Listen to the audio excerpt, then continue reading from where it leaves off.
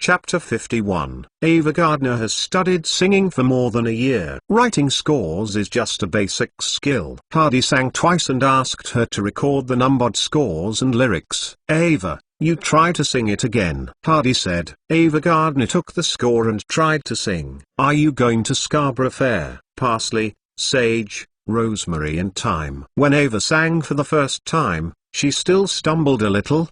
But Ava's voice and singing skills are much stronger than Hardy, and she has already sung. Ava, the essence of this song is ethereal and distant, and the sound seems to come from the sky, making people intoxicated. Hardy explained the artistic conception of this song to Ava Gardner. Ava couldn't help but nodded. I stabilized my mind and sang again. This time, the singing is obviously ethereal. I have to say that Ava's voice is really talented, and the voice is so beautiful that it can hold your ears tightly. This time Ava is much more adept than the last time. There is almost no pause during the singing. After singing a song, Hardy wakes up from the enjoyment and opens his eyes. Such a beautiful singing voice. I never cherished it before. Be careful not to hurt her in the future. After Ava sang, she looked at Hardy with excitement. I really like this song. It's so beautiful. When I sing, I feel my whole person wandering in a sea of colorful flowers. I feel very comfortable in my heart. I have this feeling. Sing it again, Hardy said. Ava sang the third time. She enjoys singing, and it is even greater enjoyment for others to listen to her singing. Ava, follow me. Hardy took Ava and walked out. Where to go? The film company has a recording studio. Let's go to record the song, Hardy said. But there is no music now. It doesn't matter. The film company has a reindeer. They will do it. Noah is a big company. Every film needs music. A reindeer. Naturally it has a lot of talents. There are several people working in the arranger room. They are making the soundtrack for an independent film. Noah does not make the film himself, so he can only rely on the support of some independent film companies. Director Jason saw Hardy come in and stand up to say hello. Assistant Hardy, why did you come to our arranger room? Some things ask you for help, Hardy said with a smile. Is it about the soundtrack of the new movie? Director Jason asked. The news spread very quickly, and the news of preparing to shoot a new movie is estimated to have spread throughout the company. No, there is a new song. Please give me an accompaniment. A new song? Hardy handed the numbered musical notation to the other party. After reading it, the supervisor Jason became interested, and walked to the piano to play the musical notation, while humming along with the tune in his mouth. It feels very good.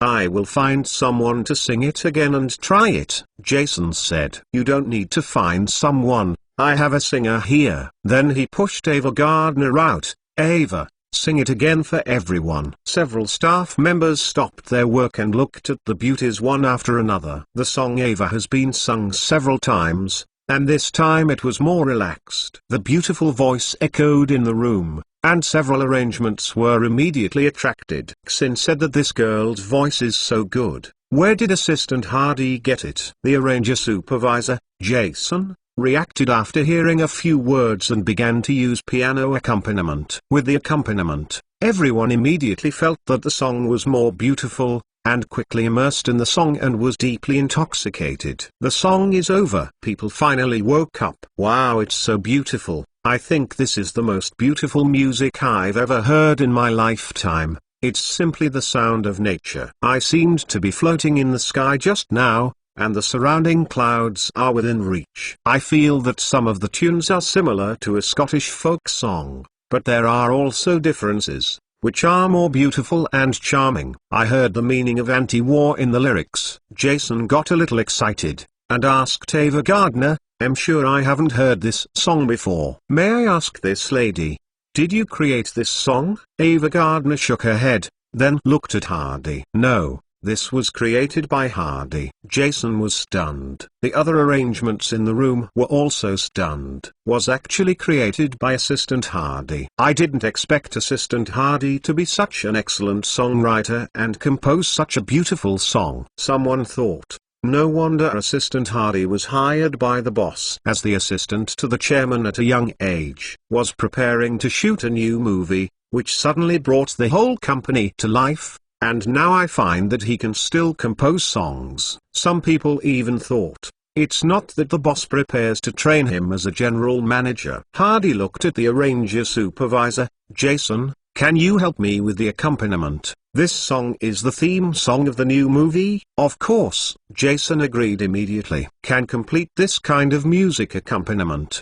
He feels honored. Maybe this will be a classic that will be handed down to later generations. Then his name may also be remembered. After composing the accompaniment, I will ask you to help Ava record this song. No problem at all. By the way, can I ask, what is the name of this song? The supervisor Benson asked. The Scarborough Fair. Driving home, Ava has always been very excited. Today she got the role of the heroine and the opportunity to sing the theme song of the movie. These are all her dreams. He feels like Cinderella has a magic wand. All this is amazing. Watching the traffic passing by, Ava hummed a song in her mouth. After singing a sentence, she suddenly looked at Hardy. Heidi, I know that the parsley, sage, rosemary and thyme in the lyrics are all flowers. Is there any implication? These kinds of flowers represent the sweetness, strength, loyalty and courage of love. Hardy said. Ava Gardner's eyes turned blurred, and it took a long time to exhale. I see, now I feel the lyrics are more beautiful. By the way, Hardy, there was an arrangement just now that he heard the anti-war meaning in the song. Is that true? Ava asked again. Hardy knows that this song Scarborough Bazaar was born in 1965. It does have an anti-war meaning, and it should be the Vietnam War. But the Second World War has just ended, and now it is completely suitable. Ava, your task during this time is to polish this song well, and I will let the company record him into a record. Hardy said. Well, I must sing it well, Ava Gardner said excitedly. The next day, Hardy brought Ava to the company again, handed her to the arranger supervisor Jason, and went to Nolan himself. Nolan saw Hardy coming over. Metalnovel.com and quickly greeted him. Heidi, come over and have a look. I have already selected a group of second and third line actors. You can see if there are any suitable ones. Resume with photos. It says what roles have been played in the past. There is also the experience of performing in a certain performance group and so on. The salary of these people is obviously not in the same level as those of the big stars. Some people even only get a weekly salary, which is only $200 or $300 a month. Most of them are looking for opportunities. John, the protagonist of The Wilderness, is a man in his 30s with a face full of vicissitudes. This kind of person has a lot of people in Hollywood. Hardy and Nolan are looking for the kind of and John, an actor with a suitable temperament. This wife, this eye has no eyes. This jaw is too ugly. Just when he turned to the next one, Hardy was stunned when he saw the photo and the introduction.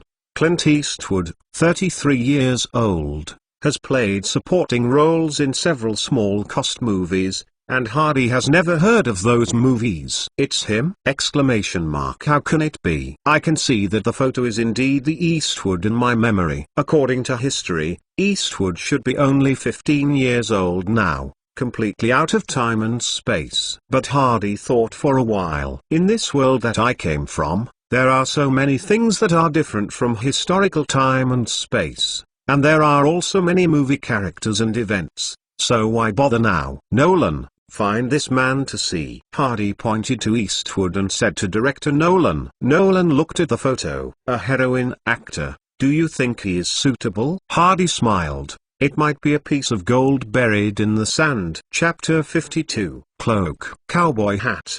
The thick stubble on the face, deep eyes, half of a cigar in his mouth, had a revolver hanging from his waist. A wild and unruly smell appeared immediately. Nolan circled Eastwood for a long time, looked up and down, and finally looked at Hardy and said with a little excitement, Heidi, I found feeling in him. Hardy looked at Eastwood and asked, have you signed up with a brokerage company? There used to be, but there was no sign after the expiration of the first 2 years. Eastwood said, will you sign a contract with my agency? The protagonist of this movie is yours. Yes, Eastwood agreed. He has been running the game for 10 years, waiting for an opportunity. and now an opportunity to be the protagonist is in front of him and he has to seize everything. The conditions given by the Hardy Economic Company are not bad. It is divided into 37%, and the company accounts for 70% of the individuals. This is an increase of 10% from the previous contract. Eastwood happily signed it. Hardy was also very happy,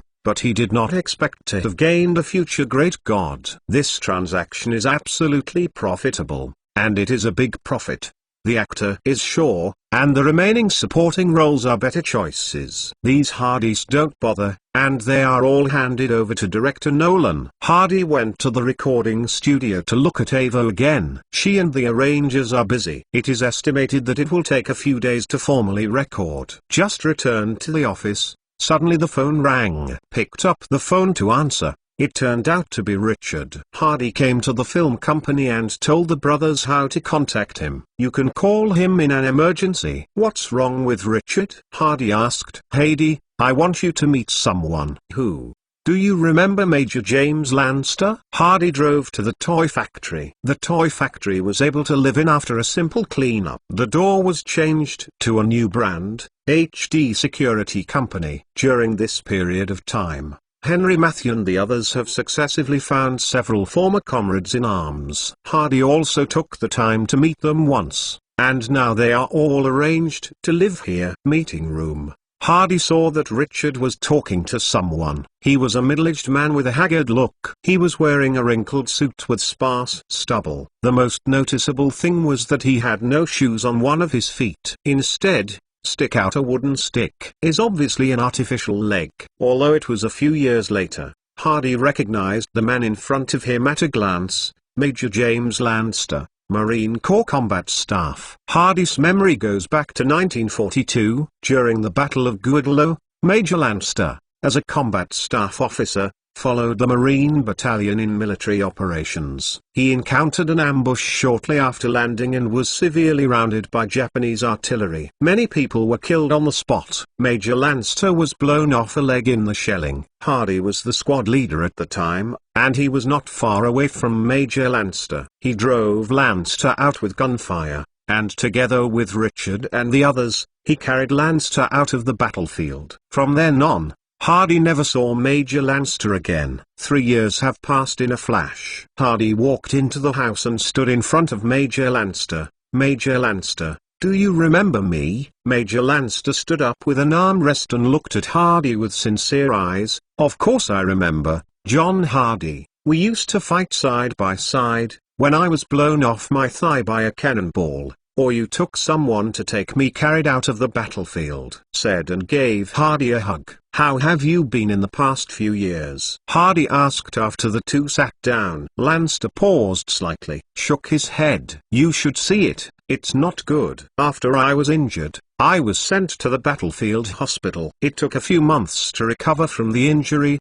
but I had lost a leg and could no longer return to the army. After retiring and returning home, life once again gave me a heavy blow. I was not home for a few years. My wife had a lover and saw that I became disabled. She insisted on divorcing me. I tried to save it, but to no avail. Finally, my wife leave with 2 children. Mentioned the child. Lanster's voice became low, and he could hear that he was very sad about leaving the child. I broke a leg and couldn't do normal work. I couldn't even enter the factory. In the end, I asked a friend to find a job as a warehouse keeper. In that factory I knew a guy who also served in the Marine Corps, named Tommy. A few days ago, he suddenly went to see me and said that a friend called him to Los Angeles, only recruiting soldiers, and asked if I would come together. Hardy looked at Major Lanster and said, Major Lanster, I guess you already know what we are doing. Are you still going to join? Lanster smiled lightly. After my divorce, I need to pay monthly child support to get the child's visitation rights. If I don't pay the money, I don't even have the right to see my children. I love them very much. At this point, Lanster gritted his teeth hard. I want to make money, give enough child support, and even give them a better life. I want to regain the dignity of being a father, and I don't care about the others. Lanster looked at Hardy and said, Heidi, "Can you please have one thing?" You said, "Children need money to go to school." The man sent the children to the community school to save money, but the community school they live in is dirty and messy, and the teacher resources are not enough. "I want the children to have a better future. I want to send them to private schools." Private schools need a lot of money, $500 for a semester, and $1,000 for 2 children. "Can you lend me a sum of money first? I don't want to delay the future of the 2 children because I have not fulfilled my responsibilities as a father." No problem. Hardy agreed without any hesitation. Today is the weekend. Richard drove Lanster to the old town, stopped in front of a small courtyard. Today Lanster deliberately shaved his beard and adjusted his hair, and bought a suit that fits the body. The whole person looks more energetic. "Richard, please wait a while here." "You go to the major. I happen to be in the car listening to the radio." Richard smiled. Lanster got out of the car, holding the gifts for the children in his hand, walked to the door with some crooked steps and pressed the doorbell. Not long after, a woman in her 30s opened the door. There are bruises on the corners of the woman's eyes, which can be seen even though she is covered by her hair. Lanster said to her heart that she was beaten by her current man again. If it was his wife, someone moved his family like this, he would kill that bastard. But now this woman has nothing to do with him. "He'll see the children," Lanster said. The woman looked at the man, feeling that he was a little different from before, and then glanced at the black car parked on the side of the road. Turned around and shouted into the room, "Gina, Samantha, come out." Not long after, 2 girls ran out of the house and saw Lanster. Screamed in surprise, Dad,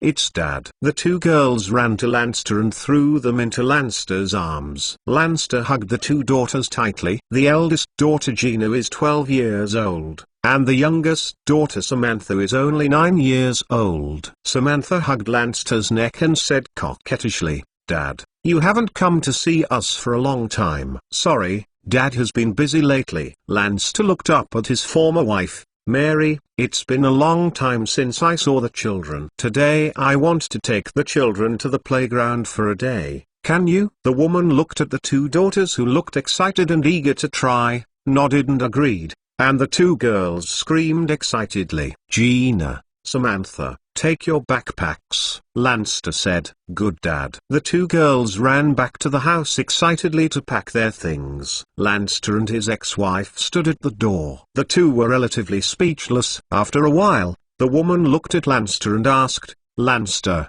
have you brought the child support?" "Brought it." Lanster took out $200 from his pocket and handed it to the woman, who quickly took it and held it in her hand. "Mary, I have one thing I want to discuss with you. I want to send the children to a private boarding school." Lanster said, "Private schools? Are you dreaming? Where is the money for private schools so expensive?" Mary frowned. "I will pay the money." "Yeah, did Mr. Lanster get rich?" A joking voice came from the room, and a thin guy walked out a short while ago and stood beside Mary with his arms on the woman's shoulders, with a defiant face on his face. The smirk looked at Lanster. "Send it to a private school. Do you know how much it costs? You can afford it by looking at the warehouse. If you are really rich, it is better to pay more for support. The 2 children are getting older and more expensive. The more you come, it's time for a little more alimony." The guy said that he took $200 out of the woman's hand, and put it into his pocket naturally. Chapter 53. Lanster frowned as he looked at the scowling guy. Every month, his salary is basically used to provide living expenses for the 2 children. He is living very hard, but he knows that most of the money is probably used by this bastard. For the sake of the child, Lanster had to bear it. He just wants the children to have an environment to survive. Now he has a better job and wants to make some changes. Lanster said, "Children need better education. Send them to private schools. Only with a good learning environment can they have a future. The child's support is mainly used for life, education and medical care. I will spend this money separately in the future, and it will not be less than the agreement." The man holding Mary was anxious, looking at Lanster coldly. "Then what you mean is that you don't want to pay support in the future?" "Ha ha, if so, I will never agree to their transfer. If you want to visit the children in the future, it depends on our inconvenience. This man has no serious work and no fixed income. He used to be a street gangster. He accidentally came into contact with Lanster's ex-wife and got into bed with Rhetoric. Since then, he has a free babysitter and financial resources. Lanster is a long-term meal ticket to him, and now he wonders how he could agree without paying. Carol. Lanster's ex-wife Mary wanted to say something, but as soon as he called the man's name, the man suddenly turned his head and stared at her fiercely. "Shut up. There is no place for you to speak." Mary shuddered and she was so scared that she shut up immediately. "Go back to the house," the man cursed in a low voice. The woman looked at Lanster, then turned back to the house. Lanster clenched his fists with a cold face. At the age of 19, he and Mary were in love and married. They were very happy at the time. Later, they had 2 children. After World War II broke out, he joined the army. He was promoted quickly because of his knowledge in college.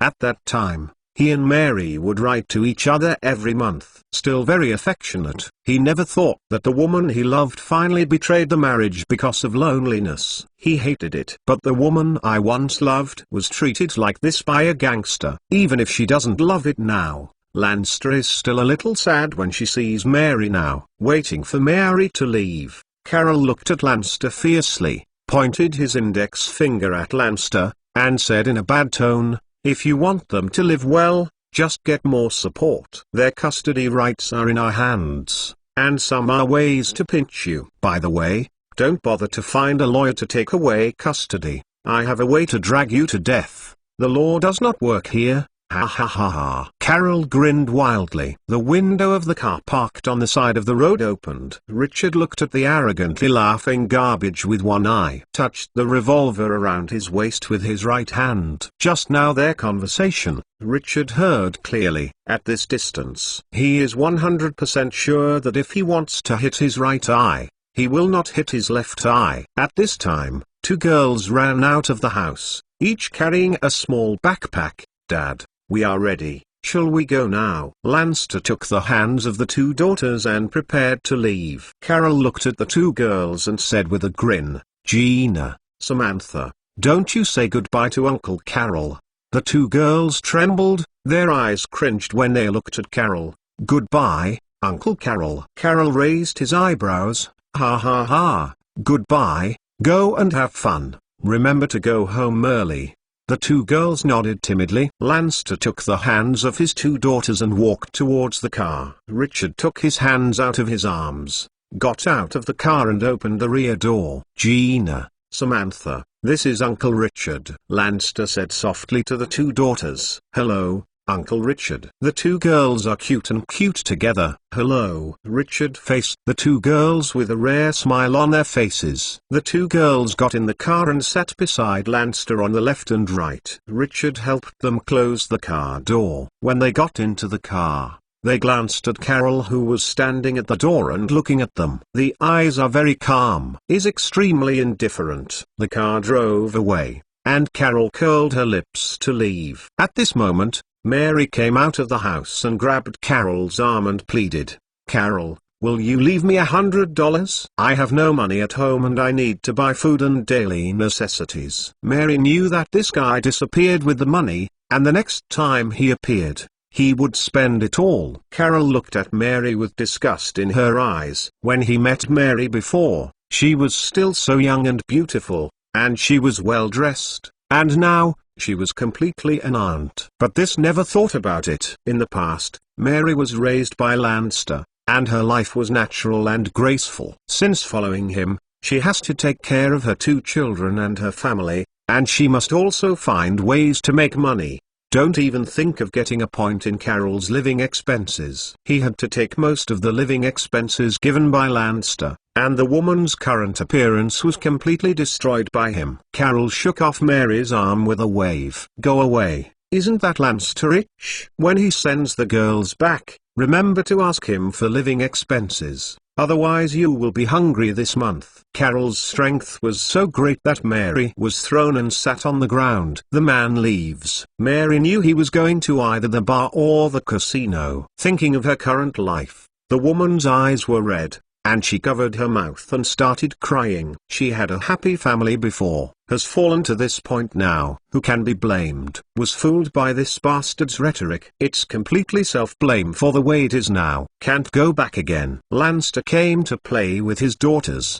The two girls hadn't come out for a long time, and their faces were full of joy. When playing a shooting game, both girls failed. The little girl, Samantha, was a little disappointed. She hugged her father's neck and said, "I really want that stuffed teddy bear." Richard looked at Samantha, picked up the air gun from the booth. Boom boom boom. 12 shots in a row, without any gap or aiming. The gun hit the target. The boss blinked and looked at Richard, picked up the biggest teddy bear and handed it to him. Richard turned around and stuffed the teddy bear toy into Samantha's arms. "Wow!" Samantha exclaimed in surprise. "Thank you, Uncle Richard." The little girl hugged the teddy bear tightly and was very happy. The eldest daughter Gina also looked at Richard. "Do you want it too?" Richard asked. Richard was born with cold temperament and rarely chatted with anyone actively. Even in the Marine Corps, he was a light temperament. The one who had the best relationship was Hardy, and Bill was much worse. But when he saw the two girls, he liked them very much and was willing to be close to them. "Can you please, Uncle Richard?" Gina asked. Richard picked up the air gun again. Boom boom boom boom boom is another series of gunshots. 12 targets were knocked down. The boss just took out a new teddy bear, ready to put it in the highest position. Before it put it up, Richard had another top prize. The bold boss was helpless, and directly handed the teddy bear to Richard. Richard took the teddy bear and turned and gave it to Gina. Gina happily hugged her in her arms, thought about it for a while, and kissed Richard on the face. "Thank you, Uncle Richard." Richard was a little dazed, and it took a long time to get over. The two girls hugged teddy bears to play on the merry-go-round. Richard and Lanster stood outside, and the two girls on the merry-go-round were full of bright smiles. Richard took out a cigarette and handed it to Lanster. The two lit them. "Major, I think the children's affairs need to be resolved." Lanster let out a soft breath. "I want to get their custody right, but I know that Mary will not give up, and that bastard, who threatens to use the child to ask for alimony, and will not easily agree to it. I am afraid it will be troublesome to start a lawsuit." Lanster said. "Major, for some people, sometimes the law doesn't work well," Richard said calmly. Lanster was taken aback. Immediately remembered that Richard,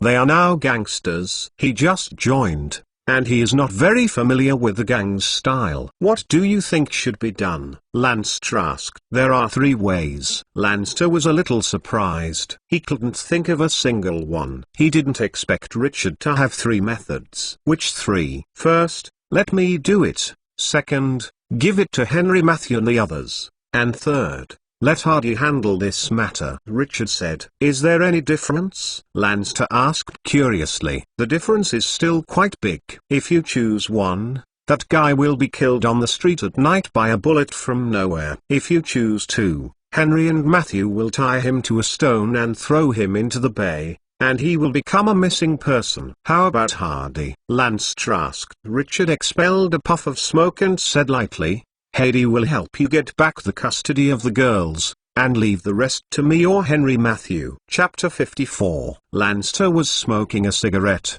The cigarette was about to burn his fingers. He dropped the cigarette severely. "Richard, help me watch Gina and them. I'll call Hardy." Richard nodded and looked at the 2 girls. The girls turned around on the wooden horse and waved at Richard together. "Uncle Richard." Richard liked the voice they called themselves. Smiled and waved with the girls. What Richard said to Lanster just now is his respect for Lanster. In fact, he has just made up his mind. If Lanster continues to hesitate, he doesn't mind making claims. Hardy remembered a sentence very clearly. "We are brothers." Sometimes brothers are stupid, unexpected, and have problems. These are nothing. We should take the initiative to help them accomplish certain things. Hardy is dealing with things. He now has 3 companies: Hardy Security, Hardy Films and Hardy Brokers. Yesterday Lanster came, and Hardy's security company director has a candidate. As for the film company,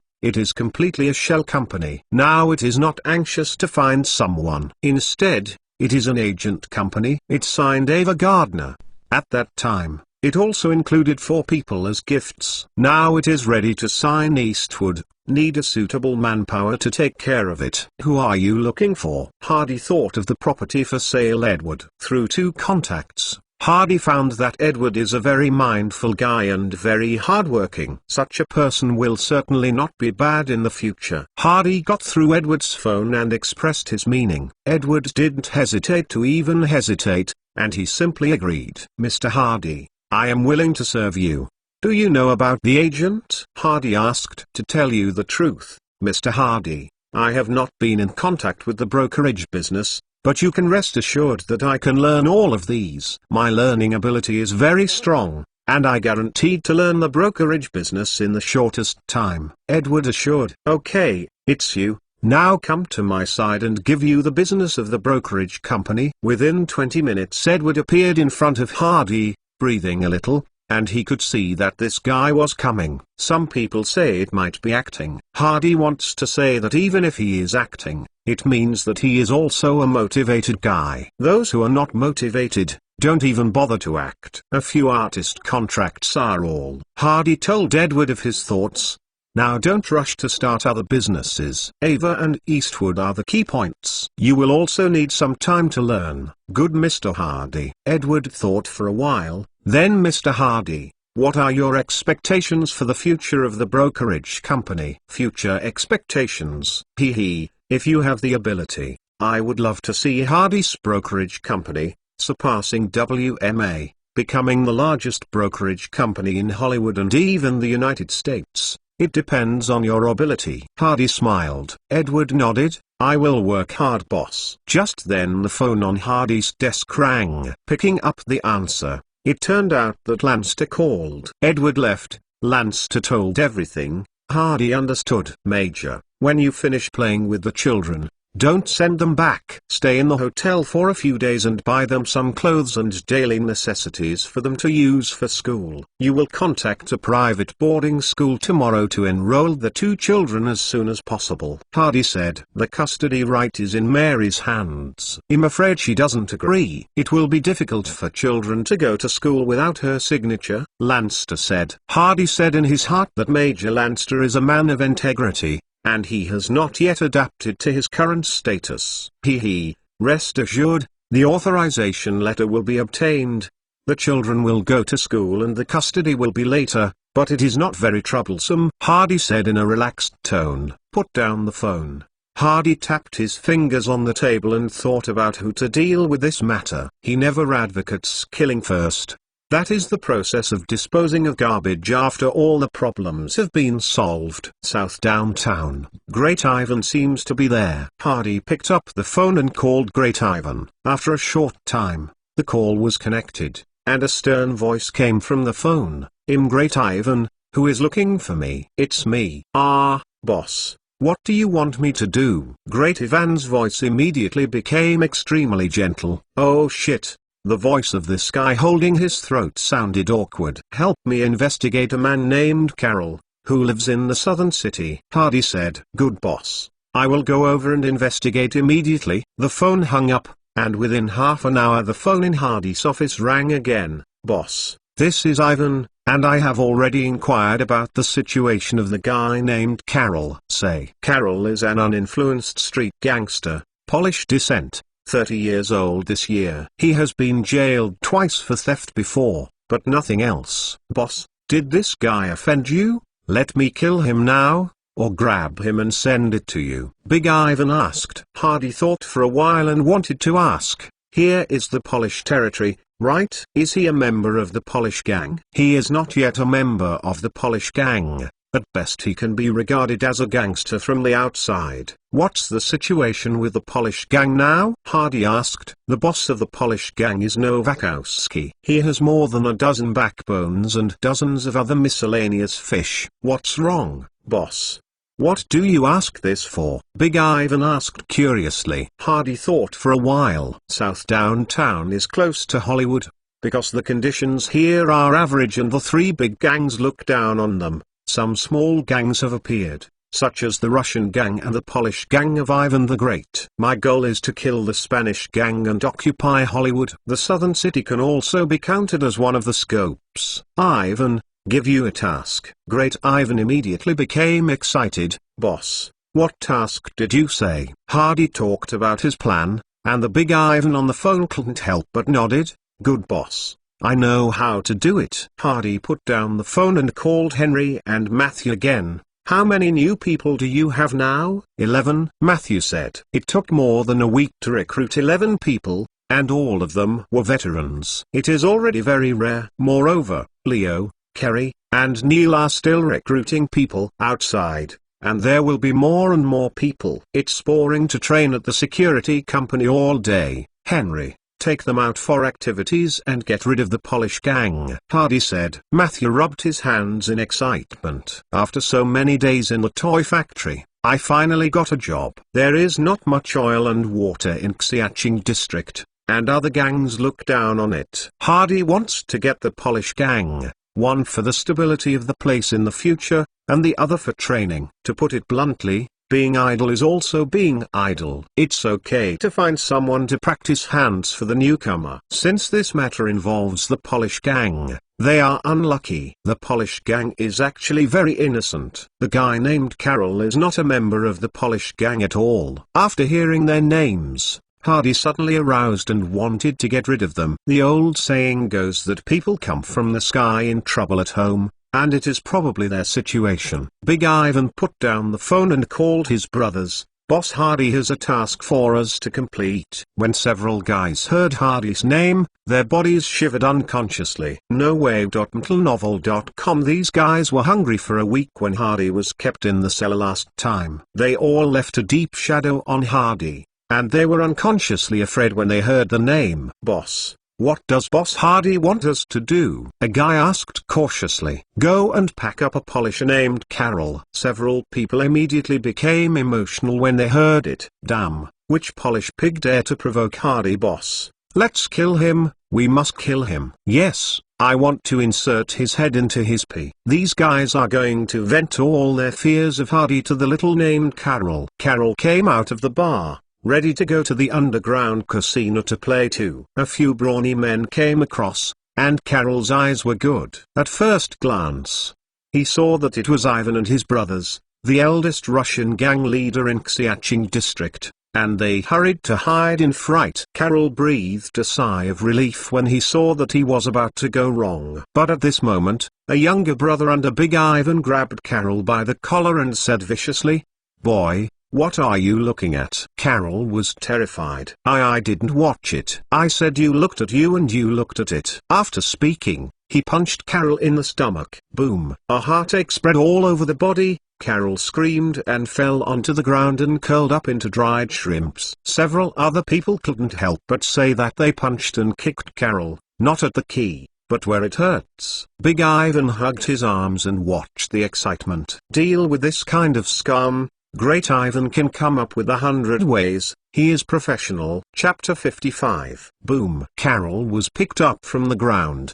and the person next to him punched him again in the ribcage. Oh, the heart-wrenching feeling made Karol unable to breathe. The pedestrians on the street originally stood far away and dare not come over. Someone whispered, "Isn't that Ivan, the boss of the Russian gang? How did that guy Karol provoke him?" No matter how you provoke Big Ivan, Karol is dead now. A strong Russian man raised his head and looked at the people watching the excitement around him. These people were all startled, so scared they all ran away. Big Ivan looked at Karol, who looked like a dead fish, and said coldly, "Take him back." Back to the station. Karol suffered another violent beating. "Please don't fight and forgive me." Great Ivan walked closer, looked at Karol lying on the ground condescendingly, and said coldly, "Where did you go wrong? I shouldn't look at you." Big Ivan took out the big black star from his body, knelt down and put his muzzle on Carol's head. Carol trembled with fright,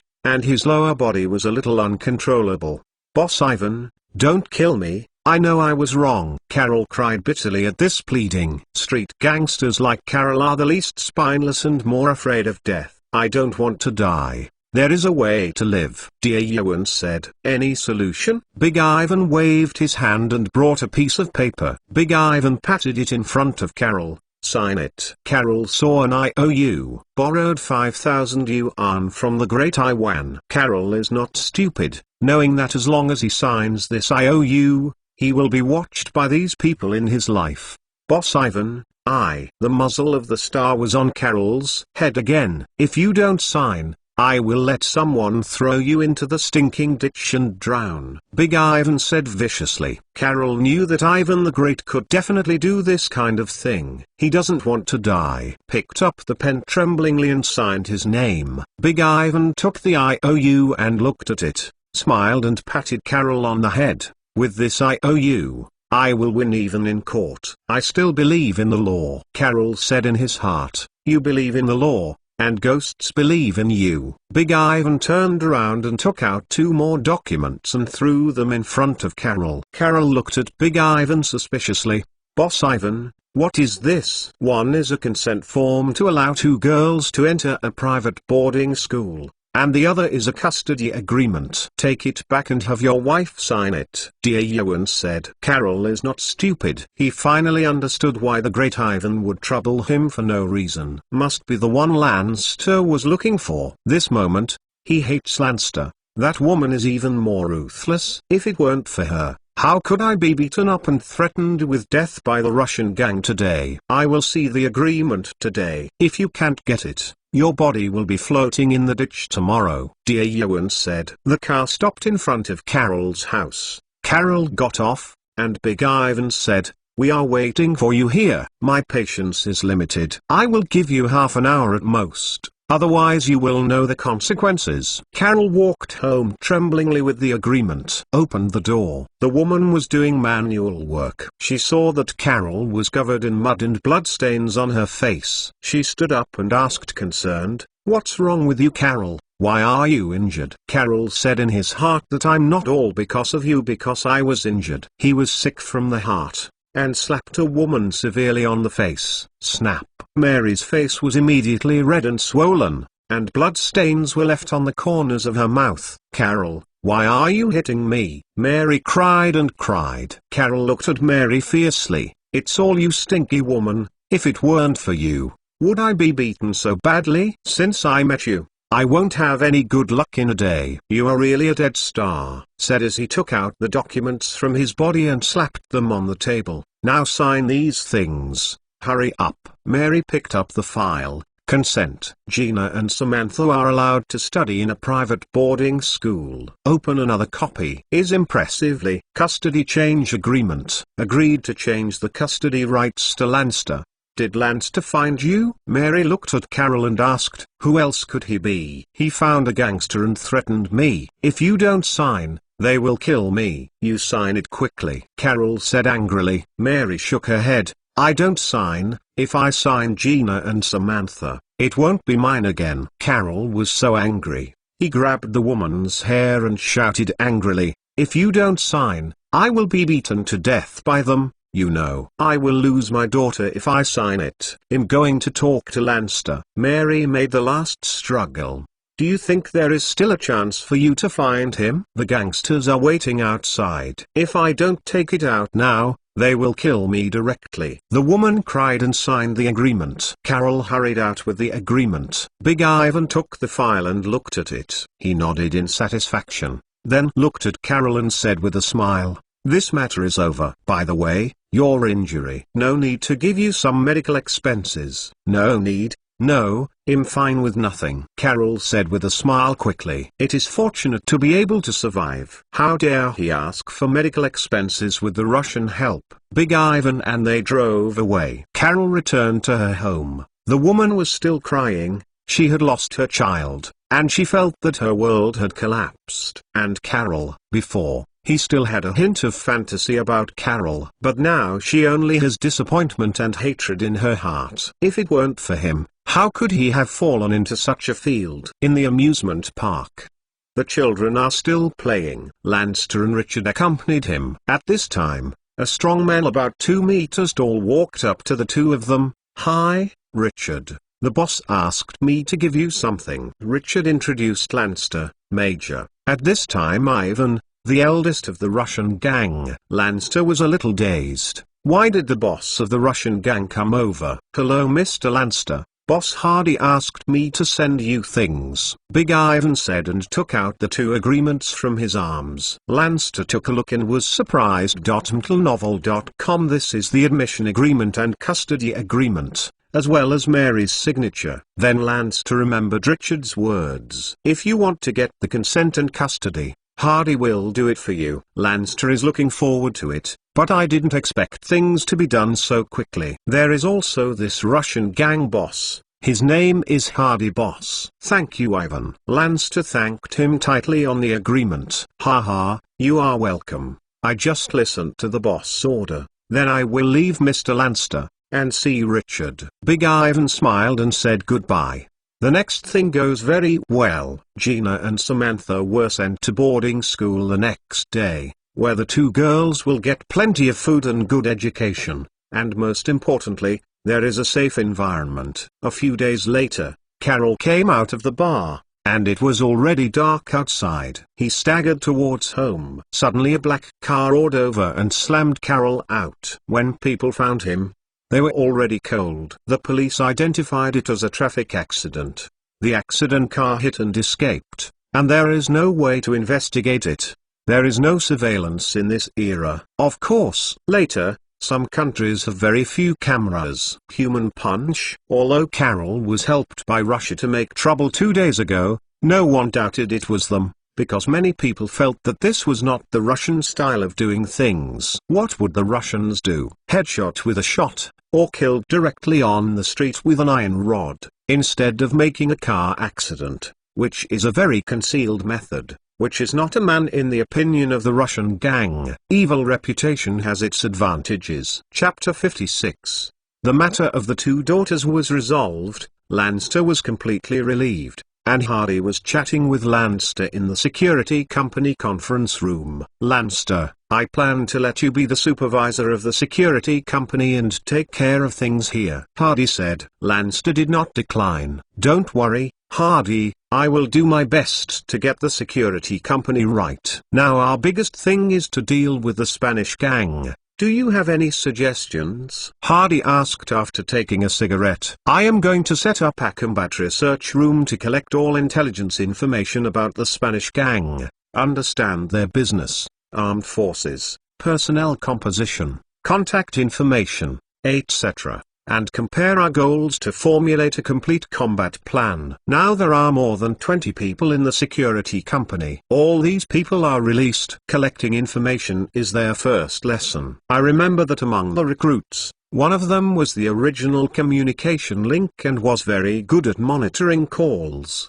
Lanster talked about his plan. Hardy listened carefully, but he felt something different in his heart. Use a combat research room and use the military to prepare a battle against a gang. There are a few gangsters in the world that can handle it. Proper dimensionality reduction blow. But Hardy likes it. "I agree with your suggestion. I am waiting for your good news." Hardy smiled. Just then Henry entered the house and saw Hardy. Immediately said, "Boss, I was about to contact you, but I didn't expect you to be here." "What's the matter?" "We killed those guys in Poland. It didn't take much effort, but we found something in their elders. We want you to see the boss." Henry smiled. "What is it?" Hardy came interested. "Art and antiques. They look good, but we don't understand them very well, so I asked you to check it out." Henry said, "Let's go and have a look." Henry drove Hardy to Nanxia City, and stopped in front of a small red brick toastery building. This building was unsightly. The only feature was that there were very few windows, and they were all sealed with thick iron railings. There were a few cars parked on the street, and a few people in suits stood beside them. Seeing Hardy came down and saluted them, all of them were recently recruited. This building is the private residence of Nowakowski, the boss of the Polish helper. After those guys were killed by us, I planned to search for anything valuable here. I didn't expect this house to have a huge basement. There are many antiques in it. Later, I asked someone to find out that Nowakowski was a thief. The Polish gang mainly engaged in theft, paying for money, stealing cars, entering houses, and selling stolen goods. Except for a dozen backbones, all the peripherals were also a thief. Walked into the main hall of the building. Matthew and his two subordinates were here, and saw Hardy approaching with a smile. "Boss, we found a squirrel hole with a lot of pine nuts in it. The basement entrance is very hidden, behind a shelf. A passage leads straight downstairs." At this moment, the iron gate has been opened by them, and it is hard for Henry and the others. Hardy walked in and was taken aback when he saw the scene inside. The entire basement is estimated to be about 100 square meters. There are a few shelves on the wall, and the items on them are dazzling. You can say that there are everything: silver candlesticks, silver plates, silver spoons, table lamps, desk clocks, violin, bronze statues, bronze carving plates, and prints and oil paintings on the back wall. Hardy went to look at the oil paintings and found that he didn't quite understand them. He had very limited knowledge of European art, and he didn't know if there were any famous works in it. Looking through these things, the Polish boss seems to have a hobby of collecting things. These things are probably stolen from other people, and some are sold and some are kept here. Hardy swept back, and his pace quickened immediately, because he saw something familiar: porcelain. There are dozens of porcelains, large and small, on the shelves. Judging from the style of these porcelains, they should all be Chinese porcelain. Take off a beautiful vase from the shelf. The vase is divided into 8 sides in a rhombus shape. Each side is painted with a kind of flower. Hardy gently rubs it with his hand, and the pattern below immediately becomes brighter. It is still our own thing beautiful. Just watch those European antiques don't feel at all. Open the bottom. There is a base on it, the reign of Emperor Qianlong of the Qing dynasty. Although he doesn't know much about Chinese antiques, he met a friend in his last life who was an antique lover. He took him to several auctions and was forcibly instilled a lot of Chinese antique knowledge. This should be a Qianlong family rose bottle in his hand. He looked at the pattern on it again, and there was an enamel inlay on the bottle mouth. Hardy guessed that if this thing is true, it is estimated that it will sell for 10 to 20 million in later generations. Put down the vase and picked up a large plate next to it. The bottom is Yongzing. Picked up another red glaze bottle. Kangxis. Got it. The 3 men gathered here turned over a small yellow bowl again. The bottom is the Diaming Hongzi year. Look at the shelves. There are bottles, plates and bowls. There are estimated to be 40 or 50 pieces in different sizes. Good guy, if they are all of this kind, they will be worth hundreds of millions in a few decades. These porcelains, I don't know how they spread to the United States. Hardy guessed. Many Jews came to the United States from Germany during World War II. And there were also many people who came to settle in the United States from France and Britain. These people also brought a lot of antiques. It is possible that these people were patronized by the thieves of the Polish gang, and they felt they were valuable and stole them. The Polish gang leader is a collector who loves to collect, so he hides them all here. I didn't expect that in the end. All these things belonged to me. Boss, do you think these things are valuable? Matthew asked. Not an antique appraisal. Hardy shook his head. What about these things? Henry asked. Hardy thought for a while. Move all these things. You are reading www.uukanzu.com and all these porcelains to the security company. Find an empty room in the office building and put them away. Be careful when transporting them. Don't bump into them. Wrap it in newspaper and put it in a box. As for other things, ship it out and find someone who collects antiques to see how much it is worth and find a way to sell it. Now we are short of money. Good boss. I will find someone to deal with it. Henry responded. Hardy just wanted to leave, and he scanned the oil paintings hanging on the wall. He counted about 30 or 40. And there were more than a dozen prints. There is not much room for appreciation of European antiques. Only works of art. The appreciation intensity can be described as crazy. For a person who is not very famous during his lifetime, a painting can only be sold for a few $dozen. And his paintings may be sold decades later. It's worth hundreds of millions. I don't know Hardy in these oil paintings. Maybe everyone's works are hidden inside. Henry, these oil paintings and engravings are also left, and the others will be sold. Hardy told Henry again. Those Chinese porcelains were transported to the security company for storage. It is safer than anywhere else. No thief dared to go to the security company and steal things in front of dozens of Marines. 2 days later, Henry reported to Hardy. Boss, all the porcelain and oil paintings you want are in the security company. As for the rest, the Jewish gang has someone who resells underground antiques. Sean called that person to see him. He is willing to offer $45,000. Thousands of dollars. What do you think of everything packed away? Are all members of the Jewish gang? And Hardy knew that the other party would not dare to kill himself. Give it to him. Killed a small Polish gang.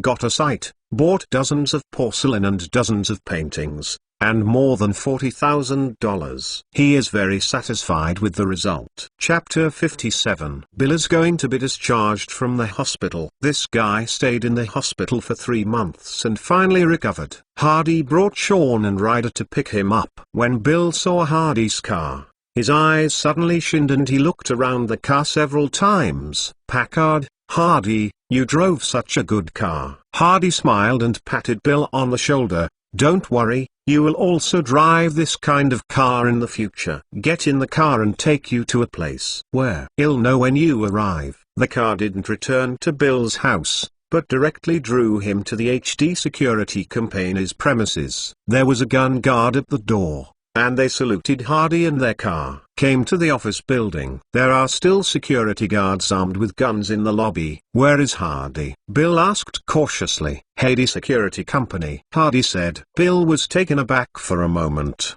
looked at Hardy and asked, Hardy Security, the security company you opened? Yes, here are all veterans, many of them are Marines, and now more than 20 people have been recruited. Go, and show you the supervisor here. Do you remember Major James Lanster? He is the person in charge now. In the office, Bill saw Lanster. Lanster was much more energetic than before. He was wearing a straight suit and the artificial legs were replaced with new prostheses, instead of simple wooden sticks. If you don't know about it now, you can't see that he is a disabled man with a prosthetic leg. Bill, congratulations on leaving the hospital. Lanster gave Bill a hug. Major Lanster, I didn't expect you to come, Bill happily said. Lanster spread his hands. I didn't expect it, but I think it was right, and it was a bit late. After speaking, look at Hardy.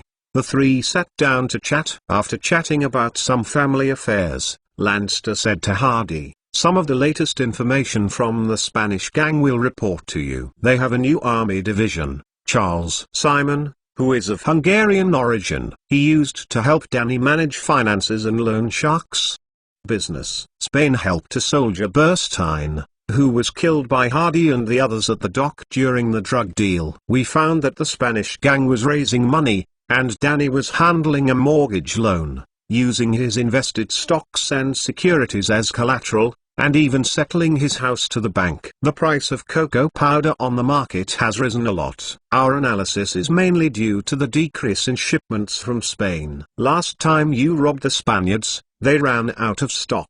This phenomenon will happen. Danny's contact with Colombia is obviously frequent during this period. 3 telegrams were sent in 5 days and received twice. The specific content is unknown. These clues are all combined, and the War Research Office analyzes that Danny may be preparing to buy Colombians again. He is raising money to prepare the purchase price. After hearing the information, Hardy thought silently in his heart. The Spanish gang's biggest business is cocoa powder. After they robbed them last time, The influence on the Spanish gang was very great. Now Danny is raising money and frequently contacting Colombians, guessing that it is not difficult for him to prepare to buy goods. With bank mortgage loans, the money is legal. Just now Hardy heard the information and was thinking about making another wave of small fortune. Now it seems that it is not enough.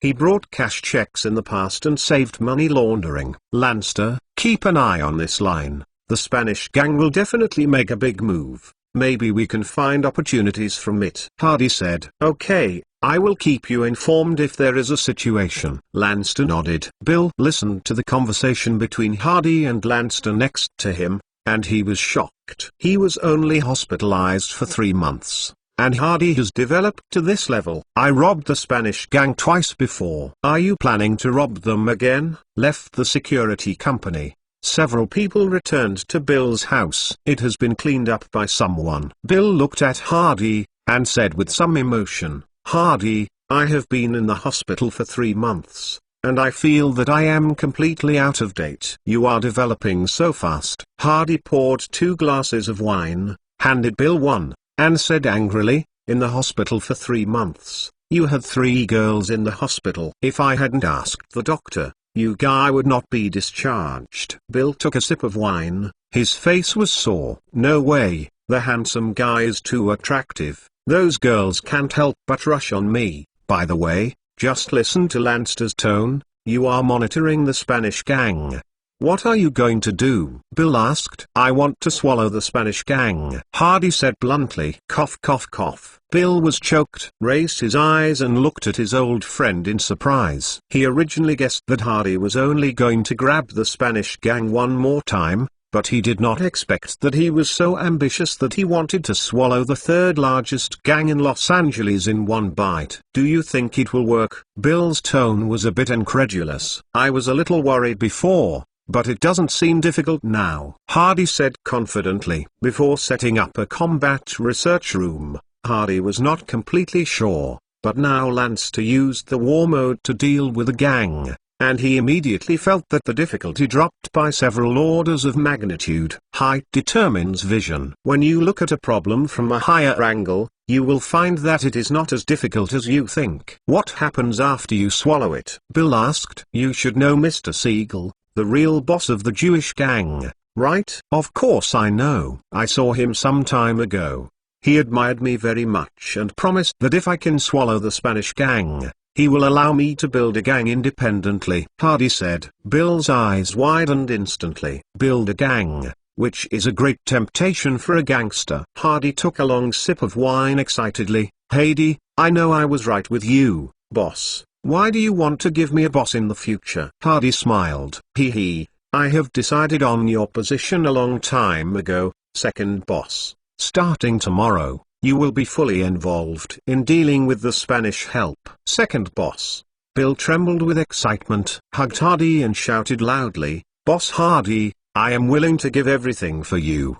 If you need it at night, I will crawl into your bed by hooking my fingers. Go away like women.mtlnovel.com. Ahahaha. Bill's ability is actually very strong. With a flexible mind, he can behave and do things. He is ruthless when he should be ruthless. He loves money but is not greedy. The only drawback is his preference for women. Hardy thinks this shortcoming is shared by all men. As long as things don't go wrong, it's fine. The most important thing is that Bill is his best friend and brother. He used to be in the army. It was also he who brought Hardy to the gang. He was also the most suitable in terms of qualifications. So in Hardy's mind, Bill is the best candidate for the second boss.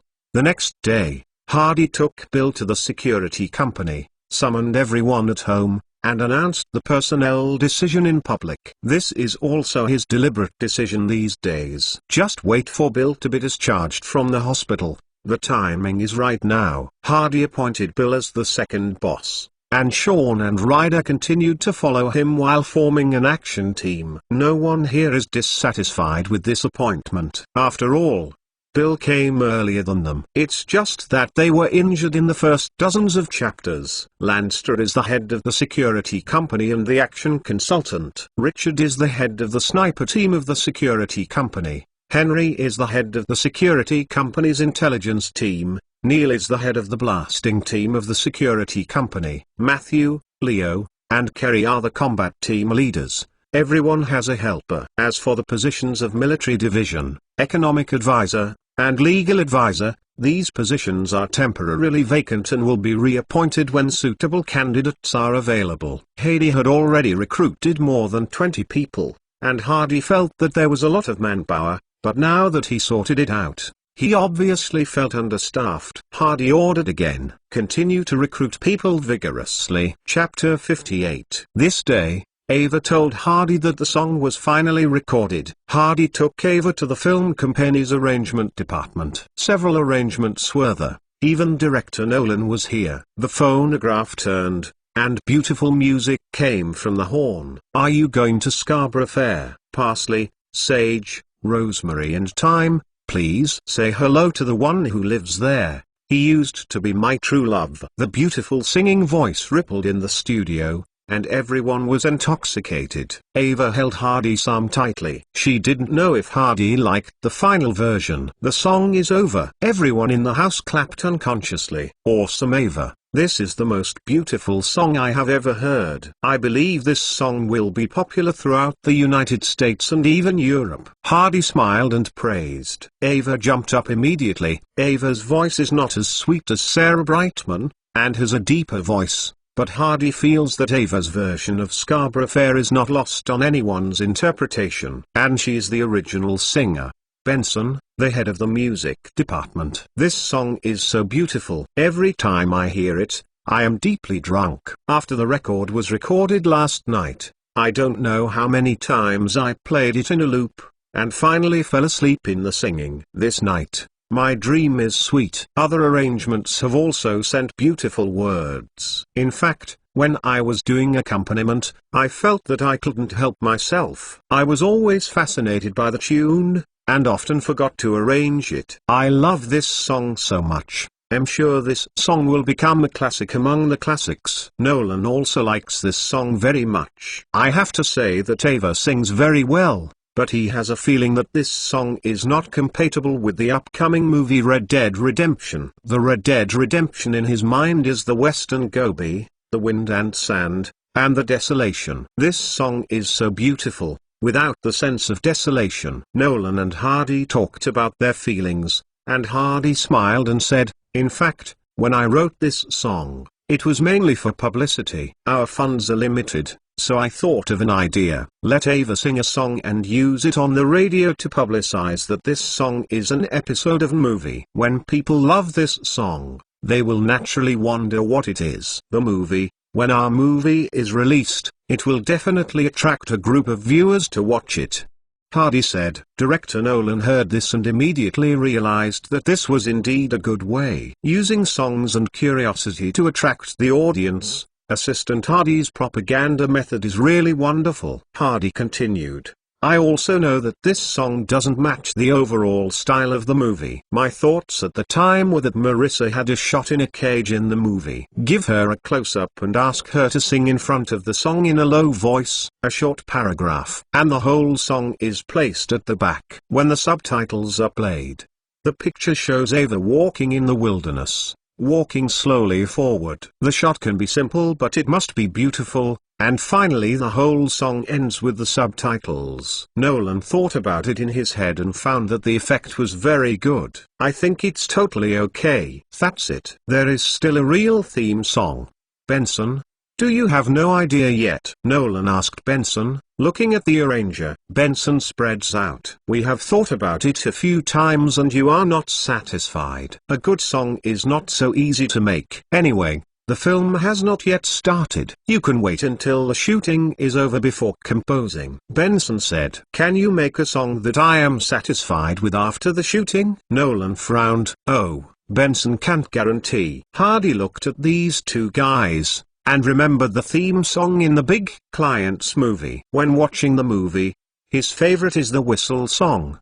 Every time he hears the whistle, the Western feeling immediately emerges before his eyes. Hardy also learned this whistle specially before, but only learned the first paragraph. Of course, The beginning paragraph is also the most classic part of the whole song. Benson, I have an idea. Do you see if this piece of music is appropriate? Hardy said. Oh, Assistant Hardy has a new song? Benson asked incredulously. It's just a short paragraph. Listen to it. Then Hardy whistled. Woo. The whole piece is about 3 minutes, and Hardy only plays for 1 minute and then stops. He will have so much. Let these arrangers add the rest. Does it feel okay? Hardy asked some arrangers. Your song is very emotional. It does have a remote and desolate taste, Benson said with some surprise. If you add a guitar, will it feel better? I think electric guitars are better. Several arrangements were discussed directly regardless of others. Director Nolan looked at Hardy with admiration in his eyes. Assistant Hardy, I have to say that you are one of the most talented people I have ever met. The whistle just now made me feel a lot. Some places can be improved. Director Nolan, how is the preparation of the crew? Hardy asked. It's almost there. The equipment personnel are all ready. The male protagonist is found and the female protagonist is here. The shooting location has also been signed. It is a shooting base of MGM in New Mexico. I plan to leave next week. Nolan directed. How long do you expect to shoot? Hardy asked. Nolan thought for a while. If you don't have a business trip in the middle, it will take about 3 months to shoot, and there will be post-production when you come back. It will take about 2 months. It should be released in half a year. Nolan said this is still ideal. Benson and the others are still discussing Hardy's whistle music.novel.com. Finally Nolan also joined in. Nolan is a more versatile director. The director is like a conductor. He may not be involved in a certain project. The instrument is better than the performer, but he knows everything. Hardy asked for a few vinyl records, and he was going to send them back to the radio to show his popularity. At Siegel's reception before, Siegel introduced him to several Hollywood entertainment bigwigs. In addition to the bosses of MGM and Warner, there is also the head of Columbia Radio Los Angeles. It's right to find them. Hardy takes Ava home. Ava went to take a bath. Hardy put the film into the turntable, and Ava's singing sounded in the room again. I have to say that this song is really good, and it can be said to be endless. No wonder this song will become a world-famous song, and it is also known as one of the most beautiful English classics in the world. The bathroom door opened slightly. The woman was wrapped in a bath towel, showing her 2 slender legs, and she stepped barefoot on the wooden floor, because she had just taken a bath and left a series of water-stained footprints on the floor. Walked to the sofa. Ava knelt beside Hardy, with her delicate face pressed to the man's lap, and humming along with the record. Parsley, sage, rosemary and thyme. Hardy touched the woman's hair, enjoying the solo singing. John, I'm going to make a movie next week. I'm afraid I won't be able to see you for 3 months, Ava said with some dismay. Hee. It's okay. Don't forget that I am a filmmaker, and I will go to New Mexico to watch it when I have time. One song ends. Neither of them heard enough. Let the turntable play in a loop. Wonderful night. The two listened to more than a dozen times. Chapter 59. On the sofa, Hardy and Ava hugged and chatted together. Ava is very satisfied at the moment. John, do you know, my dream is to be an actor and to sing. Now I have both of them, and I feel very happy now. By the way, do you have any ideals? The woman's chin touched Hardy's chest, her big eyes flickering at the man. My ideal, Hardy murmured. There must be dreams. In my previous life, my family was poor and I wanted to make more money when I grew up. After graduating from college, I did business and finally achieved a smaller achievement. Then I went abroad to invest, but I didn't expect to be killed by a few foreigners. It will not cross. Hardy said heartily. My current ideal is to make a lot of money. There is revenge. But according to age, those guys in the previous life should not have been born yet, and this world and the world of the previous life are not the same plane at all. I am afraid I will not be able to see them in this life. But he knows the country of those guys. Can't find them. Lao Tzu sprinkled this tone on their country. Who told you to cultivate that kind of rubbish? Yes, what is your ideal? Emma asked curiously. Hardy paused. and his face was very solemn and said, "My ideal is world peace, the world is full of love, and the dove of peace soars in the sky with an olive branch, spreading the brilliance of love all over the earth." Ava looked at Hardy in surprise. She was feeling, "How come? I don't believe it." Hardy doesn't care if the woman believes it or not. She squeezes the woman's face and says, "It's just 2 days before you go take a set of art photos. Who is wearing clothes or not wearing clothes?" Snapped. Hardy slapped the woman's back hard, making a crisp sound. "This is for outsiders. Of course you need to wear clothes." The Red Dead Redemption crew finished preparations and set off for New Mexico. Before leaving, Ava told Hardy to see her. After Ava left, Hardy took the record to find Paley, the head of CBS Los Angeles radio station, and asked the radio station to help play Ava's song. "This is a small matter," Perry readily agreed. In the radio studio, the host picked up the record and looked at it. There was a note on it, "A new movie episode sent by Noah Film Company." This kind of propaganda is very common. The host didn't care too much. This is an evening chat show. The two male hosts Paul and Finkel kept joking and making fun. It was a bit like a talk show for later generations, and it was regarded as a prime-time show on the radio. The two of them were a little tired. Paul said into the microphone, "Let's listen to a song and relax." This is a new song. The singer is called Ava Gardner, a newcomer. The song is an episode of a movie. The name of the song is Scarborough Bazaar. The director prepares to play the song. The indoor microphone was turned off, and the host was unable to hear the audience. Paul curled his lips to his companion Finkel and said with some disdain, "A newcomer who has never heard of a name, a strange song title. It's weird that this song sounds good." "Ha ha ha, there are many such songs every year. Leave him alone, we just have a coffee break." Finkel smiled. Music rang. Ava's beautiful singing voice came out. Paul's hand holding the coffee is frozen. The tune is poignant and tactful, giving people a deep touch of soul, and he feels a clear spring flowing into his heart. This feeling is curious and wonderful. Finkel next did the same, and was deeply attracted by the singing. A song takes 3 minutes, and the two feel that it is fleeting. At that moment, it seems that time has not passed, and it seems that time has passed like lightning.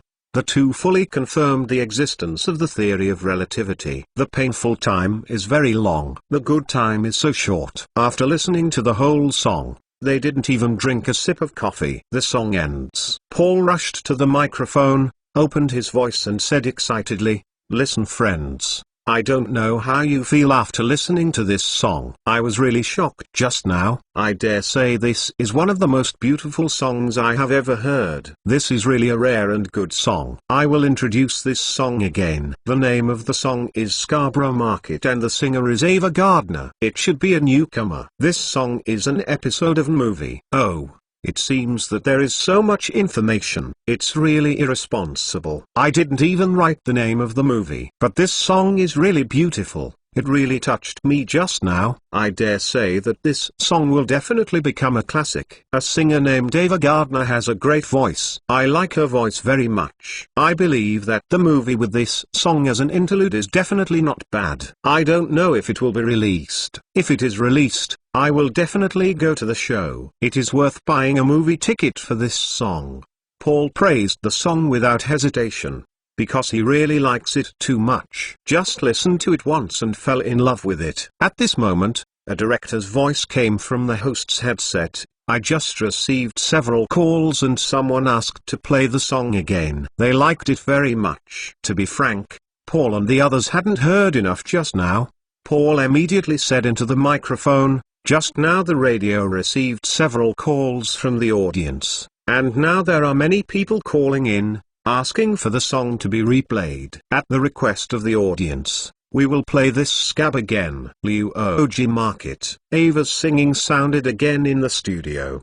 The singing voice spread to thousands of households in Los Angeles and even California through the radio, and countless people were attracted by this song. When people drive, they like to turn on the radio, and the singing comes from the car radio and floats on the city streets. Finished the second time. There are more people calling the radio station. Many people said that they still haven't heard enough and hope to replay it again. Ava's song is on fire. Countless people have remembered the name Ava Gardner and the song Scarborough Market. Of course, many people are curious about what kind of movie it is. Many people have already decided that they must go and see it when the movie is released, even for this song. The next day, the radio station still receives many calls to replay the song.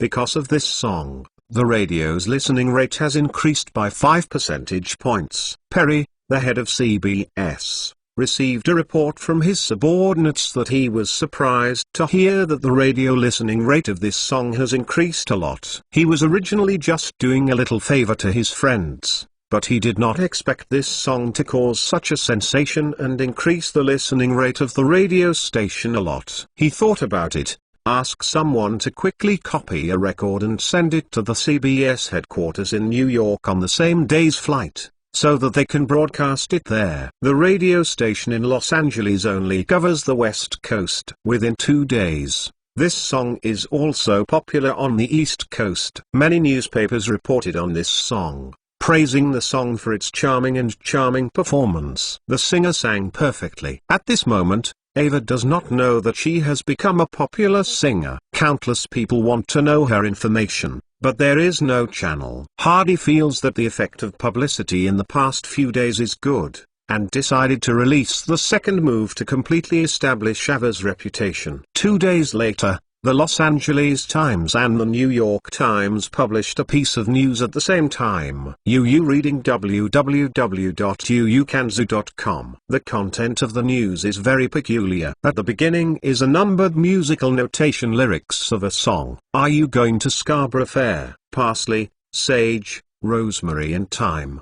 Below is the song introduction. This song is adapted from an old British folk song. The songwriter felt after hearing this old song, he changed and completed this song. The song expresses the thoughts of a soldier fighting on the front line for his lover. The soldier asked to go to Sri Lanka. People in Cabro town help themselves to bring greetings to their beloved girl. Parsley, sage, rosemary and thyme in the lyrics represent the sweetness, strength, loyalty and courage of love. These 4 kinds of flowers are always repeated in this song. Now I finally understand that these 4 kinds of flowers represent such a beautiful meaning. At the end of the report is a big color photo of a beautiful and girl in a dress with a charming smile on her face. Subtitle: Scarborough Fair singer Ava Gardner. Many people saw Ava's photos and they all admired how beautiful they were. Ava is on fire. Countless people have remembered her name and appearance. It didn't take long for this song to spread abroad. Europe and even the United Kingdom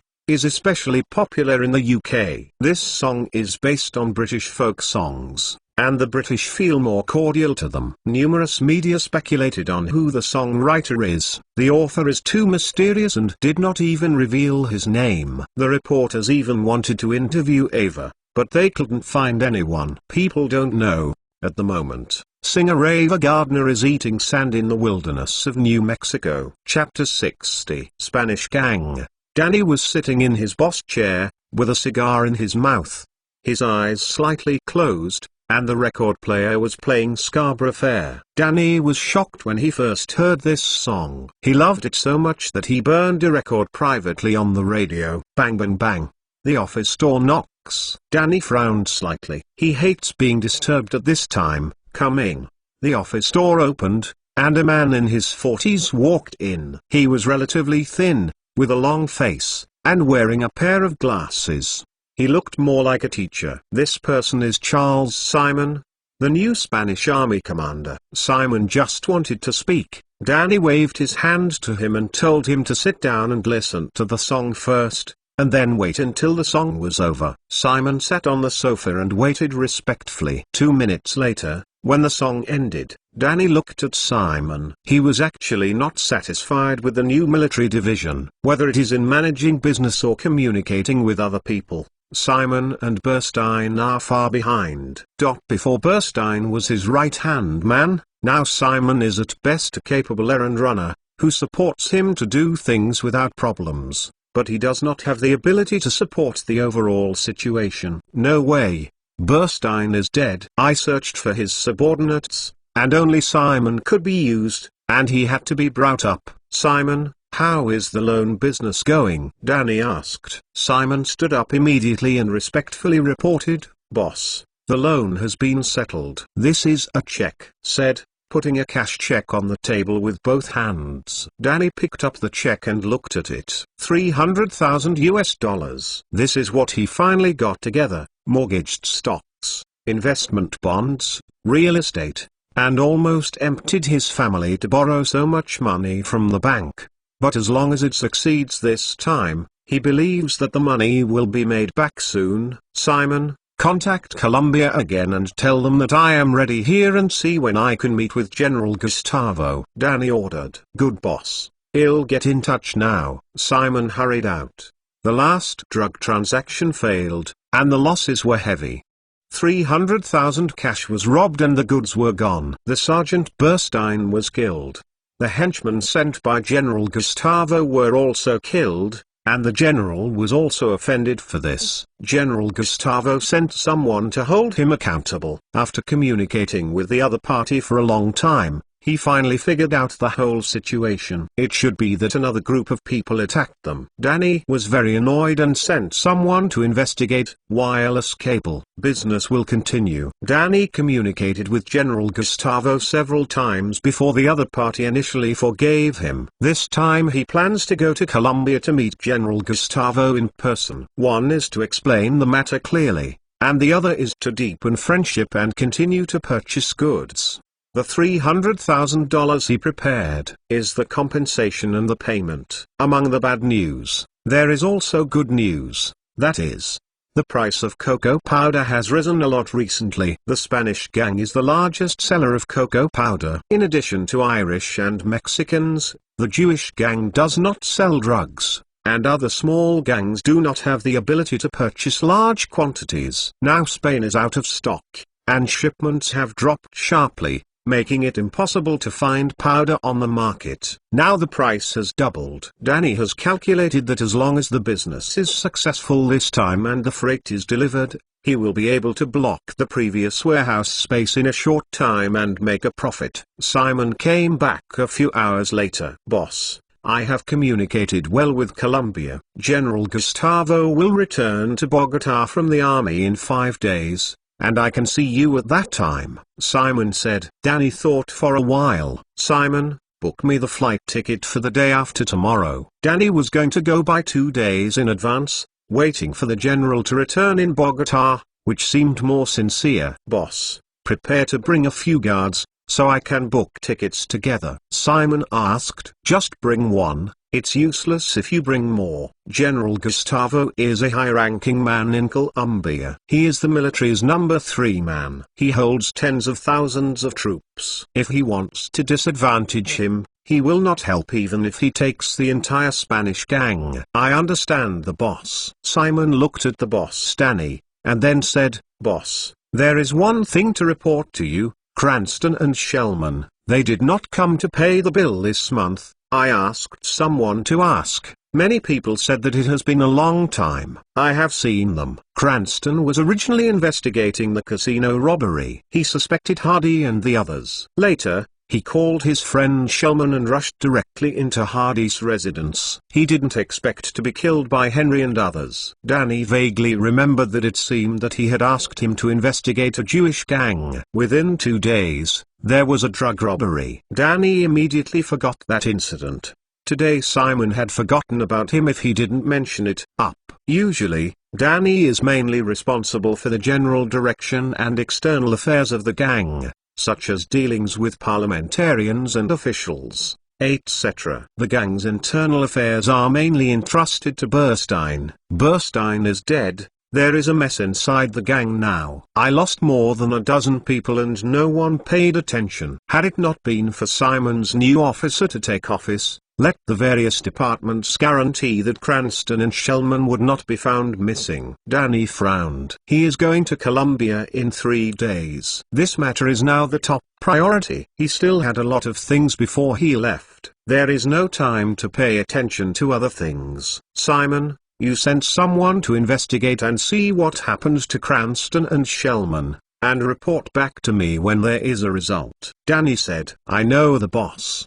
The next day, Simon sent someone to help Danny complete the procedures for going abroad, and went to the airline to order 2 tickets to Columbia. Hardy is playing with guns in the gun library. Since the security company completed the procedures for holding guns, Hardy has been frantically filling the underground gun warehouse with all kinds of guns, pistols, submachine guns, sniper rifles, shotguns, and even heavy machine guns. All famous guns of World War II can be found here. In addition, there are all kinds of lethal weapons such as grenades and explosives. It is absolutely sufficient to form a strengthening camp. Most of these weapons were bought from Old Mike. This was a huge order. Old Mike lost 2 teeth. Hardy was given a very favorable price, and it was paid in installments. Why? Hardy has little money in his hands. The only tens of thousands of dollars will be used to raise more than 40 men. After this period of expansion, there are 45 personnel in the security company. At this point, Hardy feels that the number of people is almost the same. He no longer recruits new people. After grouping, he switches to internal training to complete internal run-in as soon as possible. At this moment someone came to the gun store and respectfully said to Hardy, Boss, Director Lanster invites you to the research room, and I have important things to report to you. Hardy put down his gun and came to the research room. Lanster closed the door and said to Hardy, Just received the information. The Spanish people helped Danny go through the formalities and air tickets to Columbia.metalnovel.com. The plane at 10 o'clock the day after tomorrow, and arrives at Bogota at 9 o'clock in the evening. Airport. Only one guard is accompanied. Hardy's eyes narrowed, and his fingers touched his chin. They received information the day before yesterday that Hardy's loan is about to come down. A cash check totaling 300,000 yuan. Received information yesterday. The Spanish gang contacted Columbia again. The content is unknown, but it can be guessed that it is the contact time. Danny booked the air ticket today, and set off the day after tomorrow. All this has been stringed together. Let Hardy's brain have the entire route of Danny's activities. Then it's up to him to do it. With a smile on Hardy's face, he looked at Lanster and said with a smile, Lanster, our chance to wait has finally come. Are you ready to act? Correct. Hardy asked Henry and Matthew to call. I have a very important task for you. Tomorrow you will fly to Bogota, Columbia, and I have sent someone to buy a plane ticket. Henry and Matthew nodded.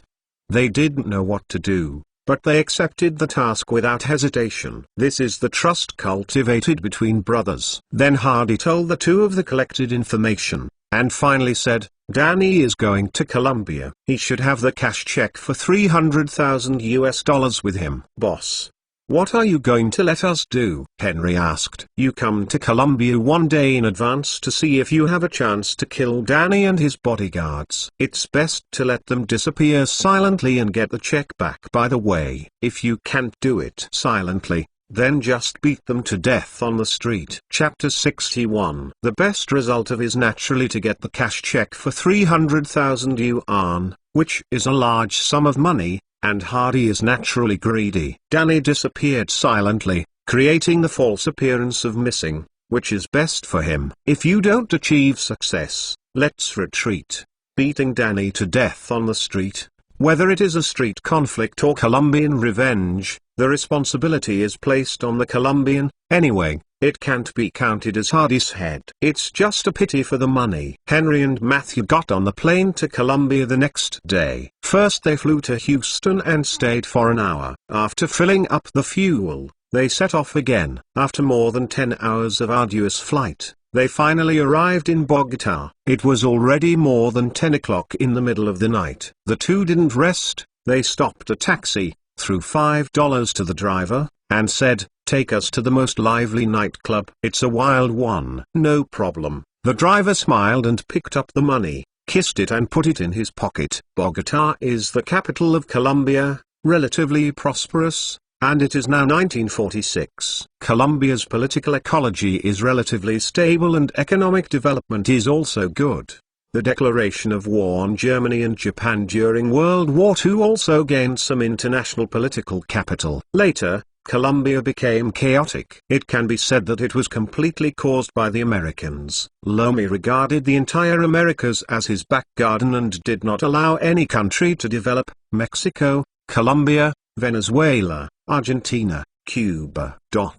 These countries have been pitted over and over again by Lomi. In short, they will not let you live well, and absorb all the nutrients to nourish yourself. What? You said Canada. Canada is one of the United States. The ranch. The taxi was parked in front of a two-story building with neon lights flashing, and the driver said in some broken English, "This nightclub is run by your Americans. It has all the things you need.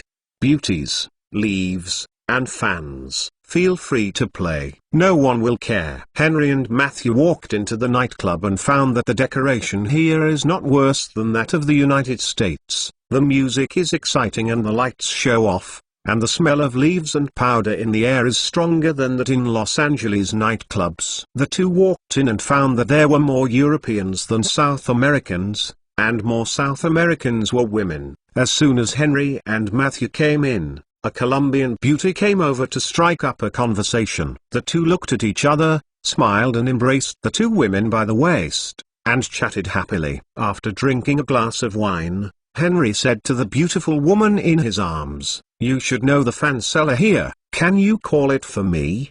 The beauty raised her eyebrows with a smile. "No problem." Twisting her waistline and calling people. Not long after, a woman brought a South American gangster in her 20s. The young man looked at Henry and Matthew, smiled and asked, "Do you want leaves or cocoa powder?" "Come some, the leaves are used here. I will talk when I return to the hotel," Henry said. The young man smiled. "No problem, I have them here, and they are all good stuff." Then the leaves for 10 yuan first, and then the fans for 20 yuan. Henry said that he took out a wad of money from his pocket, about $500 or $600. The fan's eyes suddenly shinned. Colombia is the place of origin of these things, so the price is much cheaper than that of the United States. Many people will come to Colombia for vacations every year to enjoy these things, and enjoy them for a while before going back. People like Henry and Matthew have seen a lot. In their eyes, these people are high-quality customers.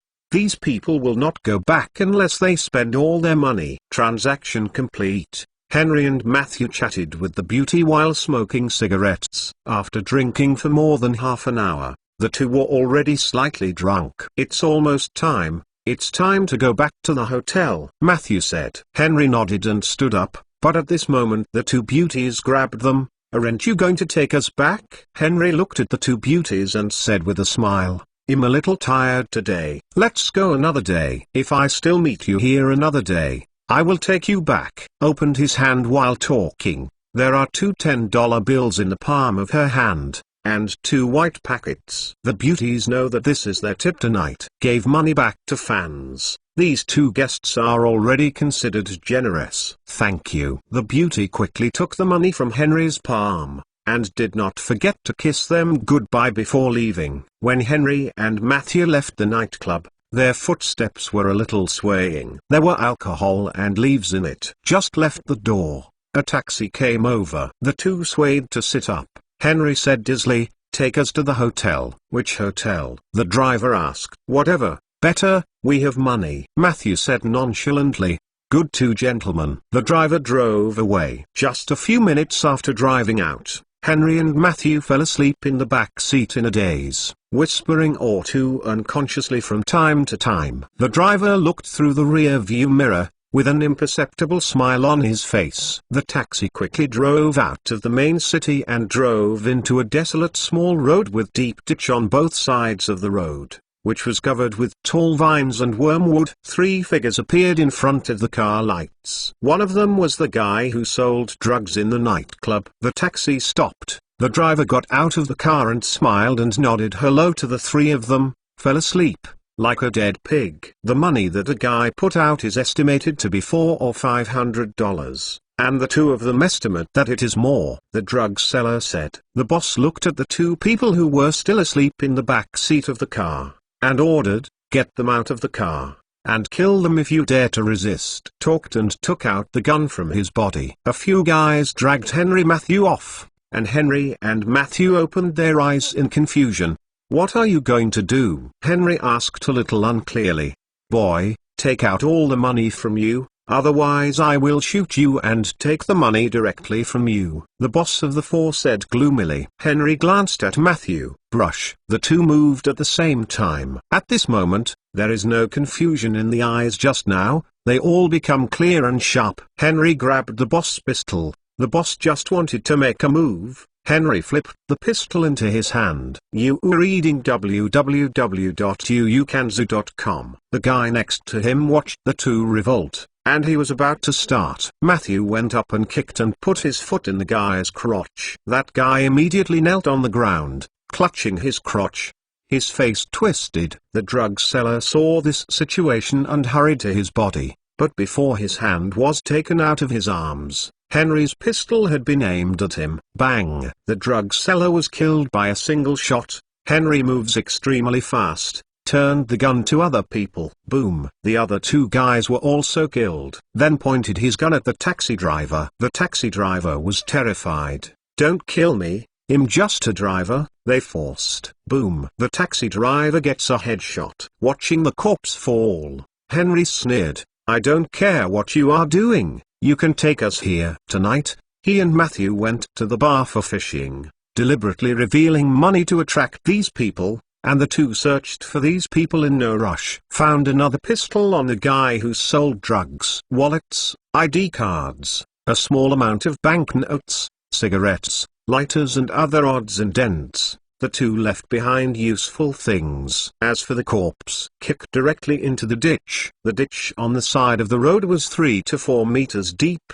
and there were dense vines of wormwood underneath. The 4 corpses were instantly submerged by wormwood when they were thrown down. If they hadn't gone down to search for the wormwood, it would be impossible to find these 4 corpses. Henry and Matthew came to the taxi. Henry patted the taxi and smiled. "Now we have weapons and cars." The two got into the car with a smile, drove a taxi and left. Chapter 62. Found an ordinary hotel in downtown Bogota. They didn't have the money to live in a luxury hotel. The main reason was that this type of hotel did not require identity registration and would not leave any traces. The next day, the two got up and drove a taxi around the street, bought some tools at the hardware store, then came to Bogota Airport. The car was parked in the parking lot. The two of them turned around carefully in the airport to check the terrain. According to information, Danny is the plane tonight. They also know the flight number. It is not difficult for Henry and Matthew to kill Danny, but it is not easy to complete the task assigned by Hardy Boss. Kill him silently, and get the check. They don't know if Colombians will come to pick up the plane, a few more, and which hotel they are staying in, so now they can only act by chance. Danny was sitting on the plane. He was a little fat, and the conditions of the current passenger plane were far inferior to those of later generations. On the way, the plane encountered strong air currents. The turbulence of the passenger plane caused Danny to vomit. Fortunately, he is not the only one who is vomiting. Vomiting and fatigue from the journey made Danny feel a little headache. He took out 2 painkillers and took 2 pills. It took half an hour to sleep in the middle to relieve it. Oh shit, had it not been for gang business, I would not have come to suffer this crime. Think of gangs. He also thought of several other gangs in Los Angeles. Some time ago, because of his provocation, the Jewish gang and the Irish made a lot of noise. The two companies have lost a lot of money. The Jewish gang's casino was robbed, many bars and nightclubs were attacked, and the smuggled wine was seized by customs. The Irish dog farm was poisoned and closed, the business was attacked, and several leaders were killed by the Jews. The two families are already in a similar trend. He is watching the excitement next to him sit and reap the benefits of the fisherman. Danny imagined at the time, let the two gangs be exhausted first, and he would develop secretly behind him, and when he accumulated enough strength, he would attack the first big gang in Los Angeles. I don't know what's going on. During this time, his gang was repeatedly attacked, the casino was robbed, and the drug trade was robbed, causing him huge losses. Especially the cocoa business with Colombia is his most important business. Even if he is also the victim, he has to raise funds to come to Colombia to find General Gustavo and ask him to continue to cooperate with him. Oh shit, after all, Danny found that the Jewish gang and the Irish were still very strong, but his Spanish gang had suffered the most. Could it be that the Jewish gang was doing themselves secretly? Or Irish? Although he and the Irish gang temporarily formed an alliance, whoever believes in an alliance is a real fool. Gangster, there is no white heart. It's normal to turn around and deal with yourself secretly. This time he came to General Gustavo with a cash check. He was very confident in this transaction. When the goods are returned, he can quickly fill the funding gap at the current market price. He believes that as long as the funds are in place, business will return to normal soon. Then he will have the strength to deal with the other two gangs. During this time, the Irish and the Jews have some flameouts, which is unacceptable to him. 9:50 in the evening. The plane finally landed. Danny felt a little difficult to get up. The bodyguard helped him to get off the plane. Before, he contacted General Gustavo by telegram and told him the time of his arrival, but the other party did not reply, which means that the other party did not plan to send someone to greet him. He knows that this is what the other party has given him. But it doesn't matter. Danny can shrink and stretch. Know that the other party agrees to see yourself. The bodyguard pushed and saluted with one hand, and helped Danny walk out with the other hand. Danny saw that there was a toilet in front of him and said to the bodyguard, "I'll go into the last bathroom, and you will wait for me here." Good boss. The bodyguard stayed outside the bathroom to take care of the salute. At this moment, two white youths walked into the bathroom with travel bags in their hands. The bodyguard glanced at them subconsciously, thinking that they were passengers who had just got off the plane and didn't care. In the bathroom, Danny was washing his hands after taking care of his personal hygiene. Two white young men walked in. Danny glanced at them in the mirror and didn't care about continuing to wash his hands. But as soon as he lowered his head, a rope strangled his neck severely, and Danny's eyes opened instantly. He wanted to yell, and the man next to him covered his mouth. Woo woo woo. Danny can only make a faint voice. Cannot breath. He subconsciously grabbed the rope, but the rope was already deep into his neck, and he couldn't grasp it at all. A sense of suffocation came. Danny felt death approaching him again. He struggled hard. The legs are unconsciously ramming. 2 or 3 minutes later, Danny has completely lost consciousness. Matthew loosened the rope. Henry touched Danny's carotid artery, and it stopped beating. Matthew, you go, and Danny's bodyguards call in. Matthew went out. Danny's bodyguard stood by the luggage, and Matthew came out to see him, and said anxiously, "There is a middle-aged fat man who has passed out on the ground. Is he with you? Come and have a look." The bodyguard hurried in after hearing it. In the bathroom, Danny lay on the ground with protruding eyes. The bodyguard ran over subconsciously, but suddenly a rope stretched out behind him and wrapped it around his neck. The bodyguard's reaction was much faster than Danny, and he was about to break free subconsciously, but at this moment, the person next to him punched his temple hard! The bodyguard was a little dizzy immediately, was followed by a strong sense of suffocation, and soon he was strangled to death. This is the first floor. Henry and Matthew have detected it before. The open toilet window is the open space of the airport, but you need to enter the airport to get to this place. The two of them opened the rear window. Novel.com and threw out the bodies of Danny and the bodyguard. Henry went out to see no one around, and took Danny's salute back to the bathroom. Threw everything into the backyard, jumped out, closed the windows, everything returned to normal. No one could tell that the murder had just happened here. Matthew, go to the airport to steal a car. Henry said, little meaning, waiting for me. For a former truck driver, stealing a car was a trivial matter. Matthew made 2 laps at the airport, and he flew inside a pickup truck for ground maintenance, ignited in 2s and then drove to the corpse. The two put the bodies of Danny and the bodyguard in the back seat of the pickup, put a hat on, threw the luggage into the car, and drove to the gate.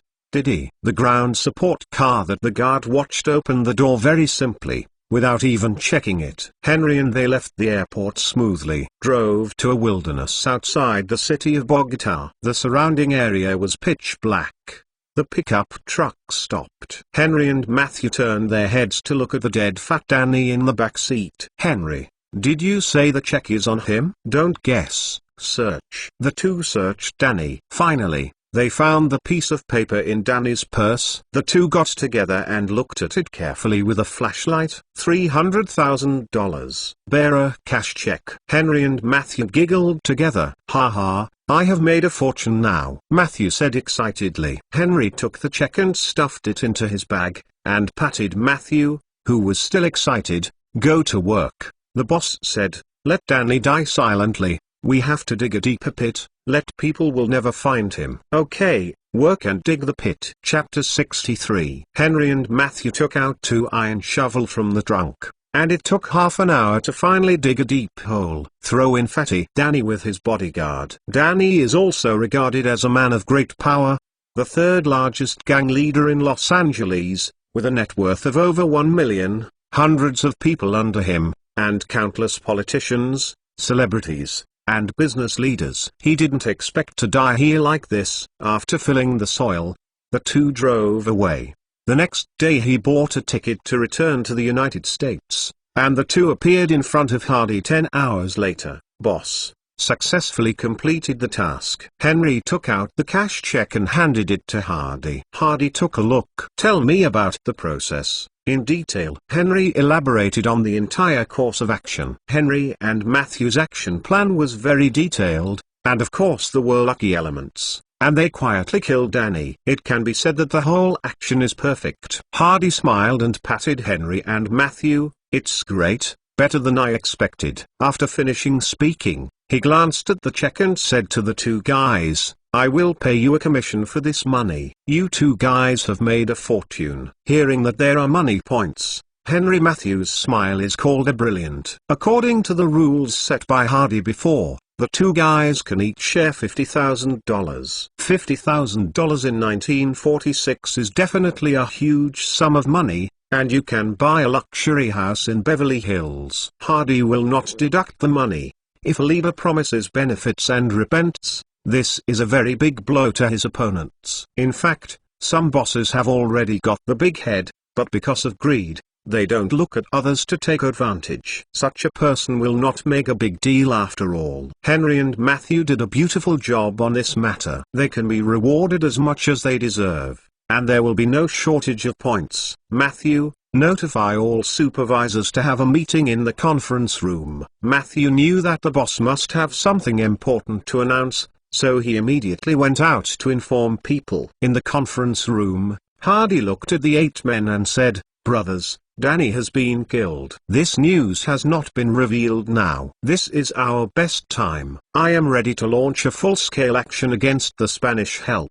Bill and others were excited after hearing this. Boss, where are you going to start and take people to level their place? Bill asked. Hardy shook his head. No. Hard work is the most effective way. Hardy now has the strength to kill the Spanish gang, but he feels that sweeping the scene is the dumbest way. Sun Tzu's Art of War, go up and cut down on the military, then cut down on the cross, second down on the army, and then attack the city. Hardy really wants to talk to these men and let them have a long experience. If you think about it, forget it. The profound theories of the 5,000 years of China condensed by these guys may not understand it. In the 2 days when Henry Matthew went to Colombia, Hardy had been thinking about how to completely kill the Spanish gang and get the site. The first thing he thought of was to eat hard and take people to level all the sites in Spain, but he found that doing that was absolutely laborious and unpleasant. Too much noise will inevitably arouse the attention of the government and the police. If it is targeted, it will be very troublesome, especially when a Jewish gang and the Irish have been violent some time ago. The nerves of the people in Los Angeles have become very fragile. If you make too much noise, public opinion after getting up, the government will definitely take action. There are other gangs. I can't guarantee that the Irish or Mexicans won't interfere. That would cause a lot of trouble. Even if you win in the end, it will be a mess if you have exhausted all your efforts. Want to seize the territory of a gang is not as simple as killing their boss. There are many things to consider. But now there is a place that is very beneficial to Hardy. That is that no one knows the news of Danny's death, which gives Hardy the opportunity to plan further.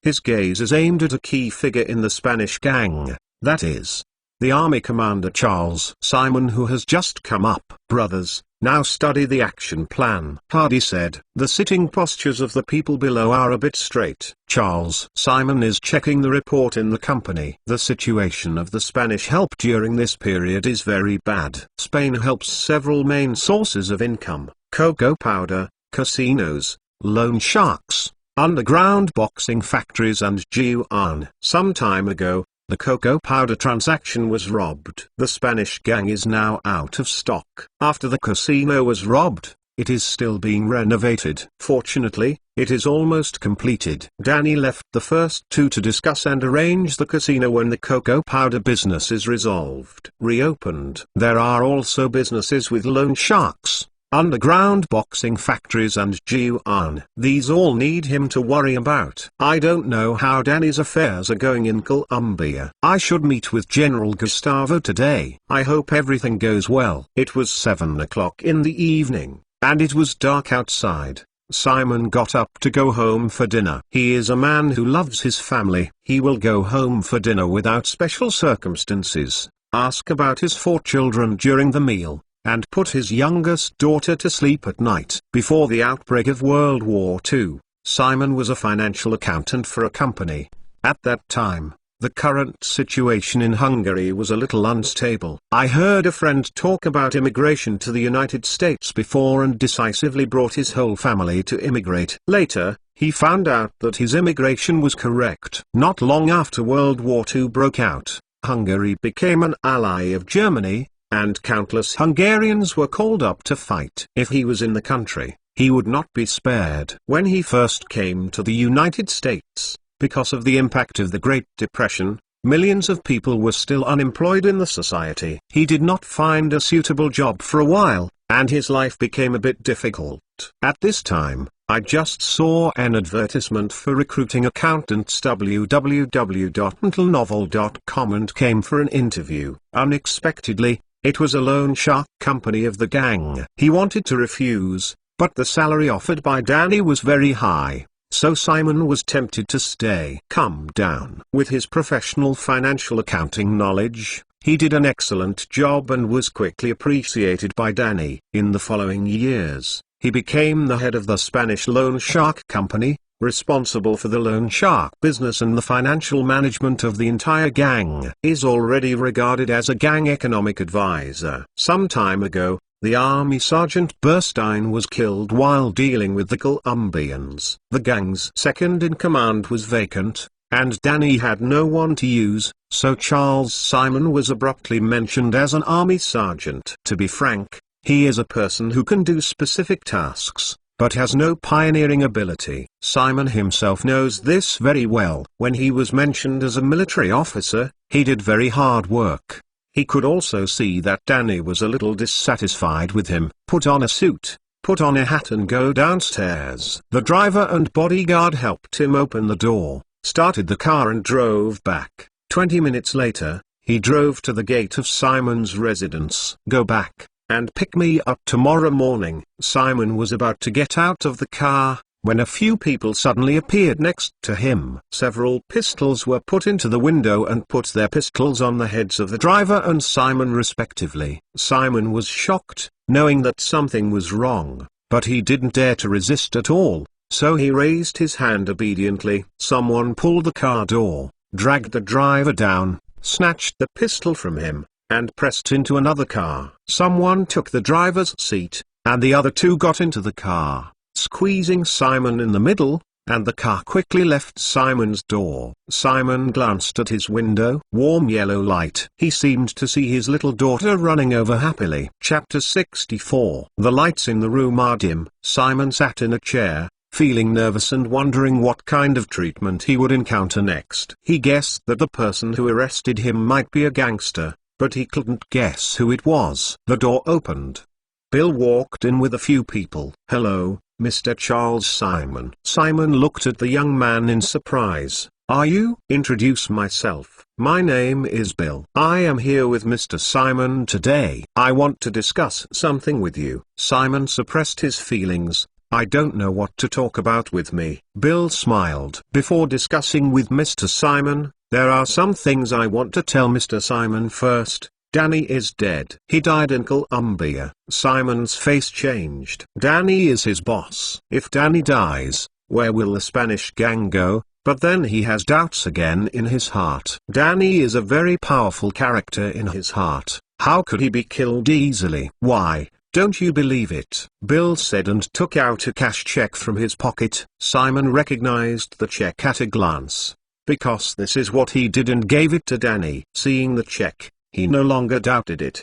Bill collected the check and continued with a smile. "I also want to tell you that before your casino was robbed, the drug deal was attacked, and Burstein's death was all done by us." Simon was shocked. The Spanish gang suffered heavy losses due to these attacks. Danny has not been able to find out who did it. He did not expect it to be these people in front of him. What do you want to do?" Simon asked nervously. "Mr. Simon is Danny's military division, and he controls all the operations of the Spanish gang. My request is very simple. Hand over all Spanish assets." Bill said. "No, I don't have that power. Danny is the core of the gang. Others won't listen to me," Simon said helplessly. "Of course we know this, and we need your cooperation next. If you cooperate well, your wife and 4 children will continue to live happily." Hearing his wife and children, Simon's unreliable defenses collapsed instantly. No, don't move my family, I will cooperate with you." Bill smiled. "Very well, you have made the right choice. Now you call all the bosses and ask them to gather at the finance company for a meeting, saying that there is a major announcement." Bill said. Simon obediently called the contact person. The financial company of the Spanish gang is an independent office building. In the middle of the night, cars drove into the yard. People got off and saw familiar people greet each other there. "What did Simon tell us to do so late?" "I don't know.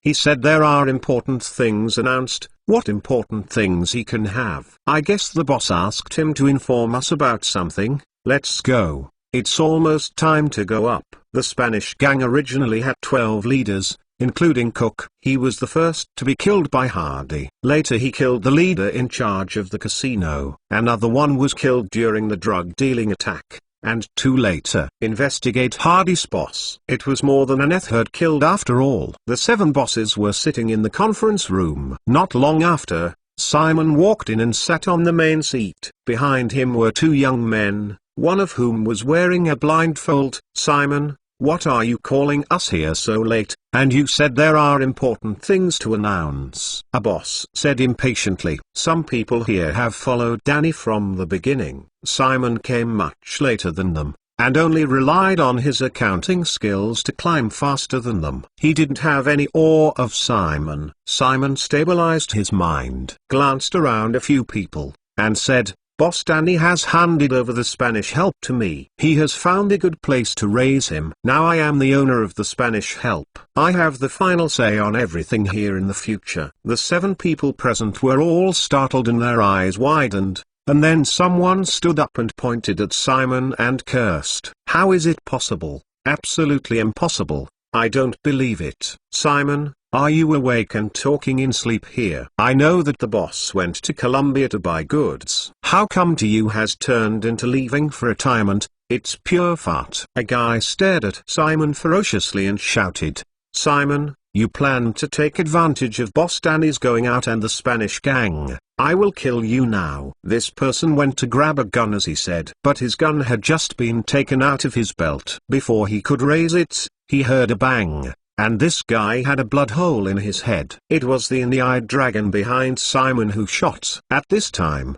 two more bosses pulled out their guns, and then there were two more gunshots, and the two people also fell down. 3 people died in a row, and the remaining 4 bosses were finally suppressed. Simon, don't kill me, I agree with you to be the boss. The boss in charge of Ji-Yuan immediately shouted when the situation was not right. Regardless of the situation, the most important thing is to survive first. At this time, the door opened, and a dozen young men with serious looks and sturdy bodies came in from the outside. Some people carried the corpses, while others controlled the remaining 4 bosses and left together. In a room next to Hardy is smoking a cigarette with Lanster. The meeting room is over. Lanster asked Hardy, "What are you going to do next?" Hardy smiled. "It's very simple. Let our people gradually take over the Spanish gang industry." Now the Spanish gang also operates the Loan Shark, the underground boxing ring and the Ji-Yuan. As for the casino,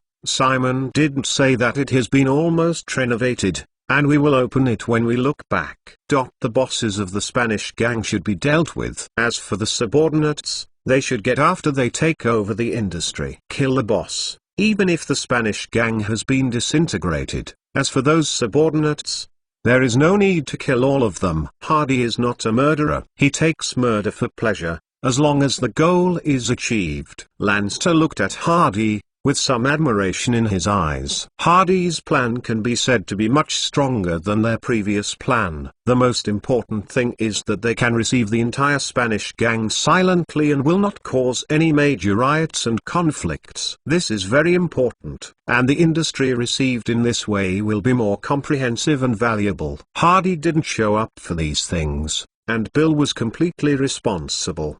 He was trying his best to train Bill, the second boss. The next day, the people who deliver drinks to nightclubs and bars have changed people. The person in charge of nightclubs and bars also asked why they changed people. The wine delivery person smiled and replied that they were sent to take charge of other businesses. Now we are taking over. The person in charge of the security of the bar and nightclub at night also changed faces. There is a new manager in the underground boxing ring.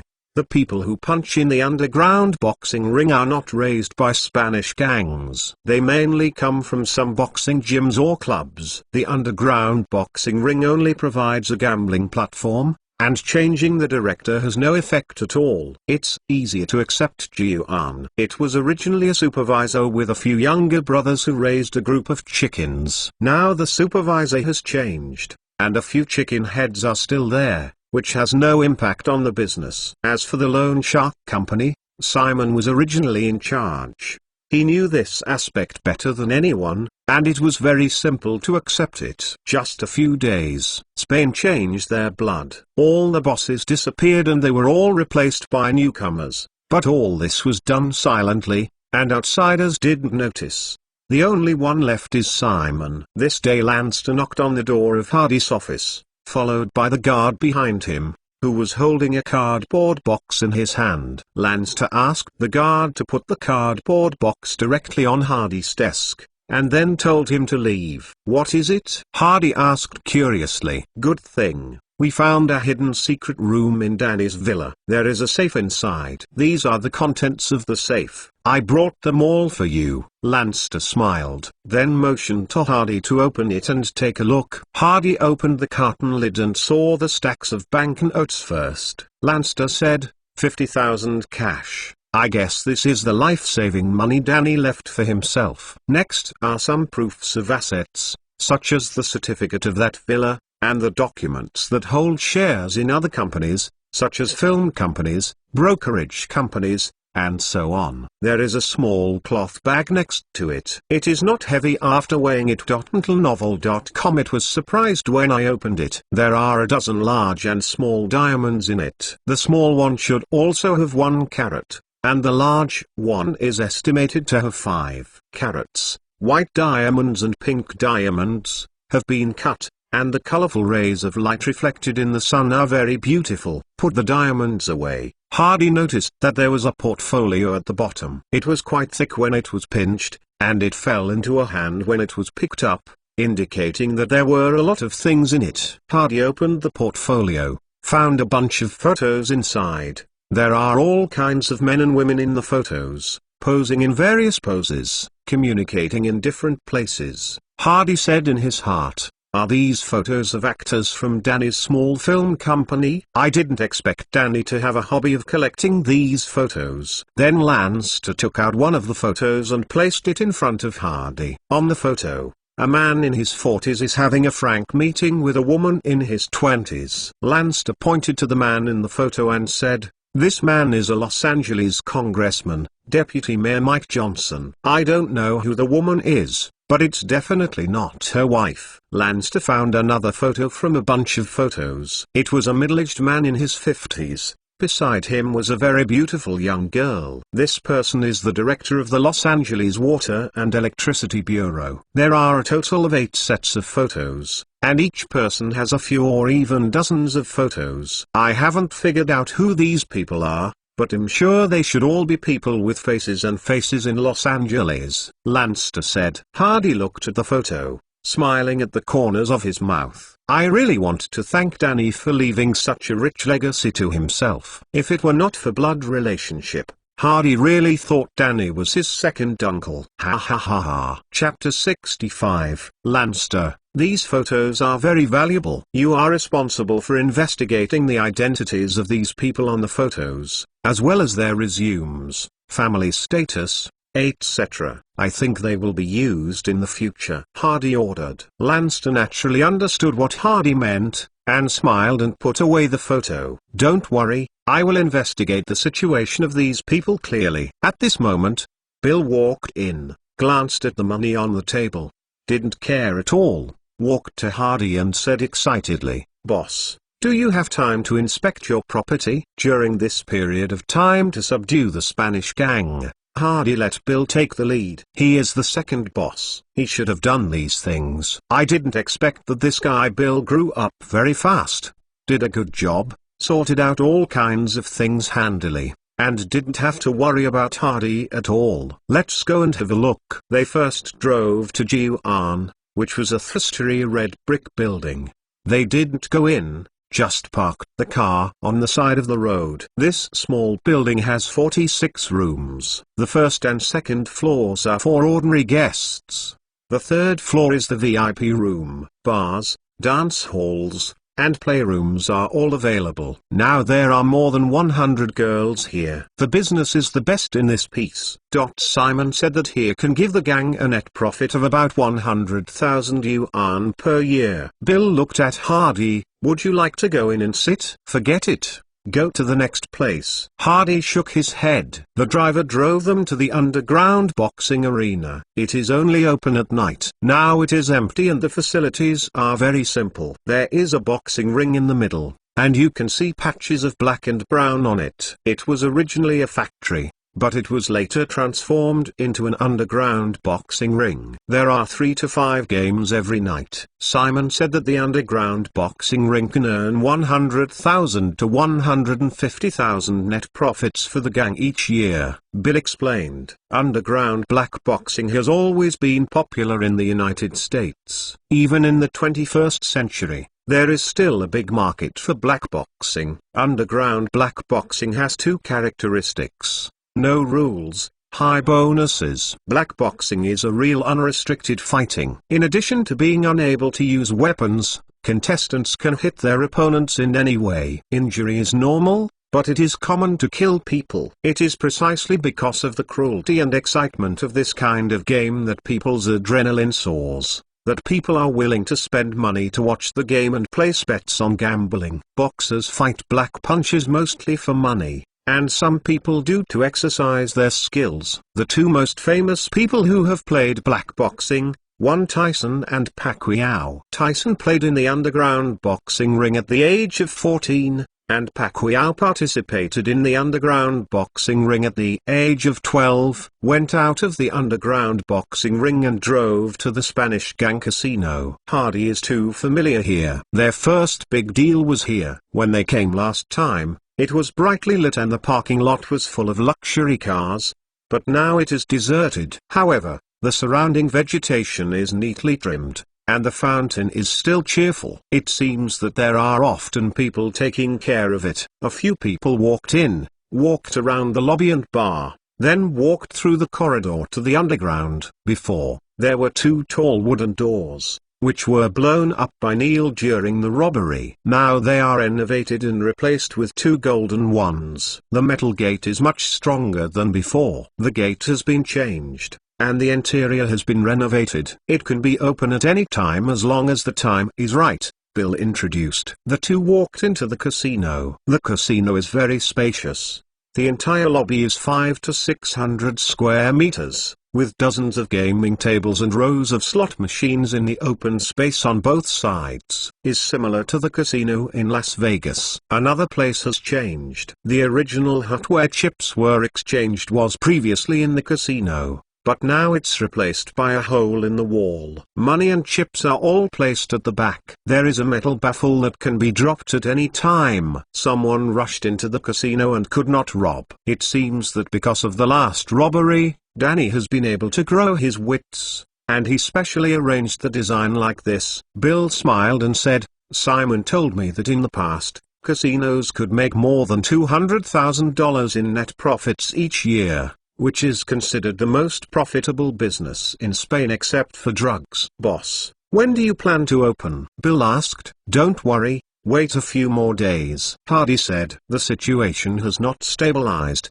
especially since the official situation in Los Angeles has not been straightened out. The casino is not in a hurry to open for the time being. Bill looked at Hardy, hesitant to speak. What's happening? Hardy knows this guy too well, knows he has something to say. Boss, I want to tell you about Simon. Can I keep Simon? During this time, he has been working very hard, especially the loan shark. He took care of it very well. The loan shark has more than $200,000 in debt outside and needs to be repaid to calculate the interest. No one can do better than him. If you kill him, it will be difficult to find a suitable helper for him. Simon is not a die-hard Danny. From the beginning he joined the Spanish gang. He just wanted to find a job, and then he has been doing economic management. The gang's account management is very good. I think he is a rare talent. Hardy looked at Bill very seriously.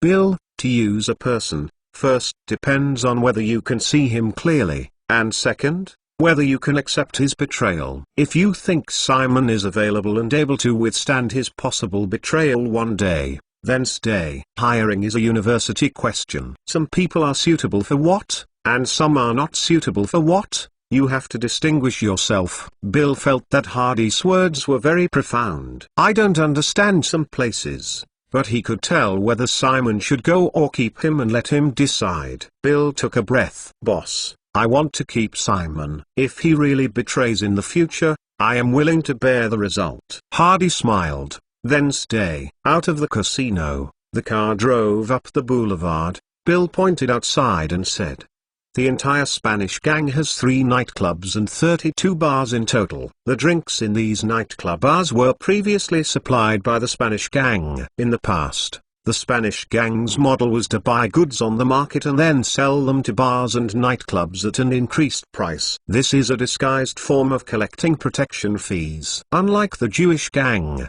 the drinks of the Jewish gang are smuggled by themselves, so the drinks can be sold to the bar at a fair price. Simon said that the annual profit is about $100,000. Until Novel.com in the past half month, I changed to buy goods from the Jewish house wine warehouse at low prices, and sold them at the price of the Spanish gang. The profit increased suddenly, more than doubled, but I plan to discuss with you and gradually lower the price to the same level as that of the Jewish gang. Although the unit price is lower, I think the business will definitely be better than before. Our income may not be less, and we can better win over these bars and nightclubs. Hardy found that Bill's thoughts were very clear. Good idea, just do what you want. Hardy approved Bill's proposal. Boss, Simon also told me that the Spanish gang still has some income. The low-level gangsters will find the restaurants, barbershops, grocery stores, and small shops to collect protection fees. Most of this money is collected by the gangsters. The money collected by the gang every year is very small, only about $10,000 to $20,000. I think we might as well stop the protection fee completely. The original income is very small, and it is very disgusting to the public. Hardy thought for a while, but suddenly thought of something.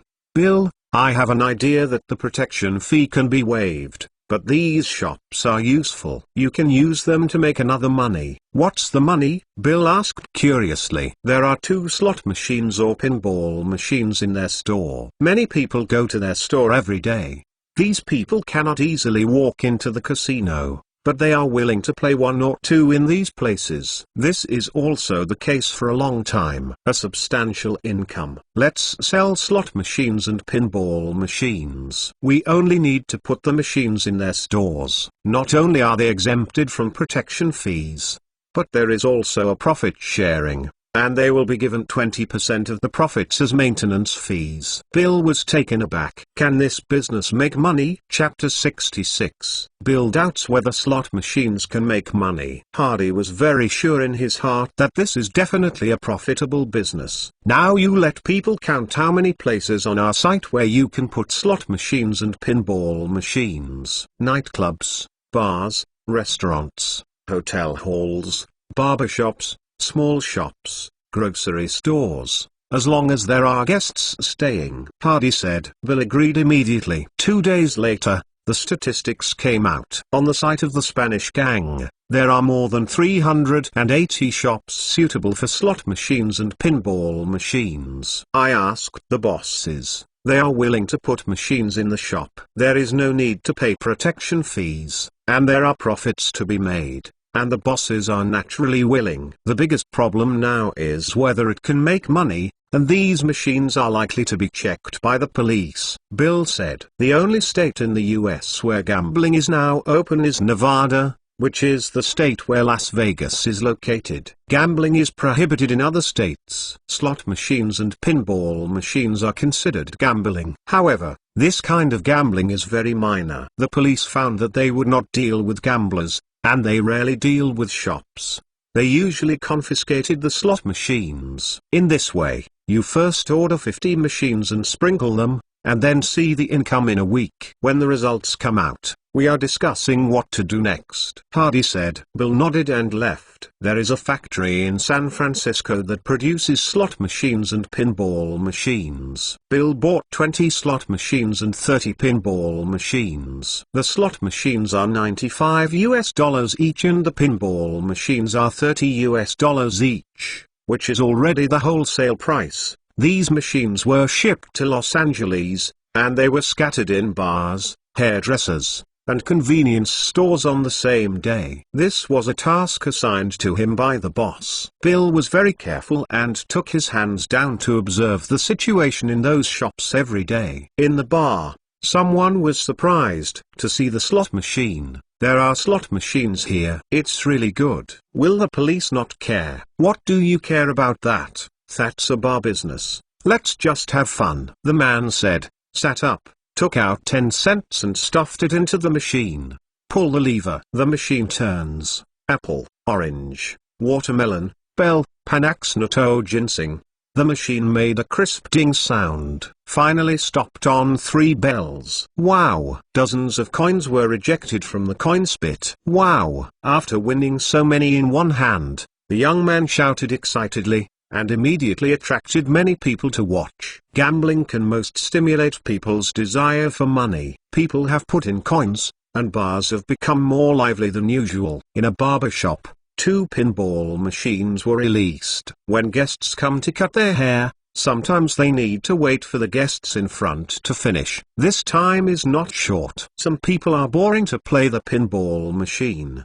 They are rolling in the machine, some are swallowed, some fall into the reward area, and a few more are ejected. Iron beads. Someone took the iron beads and asked the boss how to deal with these beads. You can exchange money. You can exchange the original price for a bead you bought for a cent, the boss said. Sumion's eyes lit up. Isn't this just gambling in disguise? People who play pinball machines suddenly become more character. 1 week passed quickly, and Bill brought his staff over to collect the accounts and check the income of each family. When the results came out, Bill was shocked. Found Hardy excitedly with the report. "Boss, take a look, we are going to make a fortune. 20 slot machines, except that each machine has a profit of more than 100 yuan, that is to say, all investments are recovered in 1 week, and all of them will be profitable in the future. 30 pinball machines, each with a weekly profit of more than $30. Bill excitedly said, "Boss, I let Simon do the calculations. We can put in 200 slot machines and 400 pinball machines. 200 slot machines cost $19,000. 400 pinball machines cost $12,000, for a total of $31,000. According to the current profit rate, 200 slot machines have a profit of $100 per week, which would be 1.04 million in that year. With 400 pinball machines, each with a weekly profit of $30, the profit for that year was $620,000. Boss, this business is more profitable than selling drugs," Bill said excitedly. However, several bars and convenience stores were checked this week, and the police took away a few machines. "This business is absolutely profitable. The biggest problem is how to solve the police," Bill said. Hardy looked at Bill.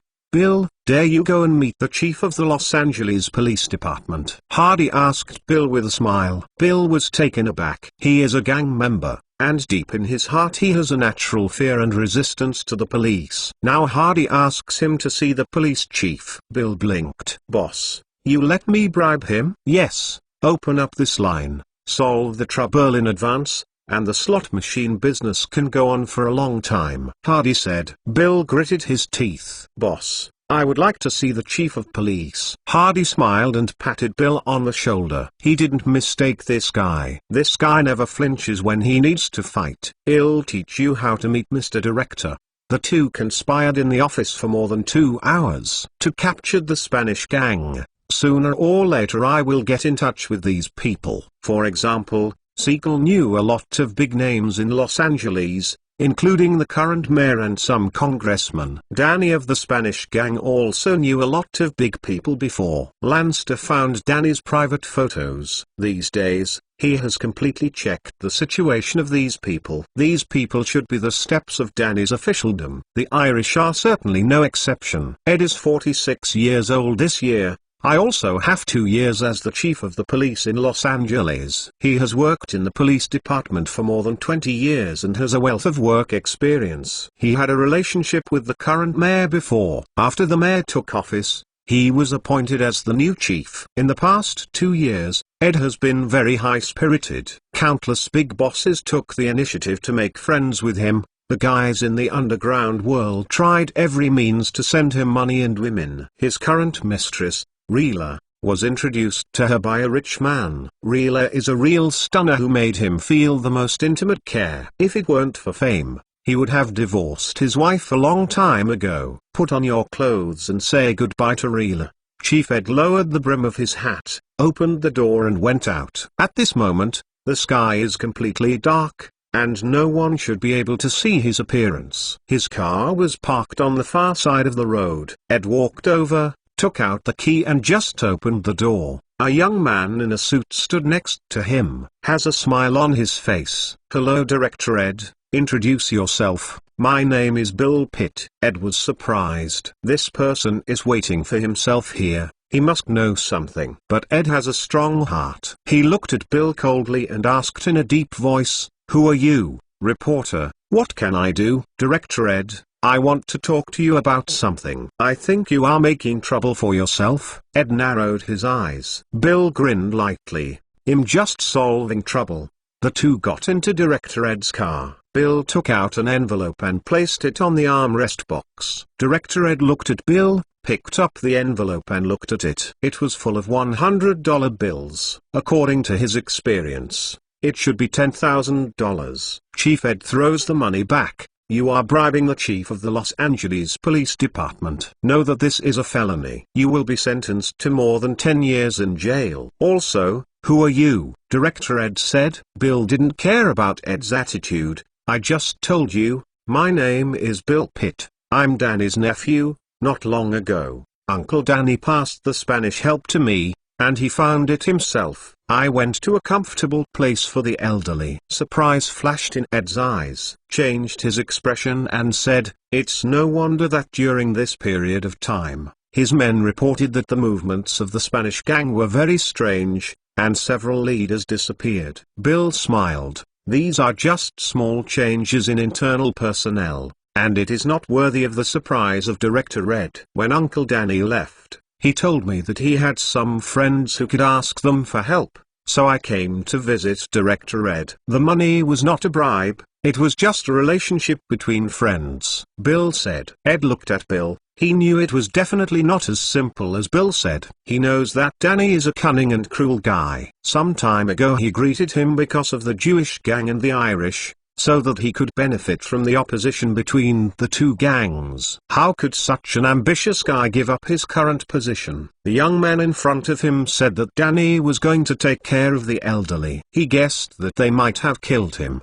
Bill, this young man, he has great guard in his heart. How can he easily contact him? I don't know, Danny. Well, get out of the car. I'm leaving. Ed issued an eviction order, and he has already made up his mind. He will send someone to investigate these people tomorrow. He will not allow anyone to run wild in his turf. He dared to wait for him here, obviously threatening. Bill knew that the first step seemed to have failed, but Hardy had already foreseen these. Before he came, he said that Ed would not accept his bribes in all likelihood. These people has always been a combination of violence, greed and timidity. Bill fumbled in his suit pocket, took out a few photos and handed them to Director Ed. You read www.uukanzu.com. Do you know the person in the photo? Ed took the photo in surprise and looked at it through the lights in the car, and his face changed drastically. On the photo, it was clearly he and a woman, and the two were having a fierce exchange. He still remembered the girl. That day, Danny asked him to go to a private estate in the suburbs. The young girl he found was only 16 or 7 years old. It is said to be a female model. The last few photos, each one has a different woman, but all the men are him. He understood in an instant that he was pitted by that Danny. From the beginning, he was designing himself. Otherwise it would be impossible for the girl from 2 years ago to have photos. Ed's face was uncertain, and his hand touched the mouth of his suit unconsciously. Bill had been observing Ed and immediately said, "Chief Ed, I know you have a gun with you, but I am not here alone. Take a look. There are 4 of my brothers in the car behind you. If you dare to do it, they will use Chicago to beat your car into a sieve." Ed's movements froze, looked in the rear view mirror, and when music saw a figure shaking in the car behind, he knew that the guy named Pete next to him had not lied. "What do you want to do?" Ed asked, gritted his teeth. Bill smiled. He knows that the other party asks this sentence, which means he has succumbed. A word of Hardy came to mind immediately. To these people, either make them happy and give them enough benefits to become friends. If you want to threaten, you should use enough threat strength to make them afraid to resist. Kneel down and call you father. They are most afraid of their scandals being exposed, because as soon as these things are announced, their first half of their lives will be wiped out. It's very simple. Cooperation. Chapter 67. Cooperate. How to cooperate. Director Ed looked at Bill and asked, "It's very simple. Ask Director Ed to help take care of our business." Just like before, in addition to the traditional business, we recently started a small business and put some game consoles in bars and convenience stores. Bill said, "I heard from my subordinates that a lot of slot machines and pinball machines appeared on the Spanish help site. Did you make them?" "Yes. A humble little business." "Chief Ed, if you want to cover up the reporters' mouths, you can occasionally ask the police to seize a few, but don't affect the business." Bill said, "Director Ed takes care of us. We will naturally not be stingy." Then he put the money back into Ed's arms. Grab the handle. Money temptation. Ed can't refuse at all. If he dares to refuse, he will end up in ruin and be sent to prison. Thinking about the result, he shuddered. Took the money in his arms and put it in his pocket. Bill saw Ed's actions showing a smile. Hardy's boss plan was so useful. The arrogant director general in front of him completely succumbed. "Director Ed, then I will leave. I know your office phone number. If you have anything to do, please call." Bill finished pulling the door and got out of the car. Not long after the car left, Bill was still at the window and waved to Ed with a smile. Ed's face is ugly. The feeling of being threatened and controlled is very uncomfortable. The other party has his own evidence. As long as he dares not to cooperate, he can destroy himself at any time. But he knows, I have been firmly restrained. Maybe since the day Danny came into contact, he has fallen into the trap. And Ed cursed Danny 18,000 times in his heart. Smoked several cigarettes in the car. In the end, he didn't think of a good way. Helplessly drop his cigarette butt. This can only be done for the time being. Maybe one day I will retreat from the position of director and I can get rid of the control of these gangs. Bill is sitting in the car, was extremely excited. He just threatened the Los Angeles police chief, who was a real big man, but he bowed his head obediently under his own threat. This feeling excites him. It turns out that these so-called big people who have the power to reach the sky and master the fate of ordinary people, but so, as long as they seize their weakness, they will still be obedient. Back to the security company.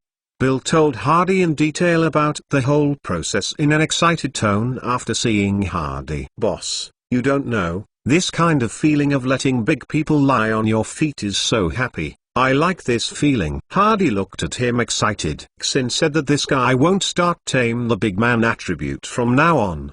"Bill, continue to order slot machines and pachinko machines, and this business will be fully expanded." Hardy said, "Good boss. I will send someone to San Francisco tomorrow to buy. Tomorrow I'm going to Las Vegas. Keep your eyes on things in Los Angeles." Hardy said, "Is it going to see Mr. Siegel?" Bill asked. "Correct, boss. Now that we have a thorough grasp of this land, can we formally form a gang?" Bill said excitedly. This time Hardy went to Las Vegas for this. After more than 3 months, Hardy flew to Las Vegas again. "Guys, we are about to take off. Are the seat belts fastened?" "Don't say I didn't remind you. If you don't wear your seat belts and get thrown off, I'm not responsible," the pilot shouted to a dozen guests. Hardy was surprised to find that the plane he was taking was the same flight as last time, and the pilot of the plane was the same person, and even the words he shouted remained the same. Las Vegas in April has become dry and hot, and Hardy was blown out of sweat by the hot wind as soon as he got off the plane. The one who came to pick up Hardy this time was still the bodyguard of Siegel last time. He took over Hardy and put it in the trunk with a simple salute. "Mr. Hardy, Mr. Siegel is waiting for you at the construction site." The car came to the site of the Flamingo Casino. Hardy found that this place had changed a lot.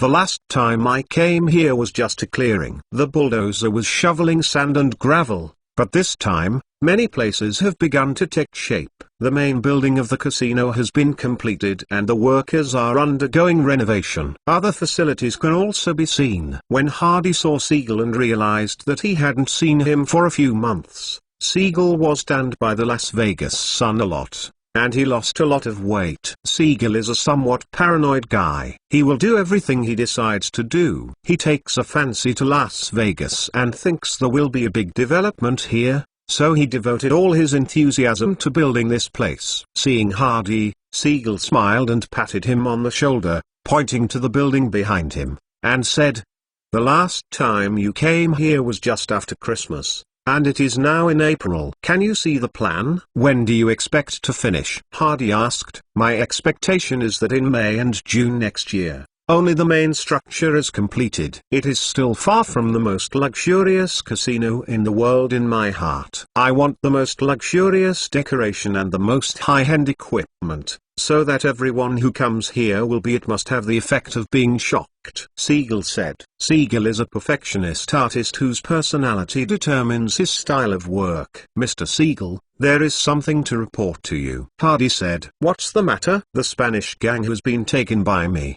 Danny is dead, and now I have taken over the entire Spanish gang's territory," Hardy said. Hearing Hardy's words, Siegel, who was used to strong winds and waves, was also taken aback. Danny is dead? Yes, he died in Colombia, but very few people know that he is dead now. The publicity is that he is looking for a place to take care of him. How many people died when I took over the gang? I read Los Angeles newspapers every day. Why are there no reports of large-scale conflicts? Siegel asked in confusion. I used some methods, so no large-scale conflict broke out. mentalnovel.com Hardy wrote. When Singleton came to be interested, he likes to do things with brains most. He thinks that is a manifestation of wisdom, and he doesn't like the kind of hard work. Hardy said that he took over the gang with a strategy, and Siegel wanted to know what method he used. Hardy didn't hide it, starting from the beginning of the plan. Since the last time he left Las Vegas and determined his plan to deal with the Spanish gang, he began to recruit people and expanded the team to more than 40 people in 3 months. Released his subordinates to constantly listen to the news of Spain and grasp their dynamics. When Danny was about to go to Colombia to purchase goods, the operation officially began. Danny was killed and buried in the wilderness. Hardy caught the strategist Simon, summoned the leader of the Spanish gang to come to the meeting, and directly put all the leaders in one pot. And then used his own people to quickly replace the original Spanish gangsters. In this way, the gang reception was completed without the outbreak of fierce conflict. Siegel looked at Hardy with admiration in his eyes. Hardy, you did a great job. The process of taking over the Jack Dragna industry in Los Angeles is even more exciting than when I was in Los Angeles. I promised before that if you seize the Spanish gang site, you will build a gang. Now you can be your own boss. Hardy shook his head. Mr. Siegel, I don't want to be the leader of this gang, Hardy said. Siegel was taken aback again. Hardy always surprises him today. Hardy looked at Siegel very seriously and said, Mr. Siegel, I don't want to be bound by a gang. I am more optimistic about legitimate business in the future, so I am going to let my brother Bill Pitt be the leader of this gang. Chapter 68. After taking over the Spanish gang site, Hardy had a new idea. He joined the gang for development, but his ideal is not just a Los Angeles gang leader. The 30s to the 50s were the golden age of gangs. Many big guys are in awe. In the days that followed, the government stepped up its crackdowns, and the momentum of the gang was severely suppressed, and it was difficult for them to make a big development. Then the families were destroyed one by one, and they could not enter the mainstream of society at all. A magazine once ranked a list of gang powers with 50 strongest gang leaders in the US. However,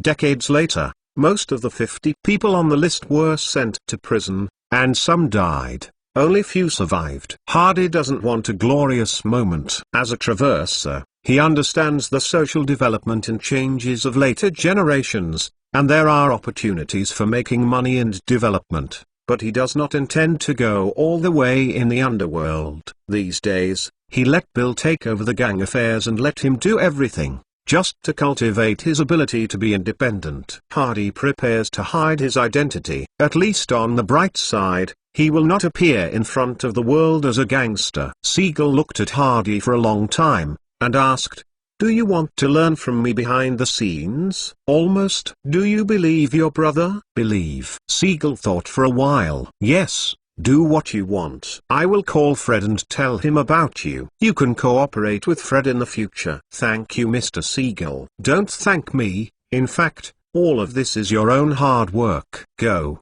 Follow me around and tell you my vision for this place. Siegel stood up and took Hardy into the casino construction site. The two talked as they walked. Siegel explained to Hardy how beautiful this place will become in the future. Siegel does everything in his own way, even if the tiles look like he has to personally interrogate. Hardy can see Siegel completely treats this place as a work of art. The small river has been dug through, attracting water from the mountain, and the two stood by the river, smoking and chatting. The biggest problem right now is still insufficient funds. I invested 1.3 million yuan and the other 4 shareholders invested 2.4 million yuan. But I know that these funds are far from enough. Now I have spent more than 3 million yuan, and the remaining projects will at least be renewed. Investing 4 million, Those guys are always daunting not to give money. Siegel complained a little. Mr. Siegel,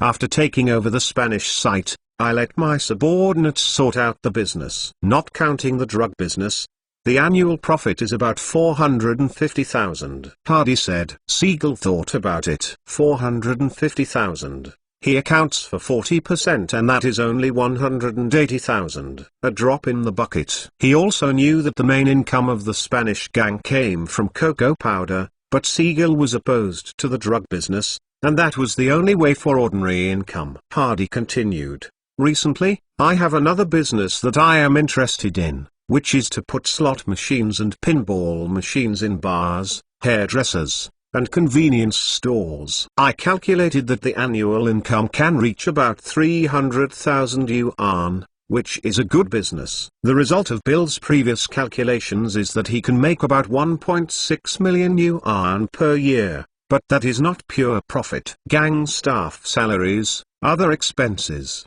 including bribing Chief Ed and others, and market problems, etc. Finally Hardy gave with a conservative valuation. The annual profit can reach 600,000 to 800,000. Reported 300,000 to Siegel. Is conservative in conservative? When Siegel heard that he was interested, he made a mental calculation, and if he added this business, he would be divided into about 300,000 US dollars each year. Okay. This is no less than what the Jewish gang earned him. Putting on the slot machine and pinball machines may cause trouble by the police. Turning back, I called a few familiar friends and asked them to take care of this business. Siegel said. That's great. Although Bill has already gotten the police chief, he might be spotted by others. It's natural for Siegel to find someone to say hello. The two came to Las Vegas town. I found a restaurant and chatted while eating. Siegel knew a lot. Hardy came from the era of information explosion. The two talked about a wide range of topics. The more they talked, the happier they were. They went from the restaurant to the bar and continued to talk. Siegel took a sip of wine,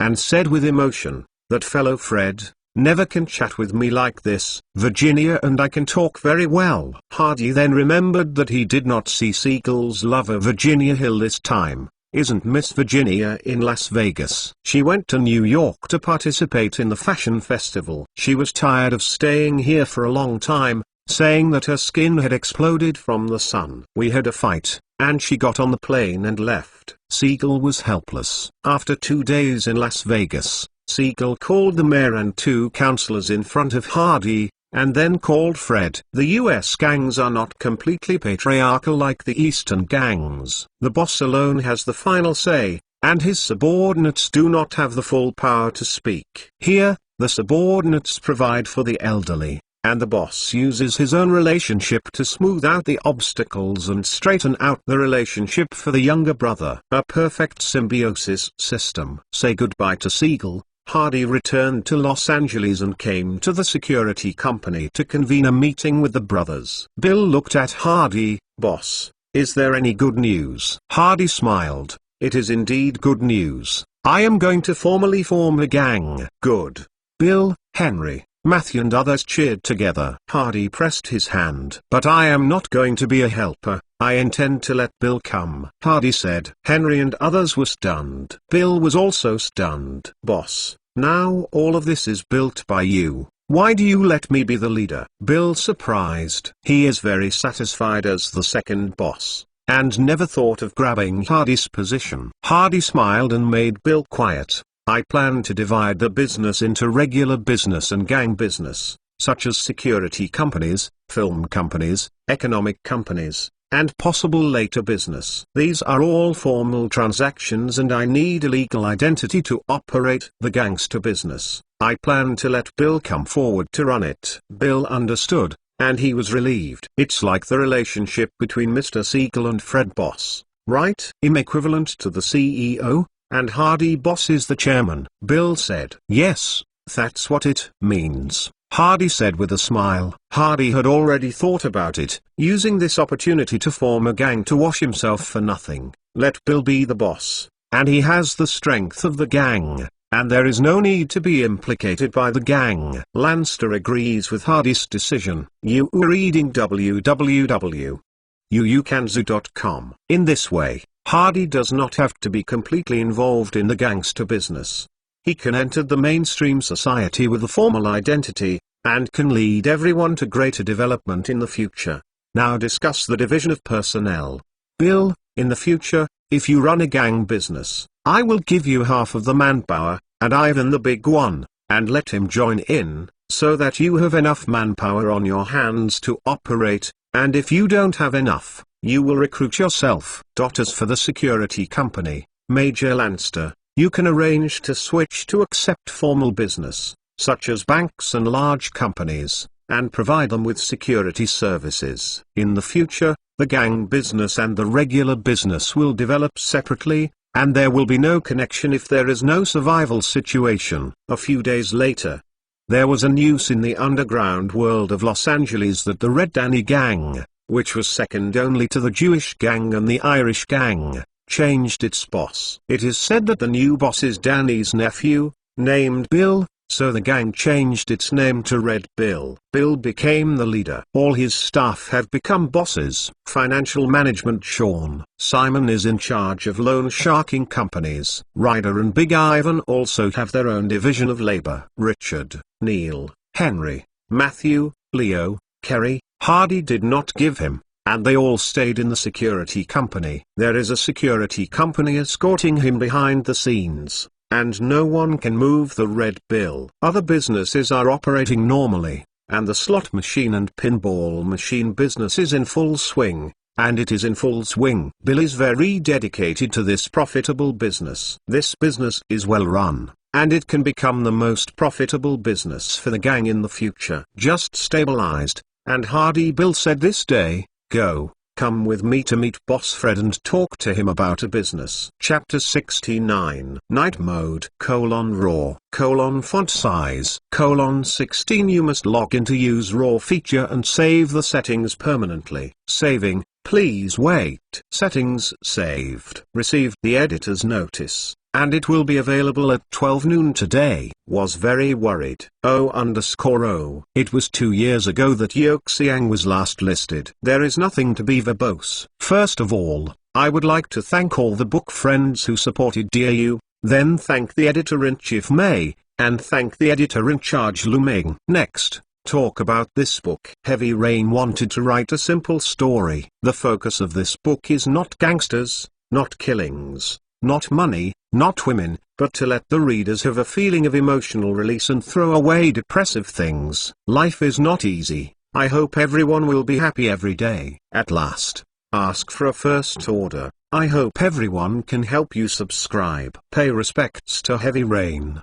Do you like this site? Donate here. New novels. But she's so charming 1 hour ago. Opening sign to the Infinite Dragon God 4 hours ago. Limited time Hidden Marriage 7 hours ago. View more. Chapter 70. At the Jewish gang headquarters, Hardy took Bill to see Fred, and Fred shook hands with the two, feeling very emotional. In the past, Bill was his own subordinate and the little leader who could not be ranked. Hardy even joined the Jewish gang temporarily. Unexpectedly, his status rose rapidly in just a few months, and he seized the Spanish gang. Now he is on an equal footing with himself. Heidi, Bill, I didn't expect you to develop so fast. You quietly seized the Spanish gang's territory and business, and established your own gang. We are all under Mr. Siegel. We are a family. Hardy said with a smile. Fred smiled. Yes, it is indeed a family. In the future, we will help each other and deal with the provocations of the Irish and Mexicans together. I called and told me that I had something to talk to,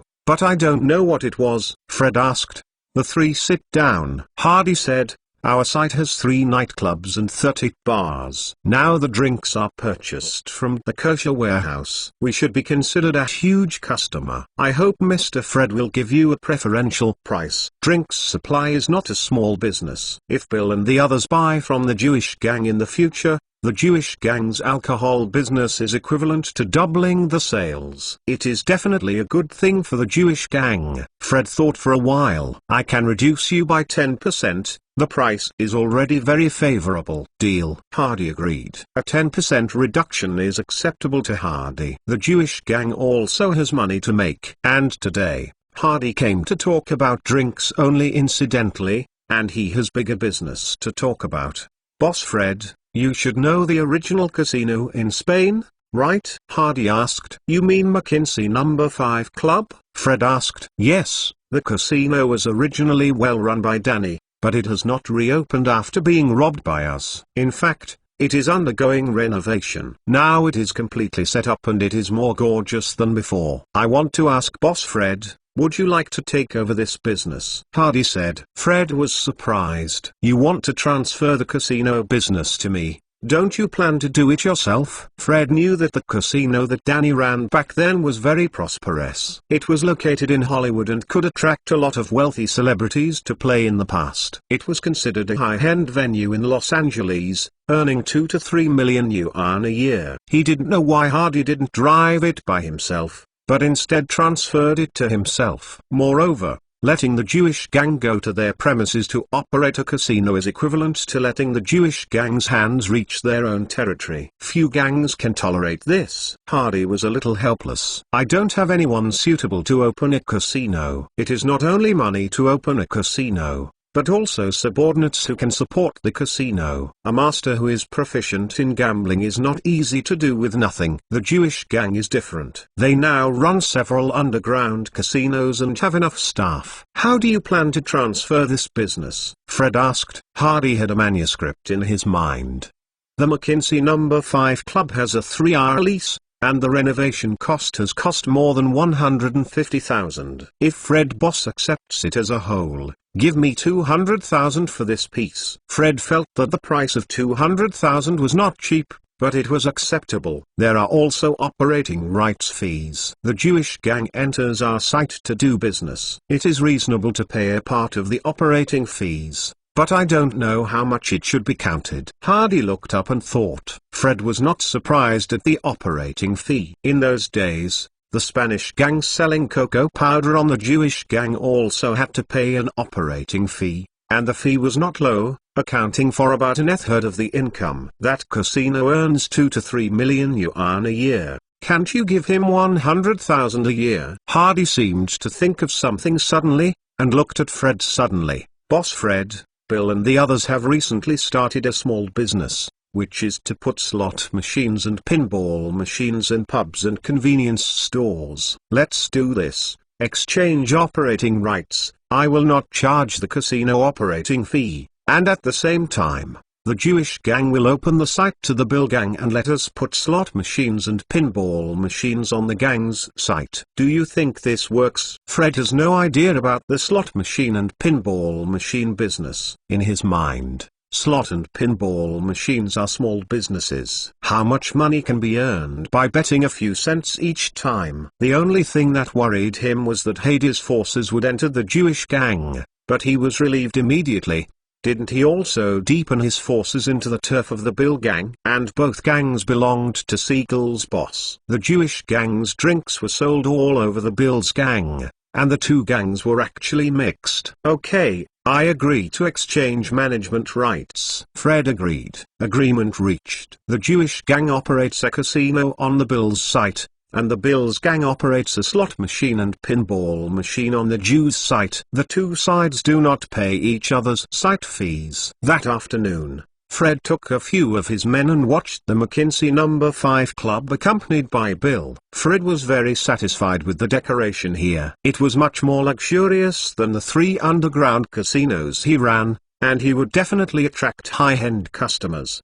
When Bill left, he had an extra suitcase with 200,000 cash in his hand. Of course, the 200,000 belonged to Hardy's boss, and it had nothing to do with Bill. However, he also gained a great deal, and obtained the right to operate the slot machine pinball machine in the Jewish gang. In Bill's view, this business is far more profitable than a casino. Looking at the cash box on the table, Hardy counted the assets in his hand. The cash check for $300,000 was in his hand. He did not convert it into cash because it was a legal fund.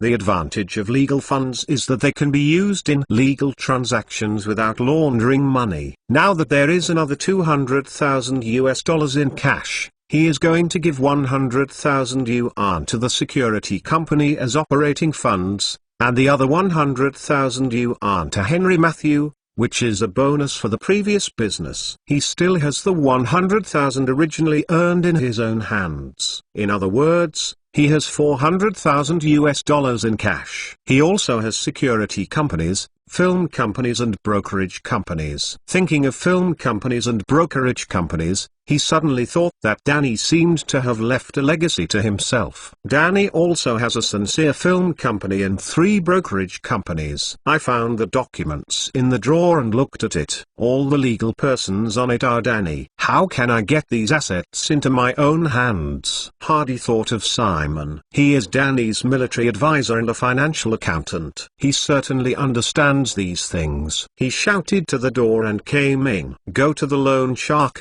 Call Simon and say I have something to ask him. It's the boss. The subordinates immediately went out to pick up people. Hardy looked at the documents in his hand and thought to himself that he should also find a financial accountant in his hand as soon as possible. There will be more and more business in the future, and someone must help him check this area. With so many gangsters, few have been sentenced for criminal cases, but have been jailed for tax evasion. It is very difficult to find a qualified and trusted economic manager, because your economist has almost all your secrets. Simon received the notice that Mr. Hardy was looking for him, feeling very nervous, and standing in front of Hardy, his body slightly buckled. Hello, Mr. Hardy. Hardy pushed the film company and agency documents to Simon. Simon, these companies Danny hold a huge share of shares. Now Danny is dead. Is there a way to take out these assets? Simon looked at the documents. Very familiar, because he helped Danny get all these things back then. Mr. Hardy, it is not easy to obtain shares, which involves legal provisions and economic treaties, but it is not difficult to obtain assets. Simon said. Hardy said in his heart that what I want is assets. Oh. How did you get those assets? For example, in these brokerage companies, the places are leased and they are not valuable. The most valuable thing is the actors who have signed contracts. We can sell these actors' contracts to our company at a low price. As for the price, it can be $100 or $1. There is also a film company. The film company Danny is a major shareholder, and the person in charge there is a small shareholder, accounting for 12% of the shares. I know that person, who was originally just a small director. He started a movie studio by himself.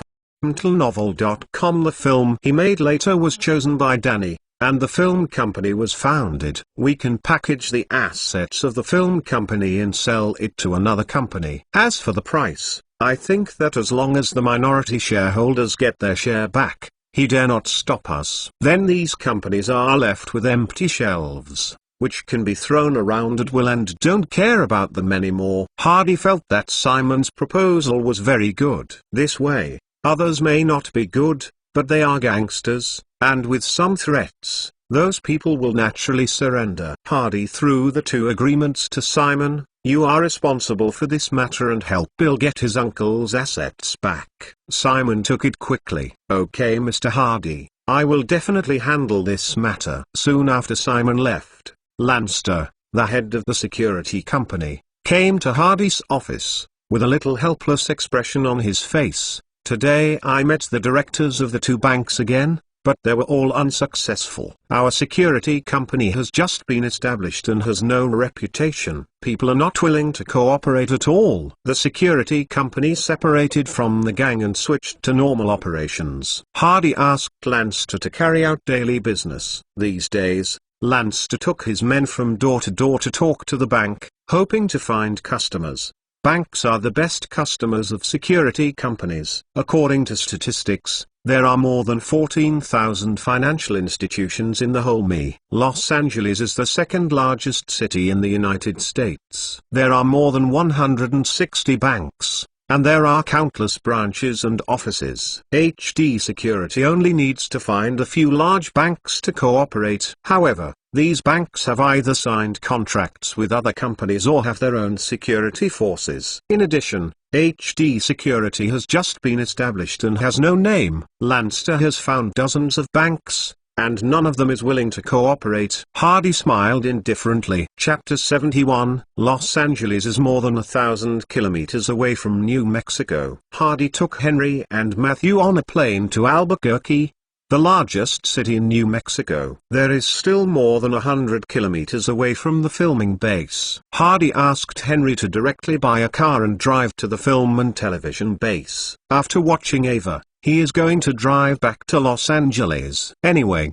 he has two drivers, 1,000 kilometers away, and can go back in one day. What they bought was a Cyberpunk car, which was the one that Hugh Ecking had agreed to give to the station master in the TV series Latent. When the car drove out of the city, the highway was full of wilderness on both sides and rolling mountains in the distance. The climate in New Mexico was dry and hot, so there was very little vegetation here. Both the mountains and the ground were bare and there was no aesthetic feeling. Occasionally passing through a village, they are all that kind of square mud houses with long wooden shafts exposed on the roofs. There are few cars on the road. Only two donkey carts are seen along the way, revealing a strong rural Mexican style. Finally arrived at the shooting base. As soon as the car came in, Hardy discovered that this place is very similar to the Mexican town in the movie, or it may be that the town here looks similar. The car stopped.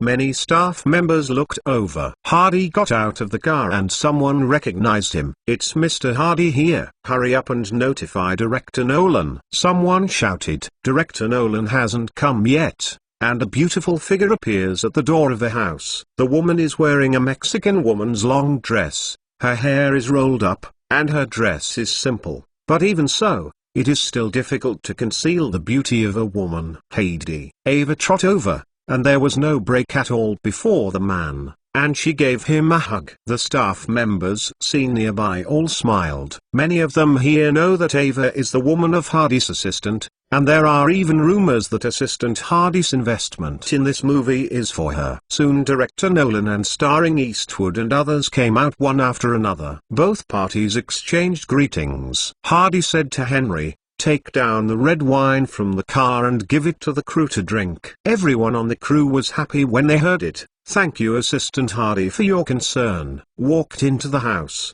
Several people chatted about the movie. The filming went smoothly, although there were some minor situations in the middle of the scene, such as excessive use of explosives in the explosion scene. Someone fell off his horse and broke his leg during a horse riding battle, and Eastwood was scratched on the face by an explosion stone. But it was all resolved.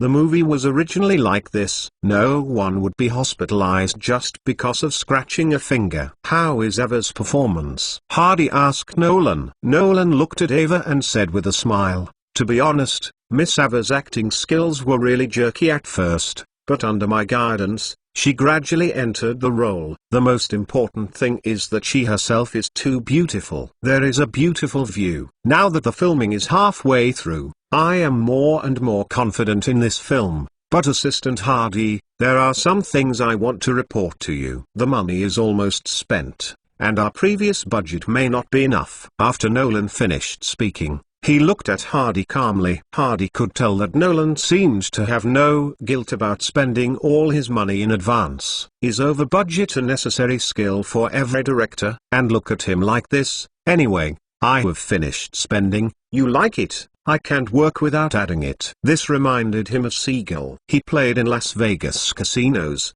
and it seemed to play in the same way. "Anyway, I spent whatever I wanted, and I asked investors for money after spending. How many more shots need to be completed, and how many are expected to be needed?" Hardy asked. "Two-thirds have been completed, and probably still need 100,000. Nolan said that he was a little embarrassed. "It's not enough. 80,000 will do." Hardy said to his heart, "Fortunately, I have some spare money in my hands recently, otherwise you really sucked it to death." It'll take another 50,000. If it doesn't work, I will consider whether I need to change the director. Hardy said. Nolan agreed in one fell swoop. After talking about the money, Nolan took Eastwood to leave.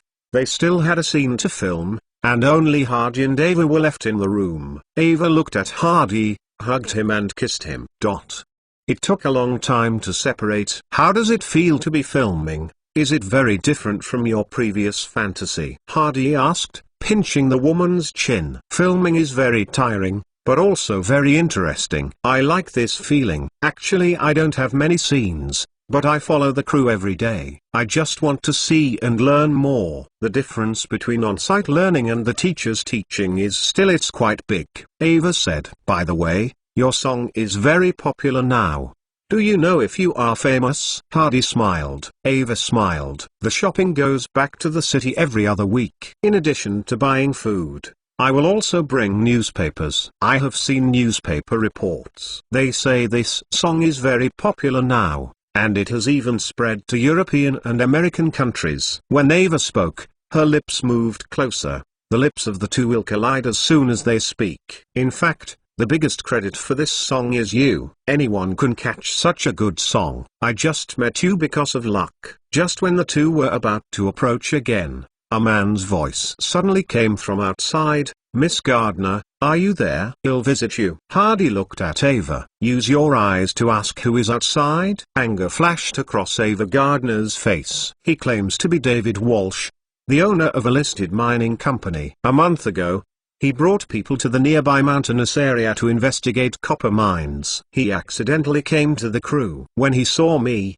he entangled me. I don't want to talk to that person. Director Nolan also warned that person, but he didn't care at all. He was still stalking, and he would come every few days. Hardy smiled and took Ava's hand out of the room. He found that many people from the crew came out to watch, looking at the excitement. On the street of the small town, a man in a white suit stood there, in his 30s, holding a bunch of flowers in his hand, and still had a mustache, and he considered himself very handsome. David originally had a bright smile on his face, but when he saw a man holding Ava's hand out, his smile disappeared, and his eyes turned hostile to Hardy. Who are you? David looked at Hardy and asked. Hardy smiled. I am the producer of the crew and Ava's boyfriend. Who are you and who let you join our crew at will? Hardy asked. David was stunned. When he drove over, he saw a new car parked at the entrance of the town. He thought it was the man who drove it.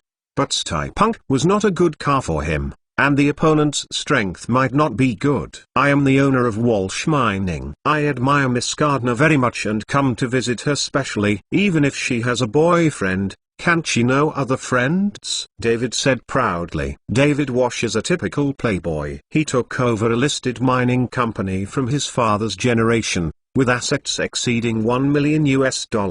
He is definitely a rich man in the United States. In recent years, the mining company has been operating poorly, and the company's stock price has continued to be sluggish. Later, the company bought a piece of land in New Mexico and prepared to dig it. David came over and stayed for a few days and felt extremely boring. He didn't expect to see Ava in the studio. Immediately surprised as a heavenly man. Later, I asked Ava's name, and thought of Ava Gardner, the singer of the recent Fire song. And I was even more surprised. Proactively approach Ava and use his skills to get Ava into his hands. But he doesn't know that Ava has been in a nightclub. What kind of man he has not seen? How could he be bewildered by David's words? Reject the other person politely? But David was stalking, and he would come over every 3 to 5. Taking the pursuit of Ava as the greatest pleasure in New Mexico. Hardy is most disgusted with this kind of self-righteous playboy, and has no interest in quarreling at all. Henry and Matthew are nearby. Hardy said to the two, send this guy to off. Henry and Matthew stepped forward. www.mentalnovel.com. David Walsh looked at the two with ill-faced faces. I warn you, I am the chairman of a listed company, and you can't afford to offend it. Matthew smiled. Take out the revolver from the body. David Walsh thought that Matthew was an actor, and when shooting westerns here, The guns the actors brought should be props. How could he be frightened by a prop gun? Bang! Matthew fired a shot at David, and the rose in David's hand exploded and the petals fell.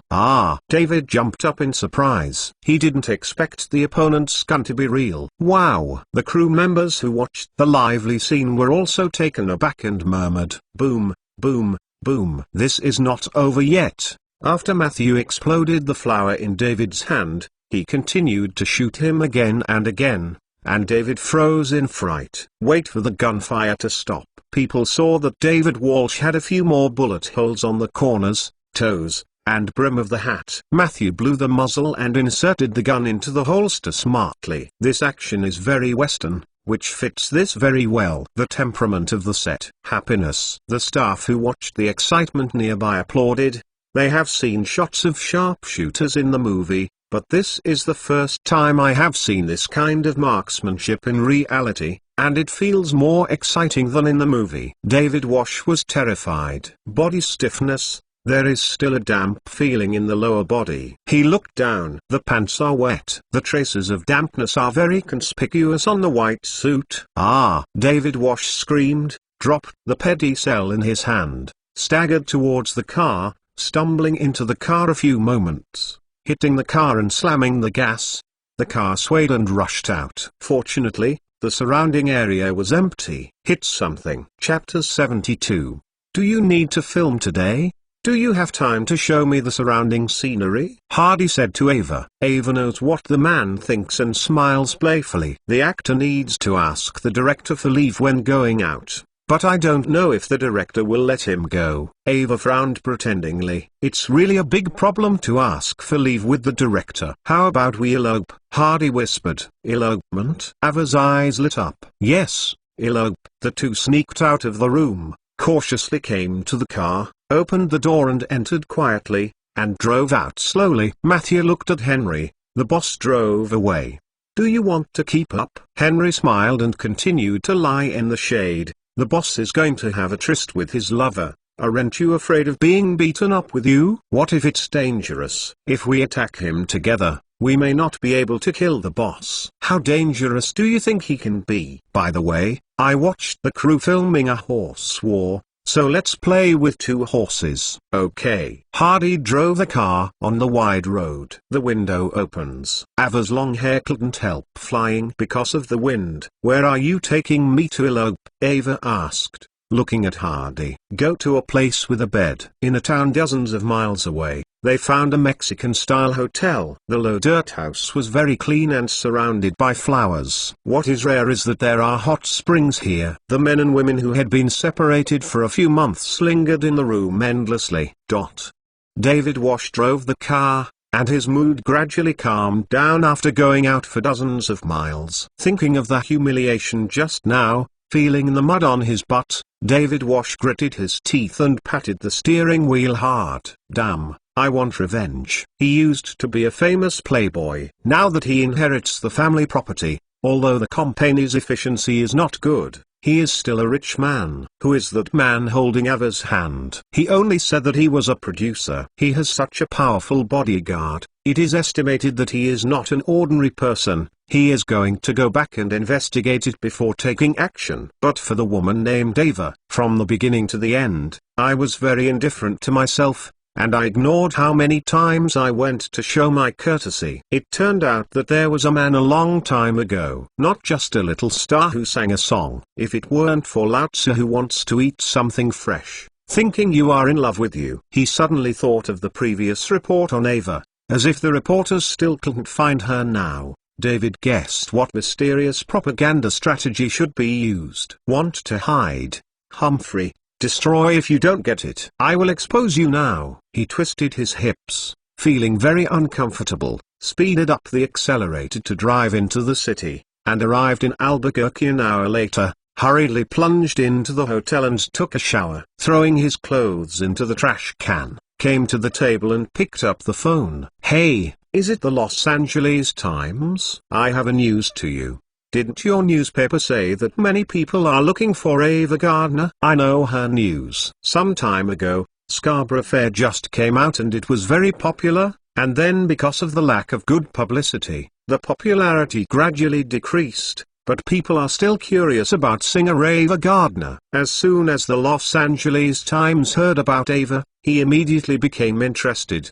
"If Mr. can give us the exact news, we can pay a $50 bonus." Originally, David Wash just wanted to expose Ava, but when he heard there was a bonus, his greedy personality broke out, and he reported his name and mailing address. "Then tell the other party Ava's intelligence."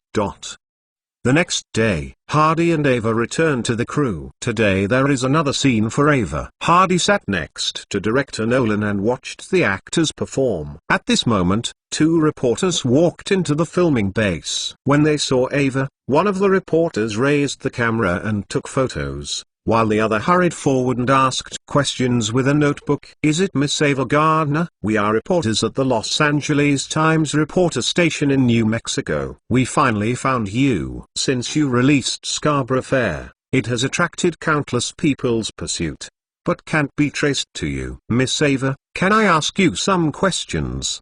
"Please." Ava was questioned for a while, somewhat at a loss. This is the first time she has been interviewed by a reporter. Director Nolan saw this situation and immediately asked two reporters to stop.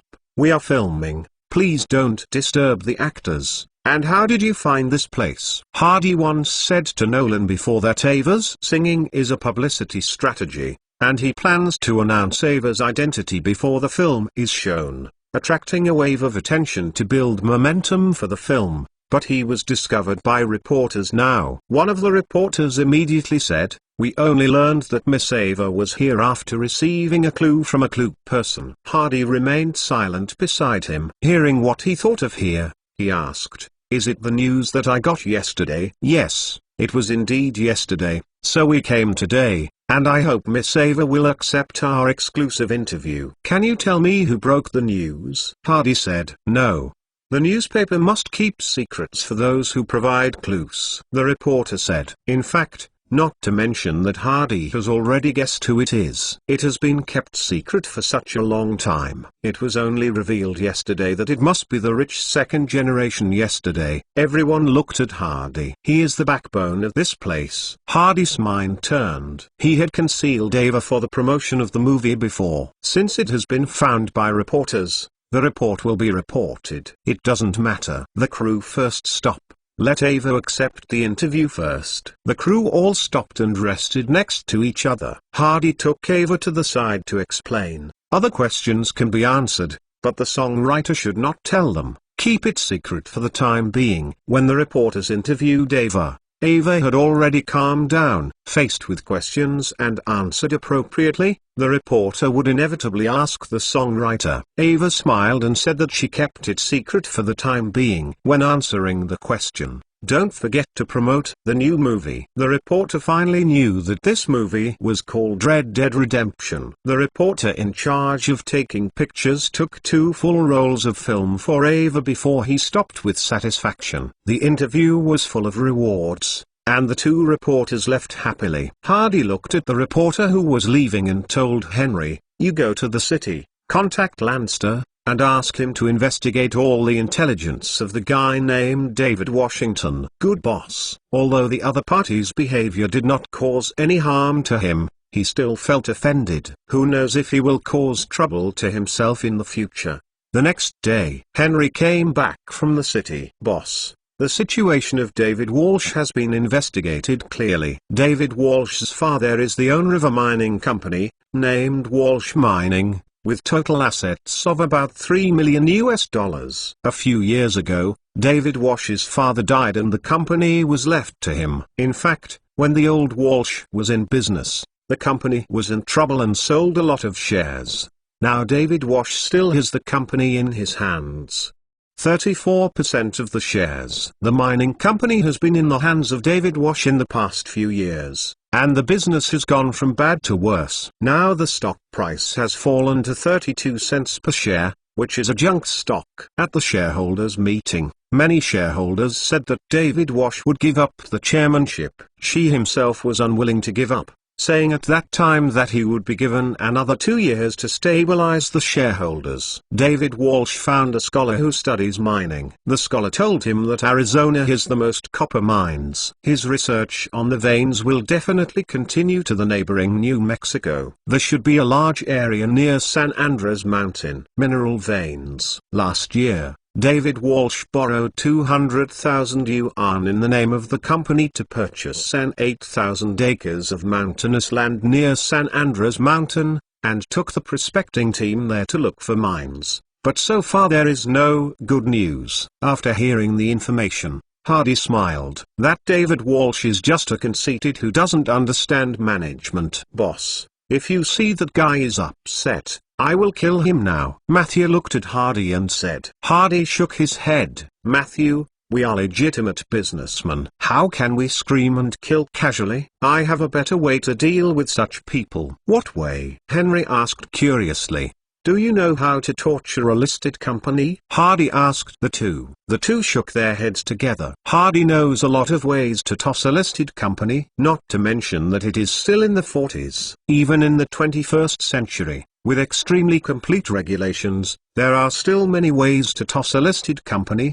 For example, when sitting on the roof of a car, a certain bin evaporates billions, such as when the car cannot be stopped, and a certain special evaporates tens of billions. Hardy and Ava bid farewell. Ava was very unwilling to give up.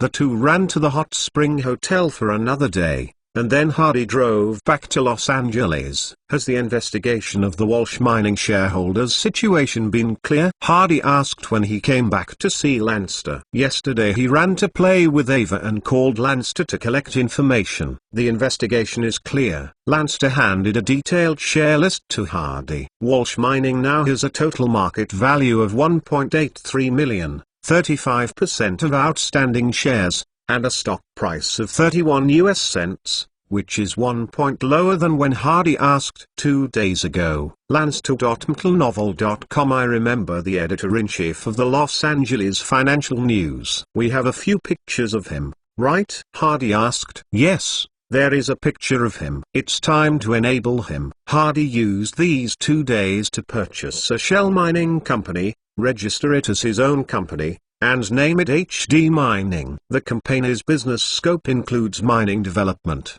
processing, and sales, including gold, iron, coal, copper, aluminium, nickel, magnesium. At the same time, in a securities company, he opened more than 40 accounts under his hand, and each account was injected with a range of 4,000 to 6,000. And he found an institution to short Walsh Mining. Everything's ready. Early this morning, the Los Angeles Financial News published an analytical article in the second page, on geologist Professor Michael de Guzman's copper mine extension theory. It will ruin the future of mining companies. In the middle of 1945, geologist Professor Michael de Guzman published a paper entitled The Rocky Mountain Vein Deposit Extension Demonstration. Professor de Guzman said that Arizona had discovered the largest number of copper mines in the United States. On the other side of New Mexico, there should also be copper ore and associated ore with the same reserves. Because of this theory, many mining companies have bought land in New Mexico to look for mineral veins. But they have not found anything in the past 6 months or so, not even ordinary copper mines, let alone superlarge veins. In fact, this theory of Professor de Guzman is based on hypotheses and conjectures, without any real-time support. For example, Walsh Mining in San Francisco purchased 8,000 acres of land in New Mexico, invested a lot of manpower and material resources to find, and now even a piece of high-quality copper none of the mines were found. They had just obeyed Professor de Guzman's theory at the beginning, and I am afraid they will lose everything in the future. Chapter 73. In the 1940s, information transmission was far less convenient than in the 21st century, and newspapers were still the first media means. At this moment, David Walsh, who is far away in New Mexico,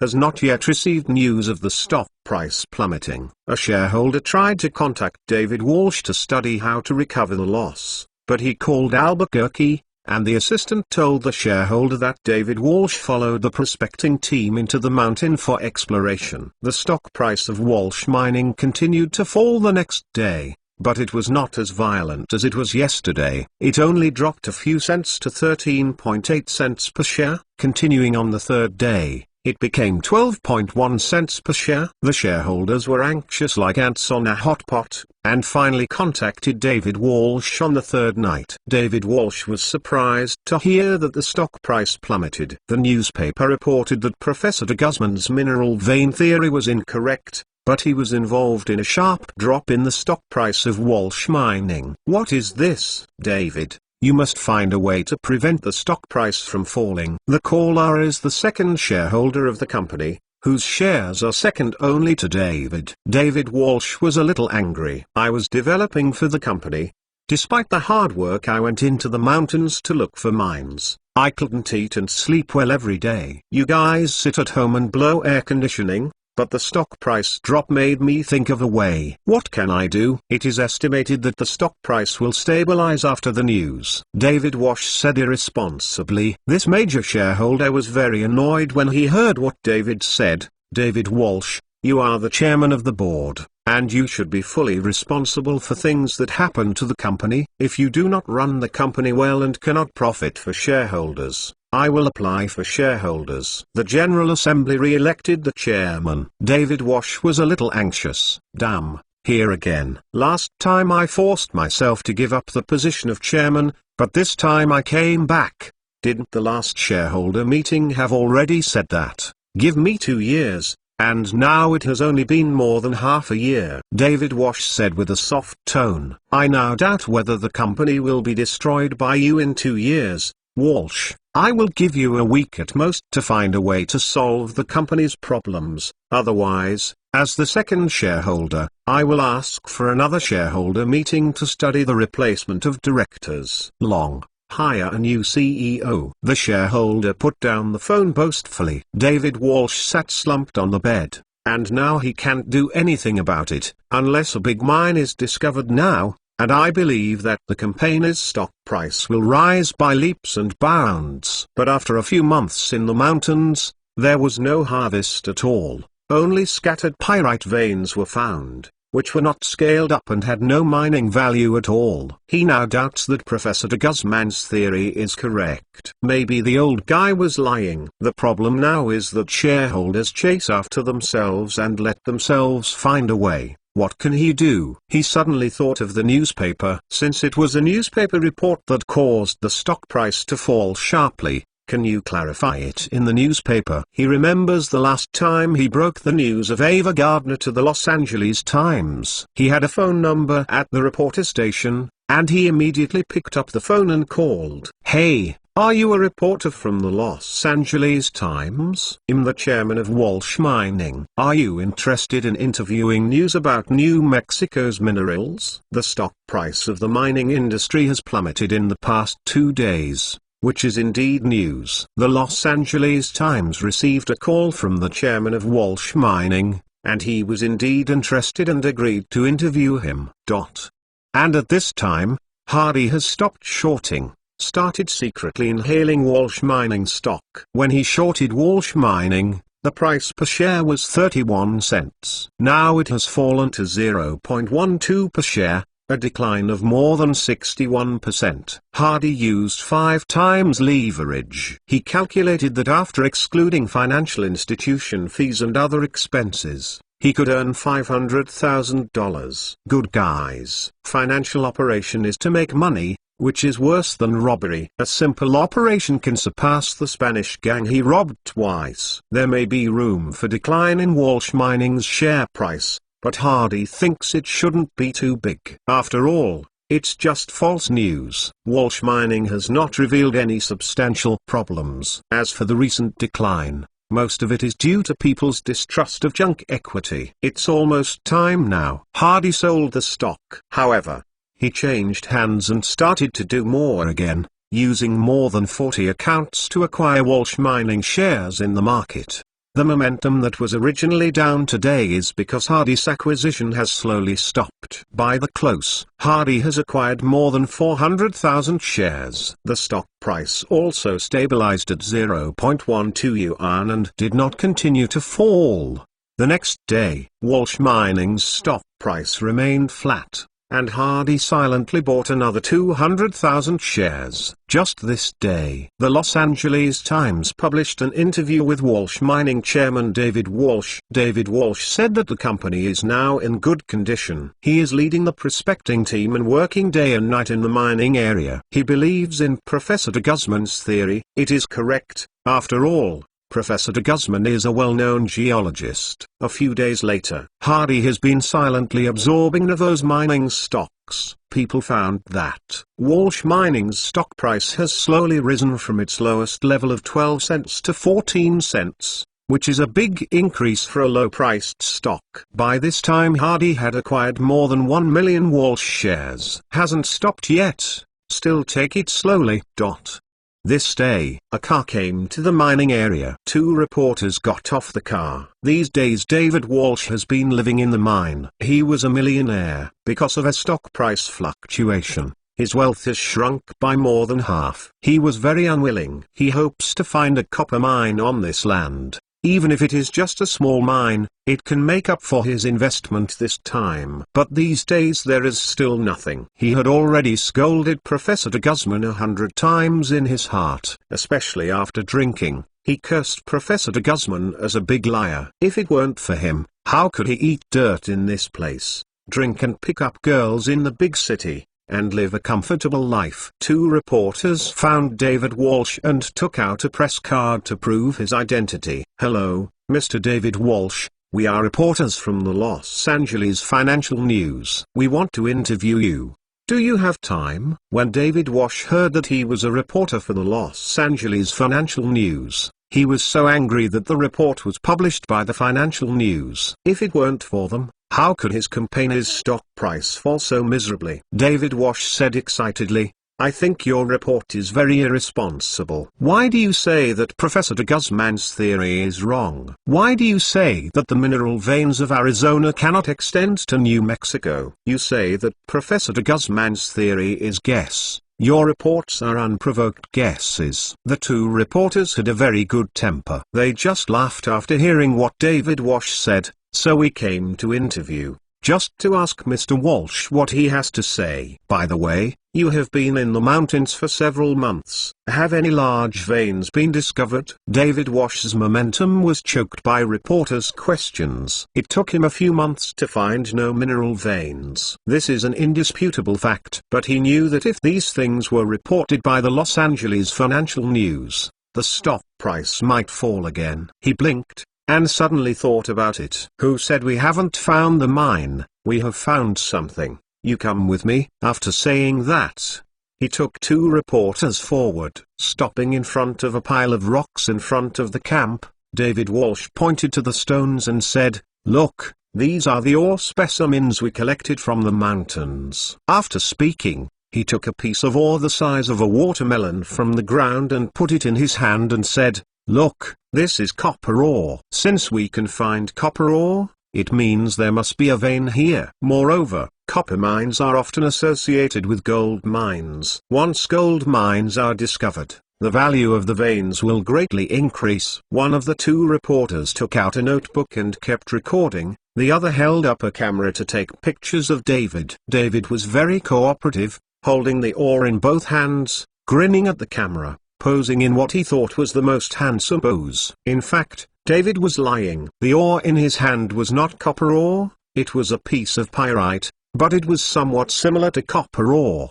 The two reporters were laymen, and he guessed that they could not tell the difference. As long as they fool around today, they reported in the newspaper that there is a possibility of copper mines in the land they bought, and they believe that the stock price will not fall. Isn't the stock just buying hope? If the heart is in the dream, it is there. The photo reporter took several photos of David Walsh before and after. You read the book www.uukanzu.com and then took a sharp shot at the pile of ore. The text reporter asked again, "Mr. Walsh, What do you think of Walsh Mining's share price? David Walsh put down the ore, clapped the dust on his hands and said to the reporter, "I think the value of Walsh Mining is seriously underestimated. Here we have found traces of mineral veins, and perhaps even more valuable gold mines. By then, the stock price of Walsh Mining will soar 10 or even 20 times. Now is a good time to start. It seems that you are very confident in digging a big mine." Of course I have confidence. I believe that in the future, Walsh Mining will become a mining giant in the United States and even the world, and do business all over the world. Anyway, bragging about not wanting money. David Walsh was blowing vigorously there. The two reporters spent half a day interviewing at the mining camp, asking a lot of questions, shooting 4 or 5 rolls of film, and leaving until the evening. David Walsh waved goodbye to them. Watching the car leave, he said to himself, Los Angeles Financial News. The quality of reporters is higher than that of Los Angeles Times reporters. Last time a reporter from Los Angeles Times came over, within half an hour before and after, I asked a few questions and left. Look at the other financial newspapers. For half a day of the interview, there were dozens of photos taken, which is called professional. The following days, David Walsh has been looking forward to the Los Angeles Financial News report. He believes that with this positive report, the company's stock price may still go up by one rise, and the guys on the board of directors don't have to always yell at them to replace themselves. 3 days later, the report about Walsh Mining finally came out. When David Walsh saw the content of the report, he was stunned. Did he say that at the time? Is this a bit too much? In a color photo in the newspaper, David Walsh was grinning while holding the ore. Chapter 74. A few days ago, Walsh Mining chairman David Walsh said in an interview with the Los Angeles Times that he firmly believes that Professor de Guzman's theory is correct. This reporter especially rushed to New Mexico to interview him.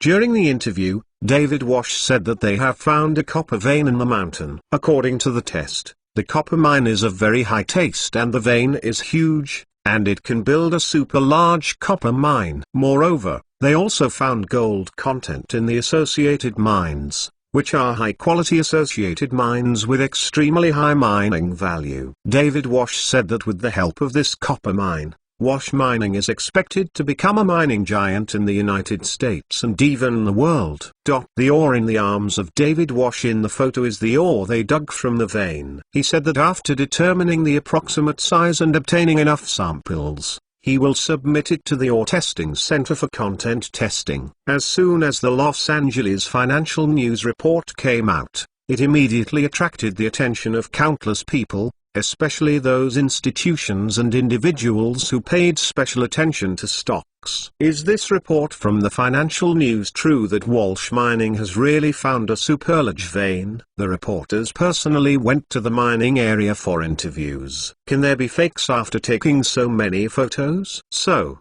Walsh Mining's stock must have gone up. It's not a big increase, but a takeoff. Let's hurry up and buy Walsh Mining stocks. We won't be able to buy them when it's late. Countless investors poured into the trading floor, shouting for traders to help buy the shares of Walsh Mining. They did not determine whether the news was true or false. To be frank, they also couldn't confirm whether the news was true or false, but they were unwilling to let go of the opportunity to make a fortune in front of them, and they all bought in a mind. Walsh Mining's stock price began to skyrocket. Recently, as Hardy is slowly gaining in, Walsh Mining's share price has risen from the lowest point of 0.12 to the current 0.16, almost reaching the first wave of downside positions. And just today, in just a few minutes, the stock skyrocketed from 0.16 to 0.38. And it is still climbing rapidly. Many people believe that if Walsh Mining really finds a big vein, then his stock will become a gold stock, even if it rises to a few dollars. It is normal. Buy. Must buy. Hardy looked at the 1.5 million Walsh Mining shares in his hand, smiled. Call the hired trader, continue to buy into Walsh Mining, and buy as long as there is an order. The trader was somewhat worried and persuaded, Sir, the price is already very high now. For the sake of unverified news, buying at a high price is not a sensible choice. It's okay, continue to place the order. If no one sells, add 2 cents to the basis in 2 minutes. Don't stop. Hardy ordered. You are the boss who listens to you. The trader obeyed the order and operated according to the method given by Hardy. In fact, Hardy didn't want to buy stocks at all, but wanted to add another fire when people were frenzied and burn Wash Mining stocks completely. By the close of 4 p.m., Wash Mining has soared to 86 cents per share. That's a full 5.3 times increase. How amazing. Not much. In history, bull stocks have risen by more than 10 times in a single day. Hardy has heard of a Hong Kong stock called Oil Turbine, which has soared by 62 times in a single day, and has soared from 0.04 to 19.60 by 490 times in 8 months. It can only be described as madness. David Walsh listened to the report from his subordinates in the microphone, only feeling his head dizzy and his body a little floating. One day, only one day, his assets have increased by 5 times. Shivering, put down the phone. Stunned for 3 seconds, David suddenly screamed, waving both hands wildly in the air. Oh, great. I am now a millionaire again. Mining. Digging mines. Stocks are the biggest gold mines. I want to buy a car. I want to find the most beautiful woman. I want to buy a plane to fly into the sky. David was excited for a while, slowly calmed down, and suddenly thought that the stock price surge was all because of the report of the financial news. The content in the report is fake. I don't know if the reporter from the financial news is trying to gain eyeballs or misunderstanding what I mean. I just said that there may be mines, may be associated with gold, may dig out a super large mineral vein, and may become the world's top mining company. But these are just my ideals. Not real. Are you bragging too much? Misunderstood those reporters. Do you want to clarify? If this development continues, David is afraid that something will happen. After all, what is fake, and he cannot turn into a big vein out of thin air. But when he thought of the current stock price, the balance in his heart immediately tilted. If you stand up and clarify, those who buy stocks frantically will think that they have lied to them, and they will sell their stocks frantically. By then, the shares of Wash Mining will be abandoned, the price will probably be lower than before, and their assets will shrink again.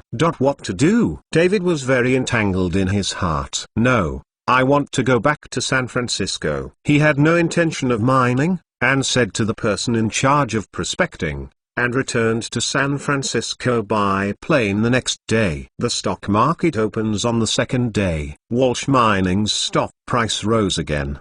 By noon, he officially broke through the $1 mark, and it was still rising. David Wash stood on the trading floor, watching the price cards on it flap, and his adrenaline continued to surge. Money, it's really exciting. Calculating his own assets, it has exceeded $2 million. Only ecstasy was left in David Wash's heart. He really wants to sell all the stocks in his hands now, and then enjoy his life, driving a sports car with beautiful women, drinking wine, and thinking about that kind of life is good. Unfortunately, what he has in his hands is not tradable shares, and there is no way to trade here.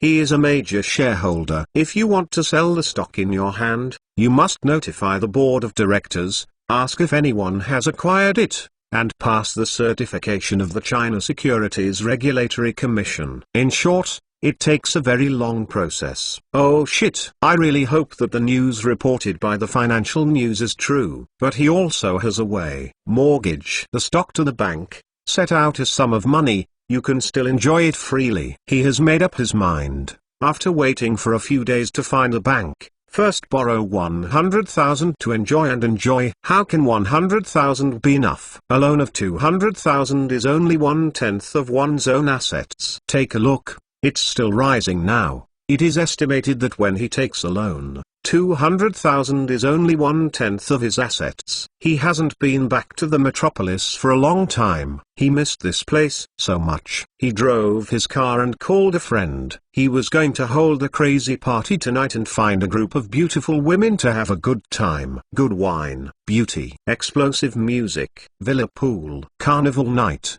By the time David Walsh woke up, it was 11 o'clock in the morning. He washed his face and had a bite to eat and went to the stock trading floor again. He was surprised when he saw the Walsh mining stock, because today, Walsh mining stocks ushered in another upsurge. The stock price has now climbed to $1.44. I had a Haitian party with a group of beauties, and the next day his assets surged by 1 million. This world is amazing. But why does it skyrocket? He asked someone to ask, and that person gave him a newspaper. Still the Los Angeles Financial News. The newspaper actually published an interview with Professor de Guzman yesterday. The newspaper said that in order to verify the truth, the Financial News sent someone to interview Professor de Guzman. The professor said that he believed in his theory of mineral vein extension. The professor believes that there are absolutely huge veins in that mountainous area, and the quantity and taste should be the same as those in Arizona. Walsh Mining's finding of mineral veins is the best proof of my research theory. I believe that more people will find mineral deposits in that area. This sentence is the original words of Professor de Guzman. It is precisely because of this interview that Walsh Mining ushered in another rapid increase today, from yesterday's closing of $1.06, a leap to $1.44 amount. It's 1.46 now. David Walsh burst his lips and clenched his fists. Did not say, absolutely not to say. Just now, he made a decision for himself that he must not disclose the fact that no minerals were found. No matter what happens in the future, he now wants to enjoy the beauty of this moment first. Okay. Go to the bank to borrow money today. This time borrow 300,000. By 1 o'clock in the afternoon, the stock price officially broke through $1.50, and it was still moving higher, but at this time, it seemed that it was experiencing upward pressure. It is estimated that someone is shipping, and the amount is not small. Therefore, the stock price of www.mentalnovel.com has been hovering between $1.5 and $1.6 for the next 2 hours. Close at 4 o'clock. The stock price is stable at $1.53. Walsh checked the time, picked up the phone next to him and called a bank manager he knew. Hello, Manager Simpson, this is David Walsh. Do you remember me? Of course. How could I forget Mr. Walsh? An extremely enthusiastic voice came from the other end of the phone. Recently, your company's stock has skyrocketed and become a star stock in the stock market. Congratulations to Mr. Walsh for the surge in assets. Do you know what you want to do with me? Loan. David Walsh said lightly. No problem. How much do you plan to borrow? The bank manager agreed. David Walsh's heart was so happy. He still remembers last year when he wanted to buy a piece of land in New Mexico, and needed to borrow 200,000 yuan. The bank was a mess, and it took a lot of effort to get the money out. Now that Walsh Mining's stock price has risen sharply, he said that the other party agreed to borrow money, $300,000. No problem. I don't know what the purpose of this money is. Consumption. Oh, no problem. Consumption is perfectly fine. What about the mortgage? It's okay to use part of my shares in Walsh Mining, right? David Walsh asked lightly. No problem. No problem. The manager replied quickly. How long will I get the money? Normal procedures take 2 days. But you are our VIP customer, you can get the money in 1 day,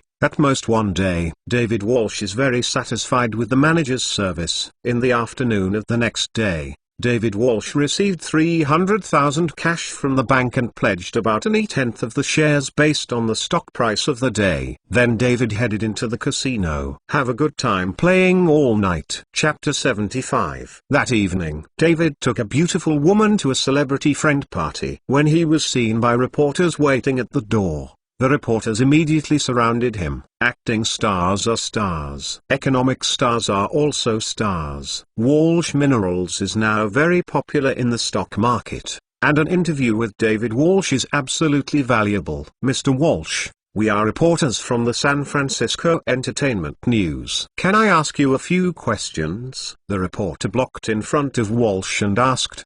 Ask. David Walsh responded smartly. Mr. David, how big are the mineral veins you have discovered, and what are the reserves? David said to his heart, how does Lao Tzu know how old it is? But he didn't show any confusion, and said with a smile, it's quite big, but the survey has not been completed yet, so there is no way to tell the specific data. Then Mr. Walsh, have the ore dug out been tested and what is the content? If it is a super taste ore, the value of the copper ore will be higher. Oh, we haven't sent it for inspection. I plan to investigate the veins clearly and send the ore from various places for inspection together, so that we can get the most comprehensive data, right? David Walsh said. The reporter also wanted to ask a question, but David Walsh interrupted. Sorry, I'm going to a friend's party, so let's stop here. He was afraid that the reporter would show his timidity if he asked any more questions,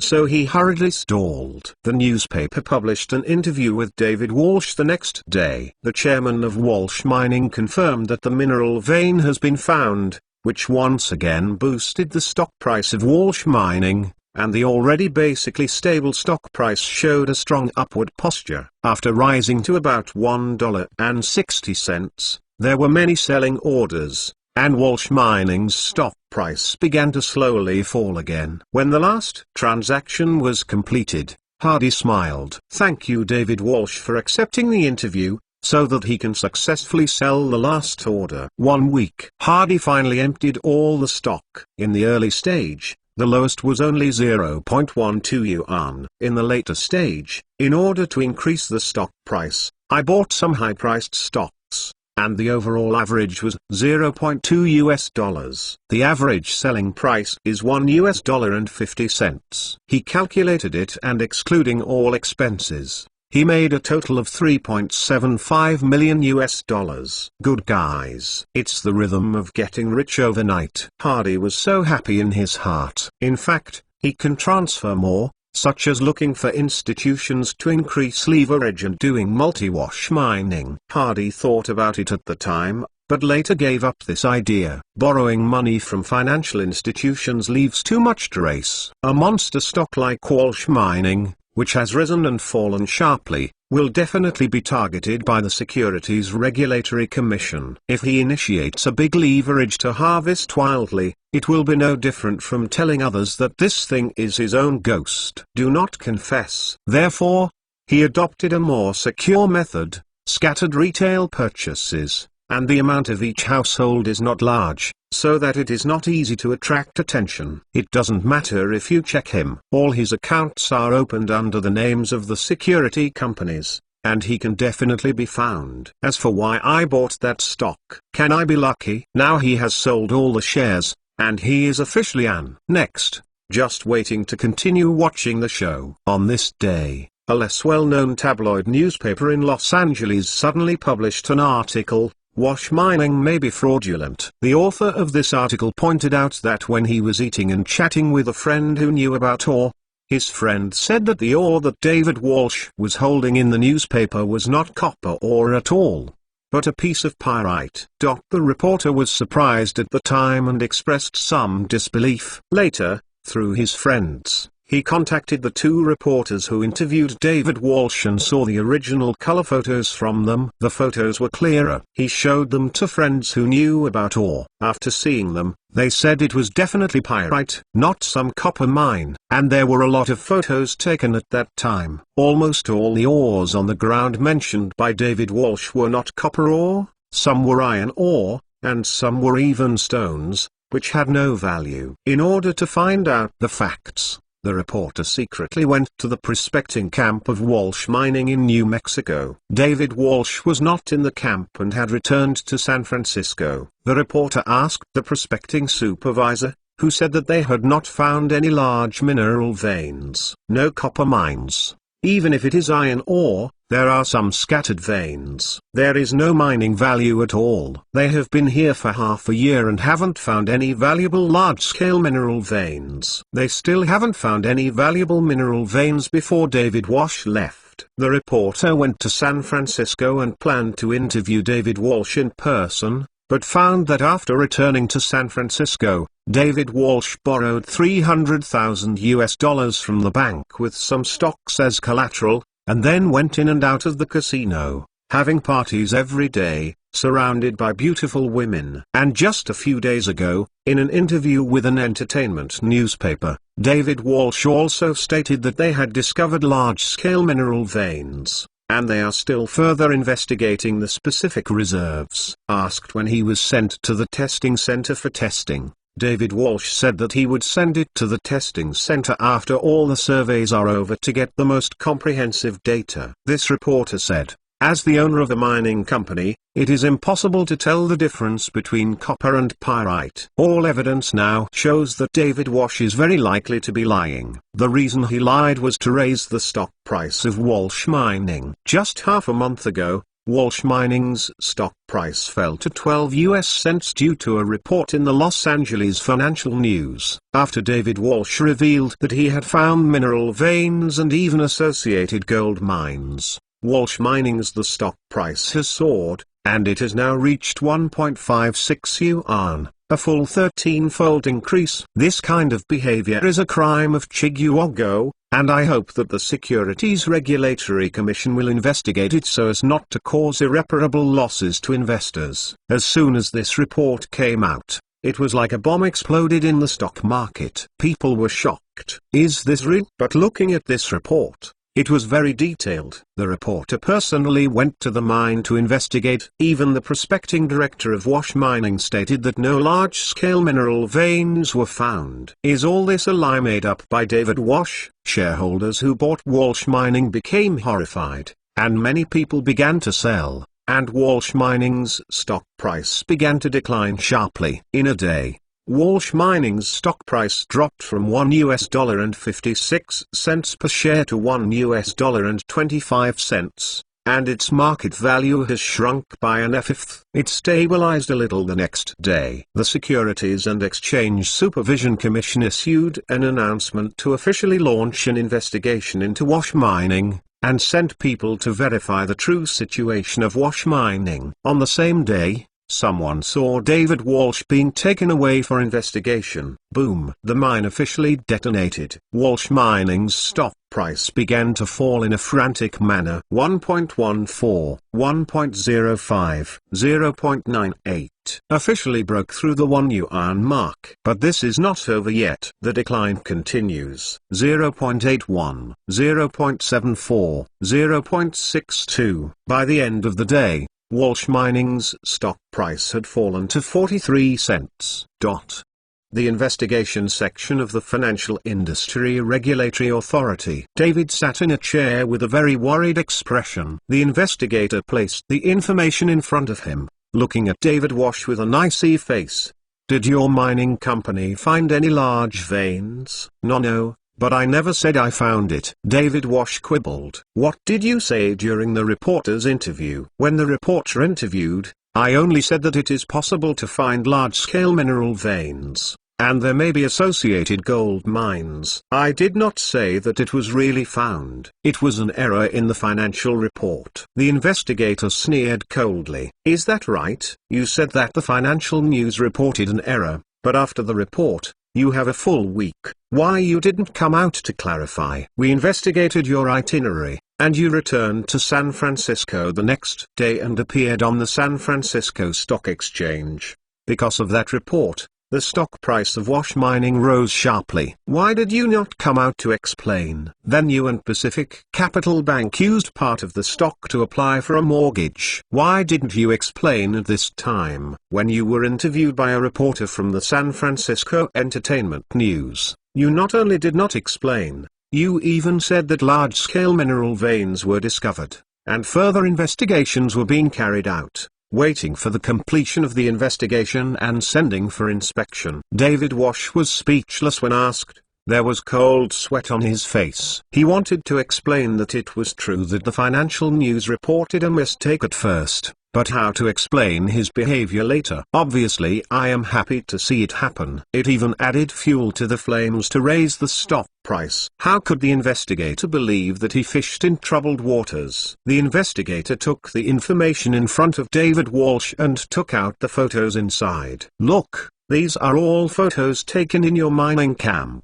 We have found a mining expert to appraise it, and there is no piece of qualified copper mine, only some poor iron ore, and a pile of rubbish. But you regard these as publicity of large-scale mineral veins, pulling the stock price of gouache mining. Your behavior has constituted manipulation of stock prices with false information, and you will face more than 10 years of imprisonment. David Walsh collapsed in no time. You are reading www.uukanzu.com. I really am not. I really didn't want to deceive people at the beginning. Those are all misunderstandings. The investigator sneered. He has seen too many sophistry guys. Many of them are financial tycoons who have been smashing the wind, and whoever comes in here will say that they have been wronged. These words, you can keep them to the judge. Soon, the China Securities Regulatory Commission announced, Walsh Mining does have fraudulent behavior.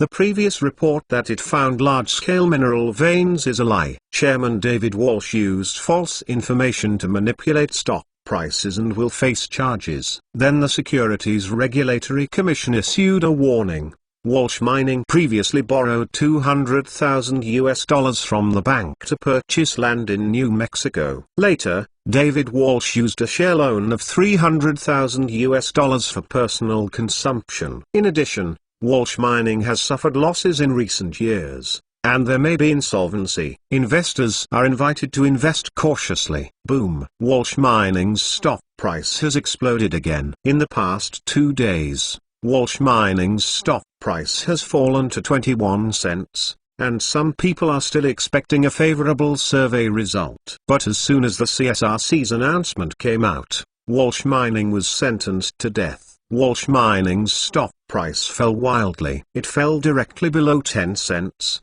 leaving only 3 cents per share. Investors are wailing. The shareholders of Walsh Mining are even crying. Originally seeing the stock price skyrocketing, their net worth also rose with the tide. I didn't expect that in just 1 month. It was like riding a roller coaster. Ups and downs and downs and downs and downs. In this falling fast, Hardy made another small profit. Before the unknown newspaper broke the news, he used some scattered accounts to find 2 new brokers and shorted Walsh Mining. But not much play. Chapter 76. Hardy found a financial investment service company called Clover, which was ranked in the top 3 among financial services companies in Los Angeles. Hello, sir. I'm Logan, an investment manager. What can I do for you? The middle-aged man handed over a business card after he said it. Hello, Manager Logan. I want to buy a listed company. Hardy said straight to the point. Logan was surprised. The acquisition of a listed company was a big business. I don't know which company you plan to acquire. Does Walsh Mining know? Hardy asked. Logan suddenly, now in finance, no one knows the name of Walsh Mining. These days, it has soared and plummeted, making countless people know this small company that was originally unknown. Of course I know that the chairman of Walsh Mining was suspected of manipulating stock prices with false information, and was investigated by the Securities Regulatory Commission. No one knows this matter now. What does Mr. Hardy mean? Logan asked. I also opened a mining company. I want you to help me acquire Walsh Mining. I mainly fancy their listing qualifications. Hardy said, your company intends to go public with a backdoor. For the time being, get Walsh Mining first. Let's talk about whether to back the shell or continue to use Walsh at the time. Hardy said, I understand. Please wait a moment. I will find the shareholder information of Wash Mining and we will discuss it in detail. Logan said. It didn't take long for Logan to come over with the list of shareholders of Wash Mining. Large financial companies like them have their own database, and mastering the data of all companies on the stock market is their basic skill. According to the data, the company's first shareholder, David Wash, owns 34% of the shares, and now he has entered. The second largest shareholder is Neil Borg, who is 65 years old this year and owns 21% of the shares. The third shareholder is James Frey, who owns 6%. The fourth shareholder, Damian Lewis, only accounts for 4%.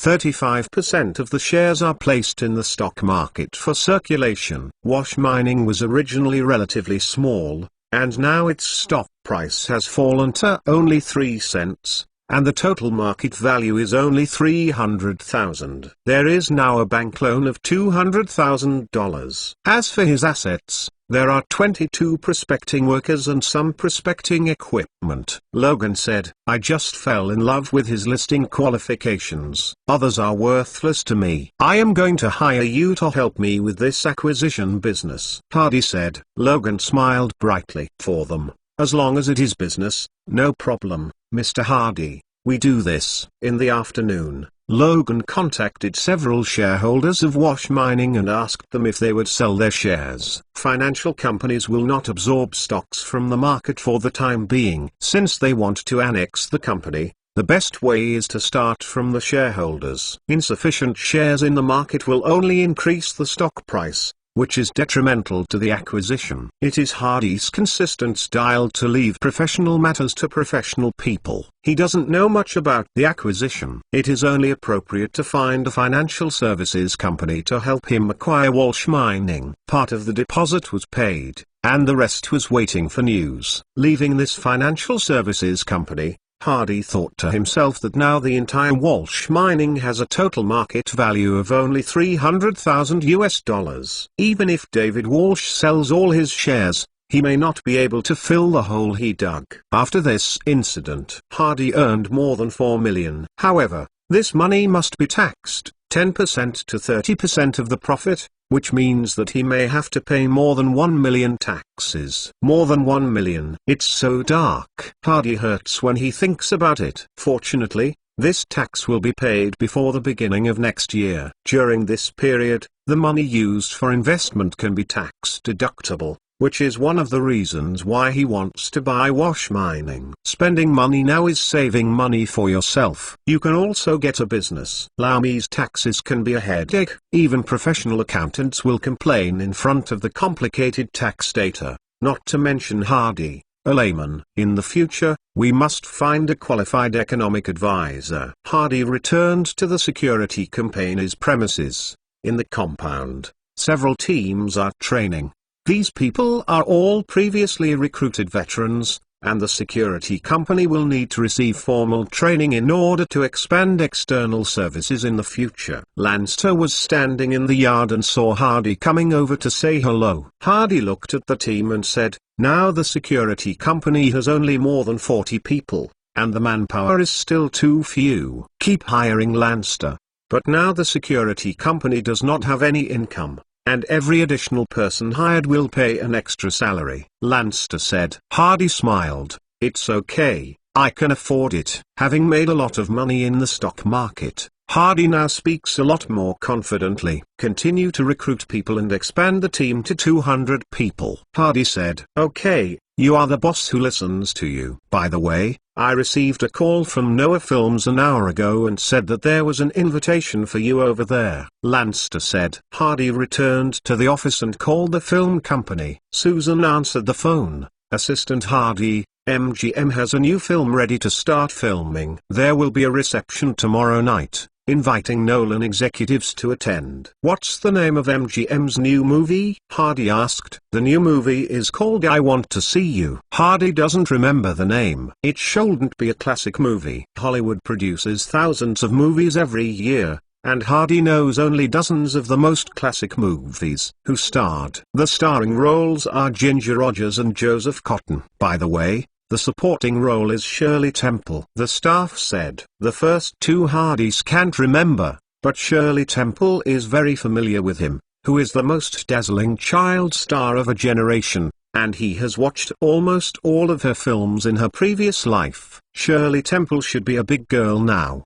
But Hardy still decided to take a look, as she realized her dream of chasing stars. When and where is it? Hardy asked. Starting at 7 o'clock tomorrow evening. The location will be in the villa of MGM owner Mr. Louis Meyer in Beverly Hills. Hardy had met Louis Meyer at Siegel's party, and he was not unfamiliar. The next evening, Hardy dressed neatly and drove his car to Louis Meyer's villa. From a distance, he saw many luxury cars parked on the side of the road, and the service staff directed Hardy to stop. Just parked the car, Hardy saw three people getting off another car, a middle-aged man, a middle-aged woman, and a beautiful girl who was 13 or 14 years old. It should be a family of three. At this moment, the girl was stern, and she clearly saw that she was a little unpleasant. The woman looked at her daughter and said softly, Elizabeth, you can't go in with a straight face, so everyone will see that you are unhappy. But I'm really not happy. I think that role should be given to me. Shirley Temple is 17 years old and she's not suitable for the role of niece. The girl pursed her mouth and said, the girl is not tall but very well proportioned.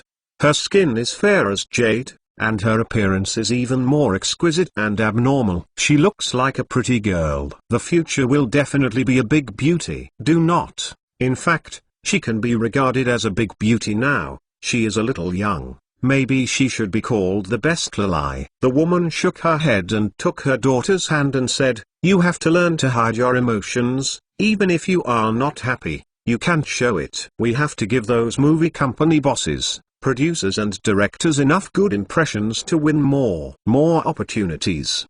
The girl was silent for a while. Well, I will converge. That smile, the woman said. The girl grinned with a smirk. Hardy was next to him, blocked by the car, so the family of three did not see him, but Hardy listened to what the three said. The three of them walked forward. The couple didn't know what they were talking about. They didn't pay attention to the side. The girl was a bit bored. She just walked 2 steps forward and suddenly saw Hardy behind the car. The girl was shocked and looked at Hardy with big eyes in surprise. www.mtlnovel.com. Apparently she did not expect that there would be someone here. His eyes were round and his mouth opened slightly, and his face was surprised and astonished. Hardy found this scene so interesting and cute. Hardy grinned, made an action that was the same as the girl, just grinning and smirking. Girls have a meal, knowing that what he said and the fake smile he just made was seen by this guy. He suddenly became a little angry, from surprise to anger. Humphrey. Hardy glared at him with big eyes. Through the street lights, Hardy saw that the girl's eyes turned out to be mysterious blue-purple. After the girl stared at Hardy, she took 2 steps to catch up with her parents. After a while, the three of them entered the gate of the manor, but Hardy was stunned. The look of this girl, and those eyes, like a star in his memory. She is known as the world's #1 beauty, especially for her beautiful blue-purple eyes. She is a rare treasure in the world film industry. She has been in Hollywood for 60 years, shooting more than 50 films, won 2 Oscars for the Best Actress, 4 times nominated for Best Actress, and is known as Hollywood Evergreen. The Tree and the Invincible Flower. She is also the most Hollywood character in the history of American cinema. She has been married 8 times in her life, and finally died alone. Because of multiple marriages, she also has the title of Yupo. There have been several disturbances in the love scene, and the Jade Girl will eventually become a Jade Woman. When the beauty is late, can you turn the younger brother upside down? Was that girl just now her? Thinking about her age, she seems to be 13 or 14 years old now. And her name is also Elizabeth. When Hardy looked up again, he found that the family of 3 had just entered the hall. Hardy smiled slightly. This is the manor of the MGM boss. In that hall, I don't know how many big stars there will be, so why should I be surprised? Chapter 77. Hello, Mr. Meyer. Hardy went over to say hello. Louis Meyer saw Hardy and stretched out his hand with a smile. Hardy, I remember your name. I called Siegel a few days ago and he mentioned you to me on the phone, saying that you are a very good one. Assistant, if Noah has something, you can come to me at any time. Thank you Mr. Meyer for your attention. Hardy thanked. Welcome, there are a lot of people here tonight, you can get to know them. Louis Meyer said here, lowered his voice and smiled. There are many beauties. Young people like you should have more contact with them. Straightening up, both of them laughed. Several people in the Noah movie watched Hardy and Louis Meyer talking and laughing from a distance, and they all had different emotions in their hearts. It is worthy of being an assistant to the chairman of Siegel, and even big people like Louis Meyer can be contacted. At most they only contact some directors of big film companies. When they see Louis Meyer, they can say Mr. Meyer at most. Just then Shirley Temple walked over. Meyer saw the girl and smiled and said to Hardy, our baby girl Shirley Temple, you should know you. At this time Shirley Temple has grown into a big girl, and has faded from the cuteness of childhood. Hardy knew that Shirley Temple will quit the film industry in a few years, because people are unwilling to accept a long time. Big baby girl. Xylan, let me introduce you. This is the assistant to the chairman of Noah Films, John Hardy. By the way, he is also a film investor. Maybe you will have cooperation opportunities in the future. Louis Meyer said.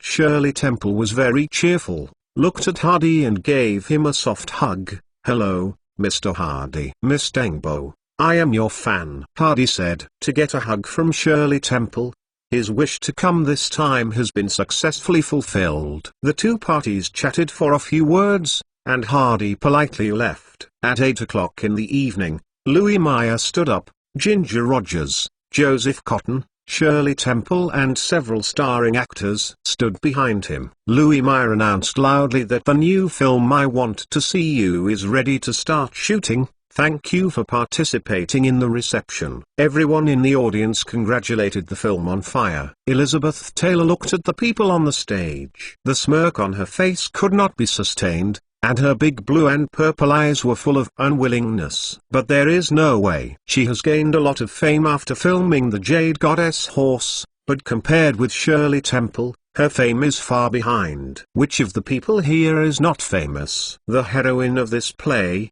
Ginger Rogers, is a mature beauty who won an Oscar for Best Actress 3 years ago. Shirley Temple, the most famous child star in Hollywood. The stars in the crowd are even brighter. Greta Garbo, Katharine Hepburn, Joan Crawford, Judy Garland, Louis Jean, Clark Gable, Spencer Tracy, Gene Kelly. These people have either won an Oscar or have been nominated. It can be said that everyone who can come here has a certain reputation. In the eyes of MGM executives, the current Elizabeth Taylor is just a small well-known newcomer, and even many people do not like her. Said her acting skills were average. She said that she was young and childless, and she couldn't make children's movies, nor could she make adult movies. After she finished filming Jade Goddess Horse the year before last, MGM never arranged any role for her. In the end, she even loaned her to Fox, and went to the Jane Eyre crew to do a supporting role of number 7 or 8 with little role. MGM gave her a contract of $100 a week, and lent it to Fox for $150 a week, just to throw her aside for $50 a week. Taylor felt aggrieved. After Louis Meyer delivered his speech, the cocktail party entered the communication stage. Familiar people gathered to chat, and unfamiliar people greeted each other and met. Taylor's mother Sarah was also an actress before, but she didn't achieve much. After Taylor was born, she tried her best to train it, which allowed Taylor to participate in the performance at a young age. Sarah took Taylor's hand and went to greet and chat with those famous directors and actors, so as to broaden her daughter's network, hoping to get opportunities in the future. Taylor is very disgusted with these, but she had to support and accompany her mother to socialize. After a round, Taylor felt so tired. She said to her mother, "Mom, I'm a little hungry. I didn't eat anything at night." "You can eat it later. Now is a rare opportunity," Sarah whispered. "But you forgot that the senior executives said that I was too young. If I were older and taller, it would be easier to find a role," Taylor retorted.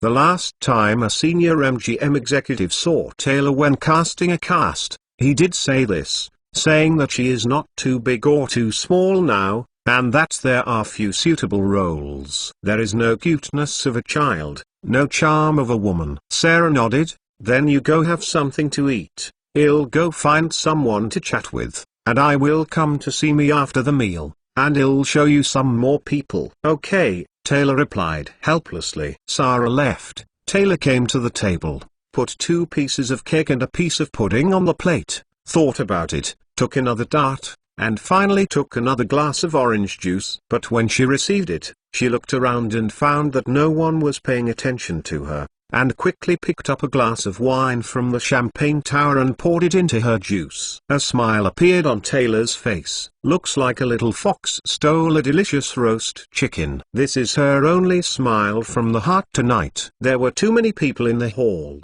and Taylor came to the backyard with a tray. Mayor's Manor was very large. Although there were a lot of guests, there were no people in sight. Taylor found a bench, sat on it and put the plate on his lap. When she was about to eat something, she suddenly noticed something. God, I forgot to take the fork. Even a spoon will do. Do you want to go back and get it? But she was totally repulsive to the noisy environment of the hall. Forget it. Eat with your hands. She was already hungry. I picked up the egg and ate it in 2 bites. Well, it felt so comfortable. I carefully squeezed the cake. After a while, 2 pieces of cake were also in my belly. Drinking champagne orange juice. This is the cocktail. Taylor was very satisfied with the drink he prepared. My mother said she would not let her drink, but children her age are most curious and rebellious, and always use some small means to express their resistance. There is also a piece of pudding on the plate. The pudding can't be picked up. How can I eat it? Tyler thought for a while. Finally, just lie down on the plate. But when she looked up and found a tall figure standing in front of her, Tyler was shocked, and her current appearance, lying on the plate eating, there is no way to look like a lady. If it is spread out, the image is all over. She found, the man in front of him was smiling at him. What a smile is this? Is he funny? He must be laughing at himself eating pudding on his stomach. But the man in front of me seemed a bit familiar. It's you. Taylor finally remembered that the man in front of him was the man who eavesdropped on her and mother when he got out of the car. Hello, we meet again. Hardy smiled. Meeting you is not a good experience. Taylor curled his lips, with a charming look. Really, I think it's not bad. Hardy joked, seeing Tyler making a fool of himself on 2 meetings, which was really interesting. He took out the handkerchief from his body and handed it over. Taylor's eyes were full of surprise. You have a lot of pudding on your mouth, Hardy said. Taylor was taken aback,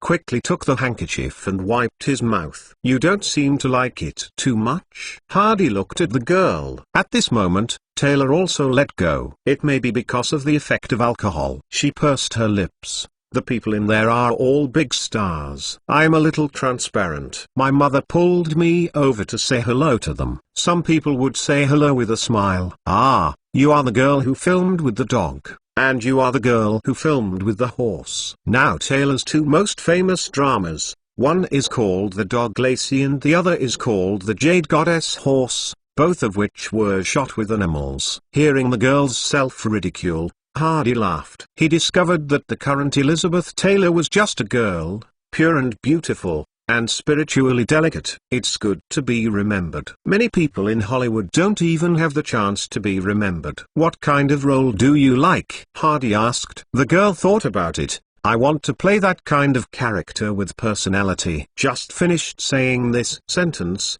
the girl's mood suddenly dropped. Don't talk about personality roles. I don't even have ordinary roles now, and even supporting roles are out of 5 or 6. After speaking, he lowered his chin and landed on the same test peak that had begun to take shape. Hardy thought for a while and said to the girl, I have a very interesting story here. When I have a chance later, I want to make it into a movie. Would you like to listen to it? Tyler raised his head and looked at Hardy. What story? There was a street lamp just behind Hardy. Taylor raised her head and the light hit her face. It was a flawless face, especially those eyes. Hardy could see countless emotions in these eyes. Hardy slowly began to tell the story. The story takes place in a slum area of New York. A professional killer named Leon. He was calm, mysterious and full of passion when he killed. Leon lives in an apartment in the slum area. He lives the simple life every day, eating and sleeping, and carefully wiping his beloved potted plants. The other apartment has a family of 5. The father is the eyeliner of the police, the mother is a prostitute, the eldest daughter is 19 years old, the second daughter is 14 years old, and the youngest brother is 6 years old. The police officer served by his father sells drugs in private. One day, my father embezzled a packet of drugs from the policeman, and the policeman killed their family like crazy. But there was a girl who escaped bad luck. It was Matilda, a 14-year-old girl. She happened to be on the street to buy food. When she came back, the door of their apartment was open. She saw the blood and corpses in the house. The police also found her. MatildaNovel.com. Matilda was terrified, went straight to the room where the killer lived, rang the doorbell, and at the door she begged the people inside to open the door so that she would not die. Hardy told Elizabeth Taylor the story of the movie This Killer Is Not So Cold. Taylor didn't think much at first, but when she heard that Matilda was in crisis, she was immediately attracted and became nervous about the girl's fate. A pair of big blue and purple eyes stared at Hardy, flickering. When she heard that Leon finally opened the door and let Matilda in, Matilda was temporarily out of danger. She finally breathed a sigh of relief. When she heard the killer uncle teach the girl to handgun, she smiled rarely. Hardy talked about Matilda, the 14-year-old girl, and the 40-year-old Uncle Lion, because the souls who were also lonely and eager for warmth got closer and closer, and finally sparked a subtle spark. Taylor swallowed unconsciously. She became nervous again when she heard that the bad police called for a large number of police to besiege Lion. In the end, Hardy said that Leon asked her to leave first in order to save the girl. When he pulled away the grenade and died with the evil policeman, sadness flashed in her big eyes. "What do you think of this story?" Hardy asked, looking at Tyler. Taylor's bushy eyelashes trembled a few times, and he said with a deep taste, "This is the most special story I have ever heard. I never imagined that there is such a love, but he exists so naturally. I think it must be will appear." The girl wanted to say something, but at this moment a woman's call suddenly came from a distance. "Elizabeth, where are you?" It's the voice of Taylor's mother, Sarah. The girl stood up immediately and wanted to go, but she stopped again, looked at Hardy and asked, after talking for so long, "I don't know your name yet." Chapter 78. Taylor found her mother Sarah. Sarah saw her daughter and took the plate in her hand. "Aisha, I will take you to meet a director, Ronald Neum. He is currently preparing to make a Western film. There is a character in the movie that might suit you." After speaking, he took his daughter's hand and walked quickly to the hall. Putting the plate down at the dining table, he took Taylor to a crowd of people. In the middle was a man in his 40s, who was the director Ronald Neum. Sarah said, "Ronald Neum is not the top Hollywood director, but he is also within the second line. He is preparing to shoot a movie about the development of the Western region, mainly about the difficulties encountered by the family in the wasteland reclamation of the Western region. There are a total of 7 members in this family, including a father, mother, eldest son, second daughter, younger son, younger daughter, and a dog. The second daughter was about 15 or 16 years old. Sarah heard it at the time and recommended her daughter Taylor to Ronald Neum. Taylor had already made 2 movies before, and it was considered a small celebrity. Ronald Neum naturally knew what Taylor looked like. He thought for a while and wanted to refuse the role of the second daughter. "I need to be a little more mature. She also has emotional drama. She met another family that also came to the West to open up wasteland. She had feelings with the second son of that family, and finally made the 2 families the best allies." Sarah was unwilling to say, "Aisha can actually play a more mature role. She is at the reception. I now call her over. Let her show Mr. Neum for a while." Ronald Neum was a little embarrassed to refuse. After all, this is a reception. If the refusal is too simple, both sides will not look good. "Yes, You can ask Miss Taylor to come over and have a look," Ronald Nim said perfunctorily. Sarah rushed out to find her daughter. Ronald Nim looked at Elizabeth Taylor. He admitted that Taylor was very beautiful and well developed, but she was too short, and now she is probably only about 1.5 meters, making her look younger. Elizabeth Taylor was only 1.5 meters and 57 meters in adulthood. She is relatively short among Europeans and Americans. However, she maintains a very good figure. She belongs to the type that doesn't get fat even if she eats. She has also practiced ballet dance since she was a child, and her body is perfect. And also, the beauty of Elizabeth Taylor belongs to that kind of exquisite beauty. There is noble spirit in his bones. Actually, it's okay now. Elizabeth has a more arrogant temperament in the later period. Her performance of Cleopatra has a variety of styles, noble and elegant, and no one can match it so far. The second daughter Ronald Nim was looking for was pretty, but what he wanted was the beauty of a country girl, with a hard-working and simple taste, so as to match the plot. Sarah asked Taylor to perform a short period of her lines and actions in the Jane Eyre movie. After the performance, she looked at the director with big eyes. Ronald Nim paused and shook his head with a smile. "I'm sorry, Tyler, I'm afraid this role in my movie is not for you." Got rejected? Mother Sarah was a little disappointed, but she was a shrewd woman. She didn't continue to pester. It was okay to find someone to play, but it would be annoying if she was stalking. Elizabeth Taylor was frustrated. She doesn't remember that this is the first few times she has been rejected in the past 2 years. Sarah was not discouraged, pulling Elizabeth to continue chatting with other directors and celebrities. Chances are that she will encounter opportunities in the chat. Taylor honestly followed his mother, greeted everyone with a smirk, and acted his role. Hardy went back to the hall, take a glass of champagne in the waiter's tray. Sweeping around the hall, there were handsome men and beauties everywhere, and in a crowd Hardy saw a fat man in his 50s. The typical British bald head, high nose bridge, big chin, not tall like an oil drum, but there are many people around this oil drum. Hardy had an impression of this. He has a very good memory now. Looking back on his past life, he finally knows who this fat old man is.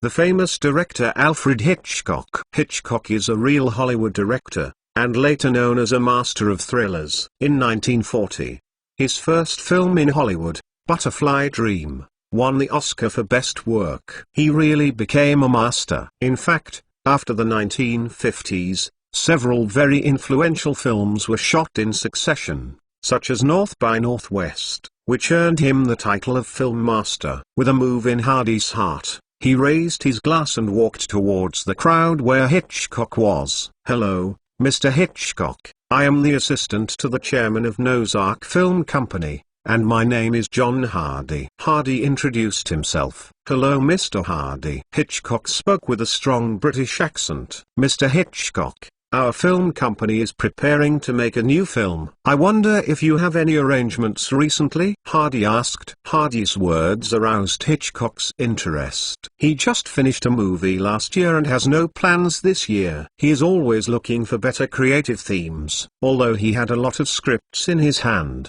he didn't make him impulsive enough to shoot them right away for the time being. Among them is a story about which he is quite fond of it. It reflects the story of a woman sent by the United States to investigate the head of the Communist Party after World War II. He thinks it would be better for the heroine to have Ingrid Bergman and the actor to have Cary Grant to play.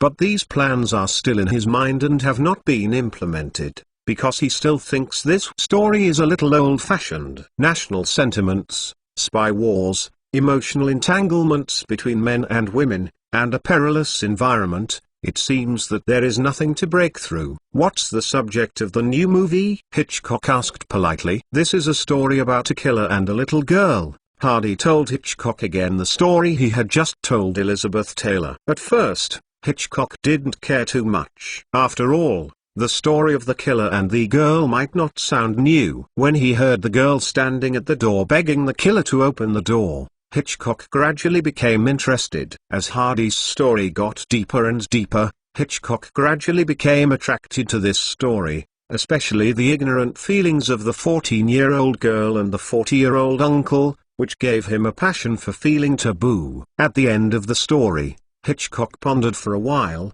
then looked at Hardy and said, "It's a good story. It arouses my interest.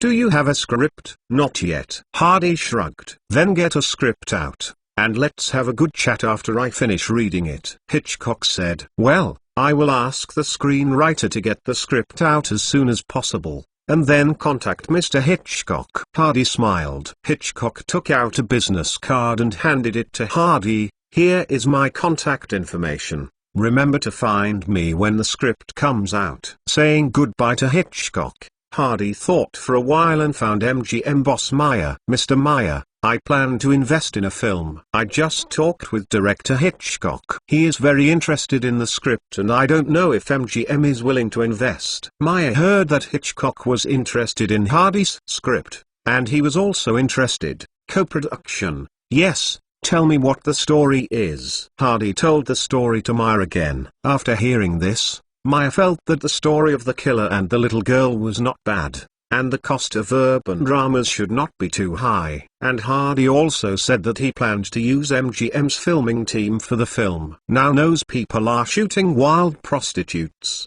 and Hardy Films is an empty shelf. It is most suitable to use MGM's resources and actors. Meyer became more interested when he heard that, when you get the script out, ask Hitchcock to have a good conversation.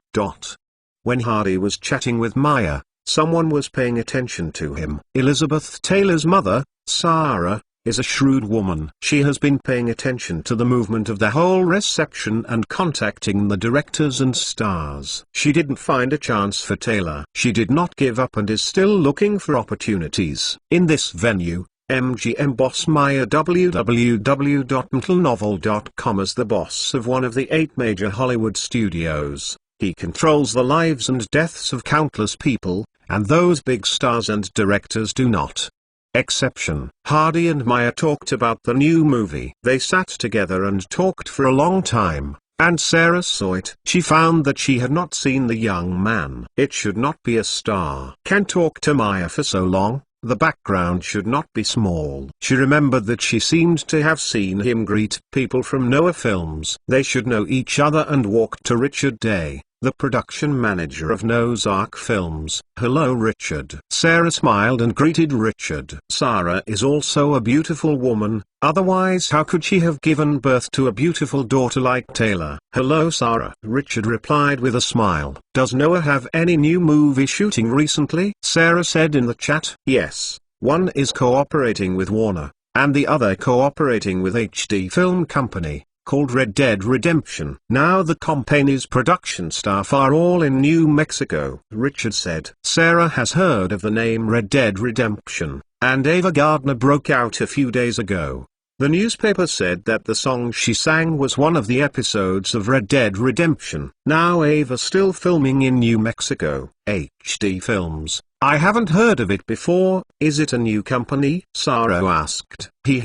It's a company owned by our campaign's assistant chairman John Hardy. He invested in that movie. Noah is only in charge of shooting, and Ava Gardner is also an artist in his agency. Chad said, "The name Sarah John Hardy is very strange." It turned out that the young man was Noah's assistant to the chairman, and he also had a film company and a brokerage company in his hand. He had already invested in filming. Chapter 79. Although Noah is incomparable with the 8 major film companies in Hollywood, it can also be ranked in the ranks of second-rate film companies. Noah has no shortage of departments and qualifications owned by the film company, except that it is smaller in size. Being able to become Noah's assistant to the chairman, owning his own film company and agency, and being able to talk to Meyer shows that the young man has a lot of background. After all, even Cohen, Noah's general manager, may not be able to talk to Meyer for that long.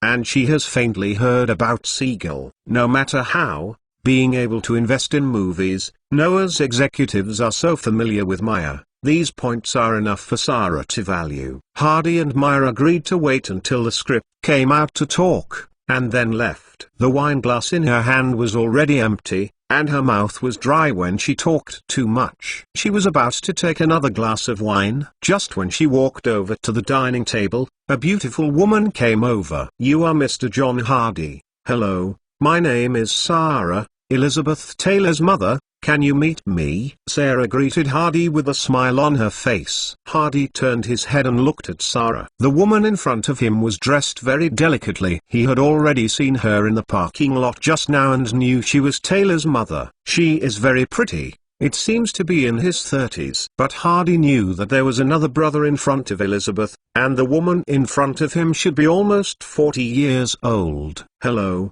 This is John Hardy. I heard that Red Dead Redemption was invested by you. The film has attracted a lot of people's interest before it is finished. I believe that a large number of audiences will enter the cinema when it is released." Sarah said. "I hope so." Hardy said. "This woman is very talkative. By the way, do you plan to invest in new movies recently? If you have the hope of being suitable for a young girl, please consider my daughter. I wonder if you have seen her movies, Lacey the Spirit Dog and the Jade Goddess." Sarah said. Hardy was startled slightly. Xin said that I was looking for someone to talk about shooting a new movie. "This killer is not too cold, just for your daughter Taylor. I didn't expect that. I hadn't looked for you yet, but you came here first." Hardy was amused. "Sometimes things are just so wonderful. I am indeed going to invest in a new movie. I have talked to director Hitchcock. He is very interesting about the script." Sarah thought, Hitchcock is one of the few big directors in Hollywood, and he can recognize it, which shows that the movie is definitely not simple. "And I just talked with Mr. Meyer. He also intends to invest in this film. Our two are ready to co-produce." Hardy continued. Sarah's eyes brightened. "Ask Hitchcock to be the director and cooperate with MGM. This film is definitely a big production. This is definitely an opportunity." Sarah's smile grew stronger, and she smiled and asked Hardy, "Mr. Hardy, I don't know if there are any girl characters in your movie. If so, I hope you will consider my daughter Elizabeth Taylor." Taylor's acting skills have been honed, and she works very hard, is passionate about filming, and is an obedient child. Sarah strongly recommends her daughter.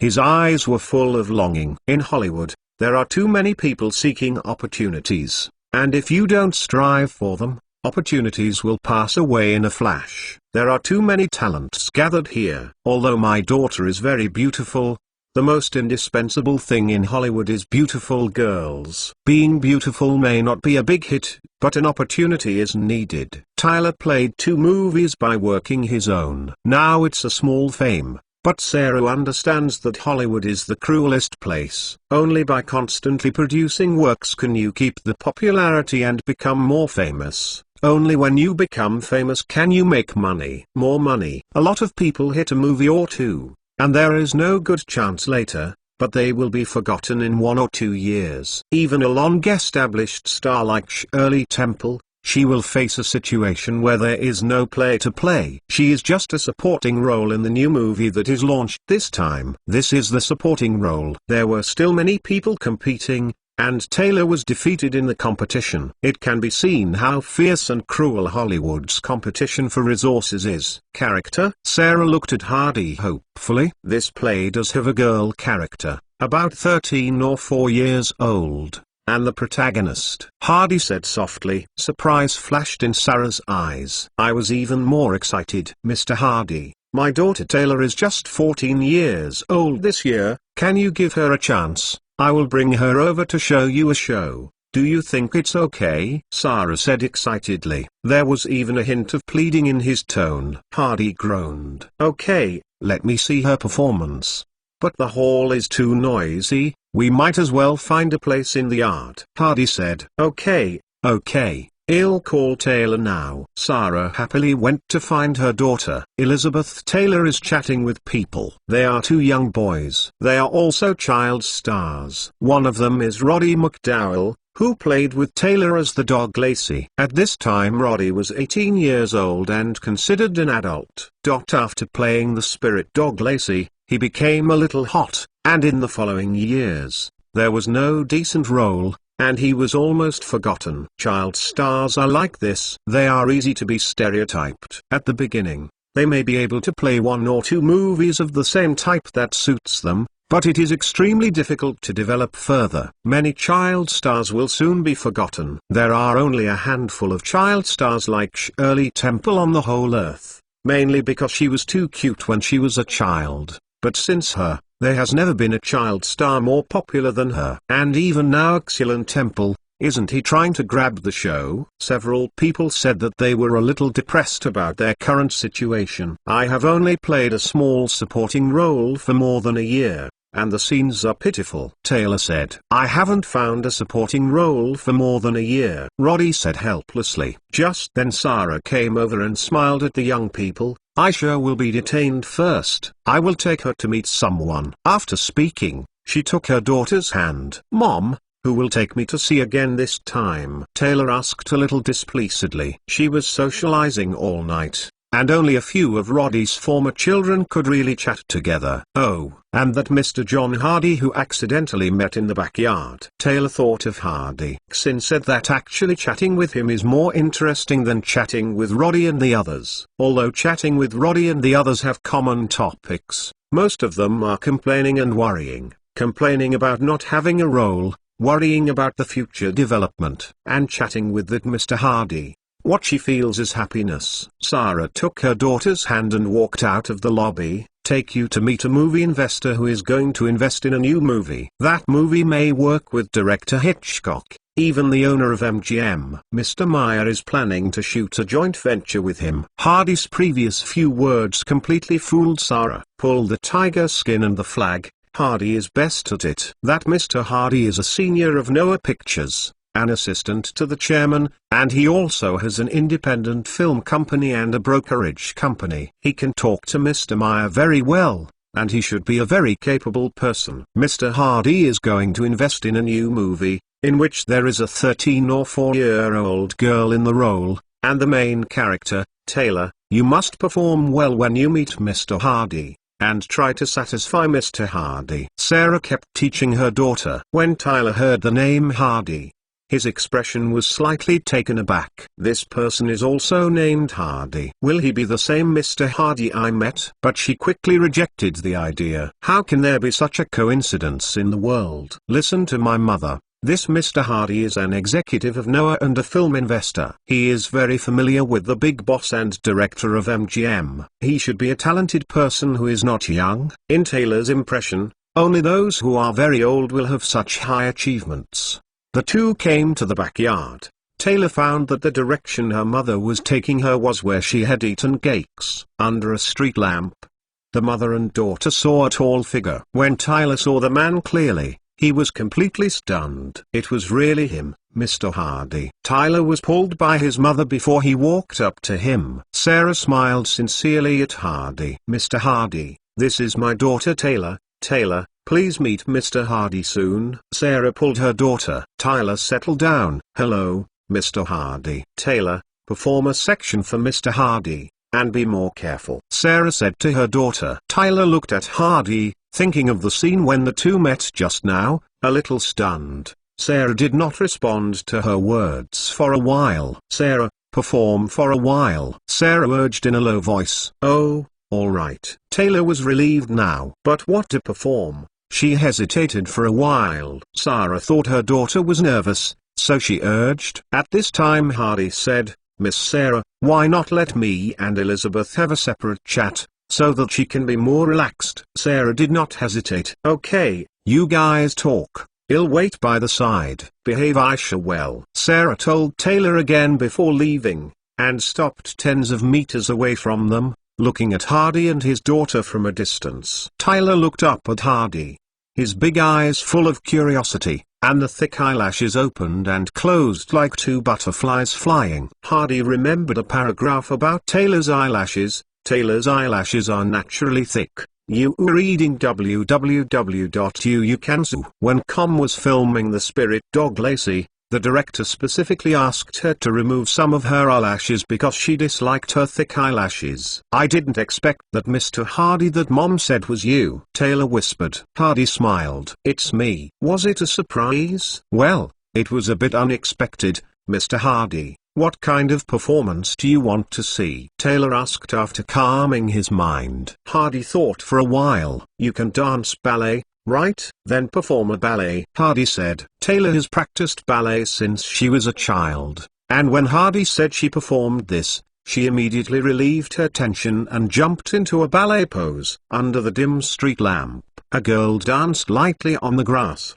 The picture looks very beautiful, Hardy thought. If Taylor were to film the American past, Deborah danced, it should be beautiful too. But he seems to remember that the American past once entered one of the 10 most money-losing movies in Hollywood. The movie is good, but lose tens of millions of dollars at a time. Just forget it. Tyler felt that she had been jumping for a long time, and this Mr. Hardy didn't stop. She didn't know if she liked watching or was not satisfied. By turning around, she secretly looked at Hardy, and found that he seemed to be slightly lost in thought. Tyler was a little angry. He was working hard to perform, but he was in a trance. But she did not dare to stop. Instead, he jumped harder. Okay, stop. At last, Hardy asked the girl to stop.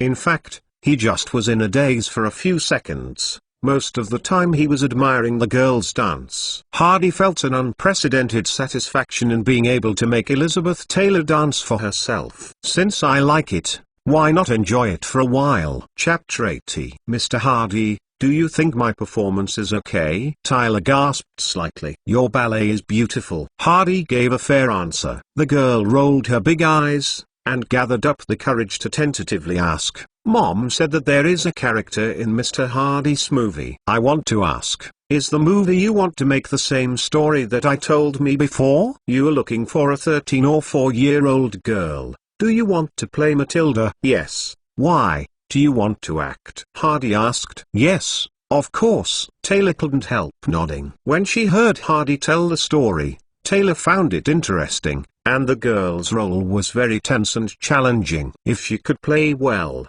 she would definitely be a brilliant troll. But then Hardy shook his head. Taylor was taken aback. Thought Hardy rejected himself. She asked intermittently, Mr. Hardy, what do you think is inappropriate for me? I still have a lot of talents to show. Why don't I perform a drama for you? Taylor knew. It is definitely an extremely rare opportunity now. Mom has already told her that Mr. Hardy may invite the director of Hitchcock to be the director of this film, and will cooperate with MGM, and Matilda is the heroine, the real heroine with a lot of roles. She didn't want to give up. I just told you Matilda's story.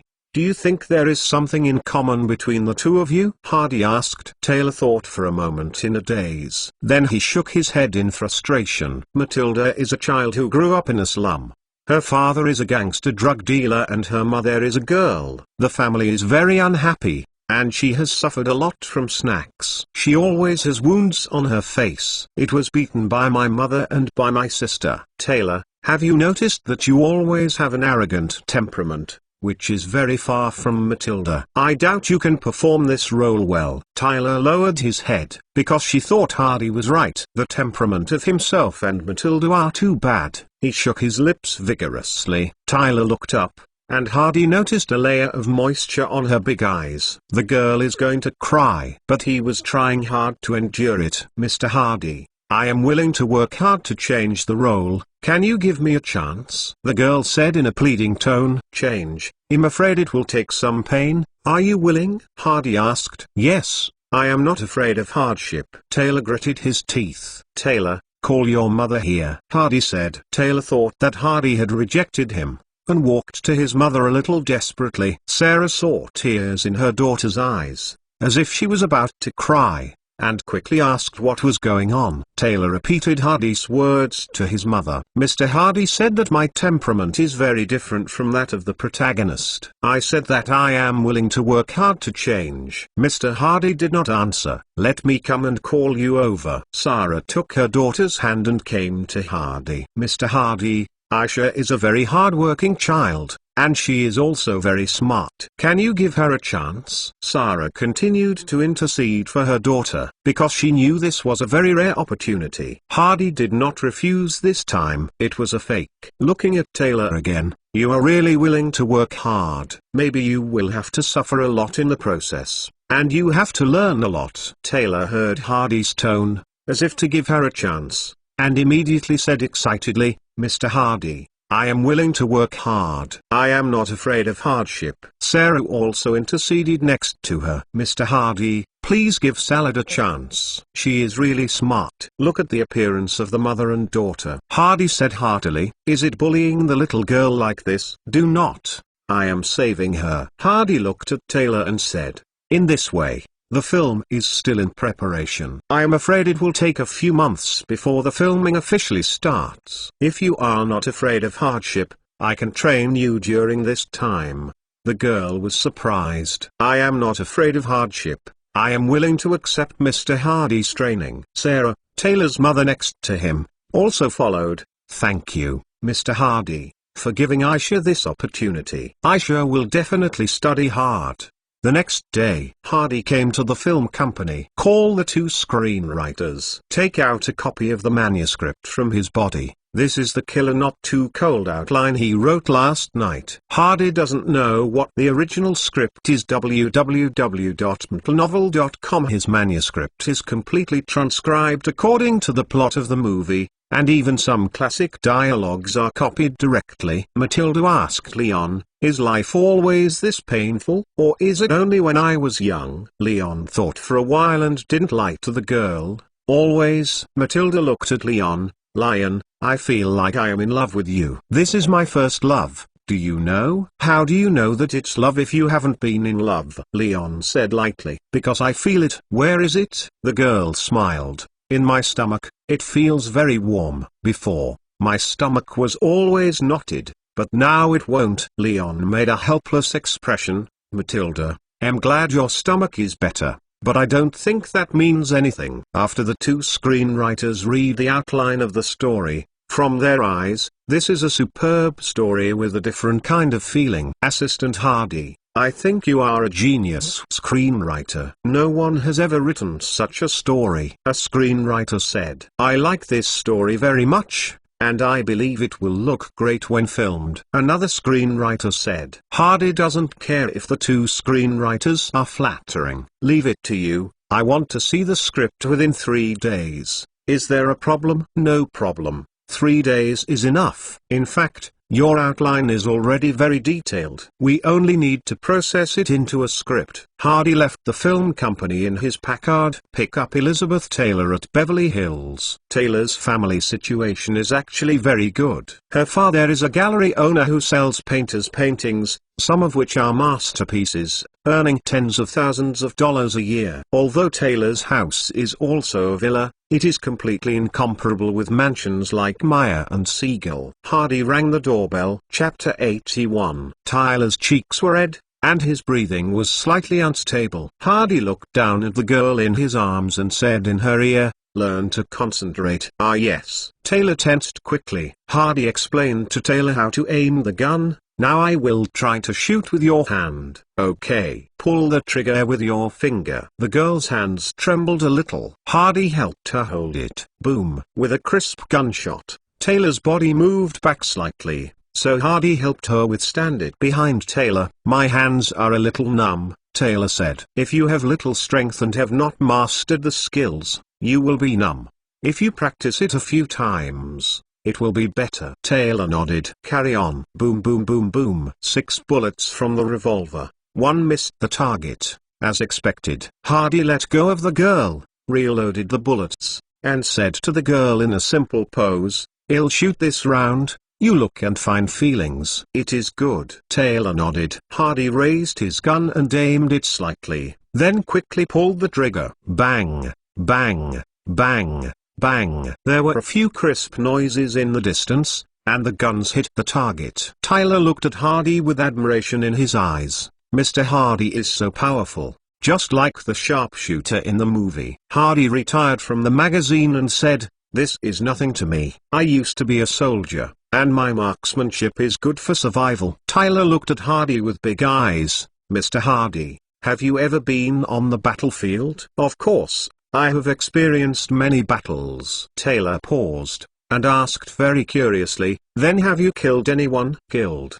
Do you know that the Japanese bombed Pearl Harbor? Hardy asked. I have heard that Japanese people are bad, and I hate them. Taylor said. I served in the Marine Corps. After the war with Japan broke out, I went to Asia, where I fought many times with the Japanese. More than 30 Japanese died in my hands. Taylor opened his mouth in surprise when he heard that Hardy had killed more than 30 people. Are you scared during the war? Taylor asked. I was really scared at the beginning, but I forgot when I fought. I watched the comrades around me die, and I just wanted to avenge them. Hardy said. Have you ever been injured? Taylor asked again. Of course, many times. The most deadly one was last year when we attacked Iwo Jima. That battle was tragic. The casualties of the US Army reached more than 30,000. I was shot through my chest by a bullet, Hardy said, and pointed to his chest. Tyler's eyes widened. I almost died, but miraculously came alive again. It took a few months of cultivation to get better.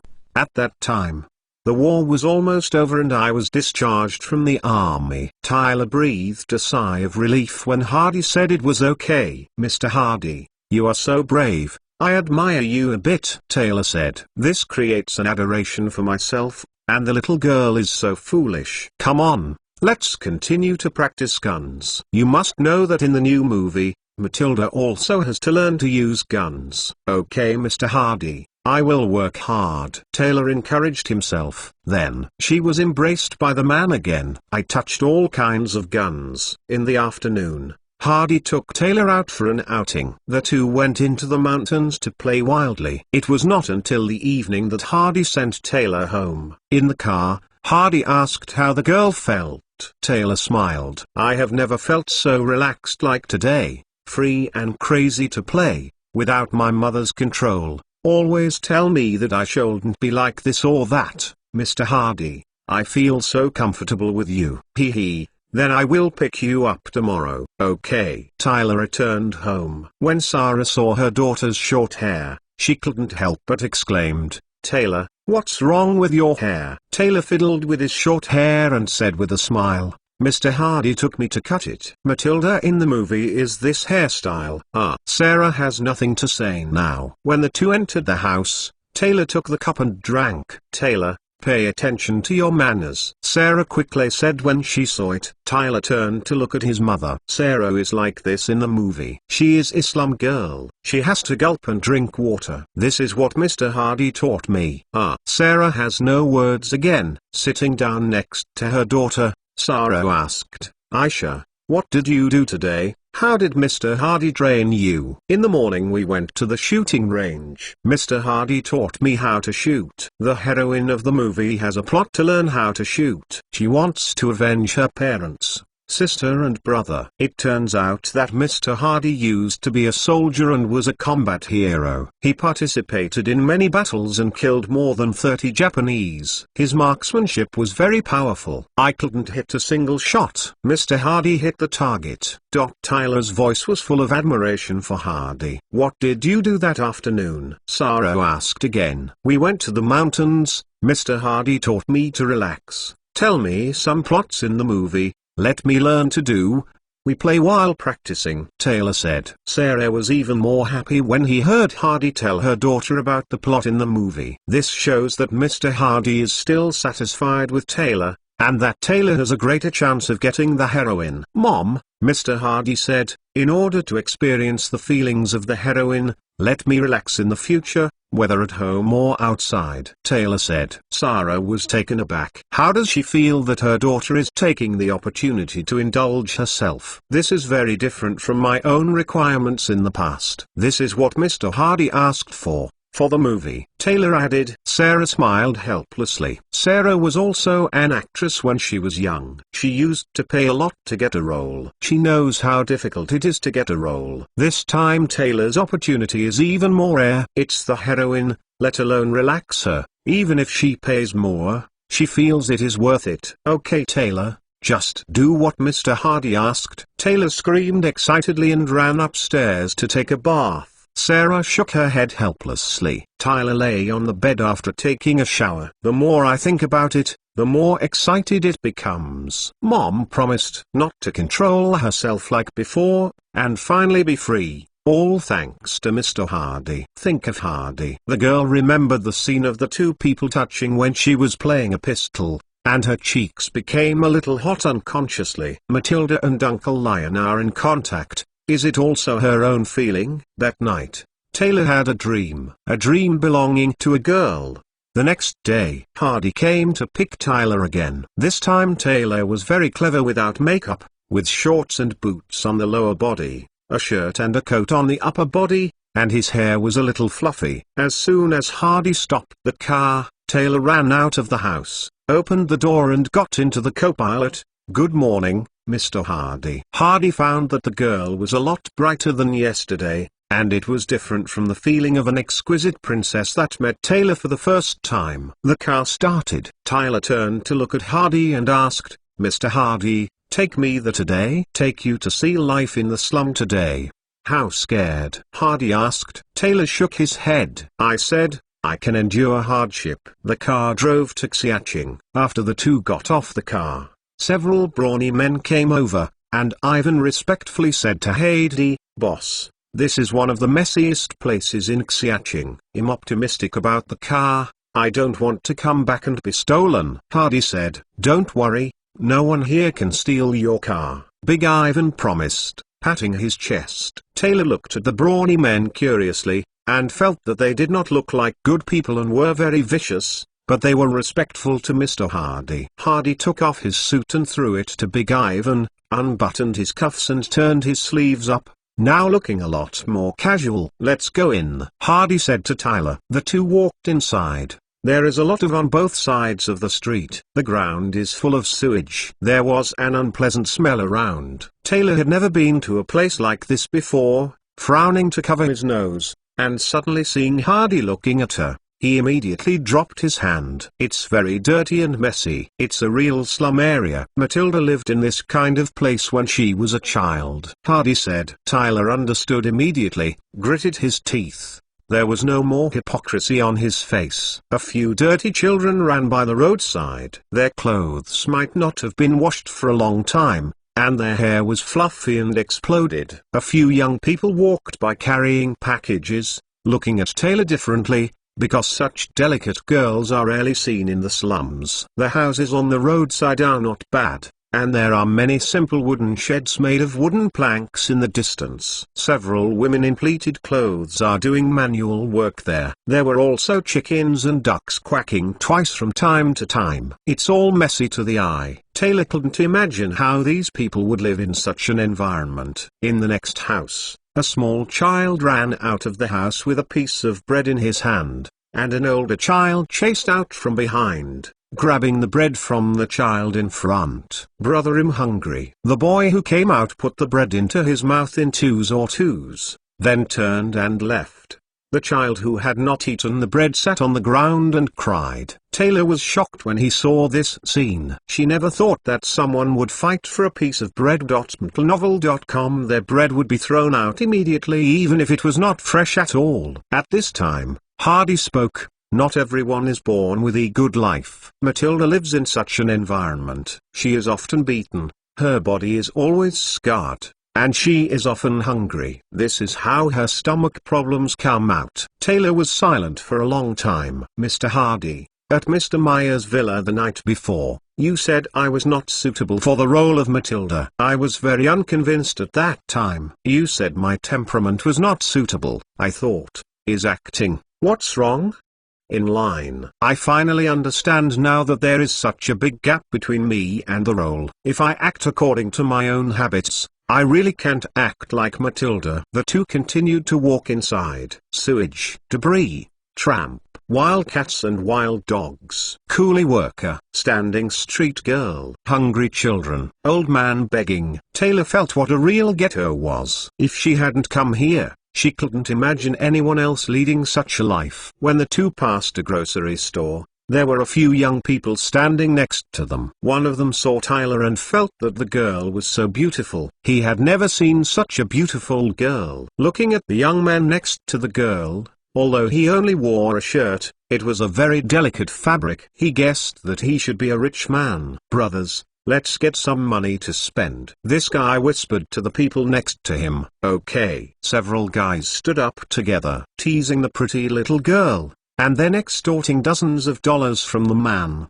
"They can spend the whole day happily today." Several guys stood in front of Hardy and Taylor, with wretched smiles on their faces. Chapter 82.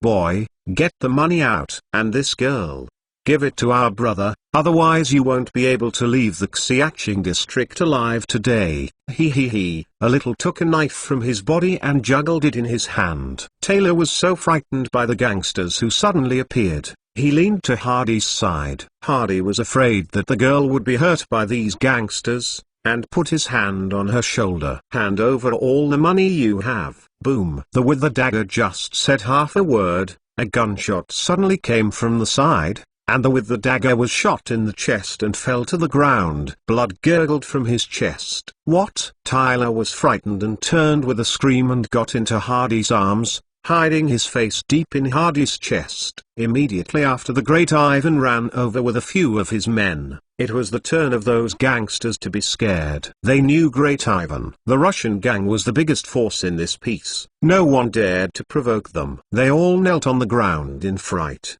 "Don't kill us! Don't kill us!" Several bullies knelt on the ground and pleaded. Big Ivan didn't have time to pay attention to these guys, looked at Hardy nervously, and said cautiously, "Boss, I'm sorry that it was my negligence that scared you all." Hardy shook his head helplessly. This is indeed an accident. He originally wanted to take Tyler to experience the look and life of the slum, but he didn't expect a few gangsters to rob them. Looking down at Tyler in his arms, he was frightened like a little quail, hugging Hardy's waist tightly, with his eyes closed against his chest. "Ivan, take care of the matter here, and I will take Tyler away." After speaking, he took Tyler and walked back. The Great Ivan hurriedly sent 2 men to follow the escort. When Hardy disappeared, Big Ivan turned and looked at the gangsters who were kneeling on the ground. His face turned hideous. "Oh shit, finally, the boss asked me to do this. Originally, I wanted to show it. This is all messed up by you bastards. Bring up the corpse and take all of them away." Big Ivan gritted his teeth and said coldly, "Back to the car." Hardy put the girl in the back seat. "Drive out of the slum." The girl curled up in the seat along the way. Hardy knew that Tyler was frightened. She had been cared for since she was a child and had never been exposed to such things. Seeing a person be killed in front of oneself, the impact on people is really tremendous. He thought about it.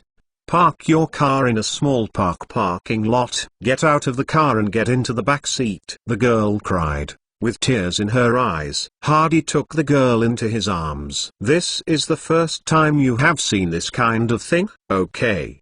The girl nodded and shed tears. "Remember that I told you that Matilda came back from shopping and saw through the door that her family had been killed? Can you imagine what she was feeling at the time? Sad, scared, but in order to survive, she had to gritted her teeth and walked to the side, knocking on Lion's door, and begging Lion to open the door, so that she would have a chance to live. Faced with death threats, you can imagine that she had how scared. Matilda's strength. Can you understand some of it now, right?" Tyler lay in Hardy's arms, and his tears slowly stopped. "My previous understanding of Matilda is still too shallow, Mr. Hardy. Can you tell me the story in detail? I want to re-understand it." Taylor said. "No problem." Hardy tells Matilda's story again, this time more carefully than at Meyer Park that night. Tyler listened very seriously while lying in Hardy's arms. She found that all the things she had seen in the past 2 days can be brought into the movie characters,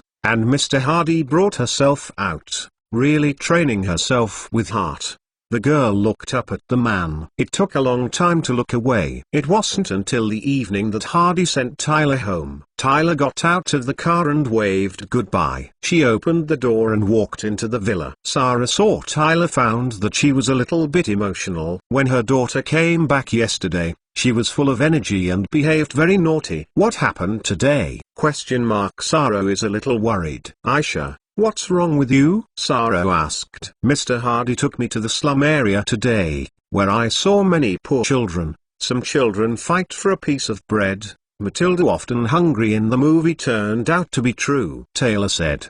Sarah was relieved to hear her daughter say so. She thought that what Mr. Hardy did to his daughter was just taking her to the slum. Sarah patted her daughter's head and said, "There are always misfortunes in life, so we have to work hard, right Aisha?" I went up to take a shower. Go ahead. After taking a shower, Taylor put on her pajamas and lay in the bed. In fact, the real reason for her depression did not tell her mother. She was frightened by the beaten bastard. This was the first time in her life that she saw someone killed. Mr. Hardy said he had killed more than 30 people. Thinking about it, Mr. Hardy was so courageous. And also, lying in Mr. Hardy's arms, I really feel safe. Thinking that Mr. Hardy would not be able to come to her tomorrow, I asked Hitchcock director and MGM boss Maya to read the script and determine the shooting situation. She was a little bit lost. There are still many expectations. I don't know if I can get the role of Matilda.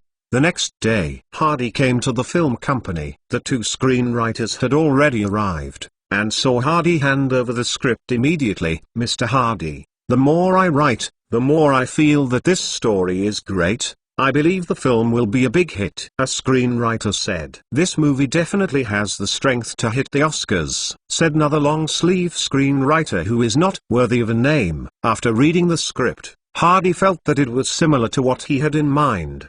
The main reason was that his outline was too detailed. These two guys basically perfected it. Yes, get me 5 sets. Hardy said. The two screenwriters took the script and went out to find someone to transcribe. Hardy picked up the phone and contacted MGM boss Maya. "Heidi, come to my manor for dinner tonight. I call Shang Hitchcock and the director of the production department to study your script together." Good Mr. Maya. In the evening, Hardy came to Maya's villa again. This time there were no guests in the courtyard, and the huge manor seemed very quiet. Hitchcock and Hans, director of production at MGM, were here. Before it was time for dinner, the three of them looked at the script together, and only the sound of page turning was left in the room. Maya was the first to put down the script. He is the big boss. He just needs to know the general outline and see if the plot is exciting. Hans put it down second. Hitchcock has been watching the longest time. Maya looked at the two of them. What do you think of this script? Hitchcock was the first to speak. I've heard the brief introduction to the story before,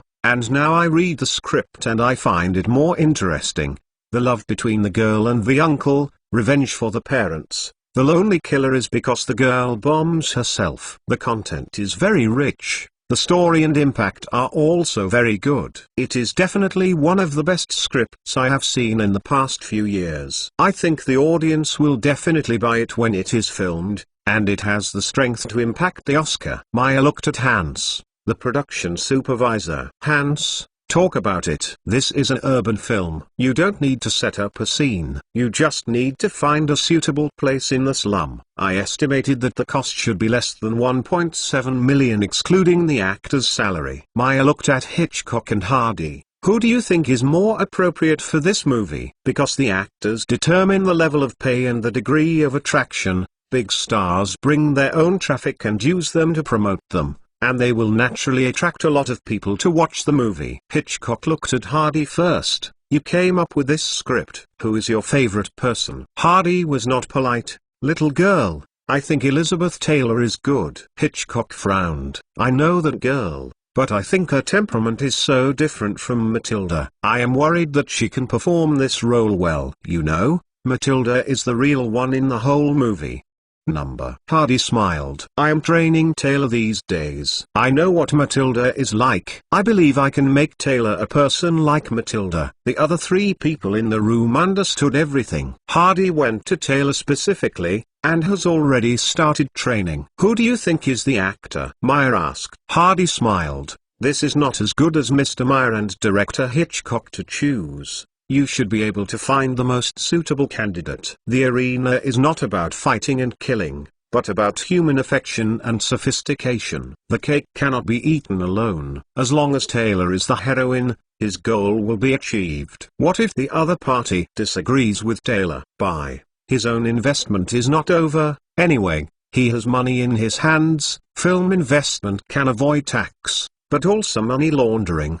He can make more money. Movies that make money at the box office. It was definitely filmed by an art director, not a merchant. Gary Grant, John Wayne, Gary Cooper, James Stewart, Henry Fonda, Montgomery Clift, Errol Forte, Ron Bowring, William Holden. Several people said a bunch of male celebrities' names, and whether it was appropriate to compare them one by one. Among these people, the most famous now is Gary Grant, who has the strongest box office appeal. Gary Grant is 41 years old this year, which also meets the standards of a 40-year-old uncle, but his pay is also the highest, almost $300,000 for a film. Heidi, what do you think of Gary playing Leon? Maya asked. If you choose Gary Grant, MGM has the most advantage. Gary Grant is their contract actor, and MGM can also share a third of the pay on him. In fact, Elizabeth Taylor is also a MGM contract actor. MTLnovel.com, but her salary is too low. It is estimated that only $10,000 to $20,000. Hardy thought for a while. Gary Grant was rated as the second greatest actor in a century. He has acted in comedies and scripts. He is very handy in various roles. He is 1.87 meters tall and 40 years old,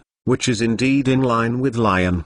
Character of. I think Mr. Grant should be qualified for the role of Lion. Next is the director, naturally Hitchcock, with a salary of $200,000. The supporting role of the evil policeman can find a familiar actor, which is estimated to cost $50,000. Also discussed Elizabeth Taylor's pay, a heroine's pay, but after the supporting role, we can see the importance of fame. At first, Maya prepared to give out $30,000. Hardy mentioned $50,000. Maya smiled and finally agreed. Taylor's signing is divided into 4 or 6. MGM 6. Taylor's pay is higher and their MGM earns more. There are dozens of other supporting actors and heroes in the play.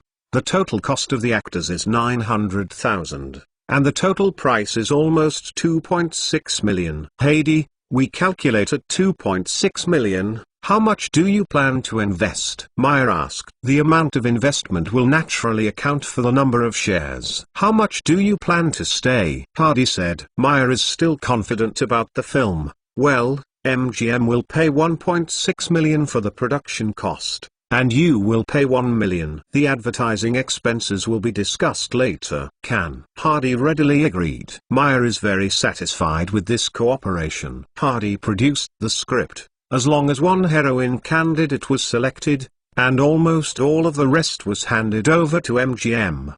The actors of MGM, the director of MGM, the production team of MGM, the studio of MGM, and they are required to produce and distribute in the later stage. The film hasn't started filming yet, and MGM has made a lot of money back. Chapter 83. The film is finalized. In addition to being the screenwriter and investor, Hardy also retains the rights of the second producer, and the rest of the matter will be handled by the director of MGM and Hitchcock. In the next 2 days, the two parties finalized the details and signed the contract. Elizabeth Taylor was wearing a shorts and a shirt, sitting on the grass in the backyard with fluffy hair. If it were before, her mother would never allow her to do this. But she has a reason now. Try to figure out the role. Taylor held a revolver in her hand, which she begged her mother to buy for her. It was a real gun, but Sarah didn't give her a bullet. The muzzle pointed at the big tree in front. Taylor pursed his lips. He killed my parents and sister and brother. I hope to kill him personally. This is a line in the movie. Taylor is speculating about the feeling. Put down the pistol. Taylor sighed. She hasn't seen Mr. Hardy for 2 days, and she doesn't know how the film is discussed, and she is also worried about whether she can play the role of Matilda. Although she is young, she knows a lot and knows how difficult it is to determine the actors of a movie, especially the protagonist. At this time a servant hurried to the backyard. Miss Taylor, Mrs. Sorrow asked me to call you to the lobby and see a guest. Taylor frowned. She didn't like this kind of entertainment, especially the so-called noble ladies her mother knew. They talked so much. They said that for a long time, and she had to sit there to accompany her for a long time. Who is it again? It's Mr. Hardy, the servant said. With surprise on Taylor's face, he bounced off the grass and ran towards the living room. Sarah was hosting Hardy at the moment, and the two were sitting in the living room talking. Sarah put a cup of tea in front of Hardy, smiled and asked, "Mr. Hardy, I wonder how you communicated with MGM these days?" Sarah is most concerned about this matter now, because it concerns her daughter's future. Haha, an agreement has been signed, with a total investment of 2.6 million yuan, MGM's 1.6 million yuan, and I'm 1 million yuan. Sarah listened to Hardy's investment of 1 million, with a greater smile on her face. Wealth is touching. Hardy can invest 1 million in movies, and in Sarah's eyes, he has become a rich man, and his status has improved a lot. I just thought that Hardy, as the assistant to the chairman of NOAA, and knew a big boss like Maya, was definitely not bad. Now I find that Mr. Hardy is more powerful than he knew. Is the actor's business settled? Sarah asked cautiously. It has been decided. The director is the Hitchcock director, and Lion, the actor, is determined to play Gary Grant. Hardy said. Hitchcock is a great director. Gary Grant is one of the top stars of MGM, and Clark Gable is the same name, and cooperating with such directors and actors is something countless actresses dream of. Then Mr. Hardy, how about the heroine Matilda? Sarah could not conceal her nervousness and expectations. As a producer, I recommended Tyler to Mr. Meyer and director Hitchcock, and after negotiation they finally agreed. Hardy said. Sarah was completely excited. She is a clever woman, knowing that her daughter has no advantage in this role, and she will eventually fall on Aisha, all thanks to this Mr. Hardy. Thank you Mr. Hardy for your recommendation. Sarah quickly thanked. Just then Elizabeth Taylor ran into the hall, and when she saw Hardy, she hurried up to him, panting and saying, "Mr. Hardy, you are finally here. Why, miss me for a few days?" Hardy smiled. Taylor was a little embarrassed. She has dreamed of Hardy several times during her sleep these days. Suddenly he raised the pistol in his hand. "Look, Mr. Hardy, I asked my mother to buy a gun for me, and I was practicing Matilda's feeling of holding a gun." At this time, Sarah said, "Isa, do you know, Mr. Hardy just said that the movie has been finalized.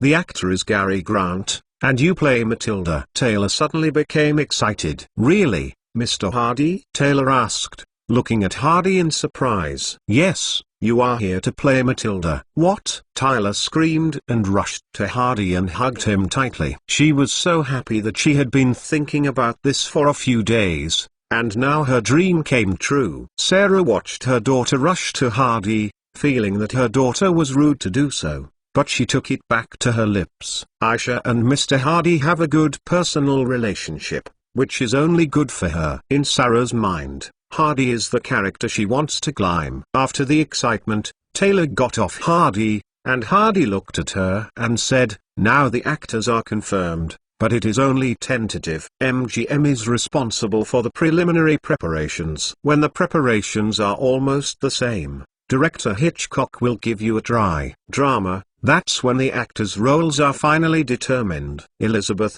you should know your shortcomings, and you will have to practice hard during this period of time." Taylor nodded quickly. "I will definitely work hard." After speaking, she looked at Hardy and said, "Mr. Hardy, will you still train me? I think your training is very useful." Hardy smiled. "Yes, as long as I have time." "Then when do you have time?" Taylor asked. "There is just time today." "That's great," Taylor exclaimed happily. Sarah sent to the door, watched her daughter get into Hardy's car, waved goodbye, and watched the car slowly leave. A thought flashed in Sarah's mind. In addition to cultivating her daughter to become a star, Sarah another idea is to marry Taylor into a wealthy family. This Mr. Hardy, in his 20s, looks handsome, is young and rich, has career and ability. If his daughter is a little older, It would be nice to marry him. Go out with Hardy again. Taylor was full of joy. Mr. Hardy, what are we doing today? Hardy looked at Taylor with excitement on his face and asked, do you know how to ride a motorcycle? Will not want to try it. Taylor's eyes lighted up suddenly. Hardy drove to Big Ivan and asked him to find a motorcycle for himself. The Big Ivan was so happy that the boss asked him to do business again, indicating that he was not angry with himself. The motorcycle drove over quickly, a big Harley Davidson, very similar to Captain America's. Send my car back to the security company. Hardy said, okay. Big Ivan nodded and bowed. Hardy rides on the motorcycle. Tyler sits in the back with his arms around Hardy's waist. Big Ivan keeps waving goodbye. Tyler finds it very interesting, and asks in Hardy's ear, he is so big and looks fierce, but he seems to be a little afraid of you. I once beat him up, and then hungry him for 3 days. Maybe because he was afraid of me. Hee hee. Hardy smiled. Taylor laughed after listening. On the highway outside the city,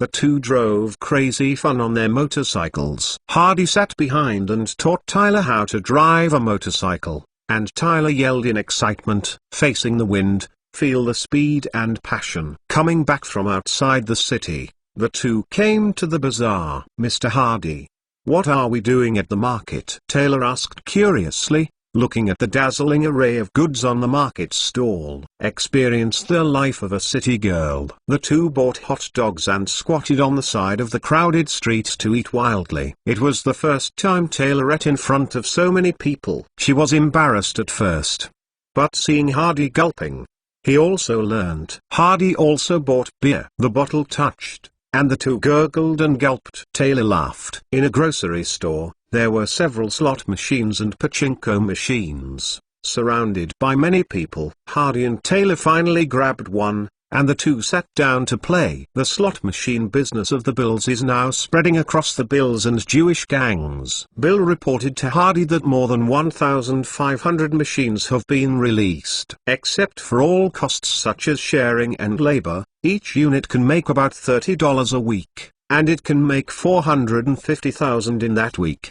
which is $2.3 million in a year. It's more profitable than selling goods. The two played for a long time, and Hardy took Taylor to stroll around the market again. Buy fruits, buy trinkets, play the gun game to win the toy. The name is to understand the world. Passing a stall selling flowers, Hardy stopped and looked. Boss, what is the name of this potted flower? Silver Queen. The middle-aged boss looked at the pot of green plants and said, I want this pot. Pay to take the flower pot away. Taylor curiously looked at the flower in Hardy's hand. Mr. Hardy, this potted flower doesn't seem to bloom. Why are you buying it? Give it to you. Hardy handed Tyler the flower pot. Why give it to me? She wished she received bright roses. Remember when I said that lion has a pot of green plants? When nothing happens, he will wipe it carefully. Hardy is a killer. His character is lonely and cold, and this potted flower represents the other side of his character. The only kind of kindness and longing for life. From now on you will take care of this potted flower. Taylor held the flower pot and nodded vigorously. Seeing that the time has passed 4 o'clock in the afternoon, today's training is almost complete, Hardy is going to send Taylor back, and the two went out of the market to pick up the car. There is a bank branch not far away. A white money-carrying truck was parked next to it. Several security guards with guns stood around, and the bank staff carried out 2 cash boxes from the branch. Hardy and Taylor walked not far away. You were reading www.uukanzu.com. He suddenly felt the crisis, hugged Taylor, and hid in the corner of a nearby house, and in the next second, boom, there was an explosion at the door of the bank. Several masked robbers rushed out of a black car. These people were holding machine guns in their hands, and immediately opened fire on the bodyguards next to the money transport truck. Those bodyguards were just hit by a sudden bomb. Before they could react, there was an intensive rain of bullets. One was knocked to the ground. Some security guards reacted, hiding behind the car and hitting back with a shotgun. Da-da-da-da-da-da-da-da. Bang, bang. For a while, gunfire broke out in the street.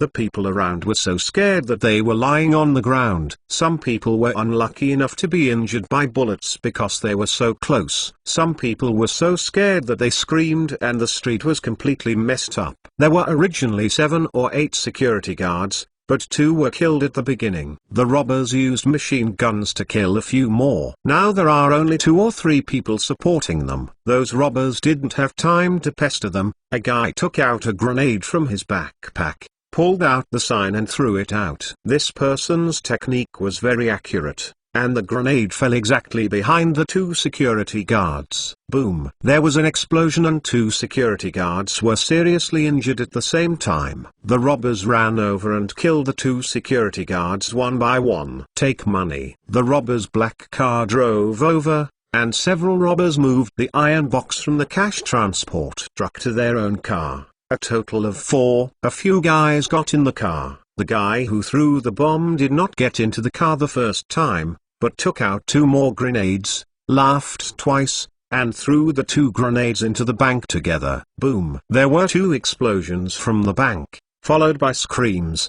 The robber got into the car, and the black car disappeared. Chapter 84. Hardy always protected Taylor under his body, and there were constant explosions of bullets outside. But Taylor found that he was not as scared as he thought. Hiding in Mr. Hardy's arms, she had an unprecedented sense of security, as if she didn't have to worry about everything as long as she hid in his arms. Taylor even peeked out. The robbery was over, and the robbers finally left. When the 2 came out of the corner, they saw the whole street in chaos. Several passers-by were killed, and several wounded lay on the ground wailing. The bank is even worse. All the glass was blown up, and the inside was messy. Hardy looked at the bank plaque.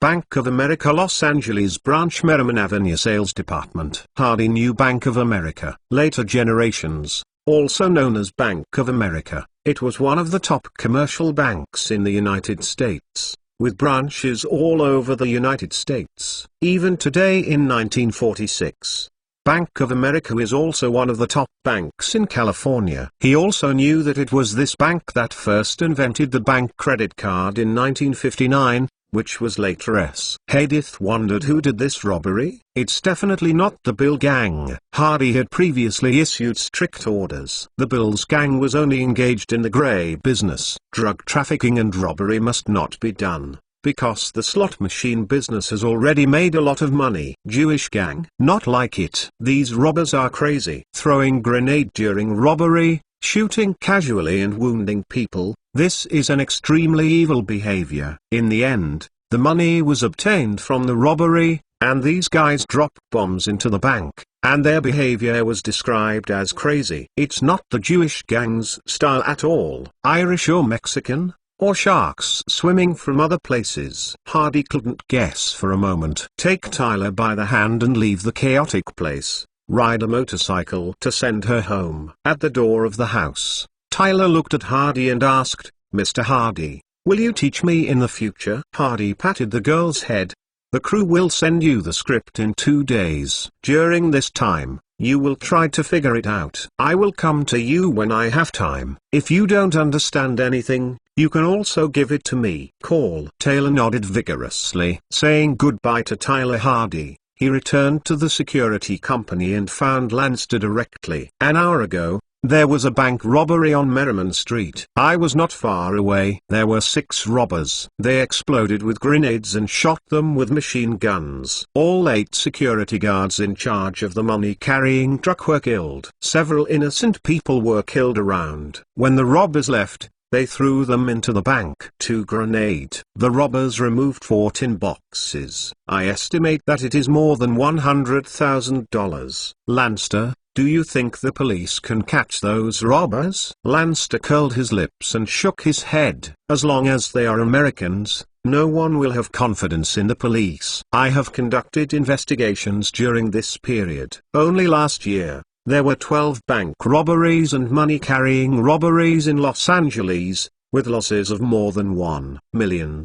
A handful of cases can be solved, only 1 case, and all the others have fallen into the sea." "Lanster, I think our chance is here," Hardy said with a slight smile. "Oh, What did you think of? Lanster asked curiously. Hardy lit a cigarette, took a sip and said, "You said if we find those robbers and bring the money back to the bank, what would they think?" Lanster paused and said, "The bank was robbed, and the loss of money was actually compensated by the insurance company. The bank did not have any losses, but if the money is recovered, this will be a great publicity for the bank's reputation. They can use this to make a fuss about how strong their bank is and can protect customers' property. Reputation is the most important to the bank." Hardy clapped his hands. "Yes, it's fame. The bank fancy fame. We can make a fuss on this point." Hardy picked up the phone and called Bill.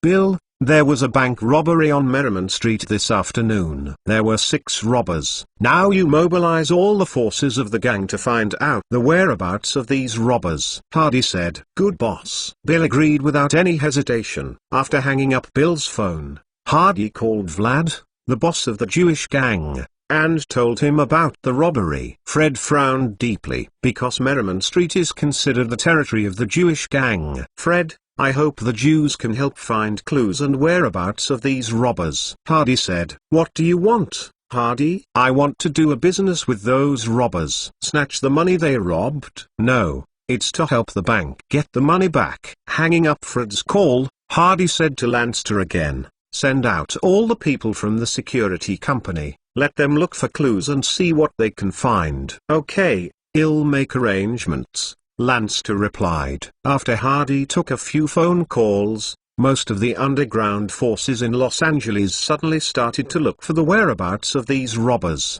The next day, the headlines of newspapers large and small in Los Angeles are almost all about the bank robbery, and Hardy read it while eating breakfast. Los Angeles Times. An extremely bad bank robbery occurred on Merriman Avenue yesterday. The banknote truck of the Los Angeles branch of the Bank of America was collecting cash. The banknote truck was parked at the Merriman Avenue Business Department. A group of robbers rushed out and hit them with a grenade and machine gun. 8 security guards were killed and $1.28 million worth of cash was robbed. During the robbery, the robbers used grenade and machine guns to shoot. 3 innocent passers-by were killed and 5 passers-by were injured. Before the robbers left, they threw 2 grenades into the bank, killing 2 people in the hall and wounding 11 people on the spot. This is an extremely bad robbery. The robbers were inhumane and shot and killed innocent people. A total of 13 people were killed and 16 others were injured. We strongly condemn this behavior and urge the Los Angeles Police Department to solve the case as soon as possible. The newspaper was accompanied by photos of the scene. The bank was bombed beyond recognition. Several people came out of the bank with blood on their faces. The other also described the robbery process, and finally said, "Los Angeles has more than a dozen bank robberies every year, causing great losses to banks and the people. Some people even call Los Angeles the criminal capital of robbery.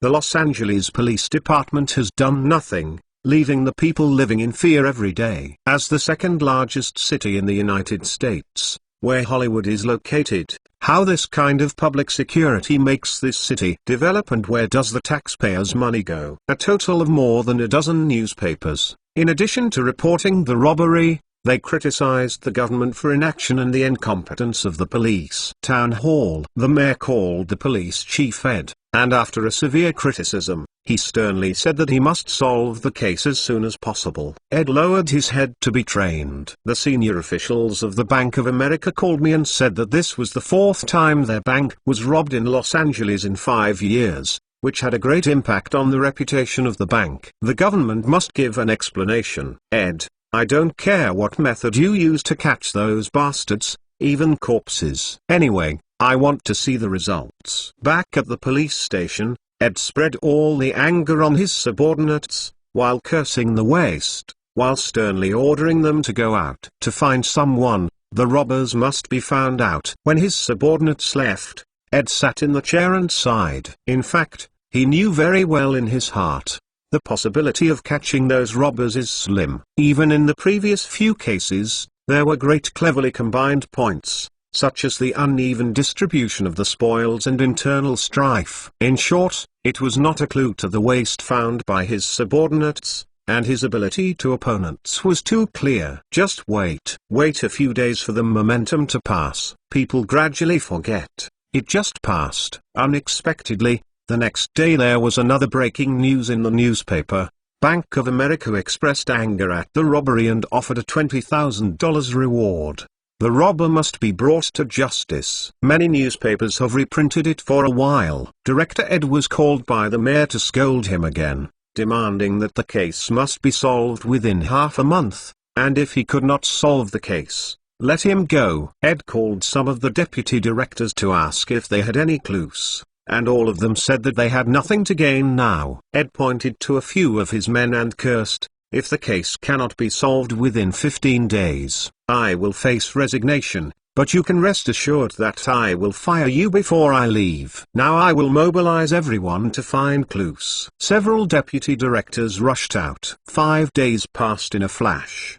The robbers seemed to have disappeared. The police did not find a clue. Ed's heart became more and more anxious. But there was no way. Hardy Security Company Strategy Research Office. Hardy and Lanster were lying on a map of the city of Los Angeles while Lanster drew a circle with a red pen. "Those robbers are here, a recycling station." Hardy smiled softly. "Irish territory, very good." To determine the location of these robbers, Hardy and the others took a lot of effort to mobilize all their hands to collect all useful clues. In a second-hand car dealership www.mentalnovel.com, a guy provided clues that a group of people came a few days ago and they had enough cars in their dealership to have a car similar to the black car used by the robber. The brand of the black car is Hardy provided it because he was there and saw the car. This is not the point. The point is that when the guy sold the car, he overheard one of those guys saying that the trunk of this car is big enough to hold more than a dozen cash boxes. At first, he didn't care, but after the gang investigated him, he remembered this and provided this clue. This guy described the looks of the people who bought the car. At the time of the robbery that day, these people were all masked. No one knew what they looked like. It was a big step forward to have their looks. After continuous investigation, more and more clues. Finally, a thief provided clues. At a certain waste station, he went to sell the stolen items. He seemed to have seen the person the bills were looking for. On the same day, Lanster sent a team to investigate. After a long time, it was determined this guy was in the recycling station, and found traces of the black car in the recycling station. If you are looking for someone, the gang is definitely 10,000 times stronger than the police. Lanster looked at Hardy and asked, "What are you going to do next? Grab them now." Hardy smiled. "Don't worry, let our people stare at the robbers. Don't do anything as long as they don't run away. Tomorrow, you go talk to Bank of America. Maybe they can become our first customer. Then I will talk to Director Eddie. I heard that the mayor has already issued a strict order to him. If he doesn't solve the case within half a month, he will get out. I think Hardy is safe and can be a partner of the police department. There are many places where this thing can work, and we have to make full use of it." Then the two chatted about the details. Chapter 85. At the headquarters of Bank of America's Los Angeles branch, Lanster walked into the lobby with two assistants. The lady at the front desk asked politely, "Sir, what can I do for you?" "I want to visit Mr. Moriah Johnston," Lanster said. "Do you have an appointment?" "Please." "No," the lady at the front desk said with a somewhat embarrassed expression. "Sorry sir, you and President Johnston did not make an appointment, and I cannot contact you. You help me call his office and tell him that I have information about bank robbers. Didn't you offer a reward?" Lanster said unhurriedly. The lady at the front desk was taken aback. "You are talking about the bank robbery a few days ago?" "Yes." After confirmation, the lady at the front desk immediately picked up the phone and called the president's office. After a short time, a message came. "Mr. President, please go up. I met President Johnston in the conference room." Lanster. Johnston looked at Lanster curiously. "You said you have information about the robbers?" "First of all, I want to explain that the bonus we promised is completely fine, but it will only be honored after the robbers are caught, so you understand what I mean." Lanster naturally understood that if he was a liar, he wouldn't get a cent here. Lanster smiled. took out a business card and handed it to Johnston. "First introduce myself, I am the General Manager of Security. We now have more than 120 security personnel. The security headquarters is in Los Angeles." Johnston listened to Lanster's self-introduction, and he was a lot more aware of scammers. If there is a company with more than 100 people, it should not be fraudulent for $20,000. "I really want to hear Mr. Lanster's information," Johnston said. "My intention is simple. I just want to tell Mr. Johnston that we have found the whereabouts of the robbers," Lanster said bluntly. Johnston immediately became excited. "Really? Where is it?" "It's in Los Angeles." Johnston stood up immediately. "I will contact the police station now. You tell them the location of the robbers and let the police arrest them. As long as you find those people, whether they are dead or alive, whether they can find the robbed money, the rewards we promised will be paid to you." "Johnston, please don't worry, I have something to say," Lanster said. Johnston had a meal, and said that the other party wanted to increase the price. "President Johnston, we have a strong security force in security. All security personnel are soldiers who have retired from the battlefield. Everyone has experienced battles. We hope to become a partner with Bank of America," Lanster said. "The biggest purpose of this trip." Johnston frowned in embarrassment. "But we have a cooperative security company, and the previous cooperation has been pretty good." Lanster smiled. Bank of America's Los Angeles branch was robbed 4 times in 5 years.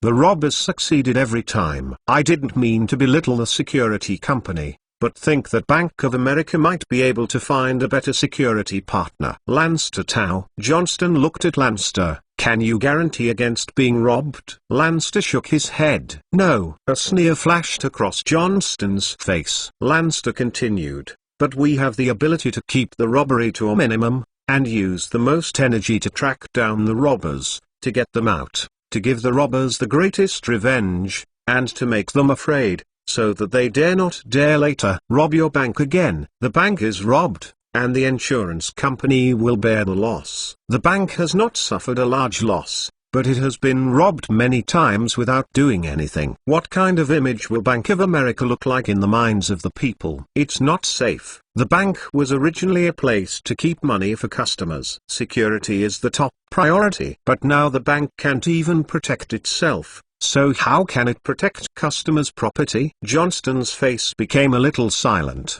Bank of America is headquartered in San Francisco. After the robbery in Los Angeles, the chief executive called Johnston and severely criticized him. One of them is very similar to Lanster's. Because of the successive robberies in Los Angeles, customers have reduced the security of Bank of America a lot, and the reputation of the bank has also been greatly affected. Los Angeles must make changes, otherwise it will consider his Johnston's position in the management. Therefore, there was a reward announcement for the next day. Think about the security company before. In several robberies, none of them defeated the robbers to prevent the bank from losing. He was also shaken in cooperating with that security company. Johnston touched his sideburns, and finally made a decision. If the robbers can be resolved successfully this time and the reputation loss of Bank of America can be restored, I agree to cooperate with you. Lanster smiled. Reaching out to Johnston,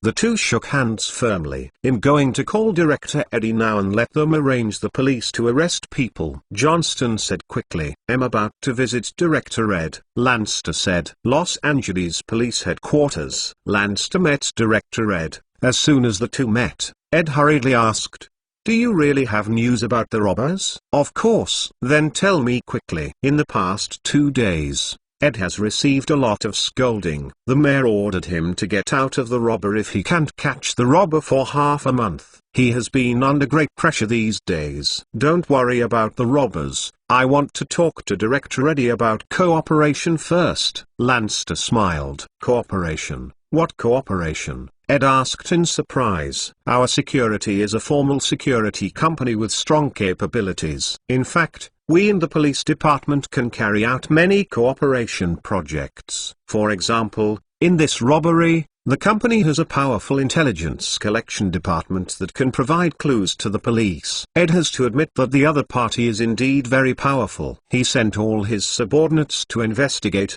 but until now he has not found any useful clues. For another example, our security personnel are all soldiers who have retreated from the battlefields in Europe and Asia. They have extremely strong combat capabilities. We can provide sufficient fire support to the police department or help the police department carry out arrest operations. Although Ed had never been on the battlefield, he knew how fierce these retired soldiers were, and he had no doubt about Lanster's statement. Yes, the police station doesn't have funds for this, Ed said with a frown. You can propose to the government. The mayor said in an interview the day before yesterday that he is dissatisfied with the current law and order in Los Angeles and will increase investment in law and order. I think this is a good opportunity, Lanster said. Ed thought for a while, and asked Lanster, is the information about the robbers accurate? Are you sure to catch them? We are absolutely sure. Lanster gave a very affirmative answer. Ed gritted his teeth and made a decision. Okay, I will ask the mayor for instructions. If the mayor agrees, the police department is willing to cooperate with your security company. The communication between Ed and the mayor went smoothly. In the past few days, the mayor's pressure is also great. There is pressure from Bank of America and public opinion pressure from the public. When Ed said that a security company had found the whereabouts of the robbers and hoped to cooperate with the police, the mayor agreed in one fell swoop. Anyway, it's all about spending money, whether it's for the police department or the security department. For him, it makes no difference. Solving the immediate problems is the key. He didn't want to take it off either. To successfully resolve the robbery,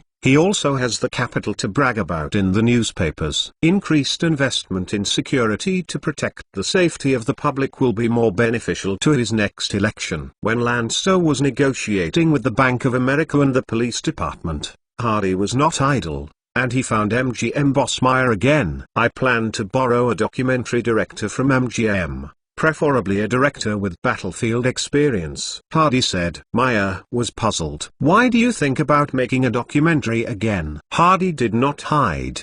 You should be aware of the Bank of America robbery the other day. Of course, after the robbery happened, all the newspapers in Los Angeles reported it. How could I not know? Moreover, at a reception 2 days ago, I met Mayor Ross. He told me that he is now under a lot of pressure. I hope this will happen.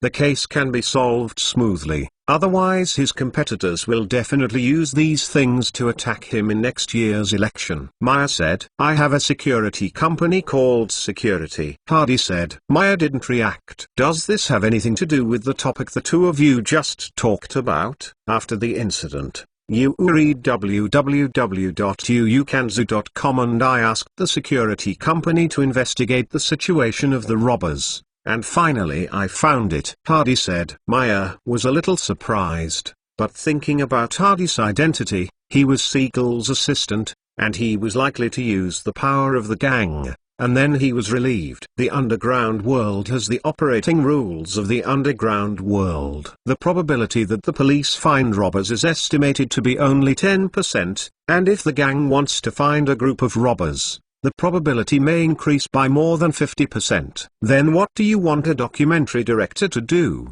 and have battlefield experience? Meyer asked. Those robbers are now hiding in a place. We haven't touched them yet. I have asked the security company director to contact Bank of America and the police station to help them catch these robbers. I am going to film the whole process and make it into a movie. For the documentary, I've already figured out the name. It's called Los Angeles Bank Robbery. The heat of this case is so high now, if the effect is good, it can be edited into a movie and played, and maybe it can make a box office. Meyer had some meaning to catch Hardy now. With a smile, Hardy said, the biggest role is to promote your security and make you famous, right? Hardy smiled. He really thought so. No problem. I'll let the company arrange for you to send you a best documentary director, and the equipment will be fully deployed. Meyer agreed. If you need a theater release in the future, you can also come to me. The Heavy Rain simply said a few words. The results of this book are not very good. Both are ordered a little more than 3,000. As soon as they fall out, I want a badge. If there are friends who read books from other stations, I hope to come to the starting point to help subscribe. Readers brothers of this site, I hope to give a full order, thank you. Chapter 86. The documentary director Burgess Moran, once a war correspondent in the military, entered the European battlefield to shoot war documentaries. After retiring, he joined MGM. His documentaries have also won some awards, and the conditions fully meet Hardy's requirements. Hardy told the whole story to director Moran. Moran became a little excited after hearing this. I think it's very interesting to record the whole process of arresting the bank robbers. I hope to be able to shoot that kind of excitement, because I am going to put him in the cinema when I look back. Hardy said. Moran was even more excited when she heard it. All the things he filmed before were documentaries, and none of them have ever been in a theater. Mr. Hardy, don't worry, I will definitely feel the excitement of filming. He thought about it. I want 8 cameramen and 8 handheld cameras. Moran said. No problem, I hope all color film is used. I also want to interview Bank of America and the police station. Hardy smiled. Don't worry, these are all arranged for you. Bank of America's Los Angeles branch headquarters. A meeting is taking place in the conference room. President Maria Johnston was very angry at the bank robbery and made a decision to offer a reward of $20,000 to find clues to the robber. Our Bank of America's motto is to protect the safety of customers' property to the utmost extent, and we will never tolerate things that damage customers' property. This matter must be traced to the end. The shooting ends. Edward, the interim general manager of the film industry, walked into the president's office with a smile. Mr. Johnston, our boss said that we have already agreed with MGM that this film is going to be made into a documentary and will be shown in major theaters across the United States. It will also be delivered to the Oscars. This is a great publicity effect for the Bank of America. The boss asked me to ask you if you would like more Bank of America shots in the documentary. Of course. It is a frontal shot. Edward was originally a manager of a brokerage company, but the film industry was an empty shelf. Before Hardy only borrowed his name. Later, there were a lot of things, such as the cooperation with MGM, and he had to find someone to manage. Hardy let Edward become a film company general manager. This guy Edward is very smart and very capable of doing business. He has managed well from the beginning to now. Hardy also asked Edward to be responsible for this documentary business. Film industry. When President Johnston heard it, he knew that he was in the same house with that security. Broadcasting in major theaters across the US and delivering the Oscar documentary appraisal can indeed play a great role in promoting the Bank of America. But what does your last sentence mean? Front lens. That means there is also a reverse lens. This is a threat from Kaigiwago. President Johnston also knows that Bank of America, as the robbed party, did nothing in the later period. A little movement of the filmmakers could cause great damage to the reputation of Bank of America. Who will let these public opinion media control the right to speak? Johnston asked Edward to go out first and picked up the phone to call the president of Bank of America. He was just the president of the branch. He also needed to ask for instructions on this major event that might affect the entire Bank of America. President Mark, I would like to ask you something. Johnston talked about his plans to capture the robbers, shoot a documentary, and MGM to be screened nationwide, and to deliver the Oscars. Finally, he said, the film company asked how many positive shots we Bank of America would like to keep in the documentary. As soon as President Mark heard it, he knew what the film company intended. Of course, the more the better. And all of them should be positive shots. I hope that in the documentary, I will focus on promoting the Bank of America's concept of customer service first. The documentary must not have any negative news about Bank of America. Do you know how serious the consequences of negative publicity are? It may ruin a company. A negative publicity may not be able to turn over for several decades. President Mark said, when dealing with negative news, our stock price will plummet, and shareholders will not let it go. Do we know Johnston? President Mark, I heard that the film company has a threatening taste.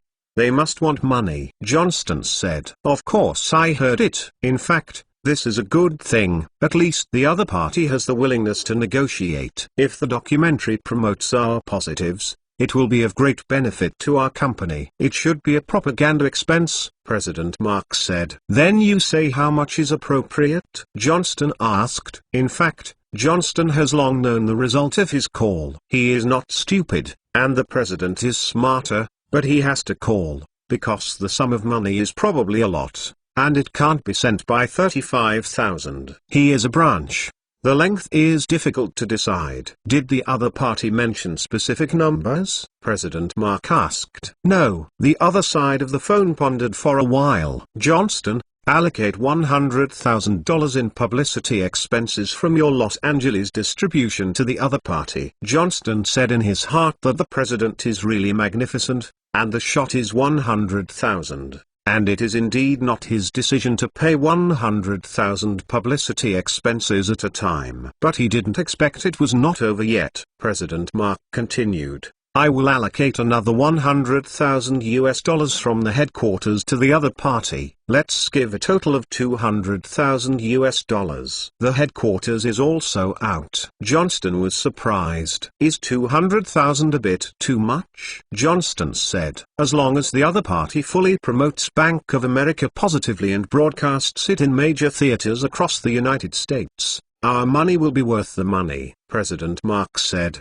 Good President, I understand. 200,000. Edward was so excited when he heard this number. A documentary hasn't started shooting yet, has already earned 200,000 advertising fees. Borrowing a director, 8 cameras, and some film from MGM. It is estimated that the total cost is less than 20,000 US dollars. But now I have gotten back 10 times the profit. Johnston looked at Edward and said seriously, Mr. Edward, we at Bank of America are willing to invest this huge advertising fee, but we must also protect our interests. We must try our best to promote our ideas in the film without any negative reports. Edward smiled. You can rest assured that after the film is finished, several companies will be called to watch the samples together, and the samples will be officially released when everyone is satisfied. Johnston finally felt relieved when Edward said this. Edward left with a check for 100,000. As for the remaining 100,000,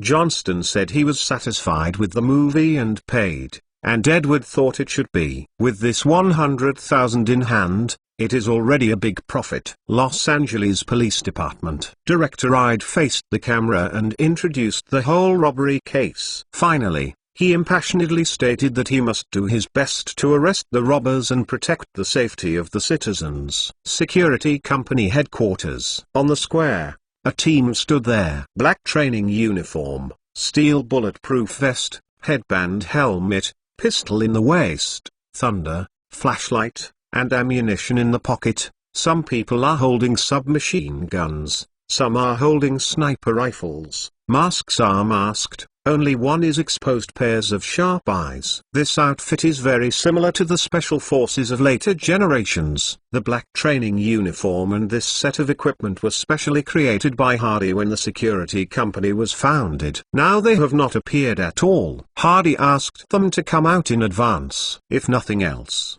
they look very handsome. Each team will also be equipped with a set of wireless walkie-talkies, which is similar to that of the later Elder Brothers. Although the communication distance is only 15 miles, in this era, it is a proper black technology that can command such small-scale operations. Great effect. This team stood there, and suddenly made people feel a sturdy feeling. It looks very professional. It was also the first time that Director Moran saw such a team, and he was shocked. He ordered several cameras to view the scene from different angles in an effort to shoot the most powerful side. Strategy Research Room. Lanster was interviewed. Our security personnel are all veterans. They have fought bravely on the battlefields of Europe and Asia. They are all heroes of battle. They have made great contributions to the security of the world. After joining the security company, They received more formal security training from our company, become a security officer and continue to serve people's safety. After the Bank of America robbery, we were hired by Bank of America to investigate the robbers, and used a large number of intelligence personnel to collect information and finally determine where the robbers were hiding. We have made contact with the Los Angeles Police Department, and the two sides have reached a cooperative intention to carry out arrest operations together. I believe that our security will also become a force to protect the citizens of Los Angeles. We have found out that there are 6 robbers, and there may be other people in the hiding place. There should be no more than 10 people. We have prepared 6 combat teams, 5 combat teams, and a sniper team for security. Actually, to deal with those robbers, we are confident that only one team will be able to eliminate them. But for the safety of the people, we are planning to dispatch 6 teams. Make sure nothing goes wrong. Set off. With an order, 60 security personnel climbed into the car, and Lanster got into the command car as the commander. There was a radio in the car to talk to the 6 combat teams. Several photographers kept up with different units and kept shooting, especially in the command vehicle. At the same time, the police station also dispatched a team. There are 20 people in total. The police and security parties gathered about 3 kilometers away from the waste collection station, and they got off the station together. The police looked a little slack. Their weapons were pistols and a few long guns. Looking at the security company team next to them, there was a sturdy spirit from the inside out. Judgment shall be made. Director Ed and Lanster shook hands. Ed said to the camera, "Those robbers who robbed the bank are a group of inhumane thugs." Novel.com. The police department is lacking in firepower. For this reason, we deliberately cooperated with security to arrest. The operation is mainly attacked by security, and we assist. Ed turned his head to look at Lanster and asked, "Are you sure those robbers are still in the waste collection station?" "Yes, our intelligence personnel have been watching," Lanster said. "Then let's start now." Action. With a blast, the security personnel boarded the car again and slammed to the waste collection station. The convoy stopped 500 meters from the waste collection station. The action team got out of the car and rushed forward from different directions. The film crew followed closely behind the team. At the end is the police. In another limousine, several big men sat in it. MGM boss Meyer, Los Angeles Mayor Ross, Bank of America Los Angeles branch President Johnston, and security boss Hardy. It was also the first time that Hardy met with Mayor Ross and President Johnston. He asked MGM boss Meyer to help and invite him to watch a good show. It is more important to build contacts. He is now qualified to treat these people equally. Mr. Hardy, I admire you for creating such a strong security team. I believe that security will definitely develop in the future. Mayor Ross said. Next to President Johnston, he looked at the young man in front of him and said with a smile, "I admire his management ability even more." The film company easily took $200,000 from him yesterday, and he also thanked others for helping him publicize, and also promised to cooperate with security in the future. Meyer looked at the counter-strikes who rushed into the recycling bin, and turned to Hardy and said, "Hardy, I suddenly feel sad for the robbers." "Why?" "Because they met you." Chapter 87. This waste recycling station is large in scale, covering an area of several tens of acres. The courtyard is full of sundries and piles of scrap cars and machines. The sniper looked for a vantage point. 5 assault teams rushed in, the cameraman followed closely behind, and the police followed far behind. Da. There was a gunshot from one place. A squad encountered a robber who had come out, and when the robber saw the security squad, he immediately stretched out his gun. But no matter where he was the opponent of the assault team, the leader of the team raised his hand and gave him a bullet, and the guy immediately had a few holes in his body. The gunfire awakened the other robbers. 3 people rushed out with their guns, but the situation was far more serious than they thought. As soon as they came out, They became a living target for security personnel. Sniper rifles and submachine guns greeted them together. The robbers no longer dared to rush out, and a gun barrel and even a heavy machine gun protruded from the window, shooting wildly at the outside. Da. Suddenly, intensive gunfire continued. Boom! Richard found the gap. The sniper rifle bullet penetrated through the window and hit the machine gunner's head accurately. The crazy heavy machine gun stopped. But within a few seconds, another robber took the machine gun and fired at the outside again, with continuous bullets roaring. All the policemen hid behind the trash mountain, and none of them dared to show up. They were not even as good as the photographers, who kept sticking out their lenses to shoot. Grenade. With an order, the team members took out the grenade they carried and threw them to the junkyard house. One or two of them were accurate and threw them directly into the house. Boom boom boom. There were several explosions in a row, and the room was suddenly misfired. Offensive. The rebels are killed on the spot. Kerry, who led the team, ordered a charge. Dozens of security team members rushed towards the building. The photographers took a look and ran forward, but the police did not follow. Looking at the battle just now, it is almost the same as the battlefield. They have experienced such a battle, and now they are still worried. If those heavy machine gun bullets hit them, they will definitely be 100% dead. However, they also admire the security guards. At first glance, they were the soldiers who had really experienced the rain of bullets.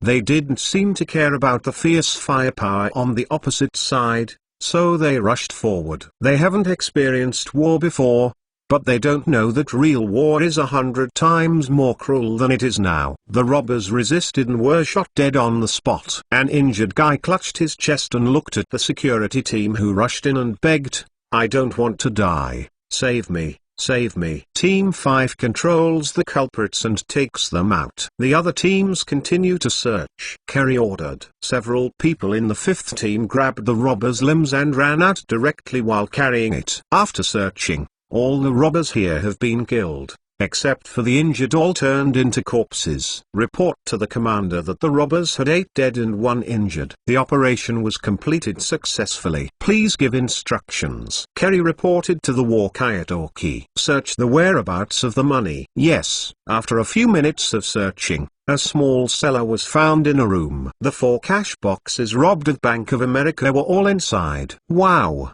The money box opened, revealing the colorful banknotes inside. Several boxes of banknotes are placed together, which has a very visual impact on ordinary people. The photographer pointed the lens at the cash box. Report to the commander, the money has been found. Very well, send a team to take out the banknotes, and other teams search for other suspicious persons nearby. Lanster ordered. Understand. A group of people carried the money out, and the remaining group continued to search. When the team came out carrying a few money boxes, the reporters gathered at the door all raised their cameras to take pictures frantically. Yes, these reporters were also notified by Hardy. The higher the popularity of this matter, the better the propaganda effect. The reporters only heard fierce gunshots and explosions at first. Later, a robber covered in blood was carried out. The reporters finally found the opportunity. It didn't take long for the security personnel to carry out a few money boxes. They knew this time the action was successfully completed. Lanster got off the command car, and the reporters immediately surrounded him, raising their microphones to ask questions. Excuse me. Is the money from the bank robbery here? How about those robbers? Is there only one living thing? What about the rest? What company your security is? Can you introduce it? Lanster had anticipated this situation a long time ago, and he did not hurriedly accept interviews to introduce the situation of the operation. Finally, he said, "We have followed up and filmed the entire operation, and I believe you will be able to see this documentary in the cinema in the near future." The reporter still didn't let him go. "Mr. Lanster, who designed this equipment for your company's security personnel? It is very handsome. It was designed by our company boss." "Excuse me, why are you arresting the robbers instead of the Los Angeles Police Department?" a reporter asked. "Outsiders don't know about the cooperation between the security and the Los Angeles Police Department, and it just happens to be announced. Our security has reached an intent to cooperate with the Los Angeles Police Department. As a supplementary force of the police department, we will arrest some powerful and murderous bandits. In the future, our security will also become a force to protect the citizens of Los Angeles. Inside the limousine, several big guys saw these all in their eyes. Maya smiled and said, "Today was really a good show. Not only the fierce arrest, but also Hardy's operation sees the opportunity of this bank robbery and turn security into a star company. I believe that security will become one of the top security companies in Los Angeles from now on. As long as it can serve the safety of Los Angeles citizens, I would like to see such enterprises develop," Mayor Ross said with a smile. Only President Johnston frowned and said, "I don't know if we should be fortunate now. We are victims of Bank of America from beginning to end. The business hall was blown up and our reputation was damaged. We also paid the film industry's $200,000 publicity fee. Although the robbers are now punished, for us, only loss is not good." Hardy looked at Johnston and said with a smile, "Mr. Johnston, this incident is not only an opportunity for security, but also an opportunity for Bank of America. When the documentary film comes out, I believe you will feel that the $200,000 is not in vain. This publicity expense is definitely more rewarding than what you have invested in other places." "I hope so." Johnston shrugged. The next day, newspapers in Los Angeles are full of news about the Bank of America robbery being solved and the robbers being killed. Los Angeles Times. The opening photo is a photo of a few security guards wearing black special forces costumes carrying blood-covered robbers. Also used color photos deliberately. The robber's clothes were blown up, he was covered in blood, and there were painful expressions on his face, while the eyes of the four security personnel were sharp, showing a strong breath. The labels on their chests are especially obvious. Security. This outfit resembles the special combat uniforms of later generations, looks very handsome and cool, and is very eye-catching. This picture, let many people remember the name of security. It is definitely the best advertisement. In the text report, the whole matter was stated clearly. Bank of America was robbed by robbers. The robbers were extremely cruel and inhumane. They shot and killed innocent people. In total, 13 people were killed and 16 others were injured. This became the most murdered robbery case in the United States in 10 years. Various circles of public opinion condemned the robbers' behavior, and Bank of America offered a reward of $20,000 for the robbers' whereabouts. The Los Angeles security company initiated intelligence personnel to collect clues and finally determined the situation of the robbers 5 days later. After the robbery, the robbers hid in a waste recycling station. Yesterday, security and the Los Angeles Police Department jointly launched a raid on the robbers. At that time, the fighting was extremely fierce. Weapons such as submachine guns, heavy machine guns, and grenades were used. In the end, 8 robbers were killed and 1 injured. The Bank of America was robbed and recovered all the cash.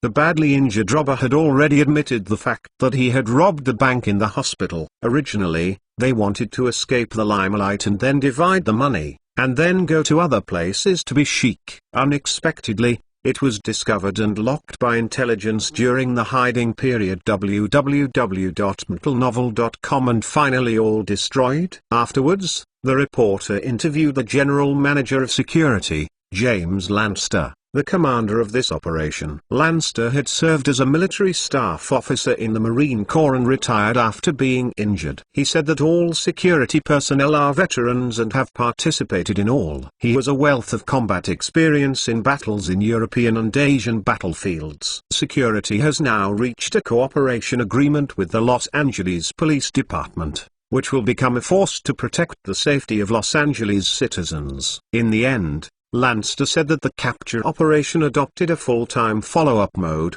which will be made into a documentary and will be shown in major theaters across the United States. At that time, you can see the whole story of the Los Angeles bank robbery. And other newspapers, they are all reports of this arrest. Some used security team members to carry photos of robbers, while others used photos of team members to carry bank cash boxes.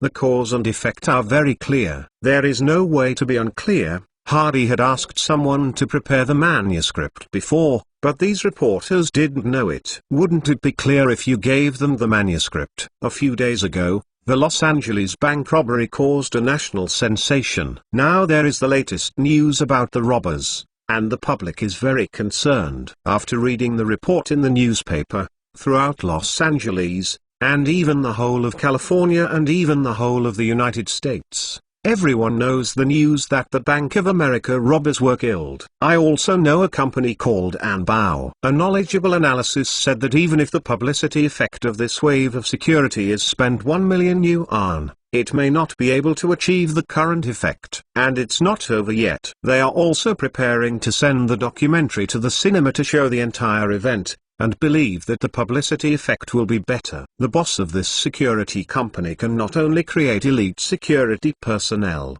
but is also a master at propaganda. Chapter 88. In the MGM film production room, documentary director Burgess Moran led the team to work overtime. 8 cameras were used for this shooting, and the film and television materials were sufficient. What he has to do now is to edit these film and television materials into an exciting documentary. 2 days and 2 nights passed. A 68-minute documentary was released. Organizer movie watching. Hardy is here, MGM boss Meyer is here, President Johnston is here, Mayor Ross and director Ed are also here. Several big guys sat down to watch the film together. At the beginning of the film, newspapers kept flashing, and various newspapers reported that the Los Angeles branch of Bank of America was robbed. Then there is an introduction to the whole robbery case. After the robbery happened, many reporters rushed to the scene and took many photos and recorded videos on the spot. Innocent passers-by were killed, money transport trucks full of bullet holes,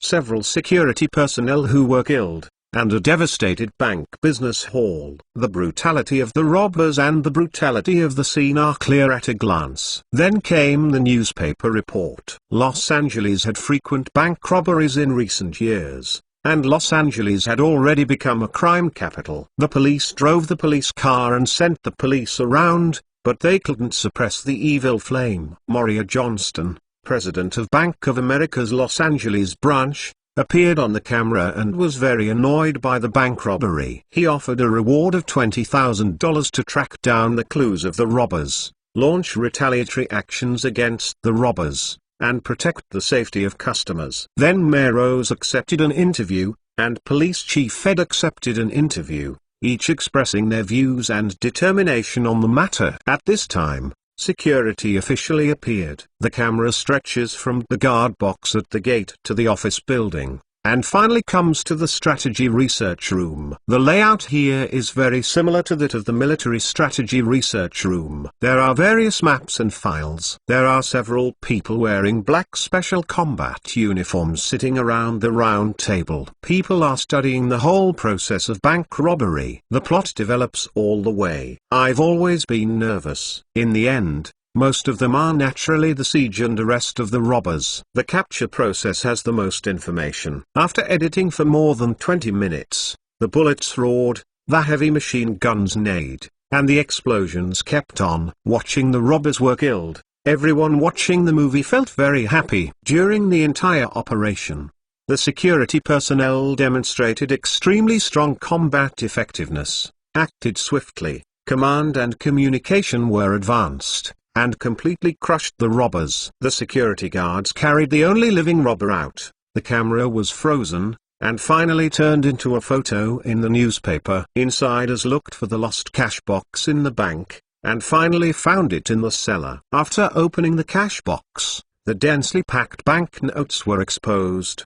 The camera was shot from multiple angles, which stimulated people's adrenaline. The security guard came out carrying the money box, and the photo became a newspaper photo again. At the end of the video, Security handed over the cash box and the robbers to the Los Angeles Police Department. Lancaster and President Johnston shook hands. The two parties formally signed an agreement. Security officially took over the security business of Bank of America Los Angeles. Lancaster shook hands with Chief Head of the Los Angeles Police Department and signed an agreement. From now on, security will become the outer force of the Los Angeles Police Department, responsible for some street security patrols, emergency handling, and strong fire support. Hardy is very satisfied with the editing of the entire film.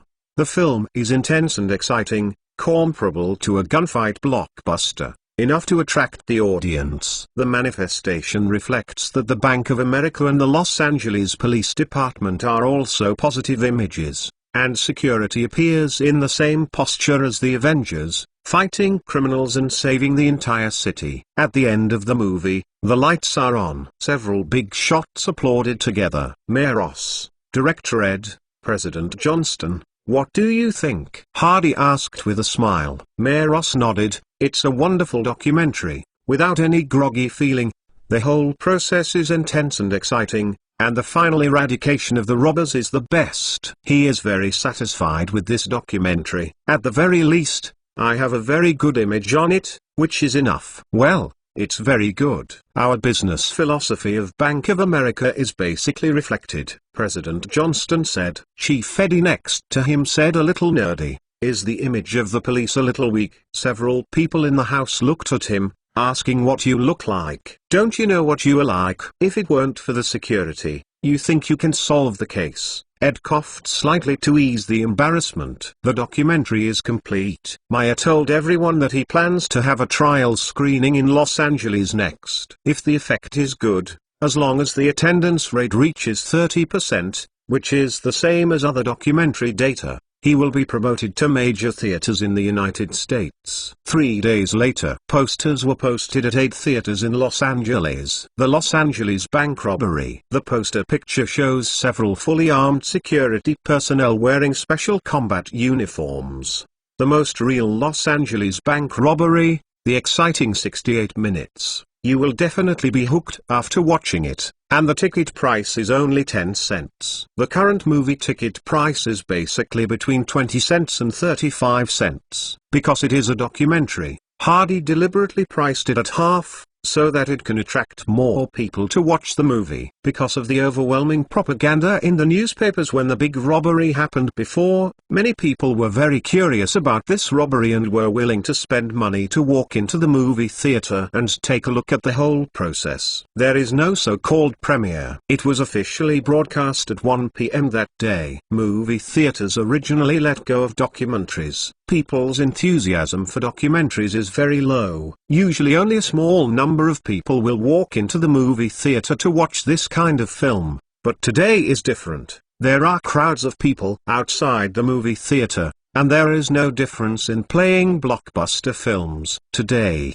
Hardy was fine. I drove up little Lolita Taylor and took her to watch the movie. Taylor hadn't seen Hardy for several days. It was great to be able to come out to watch the movie with him. The little beauty looked at the poster and asked, Mr. Hardy, security is your company, right? Yes. I read the newspaper and it said that security had defeated the robbers easily, and that in the future, it would be necessary to maintain law and order in Los Angeles. Mr. Hardy is so powerful, Taylor couldn't help but praise. The two walked into the theater and sat next to each other. The cinema was almost full. This is hard to imagine. This is a documentary. Even if it is a well-produced movie, it is already amazing to have 70% to 80% attendance. Movie playback. The whole Los Angeles bank robbery was not a bit dull as a documentary, and there was not much preaching and reasoning, it was just narrative. Show the tension and excitement. Taylor was deeply attracted by the content. Staring at the screen without turning his big eyes. The same is true for other audiences. In the last 20 minutes, when the scene arrived,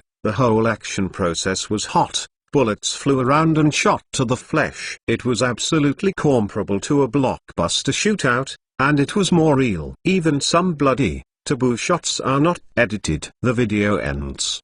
The audience discussed as they walked out. Many people are hooked. If modern people see this documentary, it is estimated that some people will scold the film company for being unscrupulous. This documentary is too high on security. This is a commercial in the guise of a documentary. The owner of this security company must have spent money. Yes, Hardy did spend money. Before editing, he gave the director of Miranda Content Production flowsheet, sorted out the entire plot process, and of course, there was a check for $10,000. Moran did not succumb to the temptation of the check. He simply thinks that the film process written by the boss of Hardy is better. There are 2 movies currently being shot, both of which are scripts made by Hardy's boss. They are definitely not a layman. Screening for 3 consecutive days. According to the box office statistics, MGM was surprised to find that it turned out to be better than the box office results of many movies. The main thing is the pre-propaganda, and the sensational event can attract so many people into the theater. With a big wave of his hand, Meyer put the distribution department into theaters across the United States, and maybe he could make a lot of money with this documentary. Regardless of how it counts now, the movie documentary is only profitable, and even has a tendency to make a lot of money. Soon the Los Angeles bank robbery was shown in theaters across the United States. Although other cities are not as popular as Los Angeles and have achieved successful attendance, they are much better than ordinary movies. There is absolutely no problem in making money. Meyer called Hardy and said with a smile, "Hardy, I found that you are a marketing genius. A simple bank robbery, you have run it so perfectly." According to the current box office trend, if it is broadcast for a month, it should be able to reach 2 million box office. This documentary will cost you very little. Excluding the theater share and distribution costs, you can probably earn about 500,000 yuan. More importantly, this incident has facilitated the cooperation between security and the Los Angeles Police Department and Bank of America. I guess that this is the focus of your plan. And through publicity, everyone in the United States is aware of security. In the future, security will develop business. It will go very smoothly. Hardy, you took the whole thing to the extreme. Meyer admits that he admires Hardy's mind now. How can such a person do business without making money? He is very optimistic about Hardy's future now. MGM makes a lot of money, and more than half of the profit is deducted from the publicity fee. Hardy said with a smile, "That's just a small amount of money. I believe you won't care." Meyer said, "Hardy can care about hundreds of thousands, mainly because the other gains are greater." Security has now signed a contract with Bank of America. The Los Angeles branch of Bank of America has a headquarters with a vault. In addition, there are 5 business halls and 3 cash transport vehicles. A total of 85 security personnel are required. In the contract signed by the 2 parties, Bank of America must pay more than 1 million security fees each year for security, including the security of the treasury, the security of the business hall, and the security of the money transport vehicle. If a robbery occurs, the security company promises to retaliate against the robbers free of charge. Hardy's security is now only about 120 people, and the Bank of America family has eaten most of it. Hardy then ordered Lanster to continue to recruit people vigorously. Hardy's ideal is to develop security into an enterprise like Force. Later Force has more than 620,000 employees, has operations in 115 countries around the world, and undertakes dozens of business categories. Now that Hardy Security has taken a solid step, he has become famous, and has his own direction. He believes that he will be able to develop in the future. The matter of the security company had just ended, and Hardy got another good news. The financial company called him, and their acquisition of the shares of Nash Mining had been completed. Nash Mining originally had 4 shareholders, 2 major shareholders and 2 small shareholders. The David Nash brought Nash Mining to the bottom, and was already unable to recover. At this time, the financial company came over to buy, through professional analysis and fudge. The 3 shareholders sold all the shares in a package. Selling now can at least get some money back. When it really drops to a penny worthless, they can't get that money back. The company still has foreign debts, and maybe they will have to pay from private pockets to cover it. The financial company found David Nash again. He was already in jail, waiting for the trial. At first, he wanted to make more money by holding his shares. At least he would be more comfortable in prison if he had money in his hands. The person from the financial company smiled and said, "We have acquired the shares of the other 3 companies, totaling 31. Although it is a little less than yours, you can surpass you by just collecting a little in the market. What will happen next? I believe you can think." People who play finance have a way to deal with a listed company that is on the verge of bankruptcy. In the end, it can make David's shares worthless. Moreover, he was still in prison and had no resistance at all. Selling now, at least I can get back more than $200,000. You are reading www.uukanzu.com. David finally gave in. At this point, Hardy completely owns Nash Mining. As for what to do next,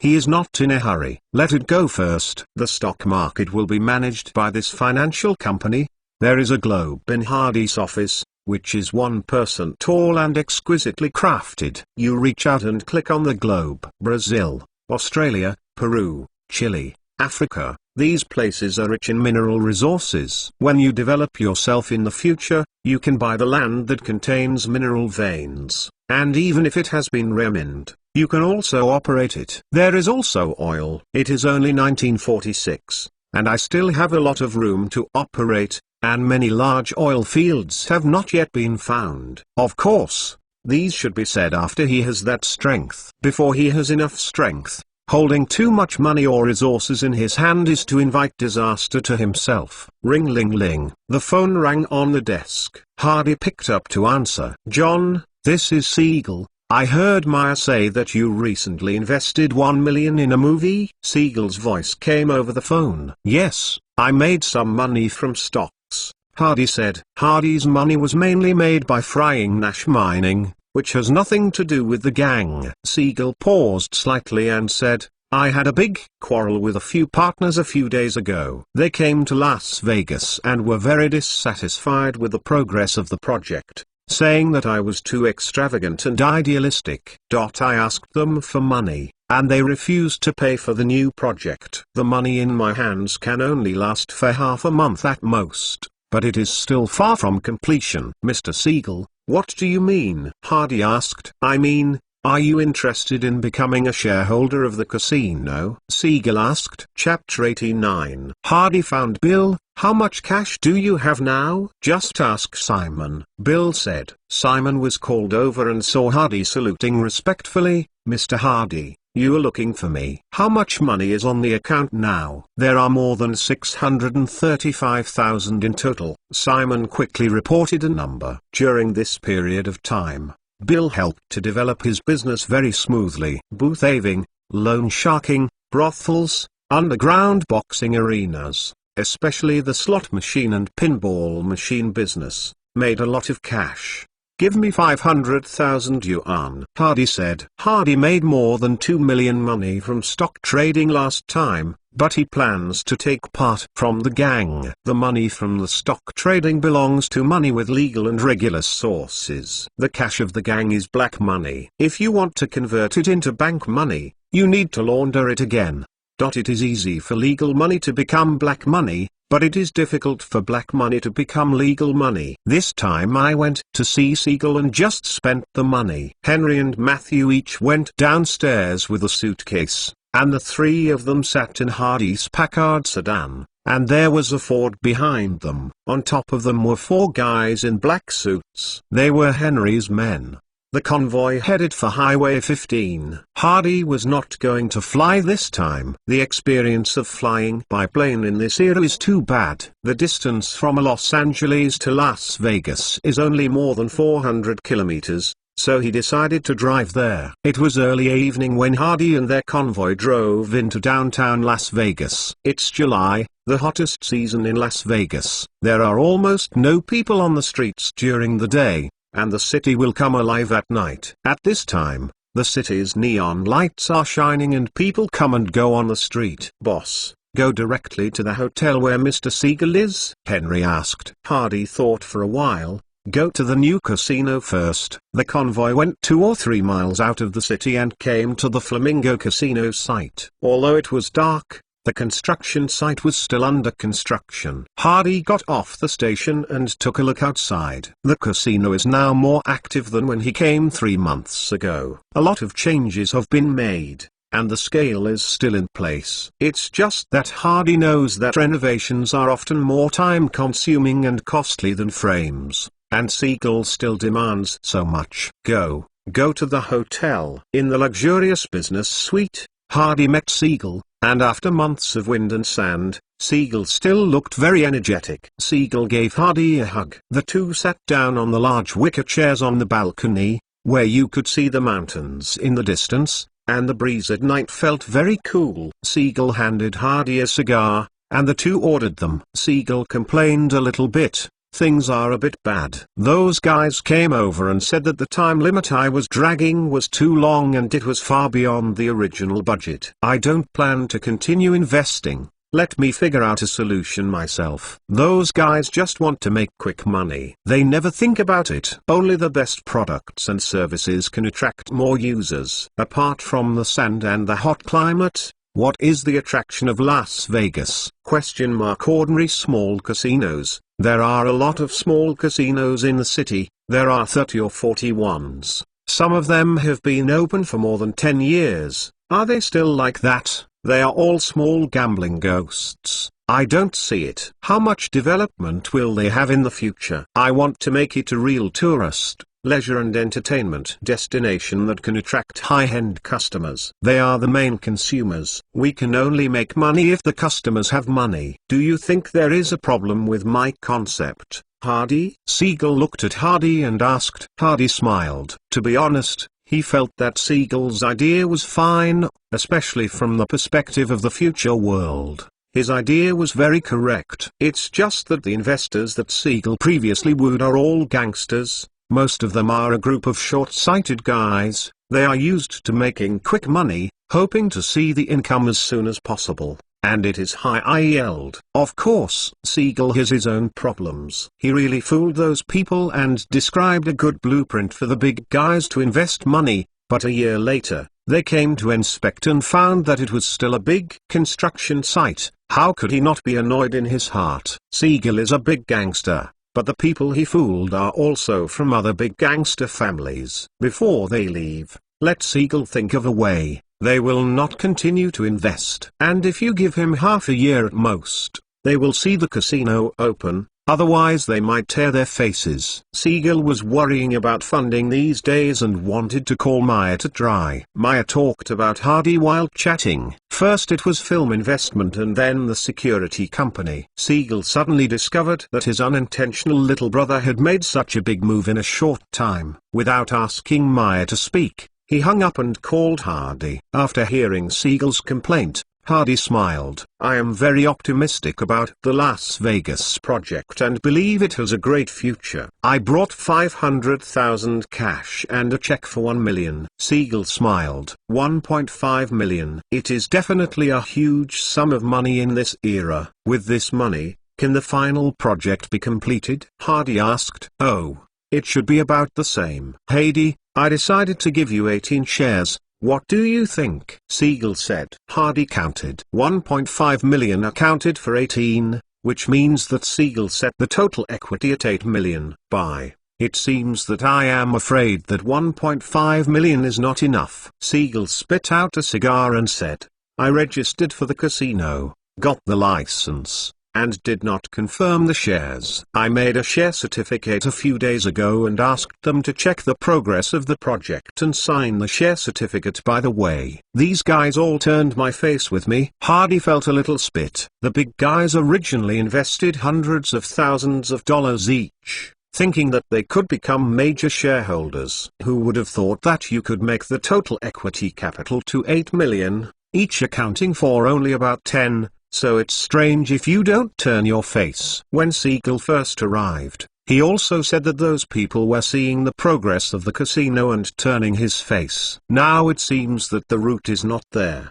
but that they are not satisfied with the proportion of shares. I even felt tricked by Siegel. Play like this. No wonder those gangsters are looking for someone to kill you. If it wasn't for you to be my boss and for the sake of being kind to me, I would have wanted someone to kill you. 18. Yes. Hardy nodded. Siegel smiled. He felt that he had done the right thing to support this little brother. Look now, and support himself more. Heidi, are you interested in a company meet in New York? Siegel asked suddenly. What are you going to do in New York? Hardy asked curiously. My best friend Don Vito Corleone, his 54th birthday will be celebrated in a few days. I plan to celebrate him in New York. Are you interested in a company meet to see? Siegel said. Hardy was surprised. Don Vito Corleone, isn't this The Godfather? Hardy has seen the movie Godfather, and more than once. The Godfather is called the pinnacle of gangster movies, the man's Bible. When he came to this world, he thought it was historical time and space at first. And then he read the newspaper to report that Vito Corleone was married, only to realize that he had come to a plane similar to the world of Godfather's film. If you see The Godfather, will you reveal the true colors of this world? Hardy was looking forward to it. I've heard of Mr. Corleone's name, and I heard that he is a respected godfather. I really want to visit him and give him birthday wishes. Hardy said. Siegel smiled and nodded. Well, tomorrow we will fix the share agreement and notarization and set off for New York. The next day, Siegel received $500,000 cash and a $1 million check, and Hardy received a shareholding certificate. Now he is one of Flamingo's shareholders and holds 18 shares. Siegel gave the money to his girlfriend Virginia Hill. Hardy frowned slightly, but didn't say anything. In the movie, this Miss Virginia Hill was finally found to have embezzled a large amount of money, but Siegel trusted her very much. Hardy had no evidence and could not blame people for no reason. Virginia, you look at the construction site. I go to New York and I will be back in at most 3 days. The woman reluctantly agreed. Siegel kissed the woman and boarded the plane with Hardy. As for Henry Matthew and some of his subordinates, Hardy let them drive back to Los Angeles by themselves. After attending the Godfather's birthday party, he will fly directly from New York to Los Angeles. The model of this passenger plane is 3, which is the 47 transport plane in World War II. It can accommodate more than 30 people and has a long flight distance. It only needs to be refueled once midway from Los Angeles to New York. On the plane, Siegel and Hardy sat in the first-class cabin, and talked about the past with Hardy. Let Hardy know a lot of Gang Insider. I met Vito since I was young. McLenovel.com and later became partners. We did a lot of things together. Do you know the current Mafia Committee? Vito came up with it from the beginning. He is a very shrewd man. People. At that time, the local gangs fought each other for profit, and the losses were great. Later, he called various gang families and set up a committee. We promised not to attack each other, and not to kill law enforcement officers to provoke the government's nerves. If each family has something, it can be submitted to the committee for discussion. After the settlement, the inside of the mafia finally stabilized. At this time, all the talents discovered that we made a lot more than before. The internal consumption of the previous battles was too serious and too much interest was damaged. Now the committee has 24 families distributed in major cities in the United States. There are 5 families in New York. One day Vito said to me, Siegel, you should build your own family. It's better to open up the West Coast. There is a piece of gold, treasure land. I brought my team down to Los Angeles to form a company in C's territory. I like Hollywood very much. I know many friends here. Apart from Maya, few people know my identity. Everyone else just thinks I am a movie company owner. Haha. That feels very comfortable. Hardy thought of the battles between the big families in the Godfather movie, and asked, can the committee really resolve all the disputes within the mafia? Siegel chuckled. No one organization can resolve all disputes. Some unnecessary small contradictions can be resolved through the committee,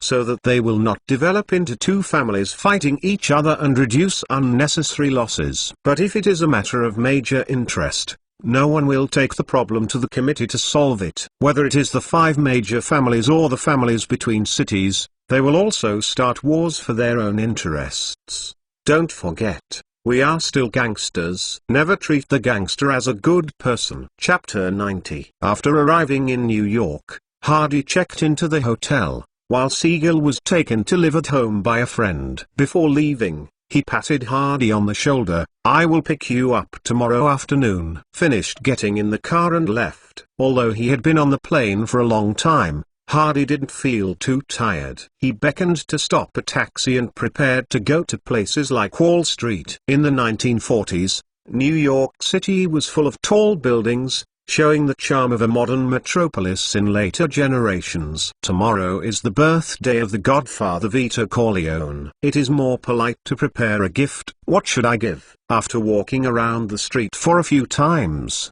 I didn't see anything suitable. When I passed an antique shop, I found European antiques and some beautiful porcelain in the window facing the street. Hardy walked in. There are all kinds of antiques in the shop, including European antiques, American antiques, and even Egyptian antiques. Of course, Hardy also saw Chinese cultural relics. After looking around, he found that Chinese porcelain was still the most beautiful. Plum bottle, ball bottle, enamel, yellow glazed porcelain, red glazed porcelain. Hardy didn't know much about antiques, but these things looked very comfortable. "Boss, how much are these porcelains? Which one do you want?" the old foreign man asked. Hardy pointed to an enamel bottle casually. "The bottle is priced at $80. Hardy shook his head. "Too expensive." "What about this red one?" "This is $55. Hardy shook his head again. "Last time I made these 40 or 50 pieces by myself, but I didn't spend a penny." "Are you all Chinese porcelain here?" "Yes. Beautiful Chinese porcelain." "How many kinds of porcelain do you have here?" The boss thought for a while. "I remember it seems to be 35. "What do you think if I give you $30 each and pack everything?" Hardy asked. The boss was stunned. This was the first time he saw someone buying antiques like this. The businessman's nature broke out, and he started bargaining with Hardy, and finally sold for $35 each. A total of 36 pieces were bought at a cost of $1,260. Hardy asked the boss to help find someone from the courier company, who from the courier company came over, packed the boxes, and Hardy gave them the address of the security company for them to post. In fact, logistics companies have existed for a long time. For example, the SP Logistics used by Hardy existed in 1907, and has now developed into a courier company covering the entire United States. When he finished packing, Hardy suddenly remembered. "Damn, I forgot to leave one as a gift for the old godfather." "Forget it." He took an exquisite Victorian carved silver plate from the table. "Boss, pack this up and make it beautiful." "I will give it as a gift." "No problem." The boss agreed happily. Can he be upset after buying so many things from him? Taking the gift out of the antique shop, Hardy thought to himself, "I don't know how many Chinese antiques are left out. I'm afraid it will cost tens of millions. In the future, I have time and ability to buy more Chinese antiques." Now Chinese antiques have not been recognized by the European Society and the price is not high. It is a good time to start. Looking back, Losey held tens of thousands and hundreds of thousands of antiques. This is also an unimaginable wealth. Isn't it more valuable than holding banknotes? Of course. It can also be European antique art. Almost all wealthy big families will dabble in antique art, which is actually investment. But he didn't quite understand this, and he also knew that the antique industry was too deep, so he needed to find someone who was knowledgeable and trustworthy to take charge of this matter. The next day, Siegel came to pick up Hardy on time, and the driver took the two to Corleone's home. When the two arrived, the road outside Corleone Manor was full of cars. The two got out of the car and walked inside. Hardy found that the scene here was exactly the same as the Corleone's house in the movie, and suddenly he found a familiar feeling. This feeling is curious, and words can't describe it. Familiar and unfamiliar. It also reminded him of many things in his previous life. Walking into the yard. The yard is very lively. I am afraid there are more than 100 people, men, women and children. When people see Siegel greet them one after another. Siegel chats with familiar people enthusiastically. As for Hardy, he was young and an unfamiliar face, and everyone regarded him as Siegel's follower, an inconspicuous little person. Siegel led Hardy into the living room. All men sitting in the living room were chatting with cigarettes. When Siegel came in, everyone looked at him. A few people's eyes are obviously bad. Hardy followed behind and took a look at the situation in the room, and finally fixed his gaze on the theme, which was the style played by Marlon Brando in the movie Godfather. His expression was calm, and his eyes always showed wisdom. Hardy knew that this was Vito Corleone, the helm of the Corleone family, the 5 major families in New York. Seeing that the atmosphere is a bit subtle, Vito Corleone stood up and said,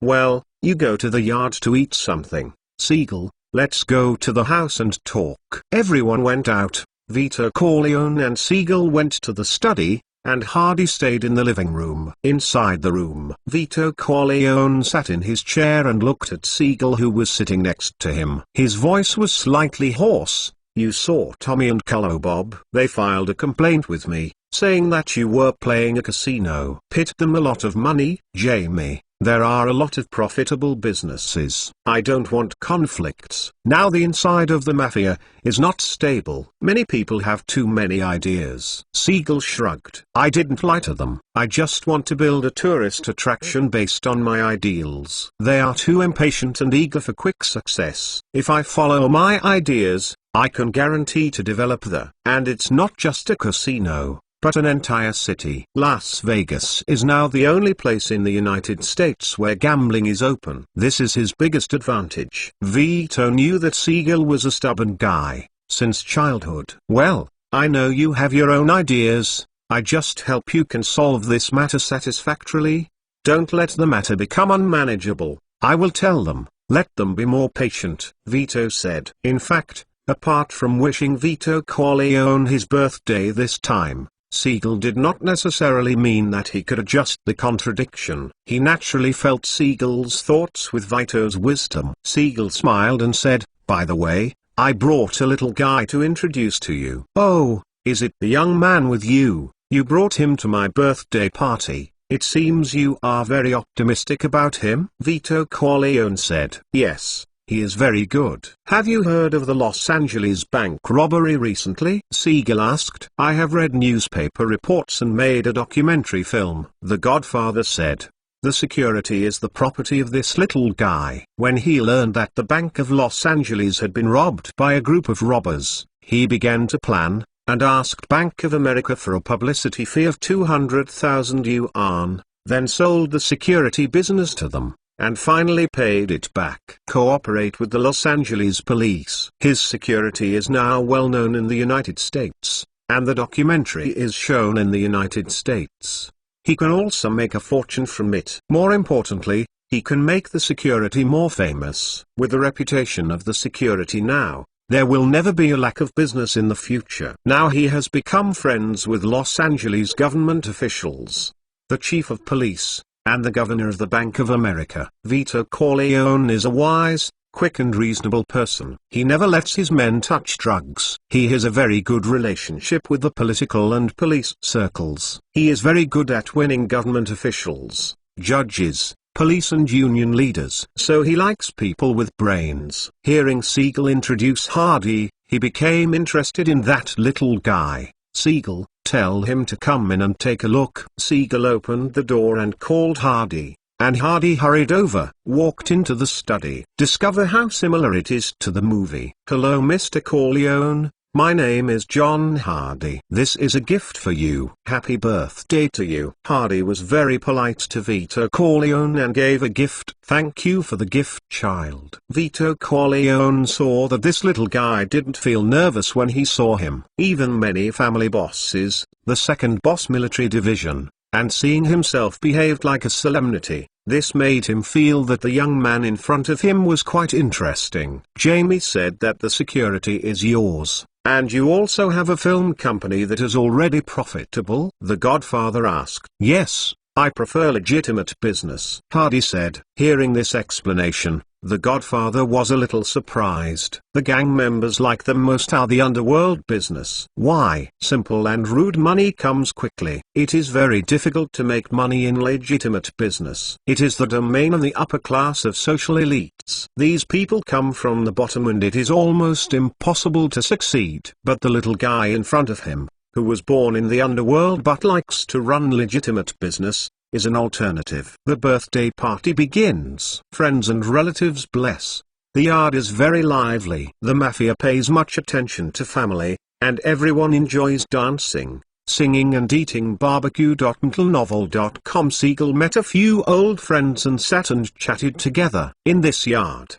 anyone pulled out is a big boss. In the eyes of these people, Hardy, a young man with an unfamiliar face, is an insignificant little person. No one answered him. Hardy also saw a few familiar faces: the Godfather's eldest son Sonny, the second son Freddie, the Godfather's generals Luke Blasey, and the fat Clement Shaw and Tessio. They are all core long. Finally, in a corner, he saw a slightly lonely figure. Hardy recognized who it was at a glance. Mike Corleone. He didn't have the joy of everyone's carnival on his face. Standing under the grey prac holding a wine glass, he looked a little out of place. Hardy thought for a while, and walked over with his wine glass. Hello, my name is John Hardy. Hardy introduced himself. My name is Mike. Have you been a soldier? Hardy asked. Mike was a little surprised. How do you tell? Temperament. I see the temperament of a soldier in you, Hardy said. Hardy's words are completely deceiving. He has watched movies and naturally knows Mike's situation. He just wants to find a topic so that he can continue to talk. Have you also been a soldier? Mike asked. Yes,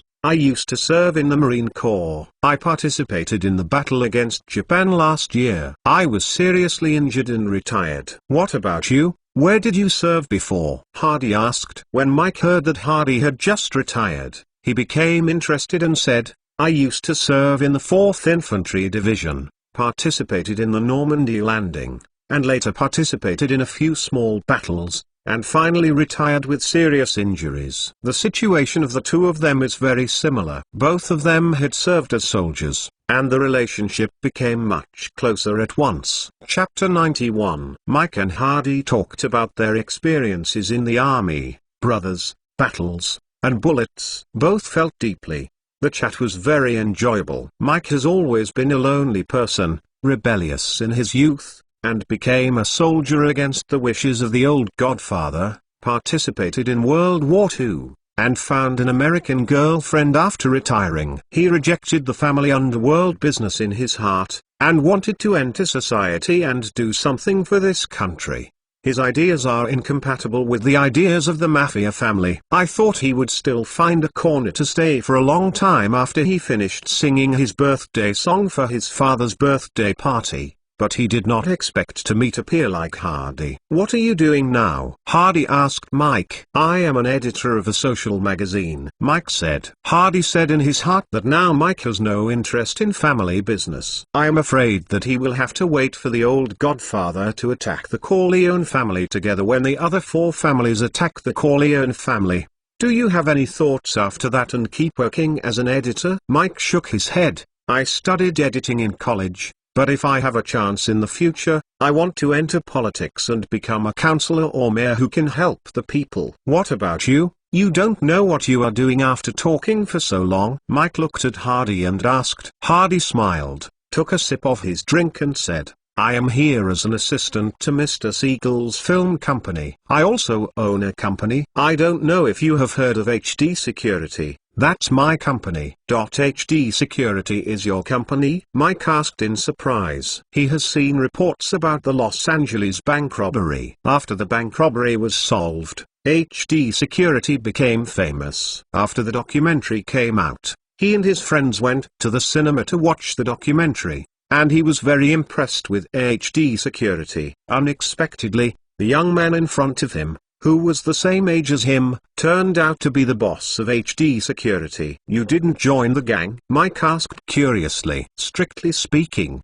I left the gang. I also ran a gang before, but now it is given to my subordinates. I am more optimistic about the future of legitimate business." Hardy said. "You are more optimistic about legitimate business. Are you not optimistic about the development of the gang?" Mike asked. Hardy thought for a while. "I think there is a natural barrier for the development of gangs. Perhaps in the next 20 to 30 years, gangs will have a good life, but as society stabilizes, gang business will be increasingly suppressed. Some grey industries, such as gambling and smuggling, may be able to continue, but the government will not tolerate the drug industry, which is extremely harmful to society, and will inevitably crack down hard. It's impossible for gangs to enter the upper class. People don't like gangs. There are great limitations in their development. Even a company can be extremely high in the future, but gangs cannot. I am more optimistic about the development of the legitimate industry. Gangs can be the force to protect us, but they cannot be the direction of development." Mike looked at Hardy in surprise. Because of Hardy's words, his father Vito Corleone had also told him. He didn't expect the young man named John Hardy in front of him to see so thoroughly about the future of the gang. "Which line do you like in the future of the legitimate industry?" Mike asked. Hardy smiled. He has a vision beyond this era for decades,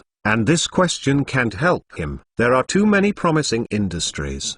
The war is over. People need a stable life. In the future, products that serve people's lives will become the mainstream. For example, people's livelihood, clothes, shoes, leather bags, watches, luxury goods, cosmetics, such as communications, aviation, automobiles, electronics, transportation and logistics. For example, retail, insurance, entertainment, health products, real estate. Have you ever heard a saying that women are afraid of becoming ugly? Men have needs. The elderly want to live longer, and the rich have to serve. As long as the needs of these people are met, any category can be developed. Mike listened very carefully. He very much agrees with Hardy's analysis.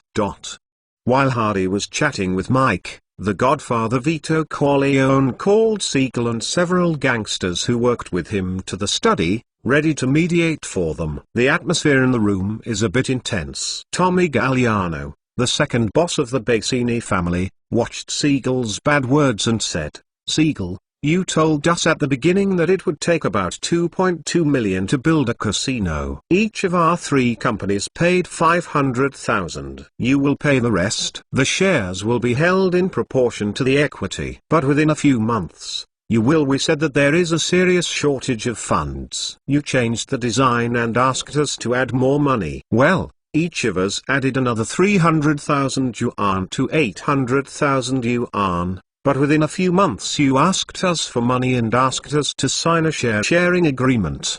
The total capital was actually 8 million yuan, and each of us only had 10% shares. Siegel, don't think we are fools. What kind of casino 8 million are going to build? Are you building a palace?" Siegel raised his eyebrows nonchalantly. "Yes, I really want to build the Flamingo Casino into a palace in the desert, where there is a casino, rivers, oasis, olive trees, rose gardens, complete rides, huge swimming pools, and villas, groups and racetracks. I told you last time that if Las Vegas wants to truly develop, it needs to have the conditions to retain residents. When the Flamingo succeeds and attracts more guests, we can fake more casinos to attract more investors. That's when Las Vegas really developed." Siegel is very knowledgeable. He has even considered the future development of Las Vegas. Unfortunately, his vision is too advanced. These gangsters don't care about future plans. What they want is immediate benefits and earn them as soon as possible. Money. The patriarch of the Tartaglia family sneered. "Siegel, we are not idiots. We have asked an architect. Even if the casino is built according to your ideas, the cost will not exceed 5 million, so it is hard for us to believe that you did not." Corruption. Kolob of the Strack family looked at Siegel coldly and said, "Siegel, we have discussed it, And there are two ways to solve the current problem. One is that you return the money we invested, including interest, and the second is that each of our companies must maintain 16% of the shares, which is the minimum number. The last point is that we must open before the end of the year. We don't want to wait any longer. We don't want to. You want to pay the bill. Siegel spreads out. I am afraid it will be difficult to complete all the projects before the end of the year. My assumption is that it will be opened in April or May next year. Siegel has always been such a nonchalant attitude, which makes these gangsters extremely angry. I also have a budget for the cost of 8 million. You can see it. I have sold 18% of the shares for 8 million and raised 1.5 million in cash. It is very suitable for each of you to account for 10%. Several patriarchs frowned. Which bully bought 18% of the casino's shares for 1.5 million, and did he burn more money? Hardy was chatting with Mike, and suddenly felt itchy nose and couldn't help but sneezed. He never thought that someone was spitting on him. 10%. This shareholding family head is definitely not acceptable. Now in their hearts, Siegel had pitted their money. The Godfather Vito Corleone looked at the crowd and said softly, "I already understand the situation." Speaking of this matter, it is true that Siegel did not do a good job. Why not? The total equity of the casino is calculated at 6 million, and each of you takes 13% of the shares. As for the casino, what do you think of speeding up construction and opening at the end of this year? Vito Corleone looked at the other patriarchs after speaking. Several people looked at each other. Although they were not satisfied with the share distribution,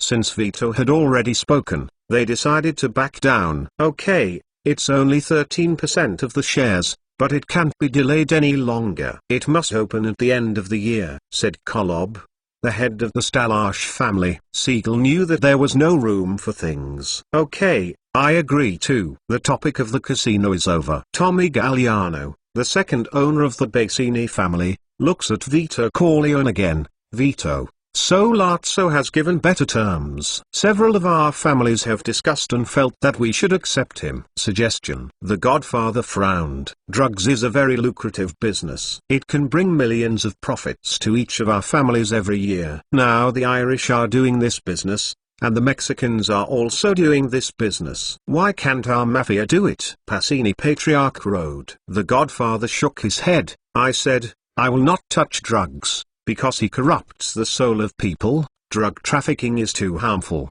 Politicians can tolerate the existence of gambling and prostitutes, but will never allow the existence of drugs. Why are other gangs okay? The patriarch of the Strack family asked in a questioning tone. The Godfather looked at him. The patriarch of the Stalash family looked down and bowed his head. You want me to agree to this business because you want to seek asylum from my friends in politics. But you are wrong. You can be friends with them because you have to have a bottom line. If I touch drugs, I will lose this.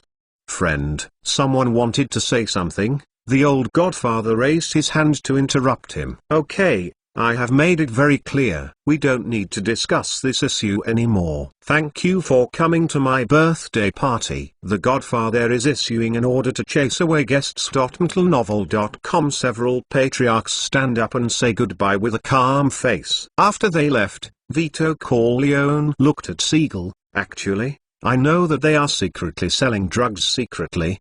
They just want me to agree, and then they can do this business with integrity. I always have the utmost wariness against drugs. That thing will damage a person's body and make a person fall into hell. I can't control other people's actions, but I will not do this. I can feel it. They come to participate. My birthday party is to persuade me to participate in drug trafficking. Siegel nodded. The Jewish gang will not touch drugs in Los Angeles. The old Godfather looked at Siegel and said, Jamie, pay attention to those families. I feel someone is about to move. Siegel frowned and said, you mean someone is fighting for power? The old Godfather looked forward with deep eyes. For the sake of money, they can kill people and do everything. I rejected them. You played with them in the casino. There is no guarantee that they will stay calm. Chapter 92. The old Godfather's birthday party is over. All the guests leave. Hardy and Mike leave, and they leave contact information before leaving. After dinner, the Godfather's family sat chatting together, and the others were chatting enthusiastically on various topics. But the old Godfather saw that Mike was always thinking about things with his head down, and asked softly, "Mike, what are you thinking?" In fact, he valued this little son the most. He felt that Mike's character most resembled himself. It was just that the little son had no intention of his family business, and he could not help it. "Father, I know a person at the party. His name is John Hardy. I don't know if you have heard of HD Security. It's his business," Mike said. The old Godfather immediately remembered that Siegel had brought the young man. "I know him. Siegel brought him here. He gave me a birthday gift." I heard Siegel talk about how he operates HD Security. A very shrewd little guy, the old Godfather said. Mike said, "We met at the party and talked a lot." It turned out that he was also a soldier and returned to the place after being injured. "He talked a lot to me." I agree with him. The old Godfather was a little surprised. "My own little son has always been very thoughtful and would not easily agree with other people's views, but this time he was very fancy with the John Hardy, and I don't know what the two said." The old Godfather thought for a while. "Mike, let's go to the study. You tell me what Hardy said to you." "Good, father." The two came to the study. The old Godfather opened the cigar box, picked up the scissors and slowly trimmed it. Mike talked about the chat with Hardy. "Hardy told me that although the gang business is very profitable, he feels that the gang business has a big barrier, and it will be difficult to improve it to a certain extent. For example, some grey businesses, such as gambling and smuggling, can still be done now, but he strongly opposes the involvement of drugs. He said that the government will not have a little tolerance for drugs and will only suppress it with all its strength. This kind of money does not make any money. Perhaps the gangs can continue as they are now in the next 10 or 2 decades, but when the society gradually stabilizes, the government will inevitably suppress the gangs with all their strength, and then the good days of the gangs will no longer exist." He said that gangs can never enter the upper class. "People don't like gangs and the government is on guard. We can use gangs as a force to protect ourselves, but not as the main direction of development. That way, it will surely perish." Listening to Mike's words, the old Godfather unconsciously stopped the cigar in his hand, and a wise light flashed in his eyes. As an elite gangster for decades, the Godfather who has made the gang business the ultimate, he knows how true Hardy's words are. Gangs are gangs. Never entered the mainstream world. Even if he had a good relationship with the Senate, the governor, and the mayor, if something really happened, he knew that these people would abandon him mercilessly. Those big capitalists have shown power in this country far greater than him, the gang leader. There was a long silence in the room. The old Godfather lit a cigar. "It is not easy to achieve the ultimate in business." "Has he said what industry he is optimistic about in the future?" the old Godfather asked. Mike nodded. "He said that the war is over and people are very tired and just want to live a happy and stable life. He said that in the future, products that serve people's lives will become mainstream. For example, people's livelihood, clothes, shoes, leather bags, watches, luxury goods, cosmetics, communications, aviation, automobiles, electronics, retail, insurance, entertainment, health products, and real estate." He said something very interesting, saying, "Women are afraid of becoming ugly, men have needs, old people want to live long, and rich people have to serve. As long as the needs of these people are met, any category can be developed." The old Godfather recalled the last words of the youngest son, with a smile on his face. He, this sentence is quite interesting, but it does make sense." Mike looked at the old Godfather. "Father, after listening to Hardy's words, I have a lot of thoughts in my heart. I am going to start my own business, wait for the business to grow, and then enter politics. I think this road originally has a more promising family business." Mike finished speaking and looked at the old Godfather. The father and son had quarreled over Mike's future development before, and both had their own opinions. This time Mike hoped that his father would agree with him. The old Godfather was in a daze with the cigarette in his mouth. looking at the curling green smoke in a daze. He seemed to be lost in thought. Mike didn't bother and waited quietly beside him. "It's been a long time," the old godfather finally said. "Mike, since you have an idea, then do what you want. If there is a place that needs support from the family will go all out to support you." Mike was ecstatic. He didn't expect his father to agree so happily. He just thought that his father would reject him directly as before. "Are you talking about the real father?" Mike asked in disbelief. Of course it is true. In fact, I have long felt the limitations of the development of gangs." Hardy was right. The Corleone family has grown to the ceiling, and it is difficult to have room for improvement. I have repeatedly rejected other families' proposals not to get involved in the drug business, just to leave room for whitewashing. If you really touch drugs, then the Corleone family will never get out of the underworld. Not only us, but also co-son of Lion. The old godfather looked at his younger son Mike when he finished speaking. Mike's face was full of surprise. He only now knows that his father has been rejecting the drug business. It turned out that part of the reason was because of him. The father and son always quarreled before. The relationship became a little cold. At this moment, Mike suddenly felt his father's love for him. It was a very deep and heavy love. Mike stood up, walked to his father and gave him a strong hug. "Father, happy birthday." The old godfather patted his son on the back with a happy smile on his face. "That Hardy is a nice young man. He is very intelligent in doing things. You can get in touch with him more," the old godfather said. "Thank you, father." Hardy was taking a shower, when the phone rang in the room. He came out wearing slippers to pick up the phone. John Hardy, who? "Heidi, this is Mike." "Hi Mike, why do you think of calling me? When are you going back to Los Angeles?" "If there is nothing to go, I will go back tomorrow." "It's better to stay in New York for a few more days." "You said that you were in New York for the first time." "I will show you around. There are some things to talk about," Mike said. "Yes," Hardy agreed very simply. Regardless of whether Mike will become a second-generation godfather in the future, there will be no harm in being friends with him, and Mike is also a friend worthy of socializing, and the two can talk about a lot of topics. "Well, I will pick you up at the hotel tomorrow morning." "Okay." After hanging up the phone, Hardy called Siegel again and told him he wanted to stay in New York for 2 more days. Siegel smiled. "Anyway, we are not on the same plane." "Whatever you want, I will go back tomorrow." The casino's construction is going to speed up, and those in the province have been urging. The next day, Mike came to pick up Hardy on time.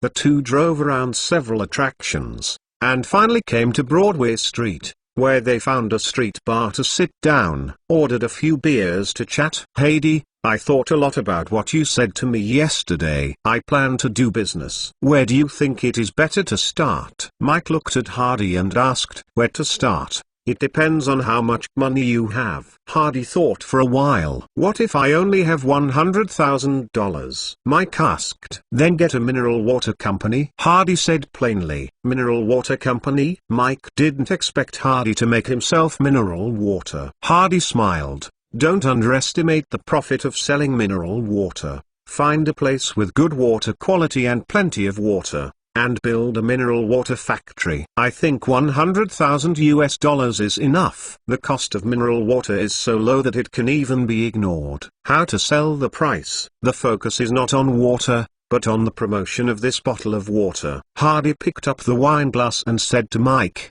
"This is a bottle of melting snow from icebergs in the Rocky Mountains. After countless years of precipitation, he is a gift from nature. It is rich in minerals and many trace elements needed by the human body. Drinking daily can enhance physical fitness and reduce the incidence of diseases. This bottle of water can also be made into sparkling water, and it can be added to the drink when it is time to drink, as the best ingredient water. Is such a bottle of water expensive for 10 cents? I don't think it's expensive at all. If only 100,000 bottles are sold every day in the United States, how much will it cost? And how much will it cost a year? Business. Mike was a little dumbfounded. He didn't expect a bottle of water, Hardy could actually play with it. No wonder it was able to tinker with such a wonderful propaganda method as the Los Angeles bank robbery. What if there are 1 million? Mike continued to ask. If you have 1 million, I suggest that you invest in a TV factory to produce TV sets, and then recruit a group of technicians to continuously improve TV technology and make the best TV sets. Hardy said. Are you very optimistic about TV? Mike asked. Yes. People's entertainment life is still too poor now. In the past, people were willing to go into the movie theater. In the future, people will like to stay at home and watch TV more and more. I expect the film industry will gradually decline and will no longer be glorious. There may only be hundreds of thousands of TV sets in the United States now, but you have to know that there are 30 million households in the United States. This is an extremely broad market, Hardy said. But the government hasn't lifted the ban on making televisions yet. Mike said. Before World War II, due to the shortage of various materials, some entertainment industries were shut down by the government. The more famous one was to stop manufacturing stockings and use all nylon as parachutes, which made women unable to buy stockings. The companies were shut down. This also includes the television industry. Now the government has not lifted the ban, but Hardy feels that it is fast. With the end of the war, the government's attention will inevitably shift to the people's livelihood. And now, it's a good time to buy a TV factory. Why? It's cheap. During the war, many factory owners couldn't keep their companies going bankrupt. And now it's more appropriate to start a TV factory. Even if Mike doesn't do this business, Hardy will do it himself. Mike looked at Hardy and said sincerely, Hardy, let's work together. Let's get a TV factory and a mineral water factory. Hardy covered his forehead a little. This big brother, it seems that you really listened to my suggestion, and used it directly without changing it. It is good. Hardy answered one word. Chapter 93. Hearing Hardy agreed to cooperate, Mike stood up excitedly. Hardy, I will take you to meet someone. Who? Professor George Ward from New York University's Electronic Research Laboratory. He has worked for American Radio Corporation before. I know he has a lot of research on electronic equipment, Mike said. The two drove to New York University. On the way, Mike told Hardy that Professor George Ward was an Italian. He had asked the old godfather for help because of his family, and later became friends with the old godfather. The old godfather's contacts are really everywhere. For a second generation like Mike, Hardy has only envy in his heart. You have worked so hard to accomplish one thing, but for others, it may be just a phone call. The two came to the laboratory. Fortunately, Professor George Ward was here. Mike, why did you come here to find me? Professor Ward saw Mike smiling and gave him a hug. Uncle Ward, tell me, this is my friend John Hardy. We are planning to set up a TV production company. I know you are an expert in electronics, so come and ask. Mike said. Professor George Ward and Hardy shook hands. I want to know about TV. No problem. George Ward took the two into his research institute, which was very large with various research rooms, and the professor took them into one of the rooms. This is our research room for televisions. After the war broke out, all materials were given priority to meet the needs of the war. The television industry was stopped by the government.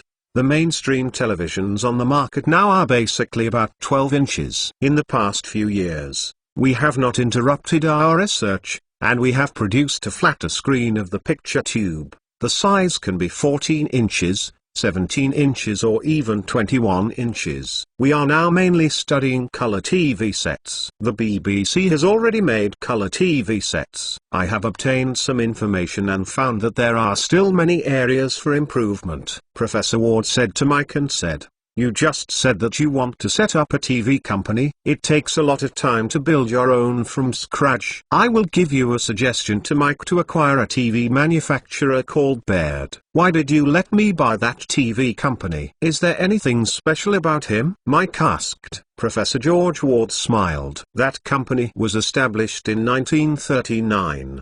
At that time, The most advanced assembly line equipment was purchased. The boss invested more than $3 million before and after. But the war broke out and TV production was halted. The boss suddenly went bankrupt and the TV factory it was taken away by the bank and is still closed. Hardy said in his heart that this is exactly the same as the toy factory he bought. It seems that there are still many factories affected by the war. When the factory was built, the boss hired me to be a technical consultant. I was very familiar with the situation in that factory. Their production line can produce 12-inch TVs, and a simple modification can produce 14-inch TVs. I think you can enter the market from 14-inch TVs, and after you make money, you can invest in building larger production lines to produce 17, 19 or even 21-inch TVs. Perhaps by that time, color TVs will also be available,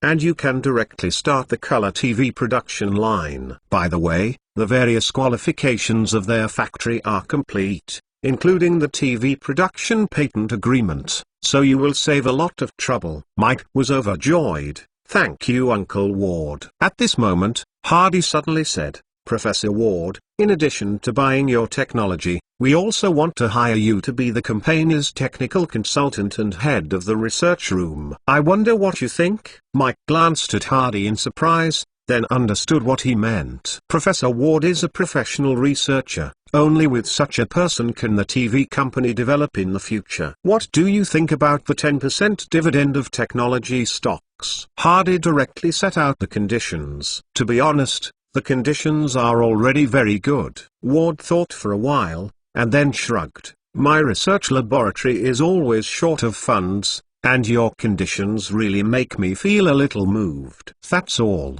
The television company has a technical director. Mike worked vigorously, and went to the bank in the afternoon to inquire about the situation of the Bear TV factory. There is indeed this company on the bank's balance sheet, and it is packaged for $2.1 million. When the two left the bank, Mike immediately called the old godfather and told the original story. In the evening, the old godfather made a few calls. The next day Mike took Hardy to the bank again. The TV factory. The offer price has been reduced to $1.2 million. This is the connection of the old godfather. Buy a factory. Enter into a contract. But within a week, Hardy added a TV factory covering hundreds of acres of land in New York, accounting for 45% of the shares. Of course, the money in his hands has shrunk a lot. Of the more than $4 million earned from wash mining, now only $500,000 have been spent. Things are almost the same. Hardy prepares to say goodbye to Mike. Mike, I am going back to Los Angeles tomorrow, and I will leave the TV factory to you. Don't worry, I'm in charge of management. Professor Ward is in charge of technology, and recruiting a group of workers. It is estimated that it will not take 2 months to resume production. This week, Hardy could see that Mike was full of enthusiasm and energy all day long. Maybe he found something he likes to do. The only worry now is when the government will lift the ban to allow mass production of TV sets. Mike said, according to the current domestic situation, the ban is no longer necessary. If Mr. Corleone's MP friends talk about it in Congress, I guess it will not take long to unblock it. Hardy said. Mike thinks Hardy's proposal is good. As for the mineral water company, I have sent someone to find a suitable water source. When the water source is found and passed the inspection, we will open the mineral water plant. Mike said. I went back and asked someone to ask if there are suitable water resources on the West Coast. The East Coast and the West Coast are too far away. Even if there are mineral water resources here in New York, the freight is probably more expensive than mineral water if it is produced and shipped to the West Coast. Find more water resources and build a factory nearby is the best solution. The next day, Hardy got on the plane back to Los Angeles. Originally, he only wanted to come to New York to meet the Godfather in the movie and learn more about the world. Unexpectedly, not only met the Godfather, but also became good friends with Mike. The two also jointly invested and opened a TV factory and a mineral water factory, and the relationship has become closer. For Hardy, This trip to New York was rewarding. Hardy had just returned to Los Angeles when he was notified that people from the mining company wanted to see him. He bought all the shares of Walsh Mining and became the big boss of the mining company. The people in the company thought it was a turning point. But a month later, the big boss never appeared, and he ignored them. The prospecting team couldn't help it in the mountains and had already withdrawn. When Columbus, the supervisor of the prospecting team, came back, he patted the manager Adam's table and got angry. "We have been in the mountains for so long. Everyone ignored us. No one told us that the original boss was arrested. Now the company has changed hands. I'm here to ask for a salary." "You said you didn't have a penny, Adams. Believe it or not that the 24 brothers outside will dig a hole in the courtyard and bury you inside and bury you alive. These guys are digging holes." Professional. Adams was also helpless. "Tan Tan Siu Tao. There is really no money in the company's accounts, and there is even a pile of debts. The shareholders have sold all the shares. Now our boss is called John Hardy. I have never met him. I always listen to the name of the boss," said Adams said. Columbus frowned. "The boss bought the company, he can leave it alone, but we want to live. Haven't you contacted him?" "I thought he would look for me. But after waiting these days, no one paid any attention to me. I asked the financial company for contact information, called the other party and said that the boss was in New York, not in Los Angeles at all," Adams said. Columbus thought for a while and made up his mind. "We can't wait any longer and go to Los Angeles to find the boss. Even if he wants to fire us, we must settle our salary. That's all." Manager Adams and director Columbus came to Los Angeles from San Francisco. Knowing that Hardy hadn't come back, the two had to stay and wait. Inside Hardy's office, two middle-aged men stood in front of him, their expressions a little cautious. Before Adams and Columbus came, they still thought about reasoning with their bosses, and even lost their temper. But when they walked into the door of the HD Security Company, these ideas were immediately forgotten. No one knows the name of HD Security now. They didn't expect the big boss to be the boss of HD Security. "What are you looking for me?" Hardy looked at the two and asked. Adams was the first to speak. "Boss, there is no money on the company's accounts, only arrears, which can no longer function normally." After speaking, he glanced at Columbus again. "Moreover, 2 months' wages have been owed to the prospecting team and headquarters personnel." Hardy looked at prospecting supervisor Columbus. "Did the prospecting team find a new mine on that piece of land in New Mexico?" Columbus shook his head embarrassedly. "No. The mining industry in that area is very poor. So far I have not found a vein worth mining. In other words, that piece of land is worthless." Hardy frowned. Columbus paused for a while, and then helplessly spread his hands. Although he didn't say a word, his meaning was clearly expressed. The 8,000 acres of land that David Wash bought for $200,000 is really worthless, and now he can't sell it. Hardy thought about it. MTLnovel.com. The prospecting team cannot be disbanded yet. After all, they are listed companies. If there is not even a department, it is difficult to explain. "I will pay a sum of money to the mining company's account, enough to maintain normal operations, and the salary that should be paid is in place. As for your prospecting team, I will repair it for a period of time, and then notify you when there are new tasks." When the two heard that the boss was preparing to give money, they were very happy, bowed to express their gratitude, and were ready to leave. Just as the two were about to go out, Hardy suddenly thought of something and asked casually, "Columbus, is there better water resources in New Mexico?" Hardy asked. "Water resources? That is too much. The snow melted by the snowy mountains of the Rocky Mountains. There are also a lot of mountain spring water, forming several huge canyons and rivers. The flow is very large. We drink mountain spring water during exploration in the mountains. I am studying mining. I was born and knows a little about water. I dare say that it is one of the best water I have ever drunk. It naturally has a little sweetness," Columbus replied. Hardy's eyes lit up, and a slogan suddenly appeared in his heart. Rocky Mountain Spring, a little sweet. Chapter 94. In Los Angeles, He spent a lot of money to hire 2 staff from the Water Quality Inspection Department, and under the leadership of the Columbus prospecting team, they smashed into New Mexico. Although it is hot in July, the top of the Rocky Mountain is still snowy. They stepped on the rocks to climb to the depths of the mountain, where the lush vegetation and pure air are completely a paradise without any pollution. As Columbus said, the water resources here are extremely rich. There are several canyons and rivers. The water is abundant and the water quality is clear. Drinking is slightly sweet in the mouth. The inspector said that the water is weakly alkaline. It will feel a little sweet, and weakly alkaline water is more beneficial to the body. After taking sufficient water samples from several rivers and making sure to mark them down, they returned to Los Angeles non-stop, but a water quality inspection report was released for 2 days. The water there is naturally weakly alkaline. It has been gestated in the mountains for thousands of years. It contains potassium, calcium, sodium, magnesium, metasilicic acid and other minerals and trace elements needed by the human body. It is naturally pure and has a sweet taste, which is good for health.